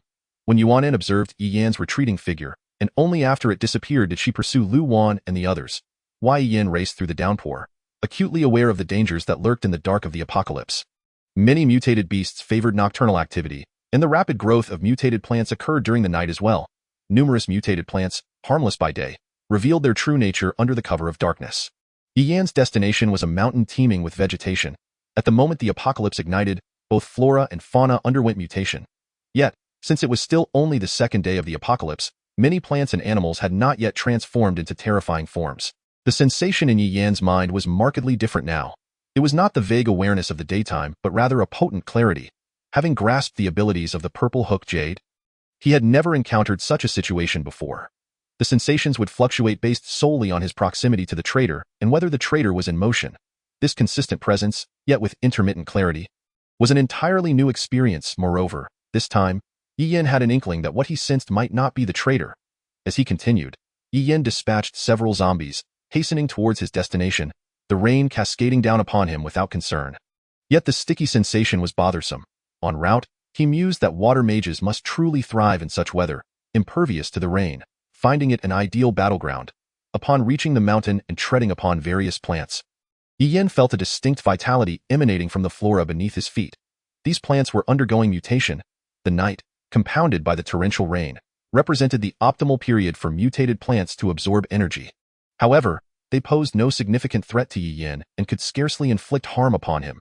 As he drew nearer to the point in his mind, Yi Yin gradually slowed his pace. It was just ahead. He hid behind a large tree, cautiously peering toward the scene before him. There, a mutated beast was engaged in a fierce struggle with a mutated snake the size of a bowl, entwined in combat. The beast, the size of a person, was encased in a hard shell, while the gray mutated snake bore numerous wounds, blood seeping from its injuries. Nevertheless, the snake had gained the upper hand. ensnaring the beast and rendering it nearly immobile. Yi Yin gazed at the scene before him and finally discerned the source of his sensing. In his previous life, he had heard whispers of a peculiar beast known as the guardian beast of treasures. These creatures stood sentinel over treasures of unknown origin, possessing a singular extraordinary ability: the power to conceal their own presence and that of the treasures they protected, rendering them nearly undetectable to the untrained eye. Adorned in impenetrable armor, their formidable appearance was but a facade, as their powers were intricately linked to this very armor, enabling them to mask their own aura and that of the treasures. Typically, the treasures guarded by such beasts were rarer than those available through trade. What Yi Yin had sensed during the day was indeed the treasure safeguarded by the guardian beast, but its extraordinary ability had thwarted his efforts to pinpoint it with clarity. At that moment, had it not been for the mutated snake's serendipitous encounter with the guardian beast during its hunt, leading to a fierce confrontation that distracted the guardian from maintaining its concealment, Yi Yin would never have accurately located this place. Despite the mutated snake being grievously wounded in its attempt to ensnare the beast, it had successfully tightened its grip, indicating that the outcome of this struggle had already been determined. Yi Yin observed as the guardian beast's armor cracked under the strain, while the mutated snake exerted itself with renewed vigor, releasing a furious roar. Seizing the moment, Yi Yin unleashed his full speed and charged forward. Both the guardian beast and the mutated snake were taken aback by the sudden appearance of a human. The mutated snake, unwilling to relinquish its hold on the guardian beast, knew that if it let go, its battered form would surely succumb to defeat. Yet, the approaching human, though merely a one-star evolver, instilled a deep-seated fear within it. A pressure emanating from a formidable force, Yi Yin drew forth his white battle knife and struck decisively at the hesitating mutated snake. The snake's scales, now evolved into a formidable armor, had already sustained significant damage during its skirmish with the guardian beast. Its defenses were severely compromised, rendering it vulnerable and bloodied. Yi's strike landed squarely on the most grievously injured part of the mutated snake, cleaving it in two and causing the guardian beast's restraint to dissipate, resulting in a furious roar as it collapsed. Without a moment's pause, Yi Yin swiftly turned and struck at the snake's head, ensuring its demise. He then surged forward, his white battle knife gleaming as it descended upon the guardian beast's skull. The beast, having been previously worn down by the conflict, found itself caught off guard as Yi Yin's blade struck the weakest point of its armor, forcing it to retreat. Yet Yi Yin pressed on, aware that although his mental energy was low and using professional skills would take a toll on his body, he could still harness the power of lightning. After becoming a lightning mage, he had gained access to a formidable and fearsome power that did not require mental energy to wield and could be used without depletion. This power, akin to Yi Yin's own innate abilities, would only exhaust his physical stamina. Furthermore, the stormy weather amplified his capabilities. As he channeled the lightning power within him, dangerous arcs of white lightning coursed along his battle knife.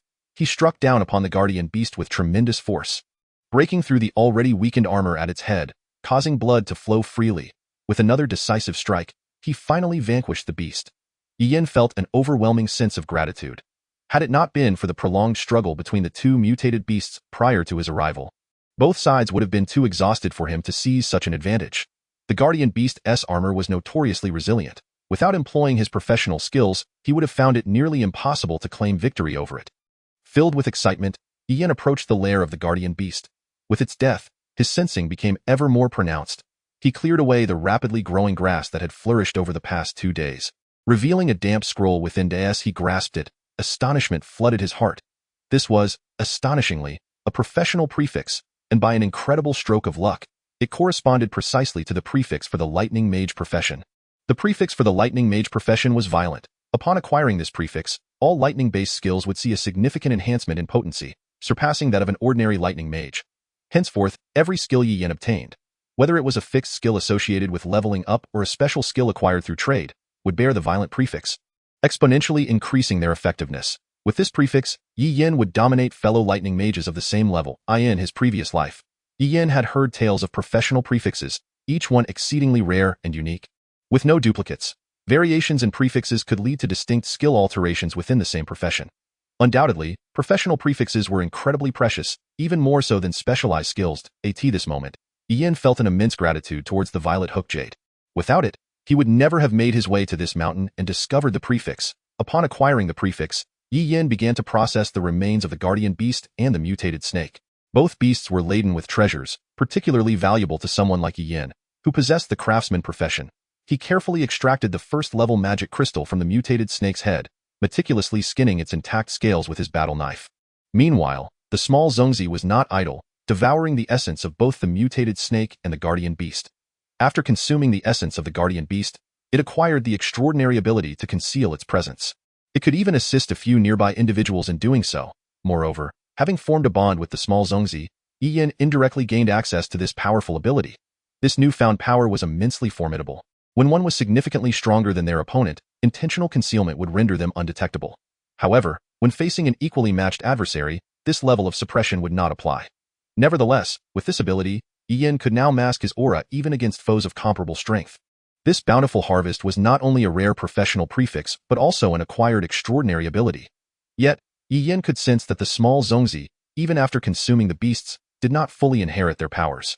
For instance, the terrifying defensive strength from the special second-level zombie Yi Yin had slain earlier was only partially bestowed upon the small Zhongzi. Compared to the current ability of concealment, the defensive power was significantly superior. It seemed the completeness of acquired abilities varied greatly. Yi Yin proceeded to remove the guardian beast's formidable shell before making his way back to the school. Upon returning swiftly, he was greeted by a vibrant scene at the school. A stark contrast to the desolate atmosphere typical of an apocalyptic night. The rain continued to pour, casting a dark shroud over the campus, where zombies roamed in sparse groups. However, the vicinity around the gymnasium had been nearly cleared of zombies. Previously, the students who had been diligently eradicating zombies near the gym were now emboldened, following Wen Yuan-nan and his companions into other areas to hunt zombies. They had witnessed Wang Yuan's methods of zombie slaying but were aware of his fear of death, which made them grateful for the assistance of this group. The contrast between Wang Yuan's cautious approach and Wen Yuan-nan's decisive tactics was stark. Observing Wen Yuan-nan and his companions in battle, the students truly grasped the formidable nature of evolvers and could not help but marvel at Yi Yin's four subordinates, wondering just how terrifying he must be to have such capable individuals willingly serve under him. Witnessing the prowess of Wen Yuan-nan's group only intensified their desire for evolution potions. As long as Yi Yin acquired what he sought, the ensuing competition would be fierce.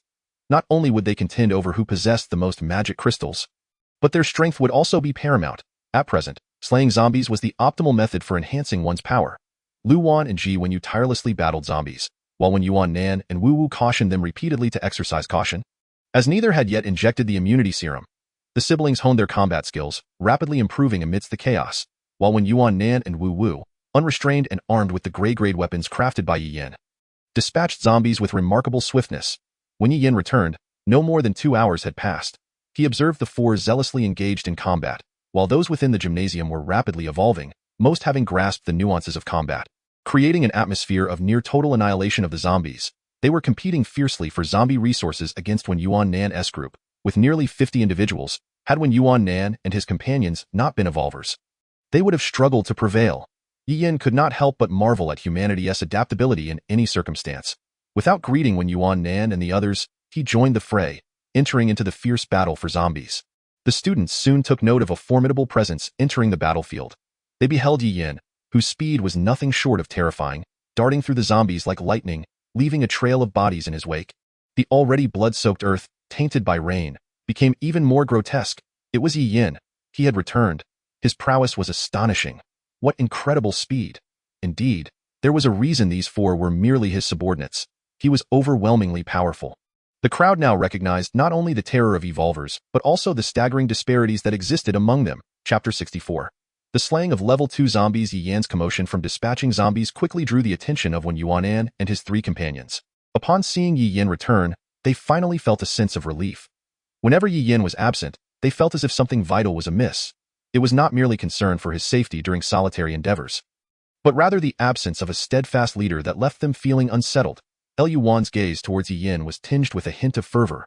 This man was undeniably formidable. In this apocalyptic world, those aware of the existence of traitors and evolvers were exceedingly rare. Yet, Yi Yin had elevated them all to the status of evolvers.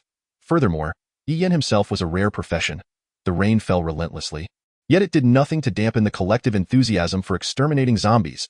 After Yi Yin joined the fray, the rate at which zombies fell around them became astonishingly rapid. The battlefield had expanded from the vicinity of the gymnasium to encompass the entirety of the school. Although these students were not evolvers, they had witnessed and experienced the terrifying prowess of evolvers firsthand, and now, having slain numerous zombies, they found themselves far superior to ordinary individuals. It was precisely because they had witnessed the terrifying might of Yi Yin and his companions that their yearning for power intensified. If they were to become evolvers, they too would possess strength akin to that of Yi Yin. These students, now consumed by their fervor for slaughter, were resolute in their determination to be among the first to obtain the evolution serum. However, amidst their excitement, they failed to notice a figure moving with blinding speed, darting in from the school gate. The 5 or 6 students near the entrance were oblivious to their surroundings, and in an instant, their heads fell to the ground. In their final moments, their hearts were still racing with thoughts of securing the evolution serum. What appeared was none other than the terrifying level 2 zombie that Yi Yin had encountered the first time he left the school. The moment the level 2 zombie entered the school grounds, Yi Yin sensed its presence and spoke gravely to the 4 companions who had unconsciously gathered around him. Level 2 zombie. The group shuddered in unison when Yuanin wore a complex expression. Could it be the one from before? Yi Yin replied with seriousness. Yes, it is the exceptionally swift level 2 zombie. Do not approach it. Its speed is terrifying, and you are no match for it. Were it any other kind of powerful evolver, Yi Yin might have considered allowing his companions to join forces to slay the level 2 zombie for the sake of honing their skills. However, this level 2 zombie was different. Yi Yin had first-hand experience of its terrifying speed. If his companions were to engage it, they would be utterly unable to land a blow and would meet a tragic end. Yet, Yi Yin was no longer the same. He had indirectly acquired the unique abilities of the little rice dumpling, significantly enhancing his speed. Ordinary level 1 evolvers could no longer keep pace with him. Moreover, Yi Yin was now a thunder mage. Once he unleashed the power of thunder within him, his speed would escalate to an even higher echelon. It was precisely because he had witnessed the level 2 zombie's horrifying speed that he felt confident it was no longer his opponent. After swiftly dispatching the students at the gate, the level 2 zombie charged towards Yi Yin with incredible speed. It could sense the presence of several evolvers nearby. Devouring them would be more rewarding than feasting on hundreds of ordinary humans. Although this level 2 zombie possessed some intelligence, it was still inferior to the special level 2 zombie Yi Yin had encountered from another world. This speedster of a level 2 zombie was aware that there were powerful humans nearby, but it was unaware that one among them was exceedingly strong. Even if it knew, it would charge towards Yi Yin without hesitation, believing that devouring these individuals would facilitate its rapid evolution. As Yi Yin sensed the level 2 zombie rushing towards him, he smirked disdainfully and also charged towards it. When Yuanin and his companions continued to slay zombies, ignoring Yi Yin, the level 2 zombie, clearly sensing Yi Yin, was both astonished and furious. This human had previously fled from it in terror, yet now dared to confront it head-on. In just a few seconds, the two collided violently. In an instant, the level 2 zombie that had previously overwhelmed Yi Yin was injured. It could hardly believe that in a mere day, the human it had nearly killed was now audaciously facing it and had managed to injure it in the process. A long gash marred its shoulder from Yi Yin's white blade, black blood oozing from the wound. The zombie roared in anger and retreated. What shocked it even more was that this human was capable of keeping pace with its speed and could clearly see its movements. Despite being a level 2 zombie, it was still vastly inferior to a level 1 zombie. Realizing that Yi Yin was no longer the same, the level 2 zombie ceased to underestimate him and became cautious. The students who had been busy exterminating zombies paused at the sight of Yi Yin engaging a creature that was entirely different from the zombies they had been battling, their expressions filled with astonishment. They beheld a figure that, in the darkness, appeared indistinguishable from a human, moving with a speed that was terrifyingly comparable to Yi Yin's. Had they not seen Yi Yin's movements occasionally pause, they would have struggled to discern who was fighting whom. What was that creature? Its speed was on par with Yi Yin's. How terrifying! Could it be an evolver? Are there so many evolvers at our school? At that moment, a bolt of lightning illuminated the sky, instantly brightening the surroundings. Only then did the students realize that what they were witnessing was not a human but a zombie. Its magic crystal was unlike that of the zombies they had always fought. The zombies they typically encountered, easy to dispatch, bore turquoise magic crystals, while this one, resembling a human in form, had a yellow magic crystal adorning its head. Coupled with the understanding that humans could evolve, many students began to speculate that zombies could also undergo evolution. This zombie before them was likely a product of evolution. The color of the magic crystal on its head probably indicated its evolutionary level. They had heard Wang Yuan mention that evolvers were classified into grades. Yi Yin and his companions were 1-star evolvers, easily capable of slaying these level 1 zombies. But what about level 2 zombies? The grading was entirely different. Moreover, this level 2 zombie's speed was exceedingly terrifying, rivaling Yi Yin's. If evolvers are classified by levels, zombies must also be capable of evolving, right? Look at the color of this zombie's magic crystal. It is different from that of the others. Indeed, it also looks different. It lacks the decaying flesh, appearing far sturdier than a level 1 zombie. More importantly, the speed of this zombie is astounding. Ordinary zombies can barely run. They are incredibly slow. Will Yi Yin be able to defeat this zombie? This level 2 zombie is formidable, and Yi Yin is merely a one-star evolver. I doubt he can win. Yes, the speed of this zombie is terrifying. It is evident that it is not like those other zombies, undoubtedly a level 2 zombie. The students paused, curiously observing the clash between Yi Yin and the level 2 zombie. Meanwhile, when Yuan and his companions remained unperturbed, continuing to slay zombies, they were well aware that Yi Yin needed a substantial amount of magic crystals to acquire the spiritual essence from the traitor within. This level 2 zombie, even if it had only evolved in speed, was still fundamentally a level 2 zombie, possessing significantly superior physical attributes compared to a level 1 zombie. Upon realizing that Yi Yan's speed matched its own, it ceased to underestimate him. The two engaged in a rapid exchange amidst the rain. Despite Yi Yan's profession, his mental energy was nearly depleted, making it impractical to use lightning strikes. Thus, as they exchanged blows, neither was able to inflict harm upon the other. However, Yi Yan was ultimately a one-star evolver. And in terms of sheer strength, he could not compete with the level 2 zombie. The observing students noticed Yi Yan beginning to struggle, their astonishment palpable. Previously, he had left an indelible impression of invincibility. Look, he is merely a one-star evolver, while this zombie is a level 2 zombie.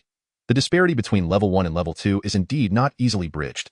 As the level 2 zombie saw Yi Yan gradually faltering, its patience evaporated, and it suddenly let out a furious roar, launching a final, fierce assault on Yi Yan.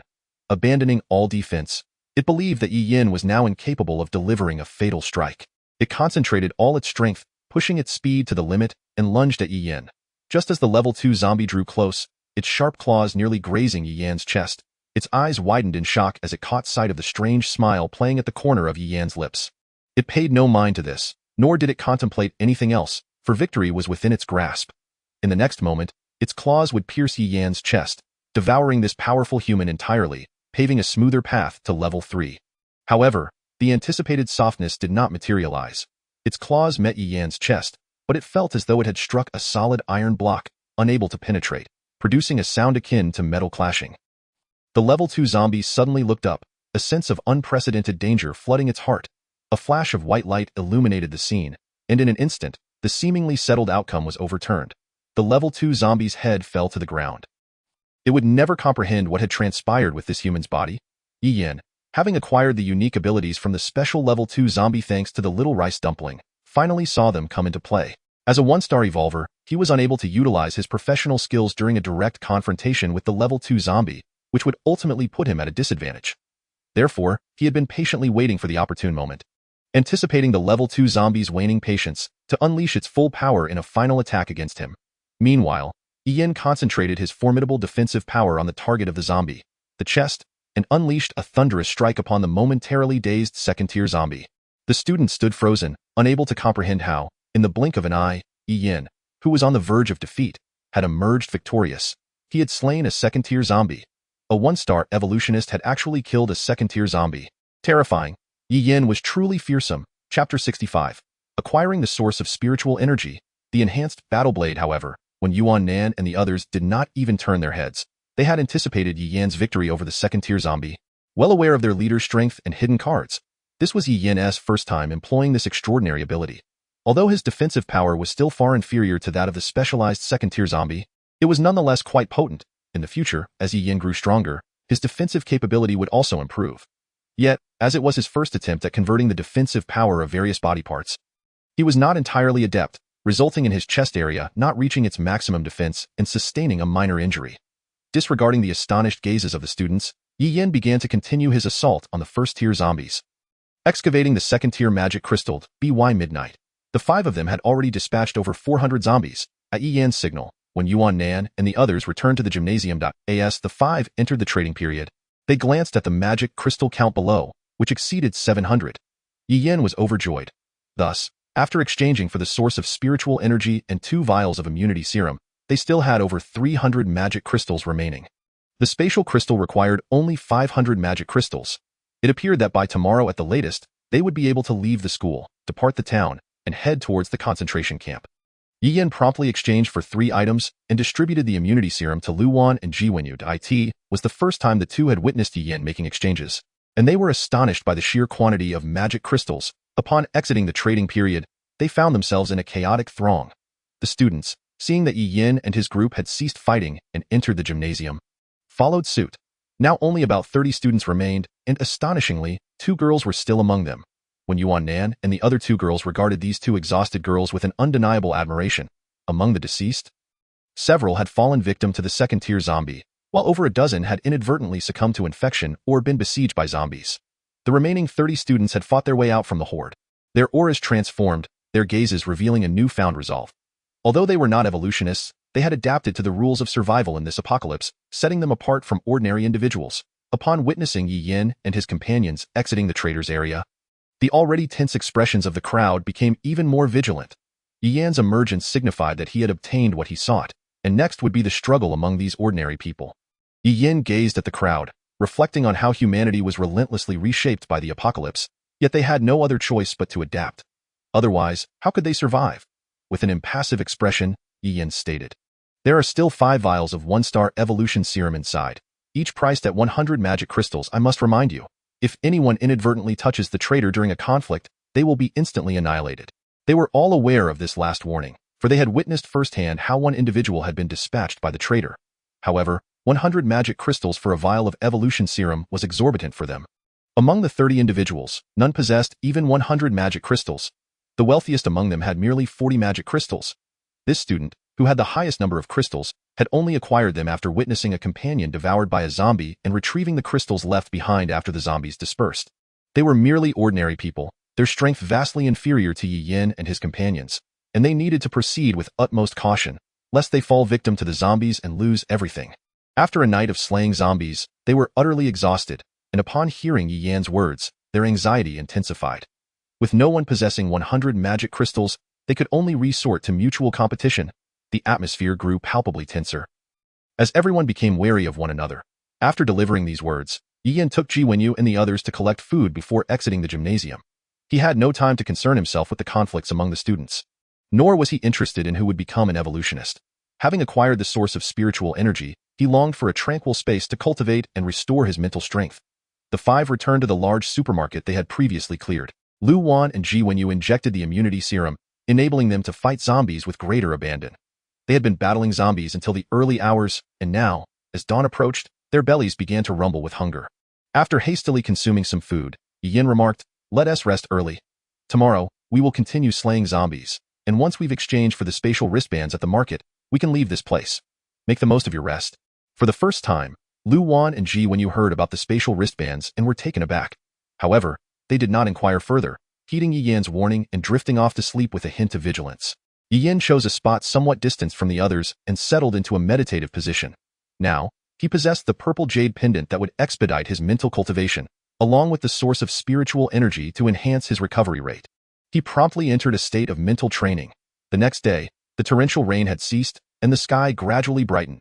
At this moment, Yi Yin had already restored half of his mental strength, while in the state of mental cultivation.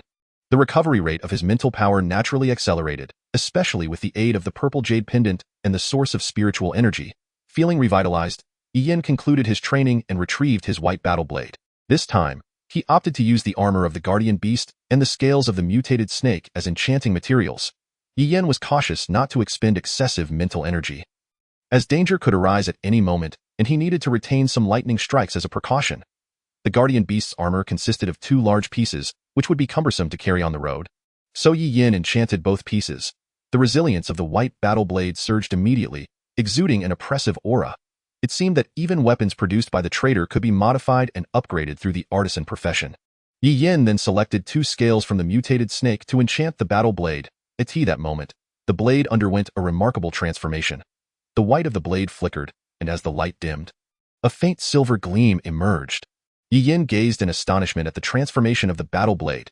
After being enchanted with the scales of the mutated snake, the blade not only became sharper with significantly increased power, but also acquired a special attribute, toxicity.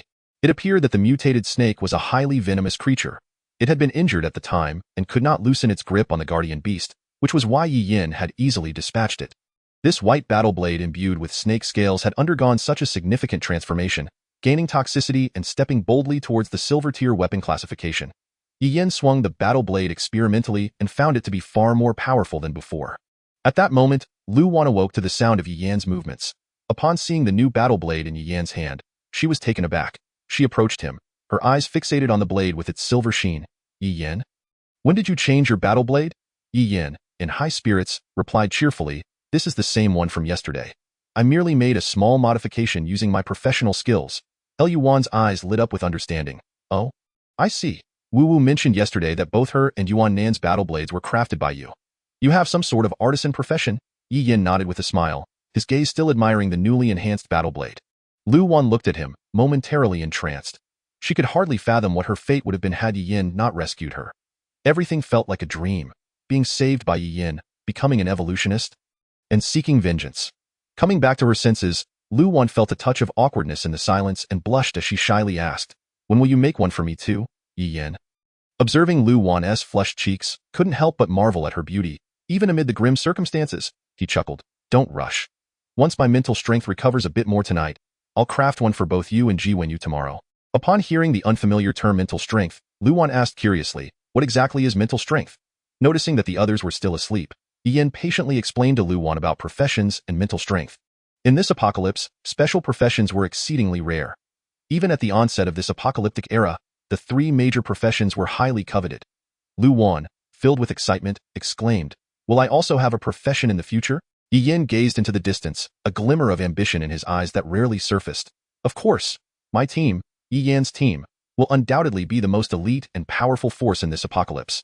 Lu Wan regarded Yi Yan, feeling as though she had overlooked something crucial. When the others finally awoke, the group quickly cleaned themselves using bottled water from the supermarket, as they could not carry all of it with them. After consuming some food, they exited the supermarket. Presently, they possessed over 300 magic crystals, just 200 short of the spatial wristbands. For the 5 of them, acquiring the remaining 200 magic crystals would be a walk in the park. Upon stepping outside, they commenced their rampage against the zombies. They discovered that, at some point, the individuals from the gymnasium had begun to clear the zombies as well. Wu Wu glanced around and noted that there were actually over 20 people. Having grown accustomed to the horrors of the apocalypse in recent days, she had thought that only the last 5 evolutionists would remain. Although it appeared that a few individuals were absent, the situation was ultimately not as dire as she had envisioned. Among them, indeed, were 5 one-star evolvers. After ascending to the rank of one-star evolver, they became acutely aware of Yi Yan's true strength. Despite their own transformation, they could not hope to attain Yi Yan's level of prowess. In their hearts, they held a deep respect for Yi Yan, for his power was sufficient to overpower them. Yet he did not seize their one-star evolution agents. Upon seeing Yi Yan and his companions emerge, these individuals greeted them with smiles and nods. When Yuan Nan, standing aside, unsure if he was jesting or genuinely envious, remarked, Boss Yi Yan, over there, a few beauties are casting flirtatious glances your way. Yi Yan merely nodded slightly towards them, then began to lead his group in clearing the zombies, gradually moving towards the outskirts of the school. Chapter 66. Greed. Yi Yan's party possessed over 300 magic crystals, merely 200 short of acquiring spatial hand rings. Each person carried a considerable amount of supplies on their backs. And once they obtained the spatial hand rings, they would find their burdens significantly lightened, thereby minimizing the troubles of being seen by others. The group found it exceedingly easy to dispatch the zombies. The newly joined Lu Wan and Ji Wenyu had also injected the immunity serum, allowing them to slay zombies without any lingering concerns, which also accelerated their growth and strength before they knew it. They arrived at the entrance of the market. Yi Yan, when Yuan Nan, and Wu Wu were taken aback to find that the density of zombies, which had once been overwhelming during their last visit, now resembled that of the streets outside, drastically reduced compared to before. The market, with so few zombies, revealed the charred ground beneath, while the adjacent shops lay in ruins. A great fire had once swept through this area, incinerating the zombies to the point that not even bones remained, leaving behind not a single magic crystal. At this moment, they finally comprehended the source of the peculiar scent they had encountered along the way. As for the fire, they had not noticed it earlier, likely because it occurred while they were asleep at night, and Yi Yan had been wholly focused on cultivating his mental strength. Although he was sensitive to the surrounding environment during his training, he had been somewhat oblivious to distant happenings. As it turned out, other evolvers besides themselves had emerged within the school. On the 3rd day of the apocalypse, it was not inconceivable for other evolvers to appear in such a sizable town. The group instantly grew serious, and without a moment's hesitation, Yi Yan charged into the supermarket, with the others promptly following him. In a market with such a high density of zombies, those who had burned them to death must have amassed a significant number of magic crystals. They could very well be exchanging goods with traders upstairs at this very moment. Inside the supermarket, a dozen individuals were gathered around the trader, their expressions brimming with excitement. Seizing the opportunity presented by the torrential rain the previous night, they had infiltrated the supermarket, and once the rain ceased, They poured several large barrels of gasoline from the upper floors, effectively exterminating the terrifying number of zombies in the market. These individuals had long schemed to take advantage of the multitude of zombies present, not anticipating that their chosen location, this supermarket, would harbor a traitor. It was as if heaven had smiled upon them, granting them a bountiful supply of magic crystals and delivering the traitor right to their doorstep. This time, they had collected a staggering 800 magic crystals. Adding to the count from the zombies they had sporadically slain in the town, they now boasted a total of 1,000.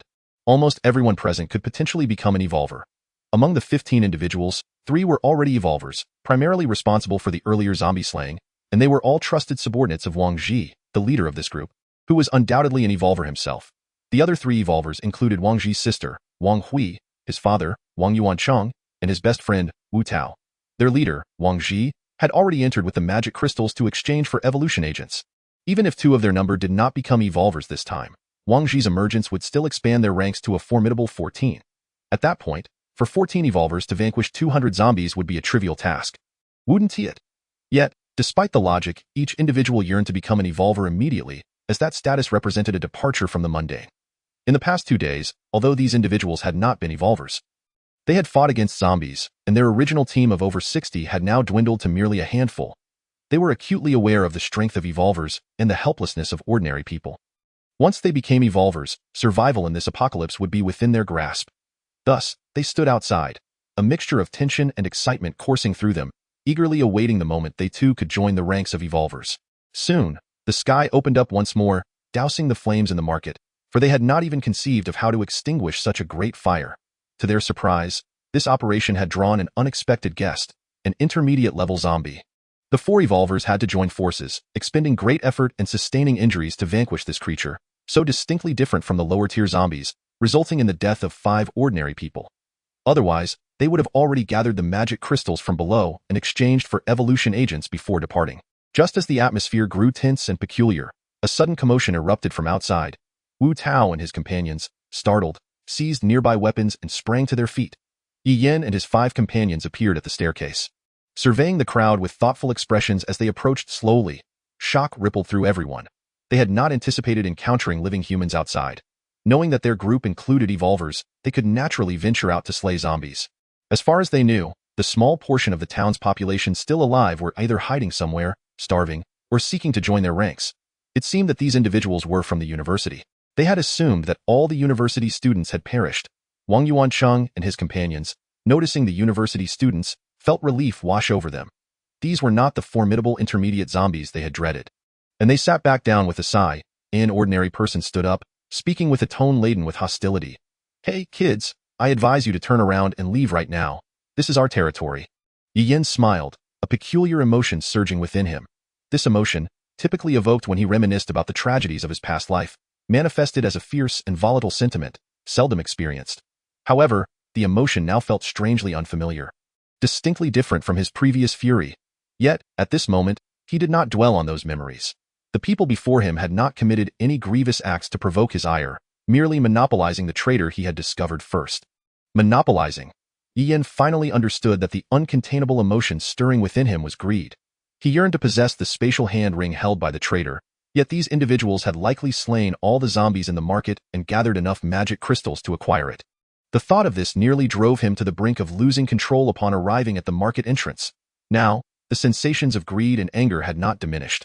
Rather, they were gradually overwhelming Yi Yan's entire mind. What was happening? Why was this emotion spiraling out of his control? Yi Yan gazed at the man who had spoken, a strange light flickering in his eyes. Your territory? Yet these individuals remained oblivious to Yi Yan's peculiar demeanor, perceiving his group as nothing more than ordinary people. Wang Hui looked down at Yi Yan with disdain, sharply retorting, "Can't you see that this place has already been claimed by us?" "Oh, I see now. You're after the food here, aren't you?" Her expression twisted into a venomous sneer. "I'm sorry, while there may be plenty of food, it won't be shared with the likes of you." Were it not for their efforts in clearing the zombies from the market, she doubted they would even have been able to enter. Yi Yan stood silently, not uttering a word. Wang Hui, noticing that Yi Yan ignored her as if she were invisible, felt her anger flare up. Ever since she became an evolver, every ordinary person had bowed and scraped to her, obeying her every whim.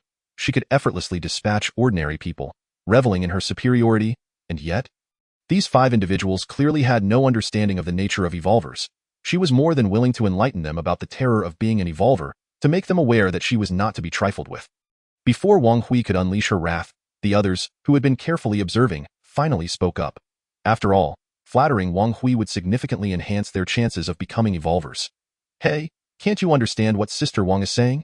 She told you to scram, and you still dare to linger here? Are you beggars or something? Sigh, these ordinary folks have such limited understanding. They don't know who Sister Wang is.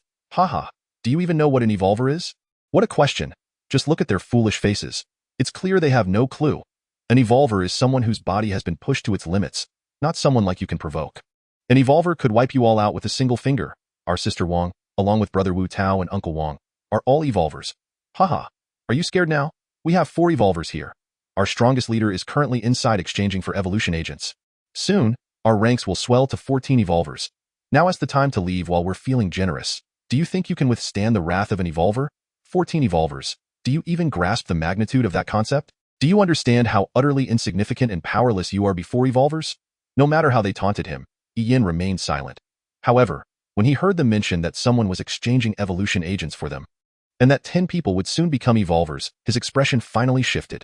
Ordinary people required 1,000 magic crystals to exchange for 10 bottles of evolution agents from the trader. This meant they possessed 1,000 magic crystals.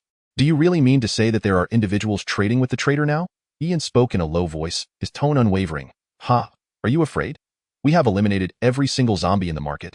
1,000 magic crystals, 10 bottles of 1-star evolution agents. Alas, speaking with someone like you is utterly futile. As soon as he finished speaking, the person stood dumbfounded. Wang Hui, along with the indifferent Wang Yuanqing and Wu Tao, rose in shock, their eyes fixed intently on Yi Yin. The traitor. This individual had audaciously uttered the name of the traitor. The others, slow to react, finally realized the gravity of the situation. This person, astonishingly, was aware of the traitor. When Yuanan, observing their exaggerated reactions, chuckled with annoyance before addressing Yi Yin. Let us wait here for his emergence. If he has switched his spatial wristband, we shall simply seize it. Yi Yin nodded in agreement.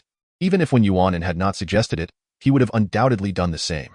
For this was a cruel and selfish apocalypse, where everyone vied for the trader's resources. Robbery was not just commonplace, but expected. In this brutal world, where Yi Yin had endured 2 years of hardship, his feelings of insatiable greed had not waned. Moreover, this greed was not without cause. It was as if the most profound desires within him and the frustrations of his past life had erupted in this moment. His companions were right there. He would certainly withdraw from the trading time, as he could not fathom that someone awaited him outside. Wu Wu chuckled, and this time, the expressions of Wu Tao and the others shifted to shock.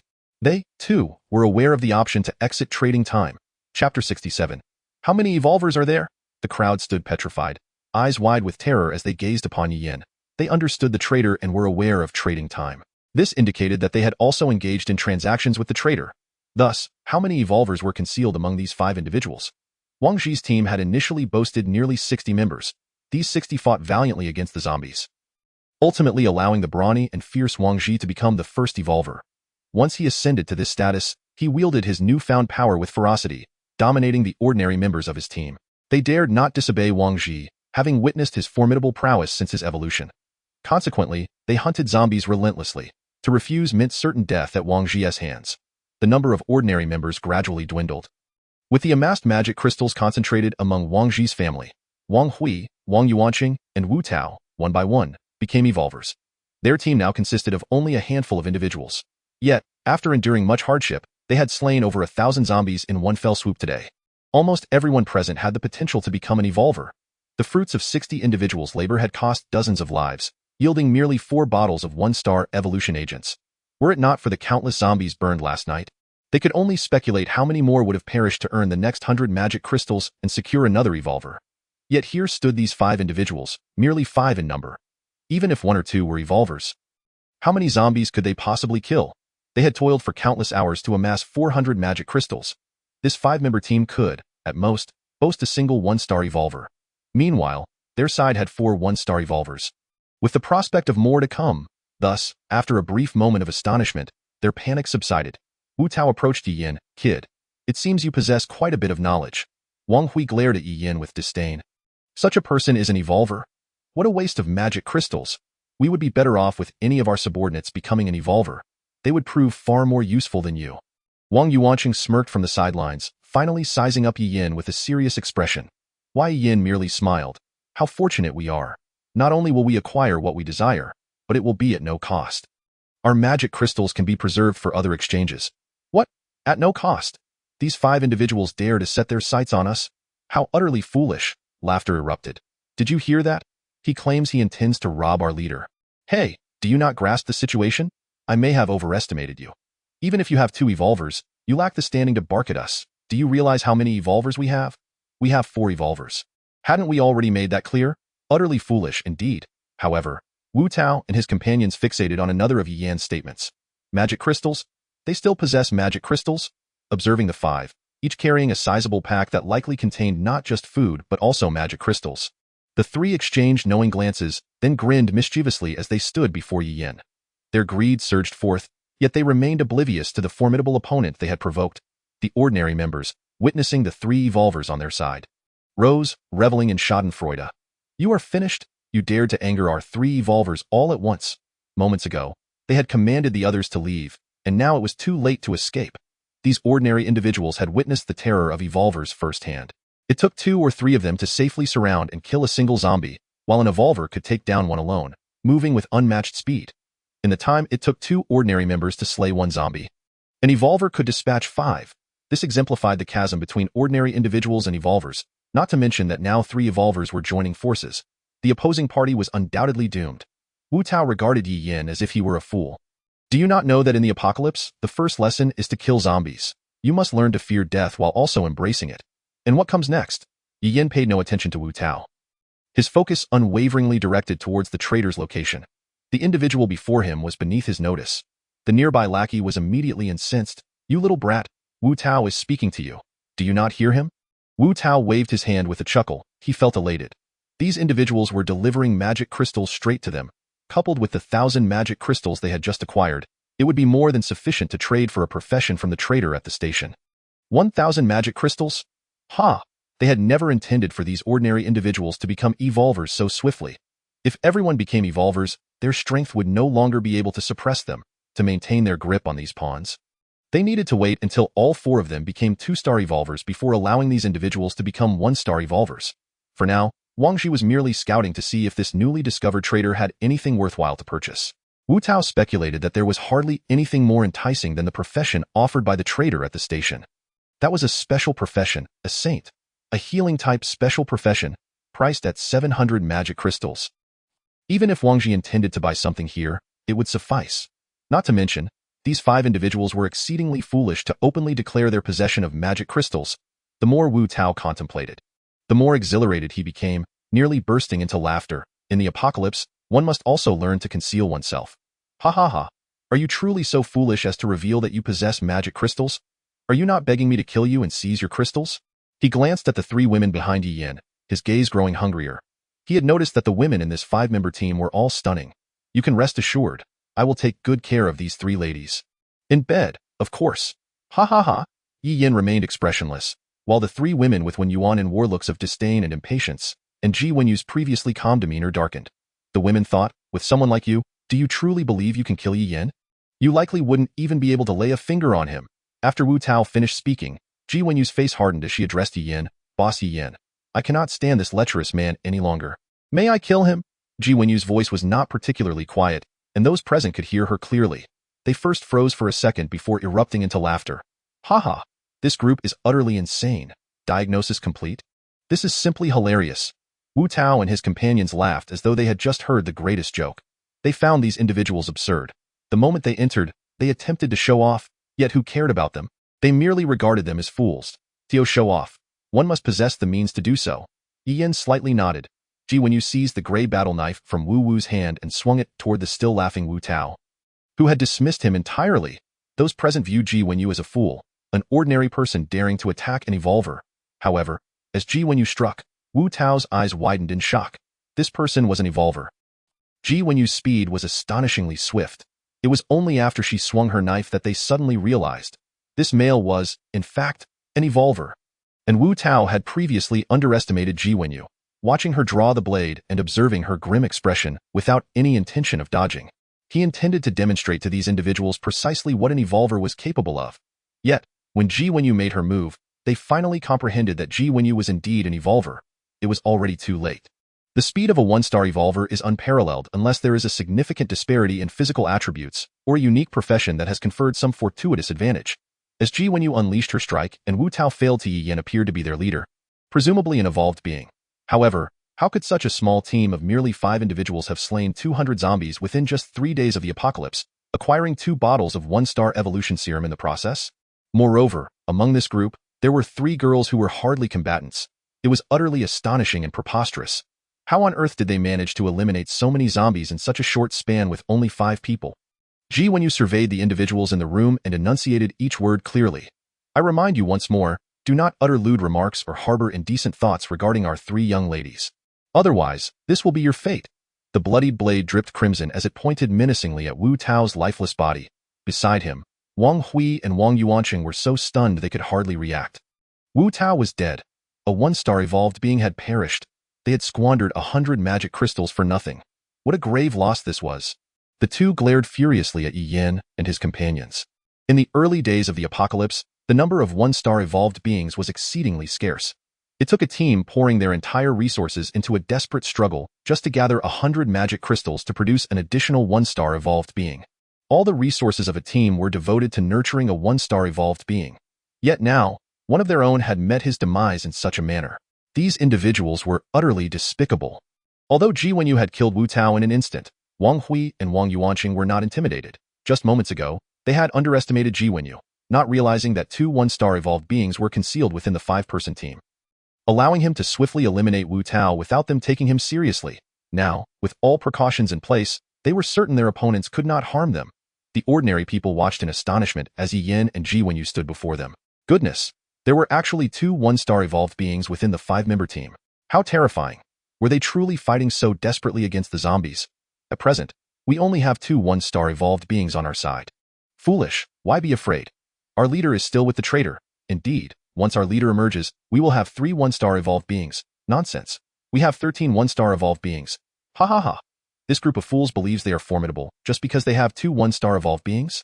Once our leader makes his appearance, even if all 5 of them are evolved beings, they will not stand a chance against us. When Yuanin could not help but chuckle, nearly exclaiming, "You are quite right. All 5 of us are evolved beings." However, before she could utter the words, a figure suddenly appeared beside the traitor. Wang Ji had emerged. Chapter 68. The Space Ring. Yi Yin fixed his gaze intently on the object on Wang Ji's wrist, the space ring. Upon seeing Wang Ji, the faces of the individuals across from him instantly lit up with excitement. First, they believed they had a guaranteed chance of defeating Yi Yin and his group. Second, Wang Ji had brought along one-star evolution serum. Soon, 10 individuals would become one-star evolved beings. Wang Ji had been imprisoned in the jail behind the town when the apocalypse struck. He had committed murder in his 20s and was sentenced to life imprisonment. However, he had spent less than 3 years in prison before the world collapsed into chaos. Not only had he escaped from confinement, but his ruthless nature and fearlessness had also enabled him to fight against zombies from the very beginning, allowing him to acquire a significant amount of magic crystals and fortuitously uncover the traitor's secret, thus becoming an evolved being. He returned to town, bringing along a dozen fellow inmates who had survived and fought alongside him against the zombies.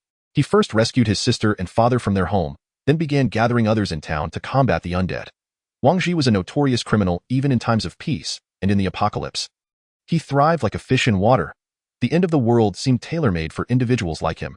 Among those who emerged from prison with him, none were as ruthless, reckless, or ambitious as Wang Ji. Thus, it was only natural that he became the first evolved being and the leader of this group.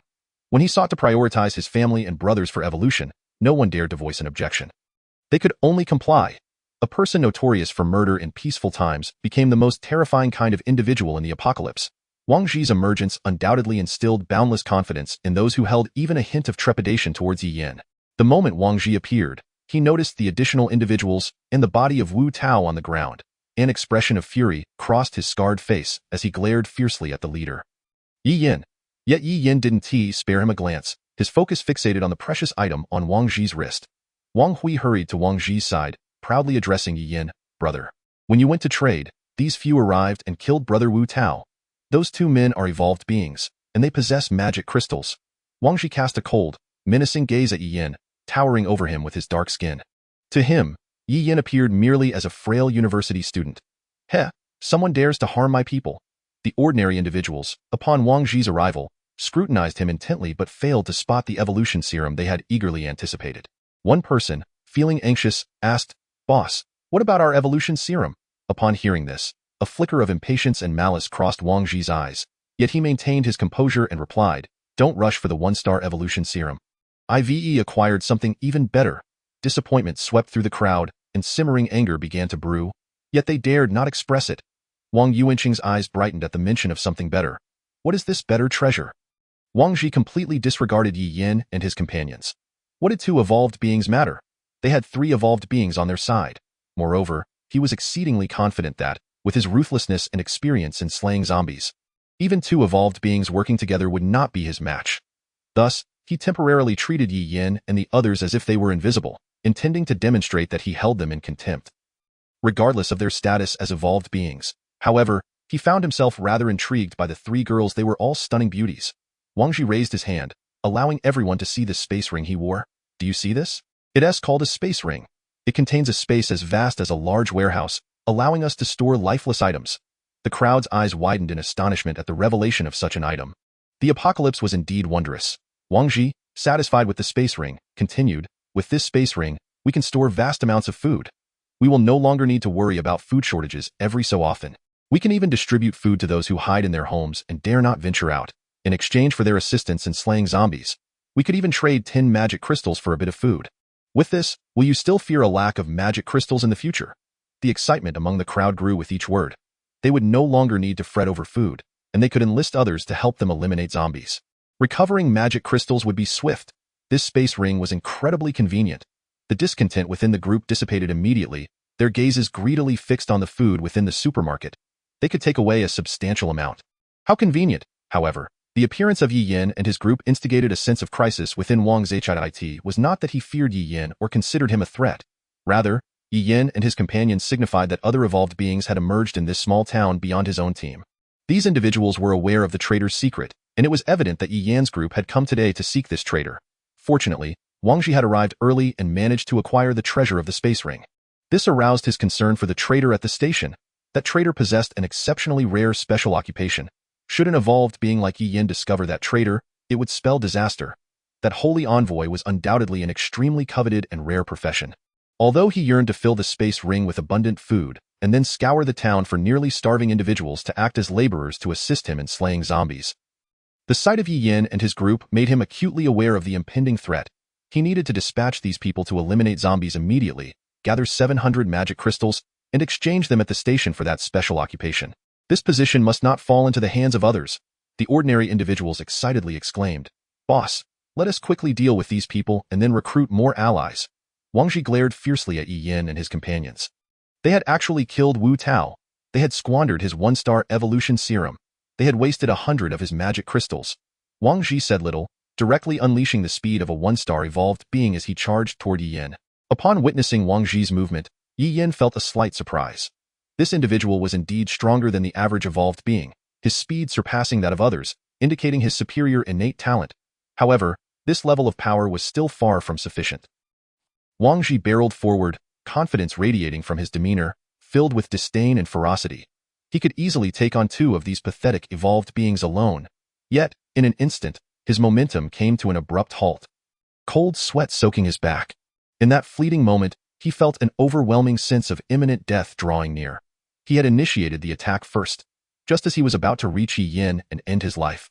The person before him appeared to vanish in an instant. Following that, Wang Zhi sensed an extraordinarily dangerous aura emanating from behind him. This person had somehow moved to his back in the blink of an eye.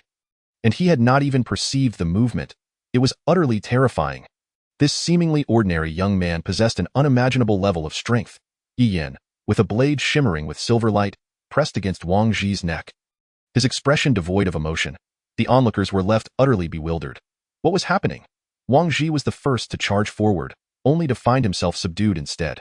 How could this be possible? They were all well aware of Wang Zhi's remarkable skills and strength. Yet, that young man managed to press a blade against Wang Zhi's neck in an instant. Any movement on Wang Zhi's part would result in his head rolling on the ground. The reversal of fortune came so swiftly that the onlookers could hardly react, let alone believe their eyes. This individual was, astonishingly, even more formidable than the Wang Ji they had long feared, and his prowess was not merely a trivial matter. In the blink of an eye, the tide had turned, leaving Wang Ji utterly reluctant to move. Cold sweat beaded on his forehead as he realized the horrifying presence that had emerged in this small town. He had no desire to die. He had yet to fully enjoy the apocalypse, and he had not yet grown stronger. This cataclysm was birthed solely for his benefit. It not only liberated him from a lifetime of imprisonment, but also bestowed upon him superhuman abilities, elevating him above these ordinary people. His ruthless nature was finally poised for release. In this world of the apocalypse, killing was devoid of consequence. No one could hold him accountable, allowing him to act solely on his whims. Yet, he never anticipated that today he would fall victim to an unknown young man. He was determined not to perish. This apocalypse was his paradise, crafted for someone like him. Wang Ji swallowed hard, his voice trembling, completely shedding the arrogance he had just displayed. Brother, let us talk this over. I was wrong. I shouldn't have treated you with such disdain. Yi Yin remained silent. A spark of inspiration ignited within Wang Ji, and he hastily continued, How about this, brother? I possess a piece of information that could surely be worth my life. Yi Yin was preparing to seize his spatial wristband to dissolve their contract, which was precisely why he had not killed Wang Ji immediately. Upon hearing Wang Ji's words, a glimmer of interest flickered in Yi Yan's eyes. He sensed that this could be something valuable. Speak. Wang Ji, sensing Yi Yan's intrigue, hastily divulged, We discovered a traitor at the station. I've been inside during the trading hours, and there is a special profession in there. By the way, you wouldn't know what a profession is? Right? A profession is, upon hearing the phrase special profession, not only was Yi Yan excited, but the other four were equally stirred. After all, Yi Yan's special profession, the junior craftsman, was immensely useful. Yi Yan suppressed his excitement and insatiable greed and replied sternly, Just tell me what the profession is. Wang Ji was taken aback, but survival took precedence. A saint. A special healing profession, capable of healing wounds. It must be incredibly rare. Worth 700 magic crystals. Yi Yan's heart soared with joy. A healing profession. Such roles were not inferior to crafting professions in the apocalypse. They were highly sought after. A super profession that was both rare and invaluable. The four others, upon hearing about the healing profession, were equally ecstatic. Although they had been effortlessly slaying zombies these past few days, the sheer volume of zombies inevitably led to minor injuries. If they encountered a more powerful enemy and sustained severe injuries, mere endurance would not suffice. Yi Yan stifled his desire to laugh and solemnly addressed Wang Ji. I understand. Now, you can dissolve the contract with your spatial wristband, right? Wang Ji felt an unsettling depth in the presence of the young man behind him, who was aware even of the need to dissolve the contract of the spatial wristband. He had only learned about the blood requirement for the wristband after purchasing it.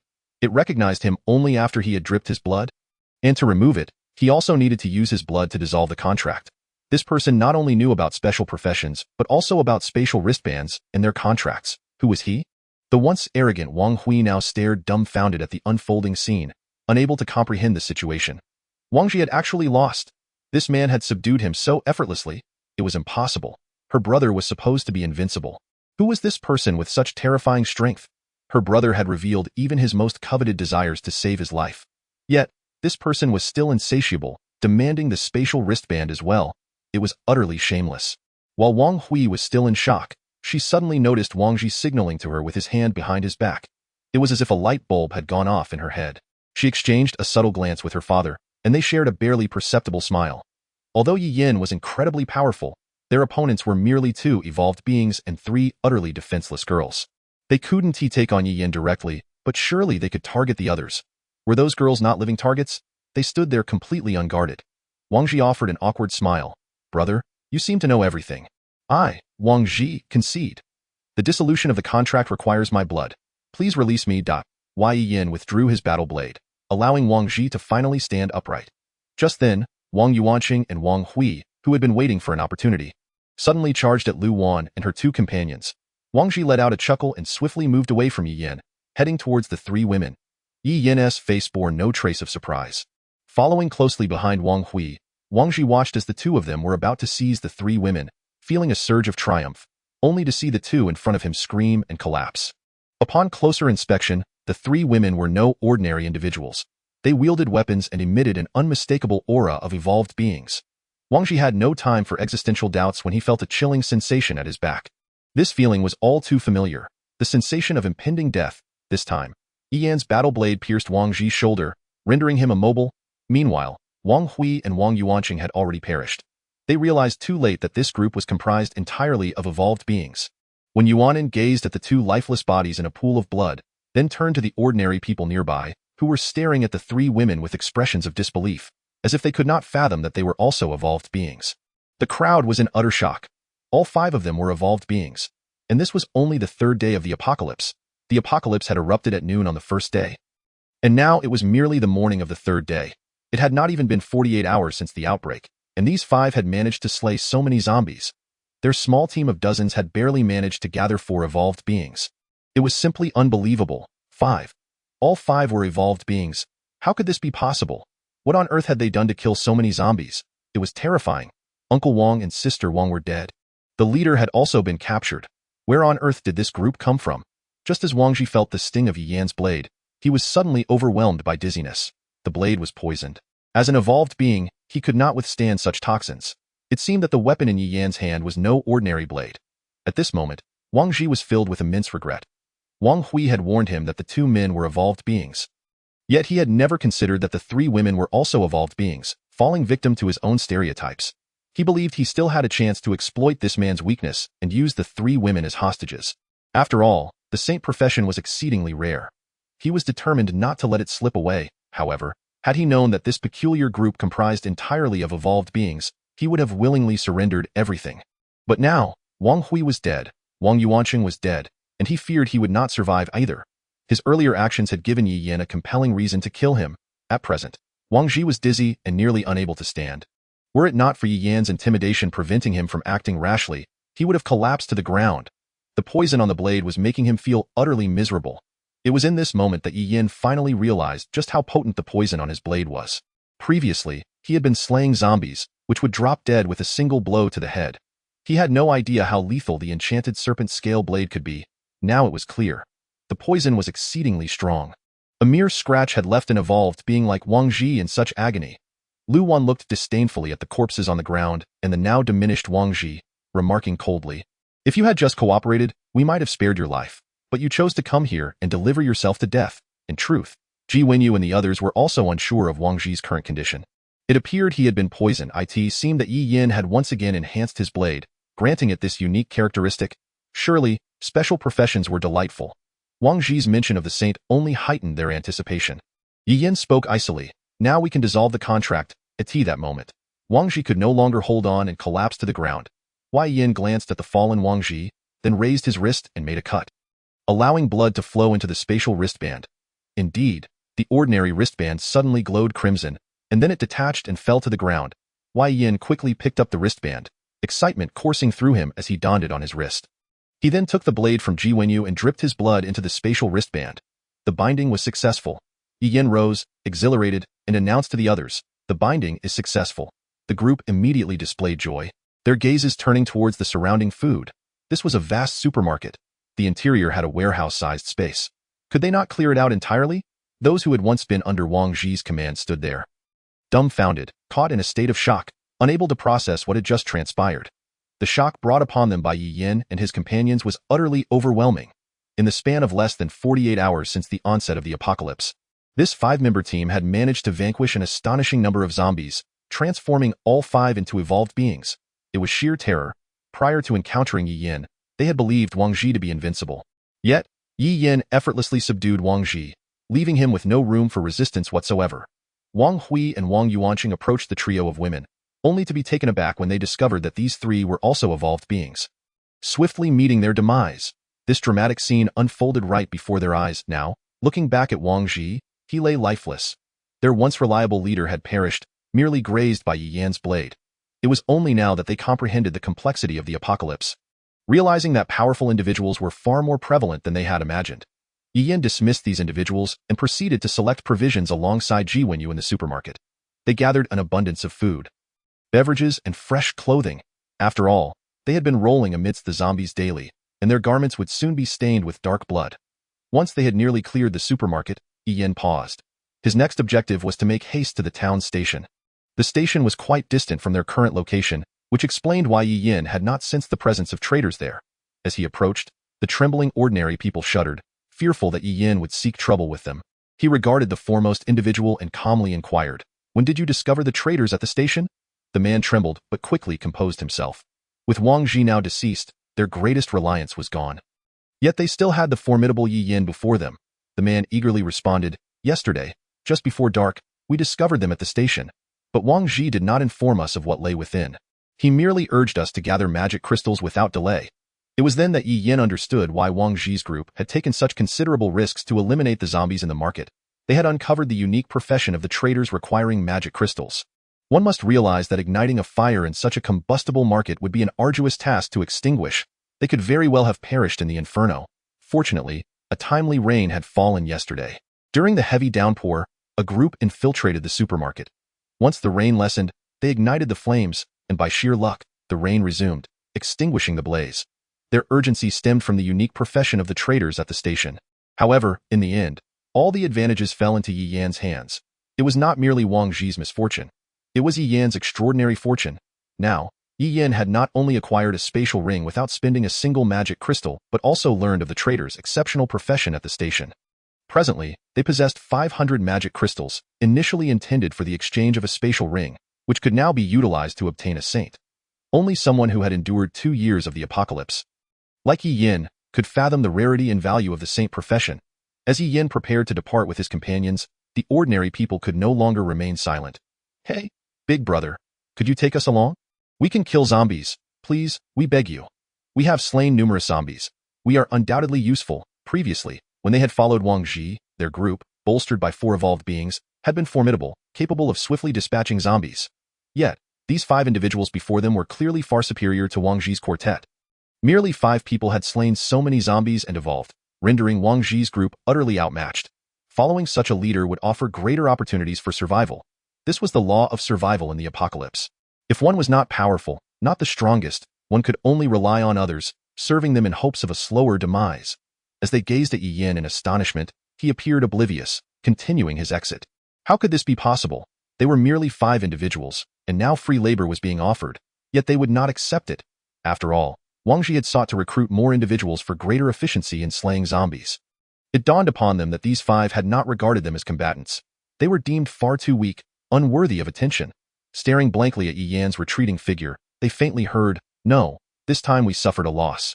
If we had arrived before they entered the trade, we could have saved 500 magic crystals." Chapter 70. The true special trader at the station, Zhang Dayu and Wang Lei observed the ordinary people wailing and lamenting. Finding it quite satisfying, having spent so long in prison, they had never anticipated an opportunity to emerge, only to be met with the apocalypse. Both were ruthless individuals, unafraid of slaying zombies, upon discovering the traders and learning about magic crystals. They intensified their efforts to eliminate zombies and gather crystals. Their group comprised over 20 individuals, all former inmates. While they could have brought along more, there was an even more ruthless individual who had also escaped from prison. Wang Ji. Most had chosen to follow Wang Ji, leaving a smaller faction with them die in recent days. They had endured considerable harassment from Wang Ji's group. The town was small, and with both groups focused on exterminating zombies. Encounters were inevitable, however, each time. Only the 2 retreated, as Wang Ji's side boasted 4 evolved beings. Furthermore, their numbers far exceeded those on Zhang Dayu and Wang Lei's side. On several occasions, Wang Ji had audaciously demanded they surrender their magic crystals. They had no choice but to comply, for 2 evolved beings stood no chance against 4. Later, while Zhang Dayu and Wang Lei's subordinates were out foraging, they spotted Wang Ji's group hurriedly exiting the station. Thus, they uncovered the secret of the traders. These traders were distinct from ordinary traders. Magic crystals were not the sole item of exchange. Here, 1 life could be traded for 10 magic crystals. Upon learning this, Zhang Dayu and Wang Lei swiftly gathered their men to capture those hiding in various corners of the town. These ordinary people had scarcely eaten since the apocalypse began and had not sipped a drop of water. They lived in constant fear, terrified that zombies would discover them at any moment. Although only Zhang Dayu and Wang Lei were evolved beings among their group, the others were also hardened criminals from prison. Ruthless in their actions, in a confrontation, they were exponentially stronger than the ordinary people. They had not gone hungry and had the audacity to slay zombies, making it a simple task to retrieve food from the supermarket. Thus, when faced with Wang Lei and his men, these ordinary individuals stood no chance of resistance. They were on the brink of starvation, utterly drained from merely walking, let alone resisting these robust men. As Zhang Dayu and Wang Lei entered to witness the saint profession, their excitement was palpable. Upon encountering this profession, they learned that the traders also possessed a concept called professions. There were 3 primary professions: Alongside special professions were undeniably rare and precious. To encounter a special profession, especially one focused on healing, was exhilarating. They possessed merely over 200 magic crystals, while the saint required 700. However, this trader was a special trader. One life could be exchanged for 10 magic crystals. It was an incredible bargain. Their subordinates were all valuable individuals capable of generating magic crystal wealth for them. Sacrificing one for 10 magic crystals was simply unwise. Each individual could easily slay more than 10 zombies. Thus, they set their sights on the ordinary townspeople. The process proved remarkably simple. Those who had gone days without food and water could not resist the force of Zhang Daiyu and Wang Lei's men. Often requiring no intervention from the two themselves, these ordinary individuals could only be manipulated at will. This exemplified the insurmountable chasm between the strong and the weak. At that moment, the ground outside bore witness to a dozen corpses. With Zhang Daiyu standing nearby, these individuals had to be slain by Zhang Daiyu himself for the magic crystals to be recorded as his. Killing a dozen would yield over 100 magic crystals. He longed for future traders to follow suit. Killing humans was far less risky than slaying zombies. No, it should be said that killing humans posed no risk whatsoever. These individuals were nothing in the presence of evolved beings. They were far too weak. With a single swing of his axe, Zhang Daiyu severed the head of a nearby person, then provocatively glanced at a fallen individual not far away, laughing. Officer, do you see? This is the difference between evolved beings and ordinary people. When I wish to kill them, it is that simple, just as I wish to kill you. Zhang Daiyu laughed arrogantly, however, out of respect for your righteousness. I shall allow you to witness how I annihilate these people, so you can die with your eyes wide open, free from lingering thoughts of those who are utterly unrelated to you. Su Gan lay in a pool of blood, several ribs fractured, his legs unresponsive and unable to rise, racked with pain, utterly drained. He looked unyieldingly at the sea of corpses ahead, loathing his own weakness. Among the deceased, 3 wore police uniforms, his comrades, and Zhang Daiyu and Wang Lei had been the very ones he had apprehended and imprisoned 3 years prior. After the apocalypse began, Su Gan and several colleagues believed that with their strength, weapons, and guns, despite the transformed world, their sense of justice as special police officers remained intact. They armed themselves and ventured into the supermarket to combat zombies for food. During this time, several police officers had already perished.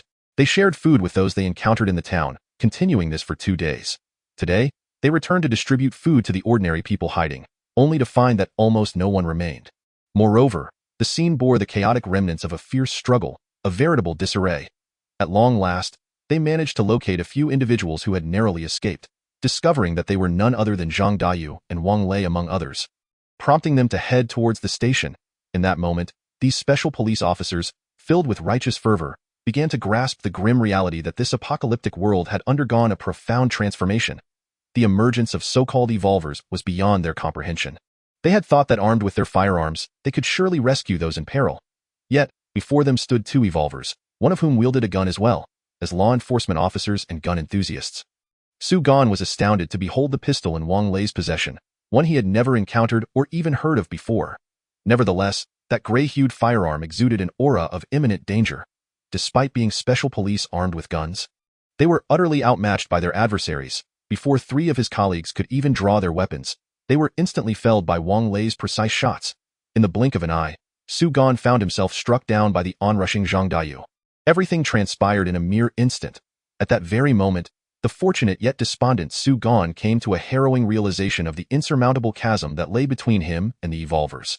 Zhang Daiyu savagely tormented Su Gan, delivering blows that were merciless yet curiously refrained from delivering a fatal strike. Officer Su Gan, were it not for my recollection of how you personally incarcerated me several years ago, you would have already met your demise alongside your 3 companions. Zhang Daiyu reveled in Su Gan's anguished expression, continuing his relentless torment. When Su Gan could no longer even emit a cry of despair, he finally ceased his assault. Officer Su Gan, just watch as these individuals perish one by one, and then you may follow suit. The minions of Zhang Daiyu and Wang Lei cast ravenous glances at Su Gan.